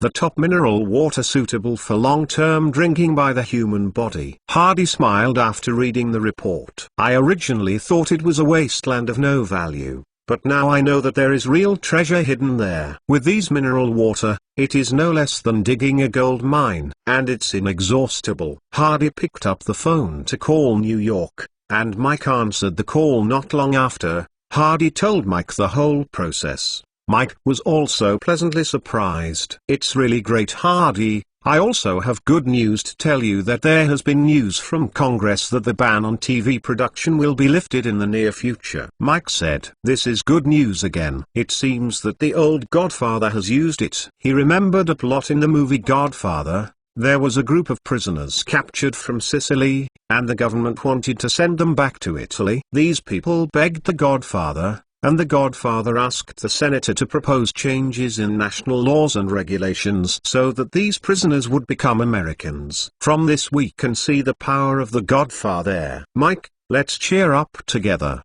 and strive to earn back the investment money as soon as possible. Hardy said, "Okay, Hardy." Mike smiled. Hardy called Adams, the manager of the mining company, and Columbus, the director of the prospecting team. "I want to build a mineral water plant on that piece of land in New Mexico. Can you do this? If you can't, I will find someone else. If you build well, you will all have a huge bonus." As soon as the two heard about the bonus, the spirits came immediately. "Boss, don't worry, we are fine with everything related to the mine." Mine, mineral water. Okay. There is a word mine. In fact, Adams and Columbus are not bad. They also had previous experience in building mining farms. It is easier to build a mineral water plant than to build a mining farm. "Well, leave this to you, and report the progress to me at any time," Hardy said. "Good, boss." The two went out with a smile. Finally got a job. They are even less at ease if they don't have a job, because that means you may be fired at any time. Just after Adams and Columbus left, a subordinate came in and reported to Hardy, "Boss, just received a batch of parcels from New York with your signature on them." Hardy immediately remembered that it should be the batch of porcelain he bought in an antique shop in New York. "Move those packages to the storage room," Hardy ordered. Before Hardy had obtained a batch of porcelain, he set up a storage room on the 3rd floor of the security company. The room was filled with wooden shelves and the porcelain was placed on the shelves, but there were only a few dozen pieces, which seemed very empty. When he came to the storage room, he ordered his subordinates to unpack the wooden boxes, take out pieces of porcelain from the inside, and put them on the shelves. 2 more shelves are filled. I feel a little sense of accomplishment. He loves these porcelains from the bottom of his heart. In addition to oil paintings and sculptures in Europe, he feels that there are really no antiques that he can get his hands on. "When I went back to the antique shop in Los Angeles, I guess there is this thing too. I can't go to San Francisco to see it. There are more Chinese over there than here. Nothing to do." Hardy thought of the women. Ava is still filming in New Mexico, but she should be back soon too. which is the past 2 weeks. I haven't seen Elizabeth Taylor for a week. I don't know how the little Lolita is practicing. Hardy called Taylor's house. Taylor was at home and almost called out excitedly when he heard Hardy's voice. "Mr. Hardy, you are back from New York." "Yes, I'm back." "How is your practice now?" Hardy asked. "I think it's good. Would you like to see it?" Taylor said. "This little Nizai wants to see herself." Hardy drove to Taylor's house, and Mrs. Sarah opened the door to greet him in. Taylor saw Hardy running over with a smile. This Nizai wore a very casual coat, and her expression was very different from when she first met her. She used to be a princess, but now she has become the girl next door. Not bad. It does have that smell. I have to say that Taylor is a born actor. Taylor performed a few paragraphs to Hardy. Hardy pointed a few places. Taylor kept nodding his head to be taught. She now admires Hardy in her heart, and she feels right about everything Hardy says. After the performance, the three of them chatted leisurely. When Hardy saw the murals hanging in the living room of Taylor's house, he suddenly remembered that Taylor's father was a businessman who sold paintings. Perhaps he could buy some European oil paintings from him as an investment. "Mrs. Sarah, I like oil painting very much." "I don't know what famous works Mr. Taylor has in his hands?" Hardy asked. It turns out that Mr. Hardy also likes painting. "If you want to paint, we might as well go to the gallery. Even if he doesn't have one, we can ask Taylor to buy it for you," Mrs. Sarah said. Hardy felt good, and the three drove to Mr. Taylor's gallery. The size of the gallery is not small, and the decoration is elegant. It is like holding a small exhibition. Mr. Taylor greets Hardy and listens to Hardy saying that he wants to buy a painting. He takes Hardy around in the gallery and introduces him to his paintings and his painters. This is a painting by Max Ernst, in a surrealist style, now very popular. This is a painting by Jean Dubuffet, a painting of native art. This is a painting by Jackson Pollock. He always likes to express his thoughts with abstraction. This is a painting by Henri Matisse. He is known as a Fauvist painter. I admire his works better. Mr. Taylor introduced them one by one. It is a pity Hardy knew none of these painters. In his cognition, European painters only remember a few people, or they know the sky-high prices for their paintings because they watched the news. "Do you have paintings by Monet, Van Gogh, Cézanne, and Picasso here?" Hardy asked. Taylor looked at Hardy in surprise, blinked, and smiled awkwardly. "Sorry, Mr. Hardy. Those are all famous masters. Each of their paintings is of great value. I don't have any of them here." "Then how much do your paintings here generally cost?" Hardy asked. "The paintings I put here are generally well known in the art circle, and the price ranges from $3,000 to $20,000. Taylor said. Hardy leaned inwardly. "It's not cheap either. These people will not know if they are famous in the future. If they are not famous, the investment will be lost. The money to buy a painting here is enough to buy dozens of porcelains." He doesn't know oil painting, but he knows the price of porcelain in later generations. A fine official kiln porcelain will be sold at sky-high prices in later generations, no less valuable than investing in famous oil paintings. The next day, Hardy drove the car to the streets. He is going to see if there are any antique shops in Los Angeles that can buy Chinese porcelain.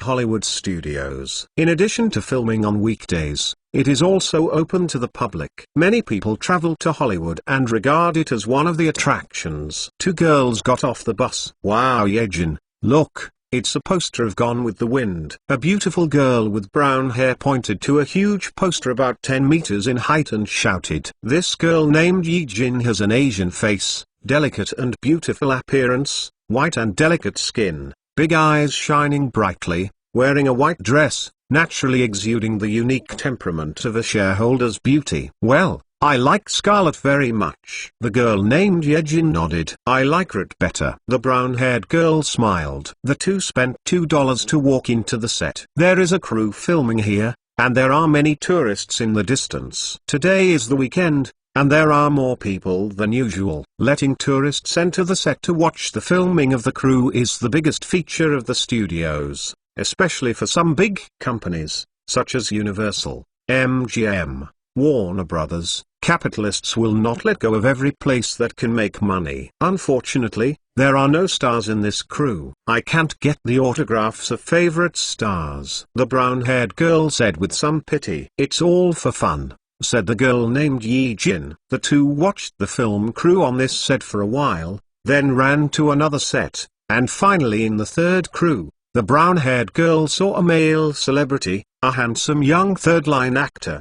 The girl rushed excitedly to ask for an autograph. Seeing Noon, the two ate something in a small restaurant on the street. I stayed with you in the morning, and it's time for you to stay with me in the afternoon. The girl named Yi Jin said. Ah, you want to go to those antique shops again? What's the point of those things? The brown-haired girl pouted. But I like it. Before we came, we said yes. One person for a long time. You don't want to play Irina. Irina curled her lips. Well, I'll listen to you this afternoon. After lunch, the two of them walked into the commercial street. There was a lot of people coming and going. As the two of them walked forward, they followed a man behind them. The man was wearing a ruffled suit with a short stubble on his chin. He looked a bit sloppy. He followed the brown-haired girl, his steps slowly and frequently, one hand stretched out into the bag on Irina's back.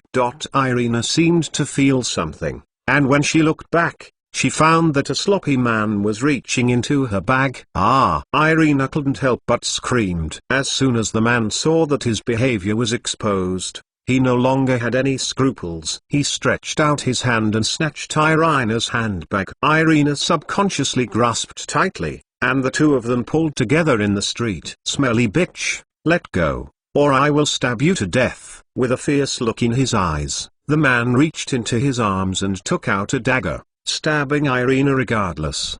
Irina was so scared that she only knew to scream, and she had forgotten to let go. Just when the knife was about to stab the girl next to her stretched out a stick under the white dress. A raised leg accurately kicked the thief's wrist with his toes. Whoosh! The thief's wrist saw, and the dagger flew out. The thief was taken aback for a moment, then became a little bit irritated, loosened his hand holding the purse, clenched his fist and hit the girl in the dress fiercely. A look of determination flashed in the girl's eyes. Lean back slightly. It kicked out again. This kick can be described as steady and ruthless.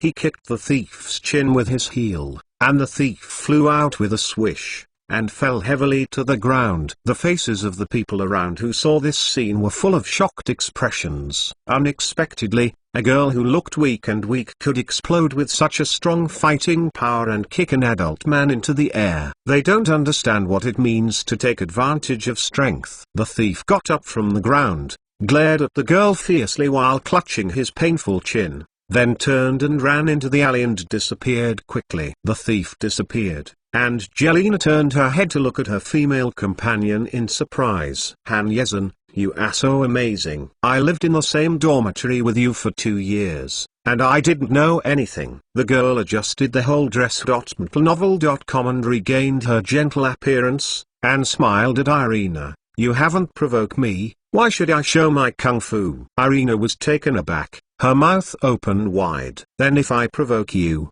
would you use this trick against me? Kick me away with one kick? Wow, it's terrible. Irina showed a frightened expression on a little girl. On weekdays, you seem to be quiet and quiet. There was a female soldier in your body. This shocked me. Look at you. You were so brave just now. Now you are back to your usual state. Which one is you? When Irina spoke, she kept going around her roommate, hoping to see her through. Well, don't play the treasure. Let's go to the antique shop. Han Yezin grabbed Irina, who was turning in circles. The young people forget about quickly, and the two of them quickly forget the unpleasantness they just had, and continue their previous journey.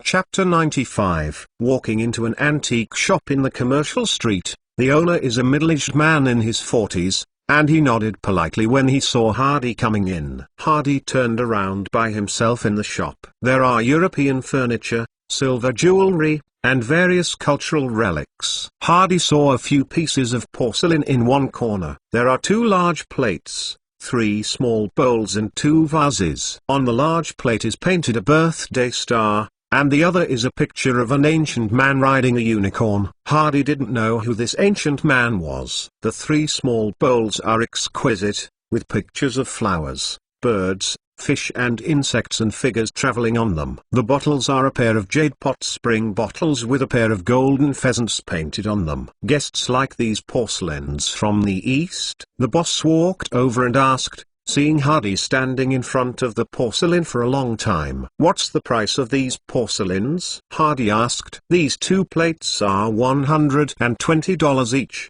the three small bowls are $80 each, and this pair of vases is $300. The boss said, "It's a bit expensive." The prices of porcelain seen by Hardy in New York are generally a lot higher. Look at how beautiful their patterns are. This is a rare boutique. It is said to be from the Oriental Huago Palace. It was used by their emperors in the past. I have asked someone about it. They have a history of more than 200 years. Seeing Hardy's intention, the boss introduced him. More than 200 years of history. Hardy thought about it. It may be during the Qianlong period. I picked up the porcelain and looked at the base. It is indeed Qianlong's. It seems that the boss has found someone to see it. Said from the palace. Probably it was taken from the old Summer Palace or the Forbidden City when the 8-power allied forces entered Beijing. I pay $80 each for the plate, $50 each for the small bowl, and $200 for this pair of vases. If I agree, I will ask for it all. Hardy counter-offered. The boss immediately shook his head. No, the price you gave is too low. The two men began to bargain and talked for more than 10 minutes. The final price was set and both gave way. The total price was $660. The two sides shook hands to reach an agreement. The boss went to the back to take the suitcase and prepare to pack. Just then two girls walked into the antique shop. One was a white girl with brown hair, tall, and the other was an Asian girl, about 1.65 meters tall and beautiful. Regardless of the previous life or this life, among all the girls Hardy had seen, the look of the Asian girl in front of him was extremely beautiful. The skin is supple and beautiful. Hardy couldn't help but glance again. When the girl saw Hardy, she thought it was the boss and nodded slightly to say hello. Hardy smiled and nodded in response. The girl glanced across the items in the antique shop, and finally landed on the pieces of Chinese porcelain on the table, and walked over to look carefully. After a while, the girl turned to look at Hardy. "Boss, what is the price of these porcelains?" Hardy said in his heart. It seems that the girl misunderstood herself. But it's also quite interesting. Stepped forward and stood next to the girl, pointing to the porcelain and said, "These two plates are $120 each, the three small bowls are $80 each, and this pair of vases is $300. The girl nodded. She looked at the pieces of porcelain again. She liked each one very much, but she didn't have that much money in her pocket, so she could only buy one after she gritted her teeth. The rest can only be given up. Reluctant to give up, Xin said that he can only take a look. Hardy stood only 1 meter away from the girl, and a pure fragrance wafted from the girl. Smells good. Her neck is slender and very beautiful when she bows her head slightly. Finally, she looked away from the pair of Yu Kan, pointed to one of the small bowls and said, "Boss, can this be cheaper?" "I'm willing to pay $60.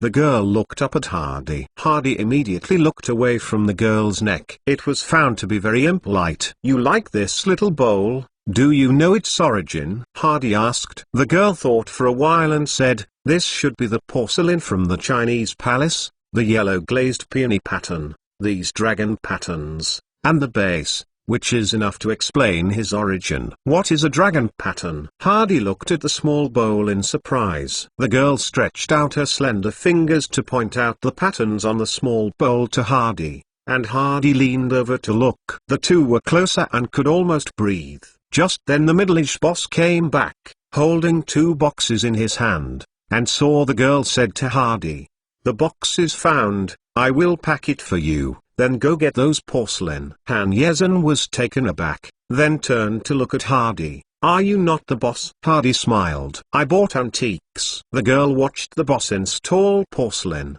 blinked her eyes and asked Hardy, have you bought all of these? When the boss heard it next to him, he smiled and replied, yes, this gentleman bought all these porcelains. Miss, what do you want to buy? The girl paused. I want to buy porcelain too. The boss was a little surprised. No one asked about these porcelains. It's really strange why two of them came here all at once. Knowing that the porcelain had been bought, Han Yizhen didn't bother to go to the counter to look at other items. She found a beautiful hosta in the glass cabinet of the counter. Boss, how do you sell this hosta? The girl asked. The boss stopped the boxing hand and looked at it. This is $35. Show it to the girl. This hosta is carved by Hushan white jade. The hairpin is simple and elegant. The hairpin is a crested head. The whole body is white and gentle. The girl has looked at it for a long time. Is $30 okay? The girl said. The boss looked at the girl. Okay, I'll sell you. The girl paid for the bill. The boss took out a long jewelry box and gave it to the girl. The girl thanked the boss, put the hosta in the box and put it in her bag, and asked her partner Irina to leave the antique shop. Hardy looked back at the girl's back disappearing in the antique shop window. Although I didn't buy the porcelain I like, Han Yezhen was also very happy to buy a hairpin. This time it was a worthwhile trip. Yejin, what is the stick you bought for? Irina asked. It's not a stick, it's a hairpin. Han Yizhen explained. What is a hairpin? It's an ancient hairpin. Oh, Irina understood. When the two were chatting, a few figures suddenly appeared in front of them, blocking their way, and the two girls were shocked, because among the 6 or 7 men, they saw the thief who had just stolen their bag. The two girls immediately realized that these people must have come for revenge. Among the group of people, a slightly taller guy looked at the two girls, smiled and turned his head to the thief and said, Imo, it's really shameful that you were beaten up by the two girls. After speaking, he turned to look at Han Yejin and Irina, with a smirk. But these two girls are really beautiful. Irina was already terrified, reached out and grabbed Han Yezhen's arm. In fact, Han Yezhen is also a little scared now. Although she knows how to deal with 1 or 2 people, she can deal with so many people, and she is still an adult man. She doesn't have the strength, unless the bodyguards at home. Run. Han Yezhen made a decisive decision, grabbed Irina, turned her head and ran. A few gangsters caught up in stride. Where did the two girls run? These guys? They were surrounded by more than a dozen meters after they ran out. Someone was about to come up to catch the girl. Irina screamed and beat her with her bag, and she was snatched away after just 2 blows. Han Yezhen kicked a guy who was about to catch him, but another one came over to catch her the next second, and she immediately kicked it again. This time, she used a vicious move and kicked that guy in the crotch. Ah! The guy immediately rolled to the ground in pain. I can't deal with a little girl, idiot. Let's go together. The boss shouted impatiently. Several men rushed up together. Han Yezhen also panicked, smashed at one of them with her bag, turned around to deal with the other 2, just blocked one guy's fist, but the other grabbed his arm. The girl was surprised to know that it was not good. At this time, a figure appeared next to the girl. Bang! The fist slammed on the face of the guy holding the girl's arm. Wow! This guy seemed to fly out, and fell to the ground 3 or 4 meters away in the next second. Boom boom boom. Hardy made a few more punches in a row. Fight out all the gangsters around. Finally stood in front of the 2 girls. Han Yezhen looked at the man in surprise and said, It's you. Ah, it's the gentleman from the antique shop. Irina also said. A few quickly got up from the ground and saw the strong Hardy. They knew that he was not easy to provoke after just a few shots. Go, the boss yelled, and a group of guys quickly slid into the alley. Hardy did not chase. Although these guys don't put him in his eyes, he knows the truth about the poor, and he is a mafia boss. There is no need to have a general knowledge of these little gangsters. There are ways to deal with them. Our bag. Irina couldn't help but yelled as the gangsters ran away. But she didn't dare to chase. Can only stomp in place. The action is a bit funny and a bit cute. Oh, my living expenses this month are all in my bag, as well as my newly bought cosmetics. Irina couldn't help but feel sad. Han Yezhen was also a little sad. The hairpin I just bought was also snatched by them. These thieves. Irina couldn't help crying at last. The money was lost, and he didn't know how to spend this month. Han Yezhen looked at Hardy next to him. This gentleman, thank you for saving us just now. My name is John Hardy. Hardy reported to his home. Thank you, Mr. Hardy. Han Yezhen said again, meeting for the second time. Don't you know what your names are? Hardy asked. My name is Han Yezhen, and she's my roommate Irina. Han Yezhen said. Are you guys okay? Hardy looked up and down at the girl. www.mtlnovel.com. After all, he had just experienced a battle. In fact, he was surprised when he saw this Asian girl in the distance using Chinese kung fu against those gangsters. We are fine, Han Yezhen said. At this moment, Irina, who was next to him, said with a crying voice, we are now penniless. How can we go back to school? Are we going back to Southern California? Han Yezhen also showed embarrassment. Hardy looked at the two girls and said, my car is not far away. Should I take you back? Is this too much trouble? Han Yezhen hesitated. Irina dragged her female companion and whispered, don't refuse, or we really want to go back. In fact, her voice was not small enough to be heard by Hardy. Hardy knew that Irina deliberately wanted to hear her. She was really an interesting girl. Let's go. Southern University. I'll drop in. Chapter 96. He returned to the antique shop with the two girls. The owner smiled and took out the antique box. He saw that the two girls were silent. He had just seen what happened in the shop. Go to the car and put the box in the trunk. Irina looked at Hardy's car. Her eyes brightened. This man is handsome and able to fight. He can drive such a good car and buy so many antiques. He must be rich. In her eyes, she is an absolute high-quality boyfriend. The three of them got in the car and the two girls sat in the back. Hardy drove into the traffic and looked at the two girls from the rear-view mirror. Hardy asked, are you students from USC? Yes. We are already a junior. Irina replied first. What major are you studying? I am majoring in journalism. My future dream is to be a radio host. My friend is a student of architecture and painting and sculpture. Irina said. Hardy glanced at Han Yezhen from the rear view mirror. Do you like Chinese porcelain too? Are you Chinese? Now Irina couldn't rush to answer. Han Yezhen nodded. Yes. I am Chinese. I not only like Chinese porcelain, but also other antiques, Chinese paintings and calligraphy, embroidery, furniture, jade, statues. I think these are works of art. Why does Mr. Hardy buy porcelain?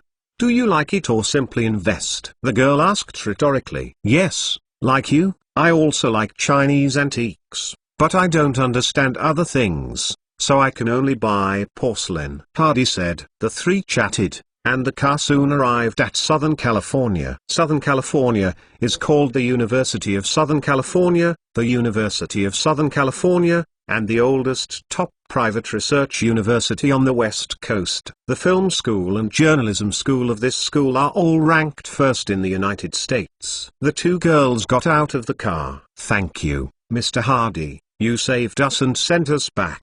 Han Yezhen thanked again. Mr. Hardy, I'm at the School of Journalism. If you want to visit USC, come to me and I will be your tour guide. French girl Irina said enthusiastically. Yes, this girl is French. I said it when I was chatting in the car. The whole family from France came to the United States at the beginning of the war. By the way, we are friends. You can call me Elaine in the future. The girl bent over and said to the car window. This angle, is this girl giving benefits? Okay, goodbye Elaine. Goodbye Miss Han. Hardy finished speaking and drove away. The two girls watched the car disappear before they walked into the school together. Irina approached Han Yezhen and said, this Mr. Hardy is so handsome and his body is also very burly. He looks like a lion when he fights. A few punks hit them all down with one punch. If he comes to play with me, I will definitely not refuse. Irina smiled. It seems that you were trying to invite others. Are you still eligible to refuse? Han Yezhen was speechless to his roommate. Then what's wrong? It's everyone's full effort to see beautiful things and strive to pursue them, regardless of gender. Irina Xiaojiao said proudly. I lost my wallet, you should think about how to live next. Han Yezhen gave Irina a hard blow. Irina was injured lying on Han Yejin. Yejin, please adopt me, or I will starve to death this month.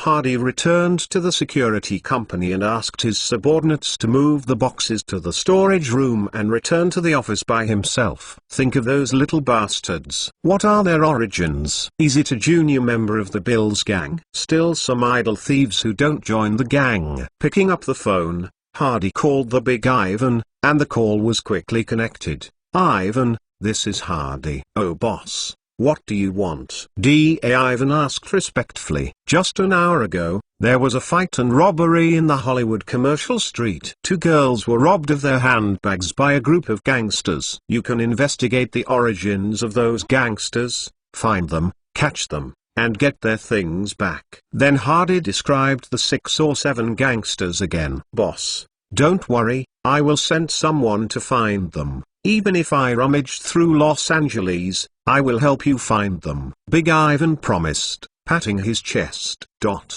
At the same time, Han Yezhen is also on the phone. After the call was connected, Han Yezhen did not speak English, but changed to Cantonese. Uncle Tang Zheng, I am afraid I will trouble you with something. Why Yezhen and I are so polite. What do you want to say? There was an angry voice on the phone. Han Yezhen recounted what he had encountered in Hollywood Commercial Street this afternoon. Are you injured? Tang Zheng asked quickly after hearing this. I was not injured, but the bag of my classmate and I was snatched by those people. The bag of my classmate contained all her living expenses. There is a newly bought Hostu in my bag. I am going to give it to my mother as a gift for next month's birthday. It's a pity. If you know someone over there, can you ask me for something? The rules of the arena, the things that were stolen. If there are big people and big powers, some of them can be returned. I know Yejin, don't worry. This matter is covered by Uncle. I will definitely get it back for you. Tang Zheng Dao. Hanging up the phone, Tang Zheng's face sank. Han Yezhen is the granddaughter of his master. When she came to Los Angeles to go to school, Yezhen's mother called and asked him to take care of her. I didn't expect something like this to happen today. A leopard. Tang Zheng shouted. A burly man in his 30s walked in. Brother, what's your order? Abao asked. Tang Zheng repeated the cause and effect, and told Abao about the physical characteristics of the people that Han Yezhen told him. Finally, he said, you take people to Hollywood to find out this matter. You must take the bastards. Come out, get things, and people will bring them back. Yejin said that if you do it, it's not just a matter of things, those have to pay the price. It's the eldest brother. Abao responded and turned and went out, called more than 20 people downstairs, and drove a few cars straight to Hollywood. Tang Zheng thought for a while, picked up the phone and called Bill to help. Hollywood is the domain of the Bills. The boss of the Bills had invited him to meet last time, and the two agreed that it would be best not to have unnecessary conflicts in the future. It is necessary for your own people to say hello to the Bill gang to enter Hollywood. The phone is connected. When Bill answered the phone, Tang Zheng first said a few polite words, and then said the whole thing. I don't know if those stealers are from Bill's gang. They attacked Miss Hongmen Biao. There must be an explanation for this matter. Bill said solemnly, thief. The Bills gang doesn't have that kind of low-level stuff. He'll let my men investigate this matter. Hanging up the phone, Bill asked his men to understand the situation. Not long after they reported that there was indeed a robbery in Hollywood Commercial Street, but Ivan the Great was already investigating this matter. Big Ivan, why is he investigating? Bill felt very strange. How could that stupid big man investigate this matter for no reason? Leading people to find the Great Ivan and inquiring about the reason, The great Ivan said solemnly. Boss Hardy ordered me to investigate this matter. Bill was even more surprised. The boss got involved! This thing seems a bit big.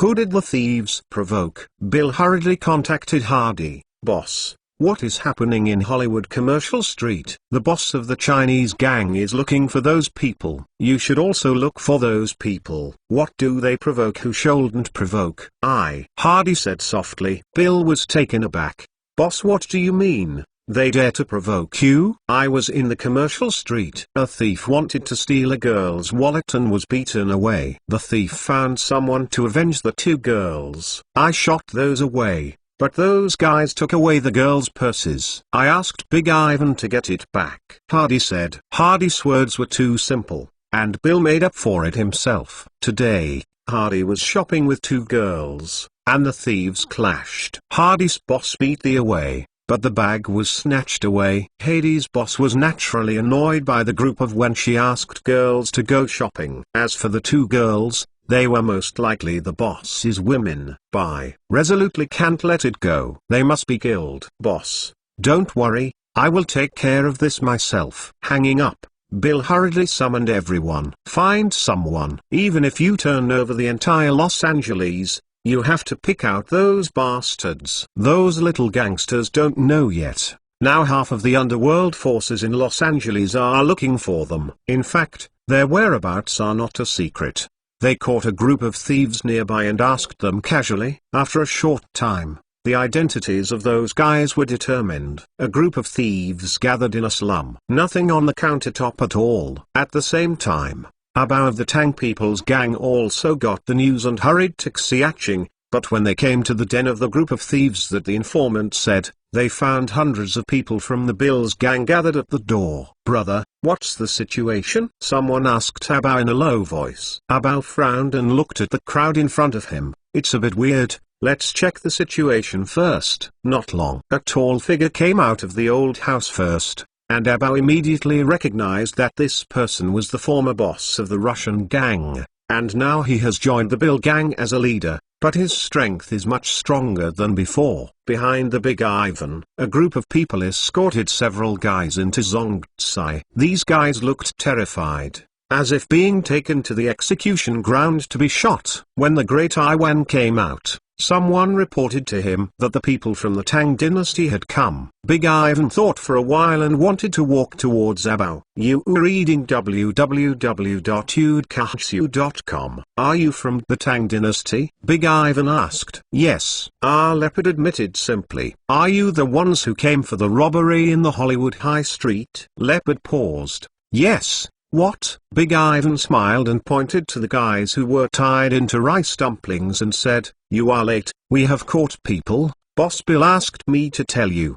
Give your boss a word. This matter Bill gang no matter. You don't need to interfere. In our turf, we will handle things ourselves. Abao was silent for a few seconds, then looked at Big Ivan and said, then can you give us back the stolen things? Big Ivan smiled. Hee. Don't worry. Someone will return it. Chapter 97. Thanks to the leader of FFF Gauga for the reward. The two ladies' bags were placed in front of Hardy. Boss, I checked with those bastards. There are a lot of things in the bag. Big Ivan smiled and reported. Hardy opened Han Yezen's bag, took out a long brocade box from it, and opened the Hostu inside. How did those guys deal with it? Hardy asked. Waiting for your order. If you let it be dealt with, I will take my brothers out of the city and bury them. Now it's an hour to fight. Dear Yuan said. Those thieves, although they are hateful, are not guilty of death. Teach them a lesson, and starve them for a week, and give them only a piece of bread and a glass of water a day. Great Ivan's body trembled unconsciously, remembering the days when he was locked in the cellar by the boss in the dark. Understand the boss. Big Ivan left. Hardy held the hairpin and thought that the girl could even ask for help from the Tang dynasty. It seemed that her identity was not simple. Pick up the phone and call the HD Security Intelligence Department. Look into the situation of the two girls for me. Hardy told the intelligence department what he knew about Han Yezen and Irina. Big Ivan returned to the station. Look at a few guys who were tied into rice dumplings. with a sneer on their faces, and ordered his men to untie them. These thieves didn't know why. One by one kneeled on the ground begging for mercy. First hit the whip. Big Ivan's men took out the twine and whip, dipped in salt water and beat these thieves to their lives. The thieves who beat them were crying and tumbling on the ground. A group of things that don't have eyesight provoke people you can't provoke. You will be lucky if you don't kill you this time. Reach for a guy. Tell me, what bad things have been done before? When I was free, Big Ivan was ready to relieve them of boredom. This guy didn't dare to conceal anything when he was brought up. He talked about what bad things he had done before, and almost told him about the bedwetting when he was a child. The HD Security Intelligence Department moved quickly, and put a piece of information in front of Hardy the next day. After reading it, Hardy looked slightly stunned. Irina is okay. French girl. Originally there were some assets in the family. Just after World War II broke out, her parents took her to the United States. Since then, she has settled in Los Angeles, with a normal resume. It was Han Yezin that surprised Hardy a little. Her identity is indeed a bit unusual. She turned out to be the granddaughter of Mr. Situ, a Hongman elder. That old Mr. Situ, even Hardy is like a thunderbolt. The old man once followed Sun Yat-sen, and Changshan respected him. Roosevelt served as a legal advisor for him and was elected chairman of the Hongman Zigong Party. During the War of Resistance against Japan, he presided over the General Bureau of Anti-Japanese War, raising funds of $14 million and found the country stand in the front row during the ceremony. It's 1946. I want to come to that old gentleman. Now he is still running in China. Han Yezin's father is also Chinese, an architect, and Han Yezin's mother is a college classmate. He is in free love and married. Her family does not involve Hongman affairs. The boss of the Los Angeles Tang Dynasty gang is a disciple of Mr. Situ and one of the important figures in the Hong clan. It is natural to maintain Han Yezin. She studied architecture, probably because of her father's influence. Put the hairpin. Hardy was going to give the girls back their bags. Driving to the University of Southern California,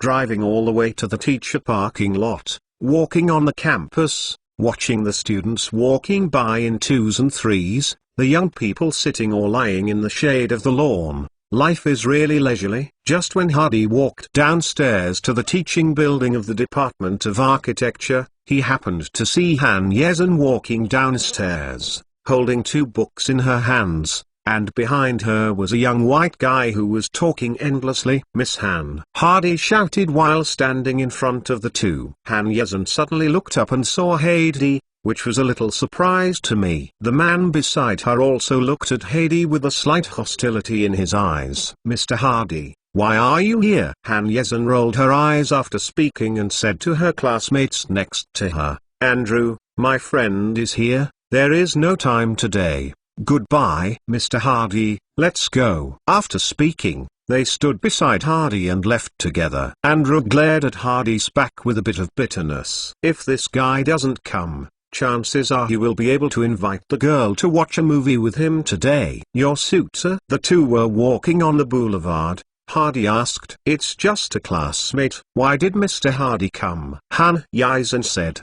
"Didn't you invite me to visit USC yesterday?" Hardy's tone was hurt. Han Yezin had a look on her face. "In fact, it was Irina who sent the invitation yesterday, but Hardy saved himself, so I can't say that I didn't invite him." "Why don't we go to Irina together? She should have finished class too," Han Yezin said. "Okay, I happened to be looking for her with something." When Irina saw Hardy, she ran over happily and greeted enthusiastically. "Hi, Mr. Hardy, I'm so glad to see you again. It's noon. Do you have a treat for lunch?" Hardy looked at the two girls. Oh, Irina was speechless. She lost her living expenses. Yesterday she borrowed dozens of dollars from Han Yezin to plan to spend the month with slices of bread every day. Her living expenses are gone again if she invites guests. Han Yezin looked at it. "I invited Mr. Hardy to dinner." "Thank you, Mr. Hardy, for saving us yesterday. There is a restaurant next to the school. Let's go there." "No problem. But wait a minute. I'll go to the car to get you something. Hardy said. What is it? Irina asked curiously. Gift. When the three came to the car, Hardy opened the door and took out 2 handbags. The 2 girls were all startled. Ah, isn't this my purse? My handbag is here too. Check to see if you have lost anything, Hardy said, returning the bag to them, and the 2 girls took it and checked it. It's all here, nothing is too much. And my money is also in it, Irina called out in surprise. Han Yezin also saw her belongings, including the hosta. Mr. Hardy, what is going on? Han Yezin asked curiously. Hardy smiled and said, I have asked a friend to help you come back, so should you please invite me to dinner and thank you? Of course it should, Irina shouted excitedly. The 3 came to the restaurant. Irina asked how the purse came back again, and Hardy simply dealt with it, only saying that a friend had some energy. Irina majored in journalism. She was talkative and lively, while Han Yezin was relatively quieter. After chatting for a while, Hardy looked at Han Yezin and asked, in the antique shop before, you were going to buy porcelain. Do you know that well? Han Yezin thought for a while and said, my grandfather is very researching on antiques, and originally wanted to pass it on to his father, but his father chose architecture. When I was young, my grandfather often took out some porcelain, antiques, calligraphy and painting to tell me. Later I also fell in love with these things. I was in college, influenced by my father, and I also liked architecture very much. I studied architecture, but at the same time minored in painting, sculpture and art appreciation. This is my hobby. Hardy nodded to express understanding. Do you usually collect a lot of Chinese antiques? Hardy asked. The girl shook her head. I have no money, even if I see something I like, I can't take it. Hardy understood a little. Although the Han family is a home of surplus, Han's father is only an architect after all. He can supply the children to school, and will never let her spend a lot of money. In ancient times, education was more important. No parents were willing to train their children into dudes. Han Yezin's money for antiques was saved from living expenses. Mr. Hardy, I think you bought a lot of Chinese porcelain. Do you know these well? Han Yezin asked. Suddenly, Hardy said in Chinese, I don't understand it very well. Just simply like it. You can speak Mandarin? Han Yezin was surprised, and said this sentence in Mandarin. Han Yezin is a Chinese for 3 generations, but her family has always taught her Chinese. Her Cantonese is almost the same as that of Southerners, and her Mandarin is a little bit close, but she has no pressure at all. How can Mr. Hardy know Chinese? Han Yezin asked. Hardy shrugged. When I was a teenager, my neighbor was a Chinese. We became good friends. I learned Chinese at that time. You are really good. I feel that Mandarin is better than what I said. By the way, have you been to China? Han Yezin said. Hardy shook his head. I have never been to China. The closest I was to China was an attack on Japan, and then I was seriously injured and returned to Hawaii. If I set foot on the Japanese mainland at that time, I might visit China. Hardy said. Ah, have you served as a soldier in the war against Japan? Han Yezin asked in surprise. Yes, I killed more than 30 Japanese soldiers and won medals. Hardy said. Han Yezin saw Hardy's eyes become more cordial than before. She is a Chinese, and the Japanese invaded the land of China. She listened to adults at home often talking about this. Especially her grandfather had been doing things for the war of resistance against Japan. Her sincere admiration from the Japanese soldiers' favorite. Irina looked at her roommate, then at Hardy, and said with some displeasure, Hey, you two can't do this. I can't understand what you say, you are bullying. Han Yezin and Hardy looked at each other, and they laughed. They had just spoken, and they had forgotten to change the channel after switching to Mandarin, to ignoring Irina next to them. Mr. Hardy said that he had served as a soldier, killed more than 30 Japanese invaders, and made contributions to the fight against France. Han Yezin said, Irina is French, and her family had to flee to the United States because of the war launched by Germany. She also hates France. I heard that Hardy is a fighting hero, And her impression of Hardy is even better. The look in Hardy's eyes was utterly unreliable. After lunch, Irina still had class in the afternoon, and she was very reluctant to say goodbye to Hardy. Before leaving, the girl hugged Hardy and kissed her cheek before leaving. Han Yezin and Hardy were walking by the academy lake. The two chatted about antiques again. Han Yezin smiled and said, "Actually, my name is also related to antiques. When I was born, my grandfather held me and liked it very much. It is the art treasure of my Han family. Let's call it Yejin." The girl is laughing. Hardy looked at the girl's profile. I found that she smiled better. "Miss Han, I have a proposal. I like Chinese antiques, but I don't know them very well." "You know Chinese antiques? I plan to set up an art company. How about you come and buy it for me?" Hardy said. Let me be the person in charge of your company." Han Yizhen was surprised that Hardy had such an idea. "Yes, I pay. You are responsible for the acquisition, and I can give you 5% of the shares." Han Yezhen just wanted to refuse. She is still in college and it is too early to make money. "My 5% of the shares are not money, but antiques." Han Yezhen swallowed again, looking at Hardy with beautiful eyes, and didn't understand what Mr. Hardy meant for a while. 5% antique, what do you mean?" Hardy smiled and explained. "It's very simple. For every 100 antique works of art you buy, you own 5 of them." "Then how to determine which 5 pieces are?" "The value of antiques can be high or low. There are fine products, treasures and even national treasures. Can you pick them out?" Han Yizhen asked. Hardy shook his head. "It's not fair to choose casually. Among the 100 antiques, the most precious one is worth the other 99. I have a way. All 100 are numbered and the lottery is drawn. Which one is assigned is entirely by luck."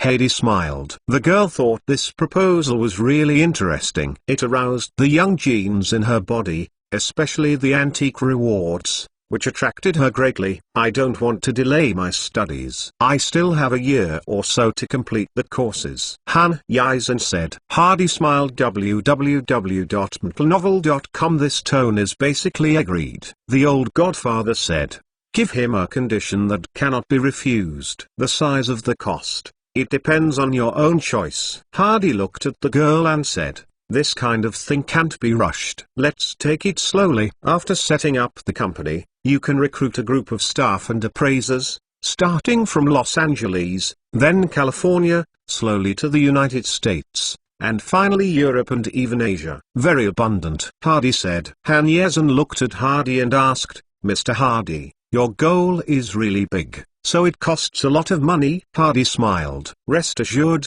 I will make a lot. A lot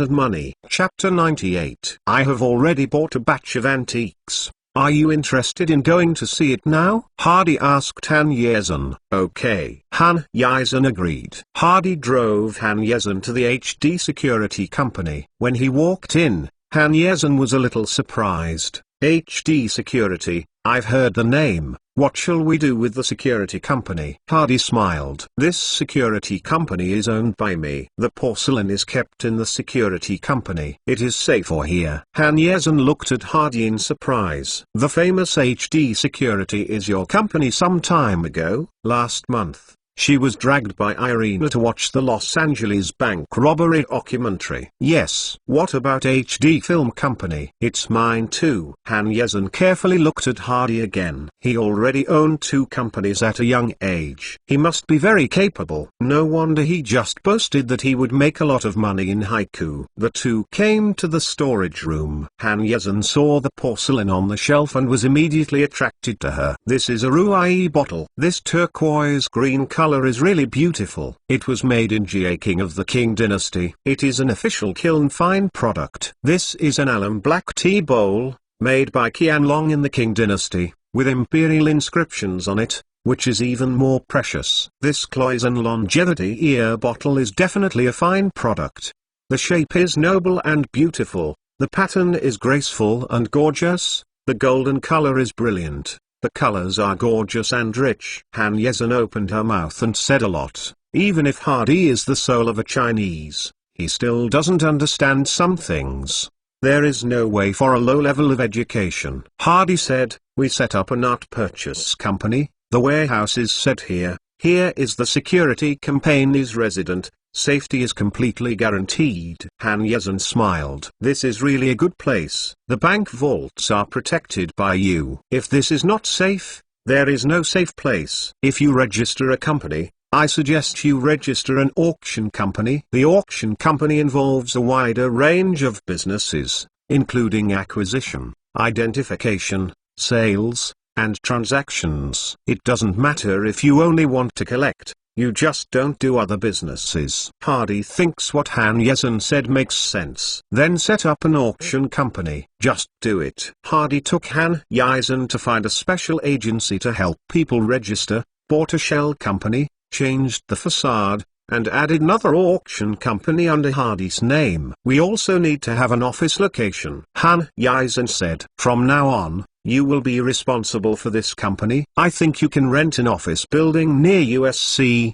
where the office will be in charge, and the security company will serve as a warehouse. Hardy said, I think it's okay. Han Yezhen nodded. Hardy smiled and stretched out his hand. Han Yezhen paused and stretched out his hand, holding the two hands together. From now on, you are the general manager of Hardy Auction Company. From now on, the management and development of the company will be left to you. Hardy finished speaking and handed the company registration certificate in his hand to Han Yezhen. Han Yezhen received the company registration certificate, and felt that all this happened so quickly that he didn't even react, and Flicker became his person. But this is indeed what I like. Then do it. Hardy took out the check, scribbled the amount and name, tore it down and handed it to Han Yezhen. This is 100,000, the company's startup capital. Han Yezhen took the check in a daze, saying that the 100,000 US dollars had been handed over to him,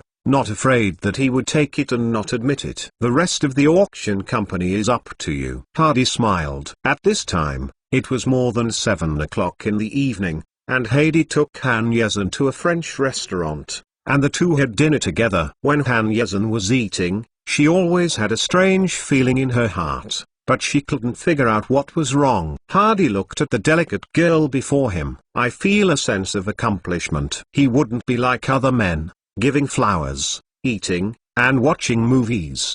How good now. Let her work for herself, and bring her out if she wants to take her out for dinner, which is called celebrating the establishment of the company. In the future, the two will be in a superior-subordinate relationship, and they will have more opportunities to contact each other. When the time comes, ask her to come out for dinner and just talk about research work. During the meal, the two had been chatting, discussing how the company will operate in the future, and Hardy gave the simplest method. The company layout has been completed recently. Then recruit a group of professionals. Carry out acquisition business. He figured out how to deal with money. Yezhen, what is your greatest ideal? Hardy asked. Han Yezhen thought for a while. Actually, I have a dream to build an art museum. I design the museum myself and collect art from all over the world. Of course, the most are Chinese cultural relics, and show the treasures of Chinese art to people all over the world. Unknowingly, it was more than 9 o'clock in the evening. Hardy sent the girl back to USC,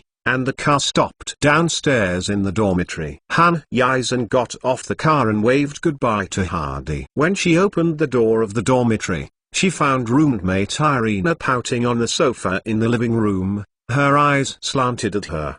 What are you doing? Han Yezhen asked differently. Han Yezhen, I just found out that you turned out to be a guy who cares more about than friends. Did you go out with Mr. Hardy and have dinner together? Irina asked angrily. Han Yezhen smiled. Go to the sofa and sit down. Yeah, we not only ate dinner. Ah, what else did you do? Irina asked anxiously. We also established a company. Irina was stunned. Setting up a company? She never expected this answer. Han Yezhen told Irina about the afternoon's experience, and then showed the company registration certificate to her roommate. Irina took the registration form and asked in a daze, did you set up a company so soon? Did you become the person in charge of the company? Han Yezhen shrugged. Actually, I am still a little confused now. I feel that things are out of control. I haven't had time to think about it, and things have become the way they are now. Irina blinked, hugged her roommate's arm, and smiled and said, Yejin, isn't your company recruiting people? What do you think of me? Won't you delay your studies? Han Yizhen said, no, I'm going to be a senior year soon. I also need work experience, and we are roommates. It is convenient to study the company's affairs, isn't it? You are the general manager of the company now. You can give me a department manager. When Irina spoke, she kept rubbing her body on Han Yezhen's arm. Go, you are useless to seducing me. Han Yezhen pushed Irina hard, and Irina clung to her and didn't let go. Assistant, you can be my assistant first. Oh, Irina cheered triumphantly. The next day, Han Yezhen called Tang Zheng, the gang leader of the Tang dynasty in Los Angeles, and told him that he and his classmates had returned their bags. Yesterday, Abao came back to report to Tang Zheng. When he arrived, the thieves had been caught by the Big Ivan of the Bills gang. He asked for the lady's bag and the other party said that someone would send it back. Yejin, who sent you the bag? Tang Zheng wanted to ask who had so much energy and used the Bills' help to get the things back. A new friend. We were in danger that day, and he helped us fight off those thieves. Han Yizhen said, oh, that's the case. What's your friend's name? His name is John Hardy. What's the matter with Uncle Tang? Oh, it's okay. I just asked. Since it's okay, Yezhen, please go to school with peace of mind. If you have anything to do, call Uncle at any time, Tang Zheng said with a smile. Okay Uncle Tang, I'm dead. Hanging up, Tang Zheng frowned and thought, who is this John Hardy? Is it the son of a big family in Los Angeles? In fact, Hardy has never been very famous. When he was in the gang, he was just a small boss. Later, he formed his own team and did things secretly. He killed the Spanish gang and formed the Bill gang, and directly promoted Bill as the boss. In the underworld, Hardy left no reputation. Even now, if you investigate his identity, you can only find out that he is the boss of several companies. The police have no criminal record and the gang has no identity. It can be described as innocent. A few days passed in a flash. Hardy received a call from Ava Gardner, and she told Hardy that the crew had finished filming and could return to Los Angeles in 3 days at most. Come back to catch the wind for you. Hardy smiled. As soon as I hung up the phone on the desk rang again. And when I picked up the handset, it turned out that it was the Big Ivan. Boss, you said hungry for a week, now it's time, what do you think about them next? Big Ivan asked. The Big Ivan is not very smart, he does things straightforwardly. He has a typical Slav character, but he is very attentive to executing orders. How are those people? Hardy asked casually. Big Ivan smiled and said, at first I was hungry and yelling. I know that it feels very uncomfortable. I will ask them to teach them every 2 days. How can I make them stay comfortable? This is not vacation. I'll let them confess to their own confession when there is nothing to do, and explain the wrong things they have done before.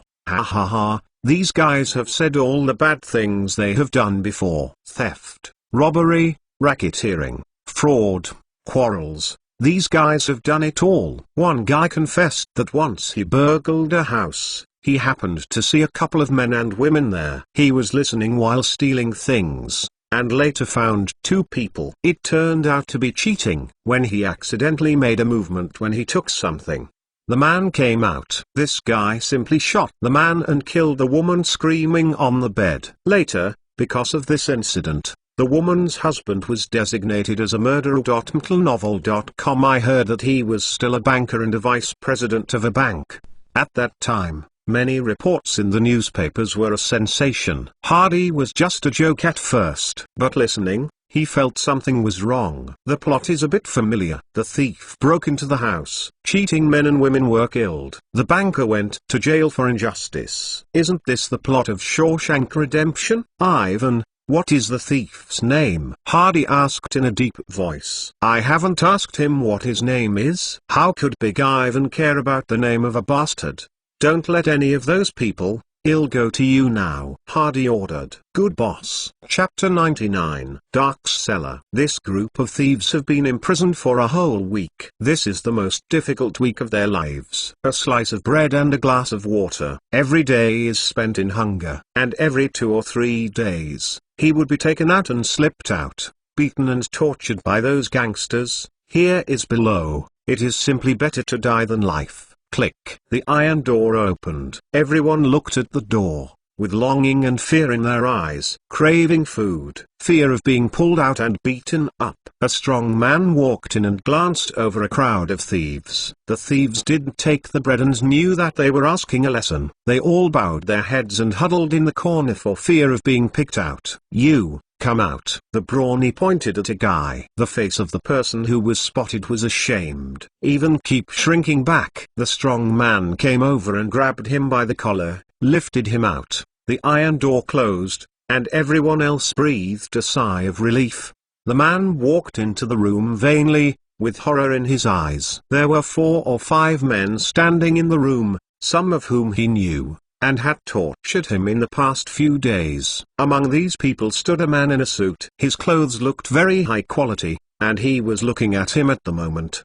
The man's gaze was frightened and quickly avoided. What's your name? Hardy looked at this guy and asked. My name is Imo. Emma stammered and replied. Have you been to jail before? Being detained 3 times for theft. Have you ever killed anyone? Imo looked up at the man in the suit. Kill kid. Where is it? Once I entered a house to steal something. A man and a woman were doing business. Then I accidentally knocked over something and made a noise. When the man heard that the man wanted to attack me, I shot him and the woman didn't stop screaming, and see what I was like. I shot her again. Emma said. Hardy said to his heart, it seems that this is the case. What year did it happen? Imo thought for a while. It's been almost 7 years. You go over the whole thing in detail, don't miss every detail. Hardy said. Good, good. 7 years ago, one early autumn night, I ran out of money. I fancy a nice little villa. I climbed in from the back window. When I walked to the living room, I found a lot of clothes scattered on the floor, and the sound of men and women doing business came from the bedroom. I secretly walked over and found a man and woman passionately in the bedroom. I overheard for a while, and later learned that the two were not husband and wife.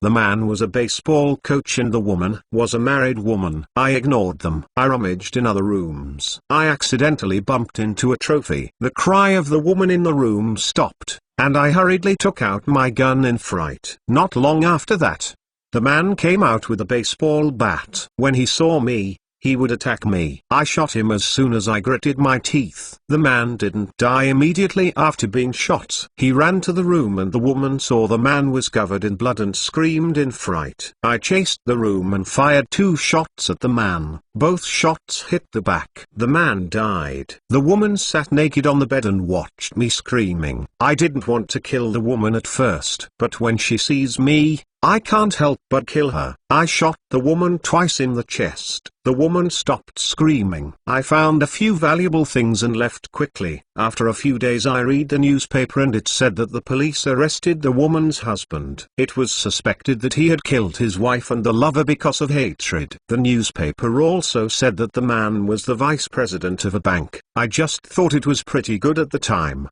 Interesting. Later, this matter caused a sensation, and newspapers reported that the banker was actually sentenced. In fact, I knew he was wronged. Maybe the judge knew it. Who knows why he was sentenced in the end? Hardy looked at this guy. Is the gun that killed you still in your hand? Emma shook his head. I sold it later. Do you know whom to sell to? No. Hardy looked at the great Ivan and said, detain him in a separate room and get him something to eat. When Armour heard that there was something to eat, he immediately thanked Hardy. This guy was taken out, and Hardy explained to Big Ivan again, I have a great use for this person. Let the others let go. This is left. 3 meals a day are served normally, but he must not be allowed to run away. Don't worry, boss. Big Ivan promised, patting his chest. Back to Hardy Security Company. Hardy called Henry. Henry is now the head of the intelligence department. and now the intelligence department is one of the two major departments of Hardy Security, whose strength is not under the strategic research room. Henry, you go to investigate something. 7 years ago, a banker named Andy was sentenced to life imprisonment for killing his wife. It should be in Shawshank Prison. I want all information about him. Also, find the pistol that the thief used to kill. You can go to the Great Ivan to ask about the situation. That gun will be of great use in the future. I'm going to be the boss. Henry responded. The next day. Today is the day when the crew of My Assassin Isn't Too Cold has a trial run. Hardy has several identities as an investor, producer, and screenwriter, so he naturally wants to come to the scene to have a look. Actor lion performer Gary Grant. He is a big star of MGM, and his acting skills are even worse. He performed several scenes and was very entertaining. Next is the little Lolita Elizabeth Taylor. She walked in wearing a shorts and shirt, with a fluffy student head in her hair, and her expression was a little indifferent. As soon as she walked in, Hitchcock's acting skills were brilliant. In his impression, this Miss Taylor was a princess-like character, but now she has changed a lot. I don't know how she changed. Anyway, the script prototype Matilda feels very similar. Tyler was a little nervous at first, but when he saw Hardy sitting there, he suddenly became very confident. Hitchcock asked Taylor to perform several passages, and Taylor entered the state very quickly, all deducing the director's feeling. The performance is very good. I think the heroine is already certain. What do you think? Hitchcock looked at Hardy and the director of MGM's acting department. Of course they have no objection. Very good. Beyond my expectation. MGM's acting director. Then it's passed. Hardy gave a final word. Oh, Taylor cheered loudly, ran to several judges to express his gratitude, and finally came to Hardy and gave him a big hug. Then came the big villain's trial play. It was an old drama bone of MGM. He often played villains in his 40s. The director's evaluation of him is that he can interpret the image of villains to the bone. As for other supporting roles, it doesn't matter, such as Matilda's father, mother, sister, brother, and the old policeman. These are all decided by the deputy director. Hardy also had an agent company under him, and he asked Edward to cram the contracted artists into the crew, which was also considered a chance for them. At night, the Taylors invited Hardy to be a guest at home for dinner and expressed their gratitude. During the dinner, it was a good time. When Hardy left, Taylor insisted on going out to see him off, and Mrs. Sarah and Mr. Taylor returned to the villa with a smile. Tyler looked at Hardy with big eyes, and reluctantly said, "The crew is going to film in New York soon." The director said it will take about 4 or 5 months. I will not be able to see Mr. Hardy for several months. It's just over a month of contact, and I don't know why. Taylor feels that he has developed a sense of dependence on Mr. Hardy, and it's a very strong feeling. Hardy smiled and patted Tyler on the head. A few months are not long. Take a good look. I will go to New York to see you when I have time. Taylor was overjoyed. Will Mr. Hardy really come to see me in New York? Yes, I promise. Hardy could only agree to this girl. Great. The girl's face was full of joy. When Hardy was about to get in the car, Taylor paused, suddenly jumped into Hardy's arms, hugged him tightly, kissed Hardy on the face again, turned and ran into the villa. Seeing the little girl disappear, Hardy smiled. Is this girl in her current state?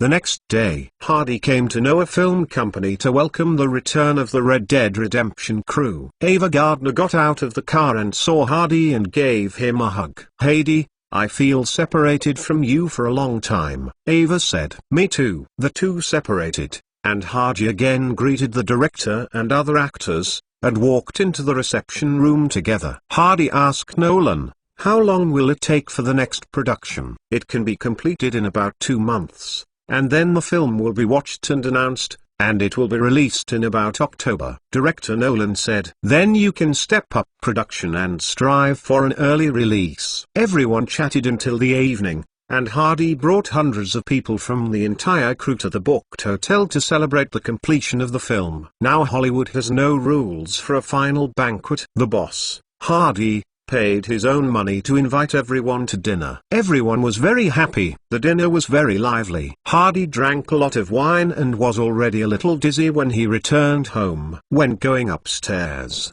Ava supported the man. I opened the door and found that the house was very clean. MTLnovel.com. I knew that the man must have found someone to help him clean up in advance. This man is sometimes domineering, sometimes gentle, sometimes careless, and sometimes considerate. Helping the man take off his jacket, she went to the bathroom to fill in the water, and when the bathtub was full, she took the man into the bathroom. Just then the man opened his eyes. "Ah, aren't you drunk? Shall you take a bath?" Ava said. Hardy chuckled and dragged the woman into the bathtub. The two played a game of ducklings in the bathtub. Oh oh oh, sonk-siank dange. White hair floating in green water. Anthurium set clear waves. Chapter 100. Henry returns and reports to Hardy about Andy's investigation. The judge who tried Andy's case retired last year. In the court, Andy has always claimed that he was wronged. He did not kill his wife. The court did not find his gun. In fact, the evidence was not sufficient, but the judge charged him with homicide. Sentenced to 2 life imprisonment for Andy. Andy was sent to Shawshank Prison. He has never stopped redressing his grievances. He writes a letter to the court every month stating his grievances. The past 7 years has been uninterrupted. Boss, we found the thief's gun. A Colt revolver has been changed hands 3 times. I found it in the last man's utility room, Henry said, and put a paper bag in front of Hardy. Hardy picked up the paper bag and poured out the gun inside. A very ordinary revolver, worth only $20 or $30. But it was it that ruined a banker's life. Anything else? Hardy asked. Henry thought for a while, and said with a smile that Andy loves to write letters. In addition to writing to the court that sentenced him, he also wrote to the state government. He felt that there were too few books in the prison library. A letter, and finally a batch of books and records came, which also made Andy's popularity in prison improved, and later he was seldom bullied. Hardy remembered that there was indeed this plot in the movie. Henry, find a lawyer and go through the normal process to apply for a retrial. The murderous thief, Amo, turned around and sent him to surrender. You will follow up on this matter personally and report to me at any time, Hardy said.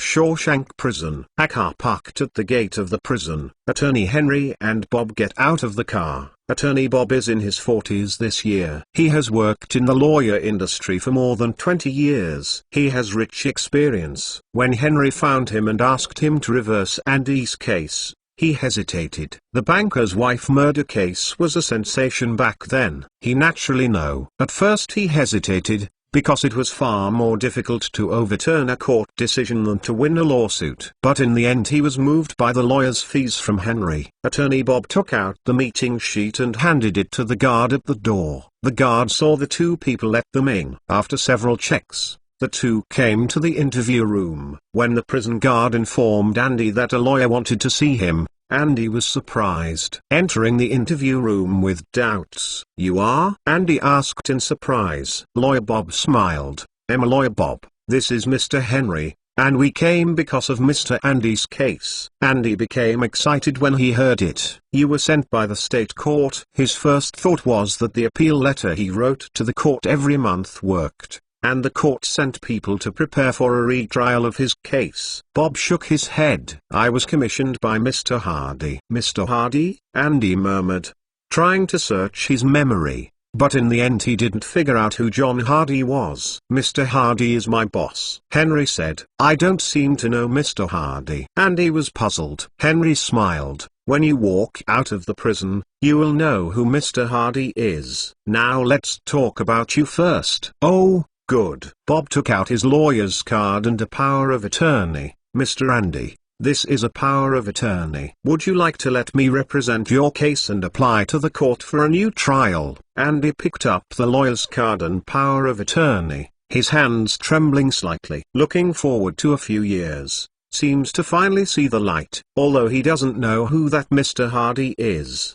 But as long as there is a glimmer of hope, he is reluctant to give up. After reading the lawyer's card and the power of attorney, there is no problem. And Andy looked at Henry again. I want to ask, why did Mr. Hardy help me? Perhaps it is because of justice, Henry said. In fact, Henry didn't figure out the boss' thoughts, why he wanted to help Andy suddenly, but it didn't matter for him. The boss' order was nothing to doubt, just execute it. Andy signed the power of attorney, picked it up with both hands, and passed it over. This power of attorney is extremely important to him. His 7-year anticipation was even more hopeful. After Bob's lawyer and Henry left, Andy was taken back to the prison area. Captain Haley saw Andy being sent back and called the prison guard in charge of the interview room. Who did Andy meet just now and what did they say? Captain Haley asked. A lawyer met with Andy and said that someone had asked a lawyer to apply for a court retrial of his case and asked Andy to sign a power of attorney. Haley frowned. The retrial of the case is not good news for him.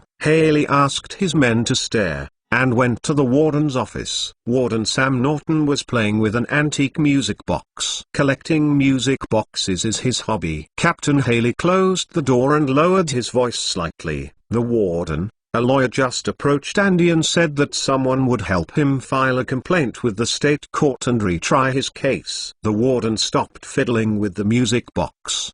He looked up at Haley.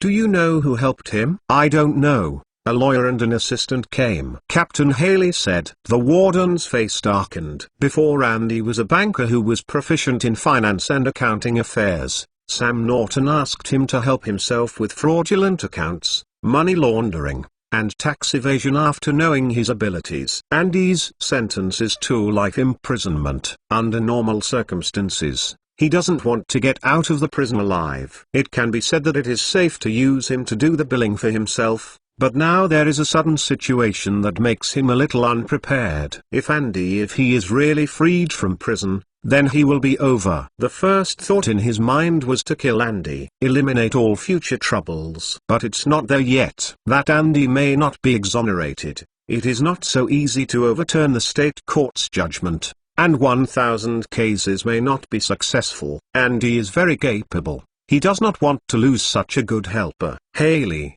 stare at Andy, and report to me at any time if things develop, the warden said in a deep voice. Good warden. Captain Haley went out. The warden put down the music box, and walked to the office window. In the distance is a wide prison playground. His office overlooks everything, where prisoners gather or chat or play games. The warden gritted his teeth with a stern expression on his face. I won't let you leave Shawshank alive. The sun in August makes people sweat. But people are still willing to get out of the cell and enjoy the rare free air time of the day. Andy came to the playground. Going to sit down next to old Black Reed. Reed looked at him. Who is coming to visit the prison? Is your relative? Andy shook his head. Is a lawyer. Andy told Rit again. Rit was surprised. How could someone help you for no reason? Did you really not know Mr. Hardy? Could it be your old acquaintance? No. I've thought about everyone I know. Surely they don't know a gentleman named Hardy. Andy said. Rit touched his chin. This is weird, but it is good news for you. You write to the state court every month. Isn't it just a chance to reverse the case? Now someone is helping you. You should feel lucky. Rit, I'm actually very excited now. I've never been excited before. I'm just trying to suppress myself. Andy couldn't help smiling after he finished speaking. Just 2 days after Andy signed the power of attorney, something happened outside. A thief named Ima voluntarily surrendered to the police station and admitted that he had killed a man and a woman in a villa on 20th Street 7 years ago. Why would Ima surrendered? Because he doesn't want to live a life in which life is worse than death. He was threatened. Either endure this kind of life forever, or surrender to the guilt. Ima has been in prison 3 times and he is no stranger to prison. Although prisons have lost their freedom, they can still live normally, eat, sleep and enjoy the sun. As long as they don't provoke the prison guards and prison bosses, life is not bad. Can be here, endure hunger every day, a whip every 2 days, and sprinkle salt on the wound. Those people are not people at all, and they take pleasure in torturing them. When Ivan the Great said that he would endure this kind of life forever, Imo broke down. He would rather be a prison for a lifetime than live this kind of life. He was afraid that he would be beaten to death by them before he persisted. The so-called wicked have their own wicked grind. Imo committed a murder. But in his heart, people like D.A. Ivan are demons, and he fears them from the bottom of his heart. After the police asked about the transcript, they found that the case had been sentenced 7 years ago, and the murderer identified by the court was the woman's husband,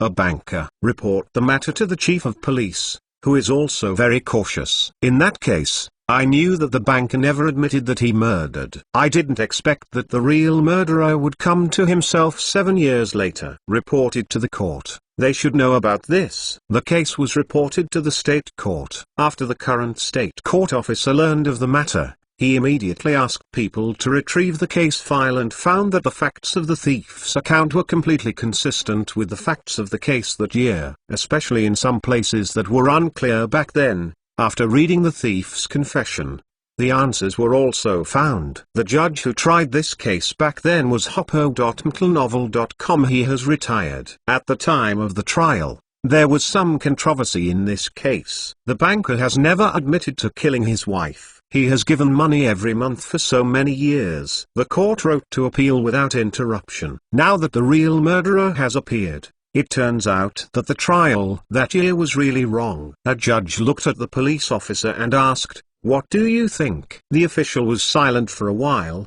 According to the normal procedures, since someone made a mistake, someone should help him correct it. This sentence is very subtle. The responsibility has been transferred to the retired Judge Hopper. On the second day, a lawyer named Bob submitted a petition to the state court and showed Andy's power of attorney. I will defend Mr. Andy. Within a few days, the media also learned about this. The case of Andy's murder of his wife was a sensation, but now it has been revealed that it was a wrong sentence. The murderer surrendered, and the newspapers began to report it, and the matter became a human being. Everybody knows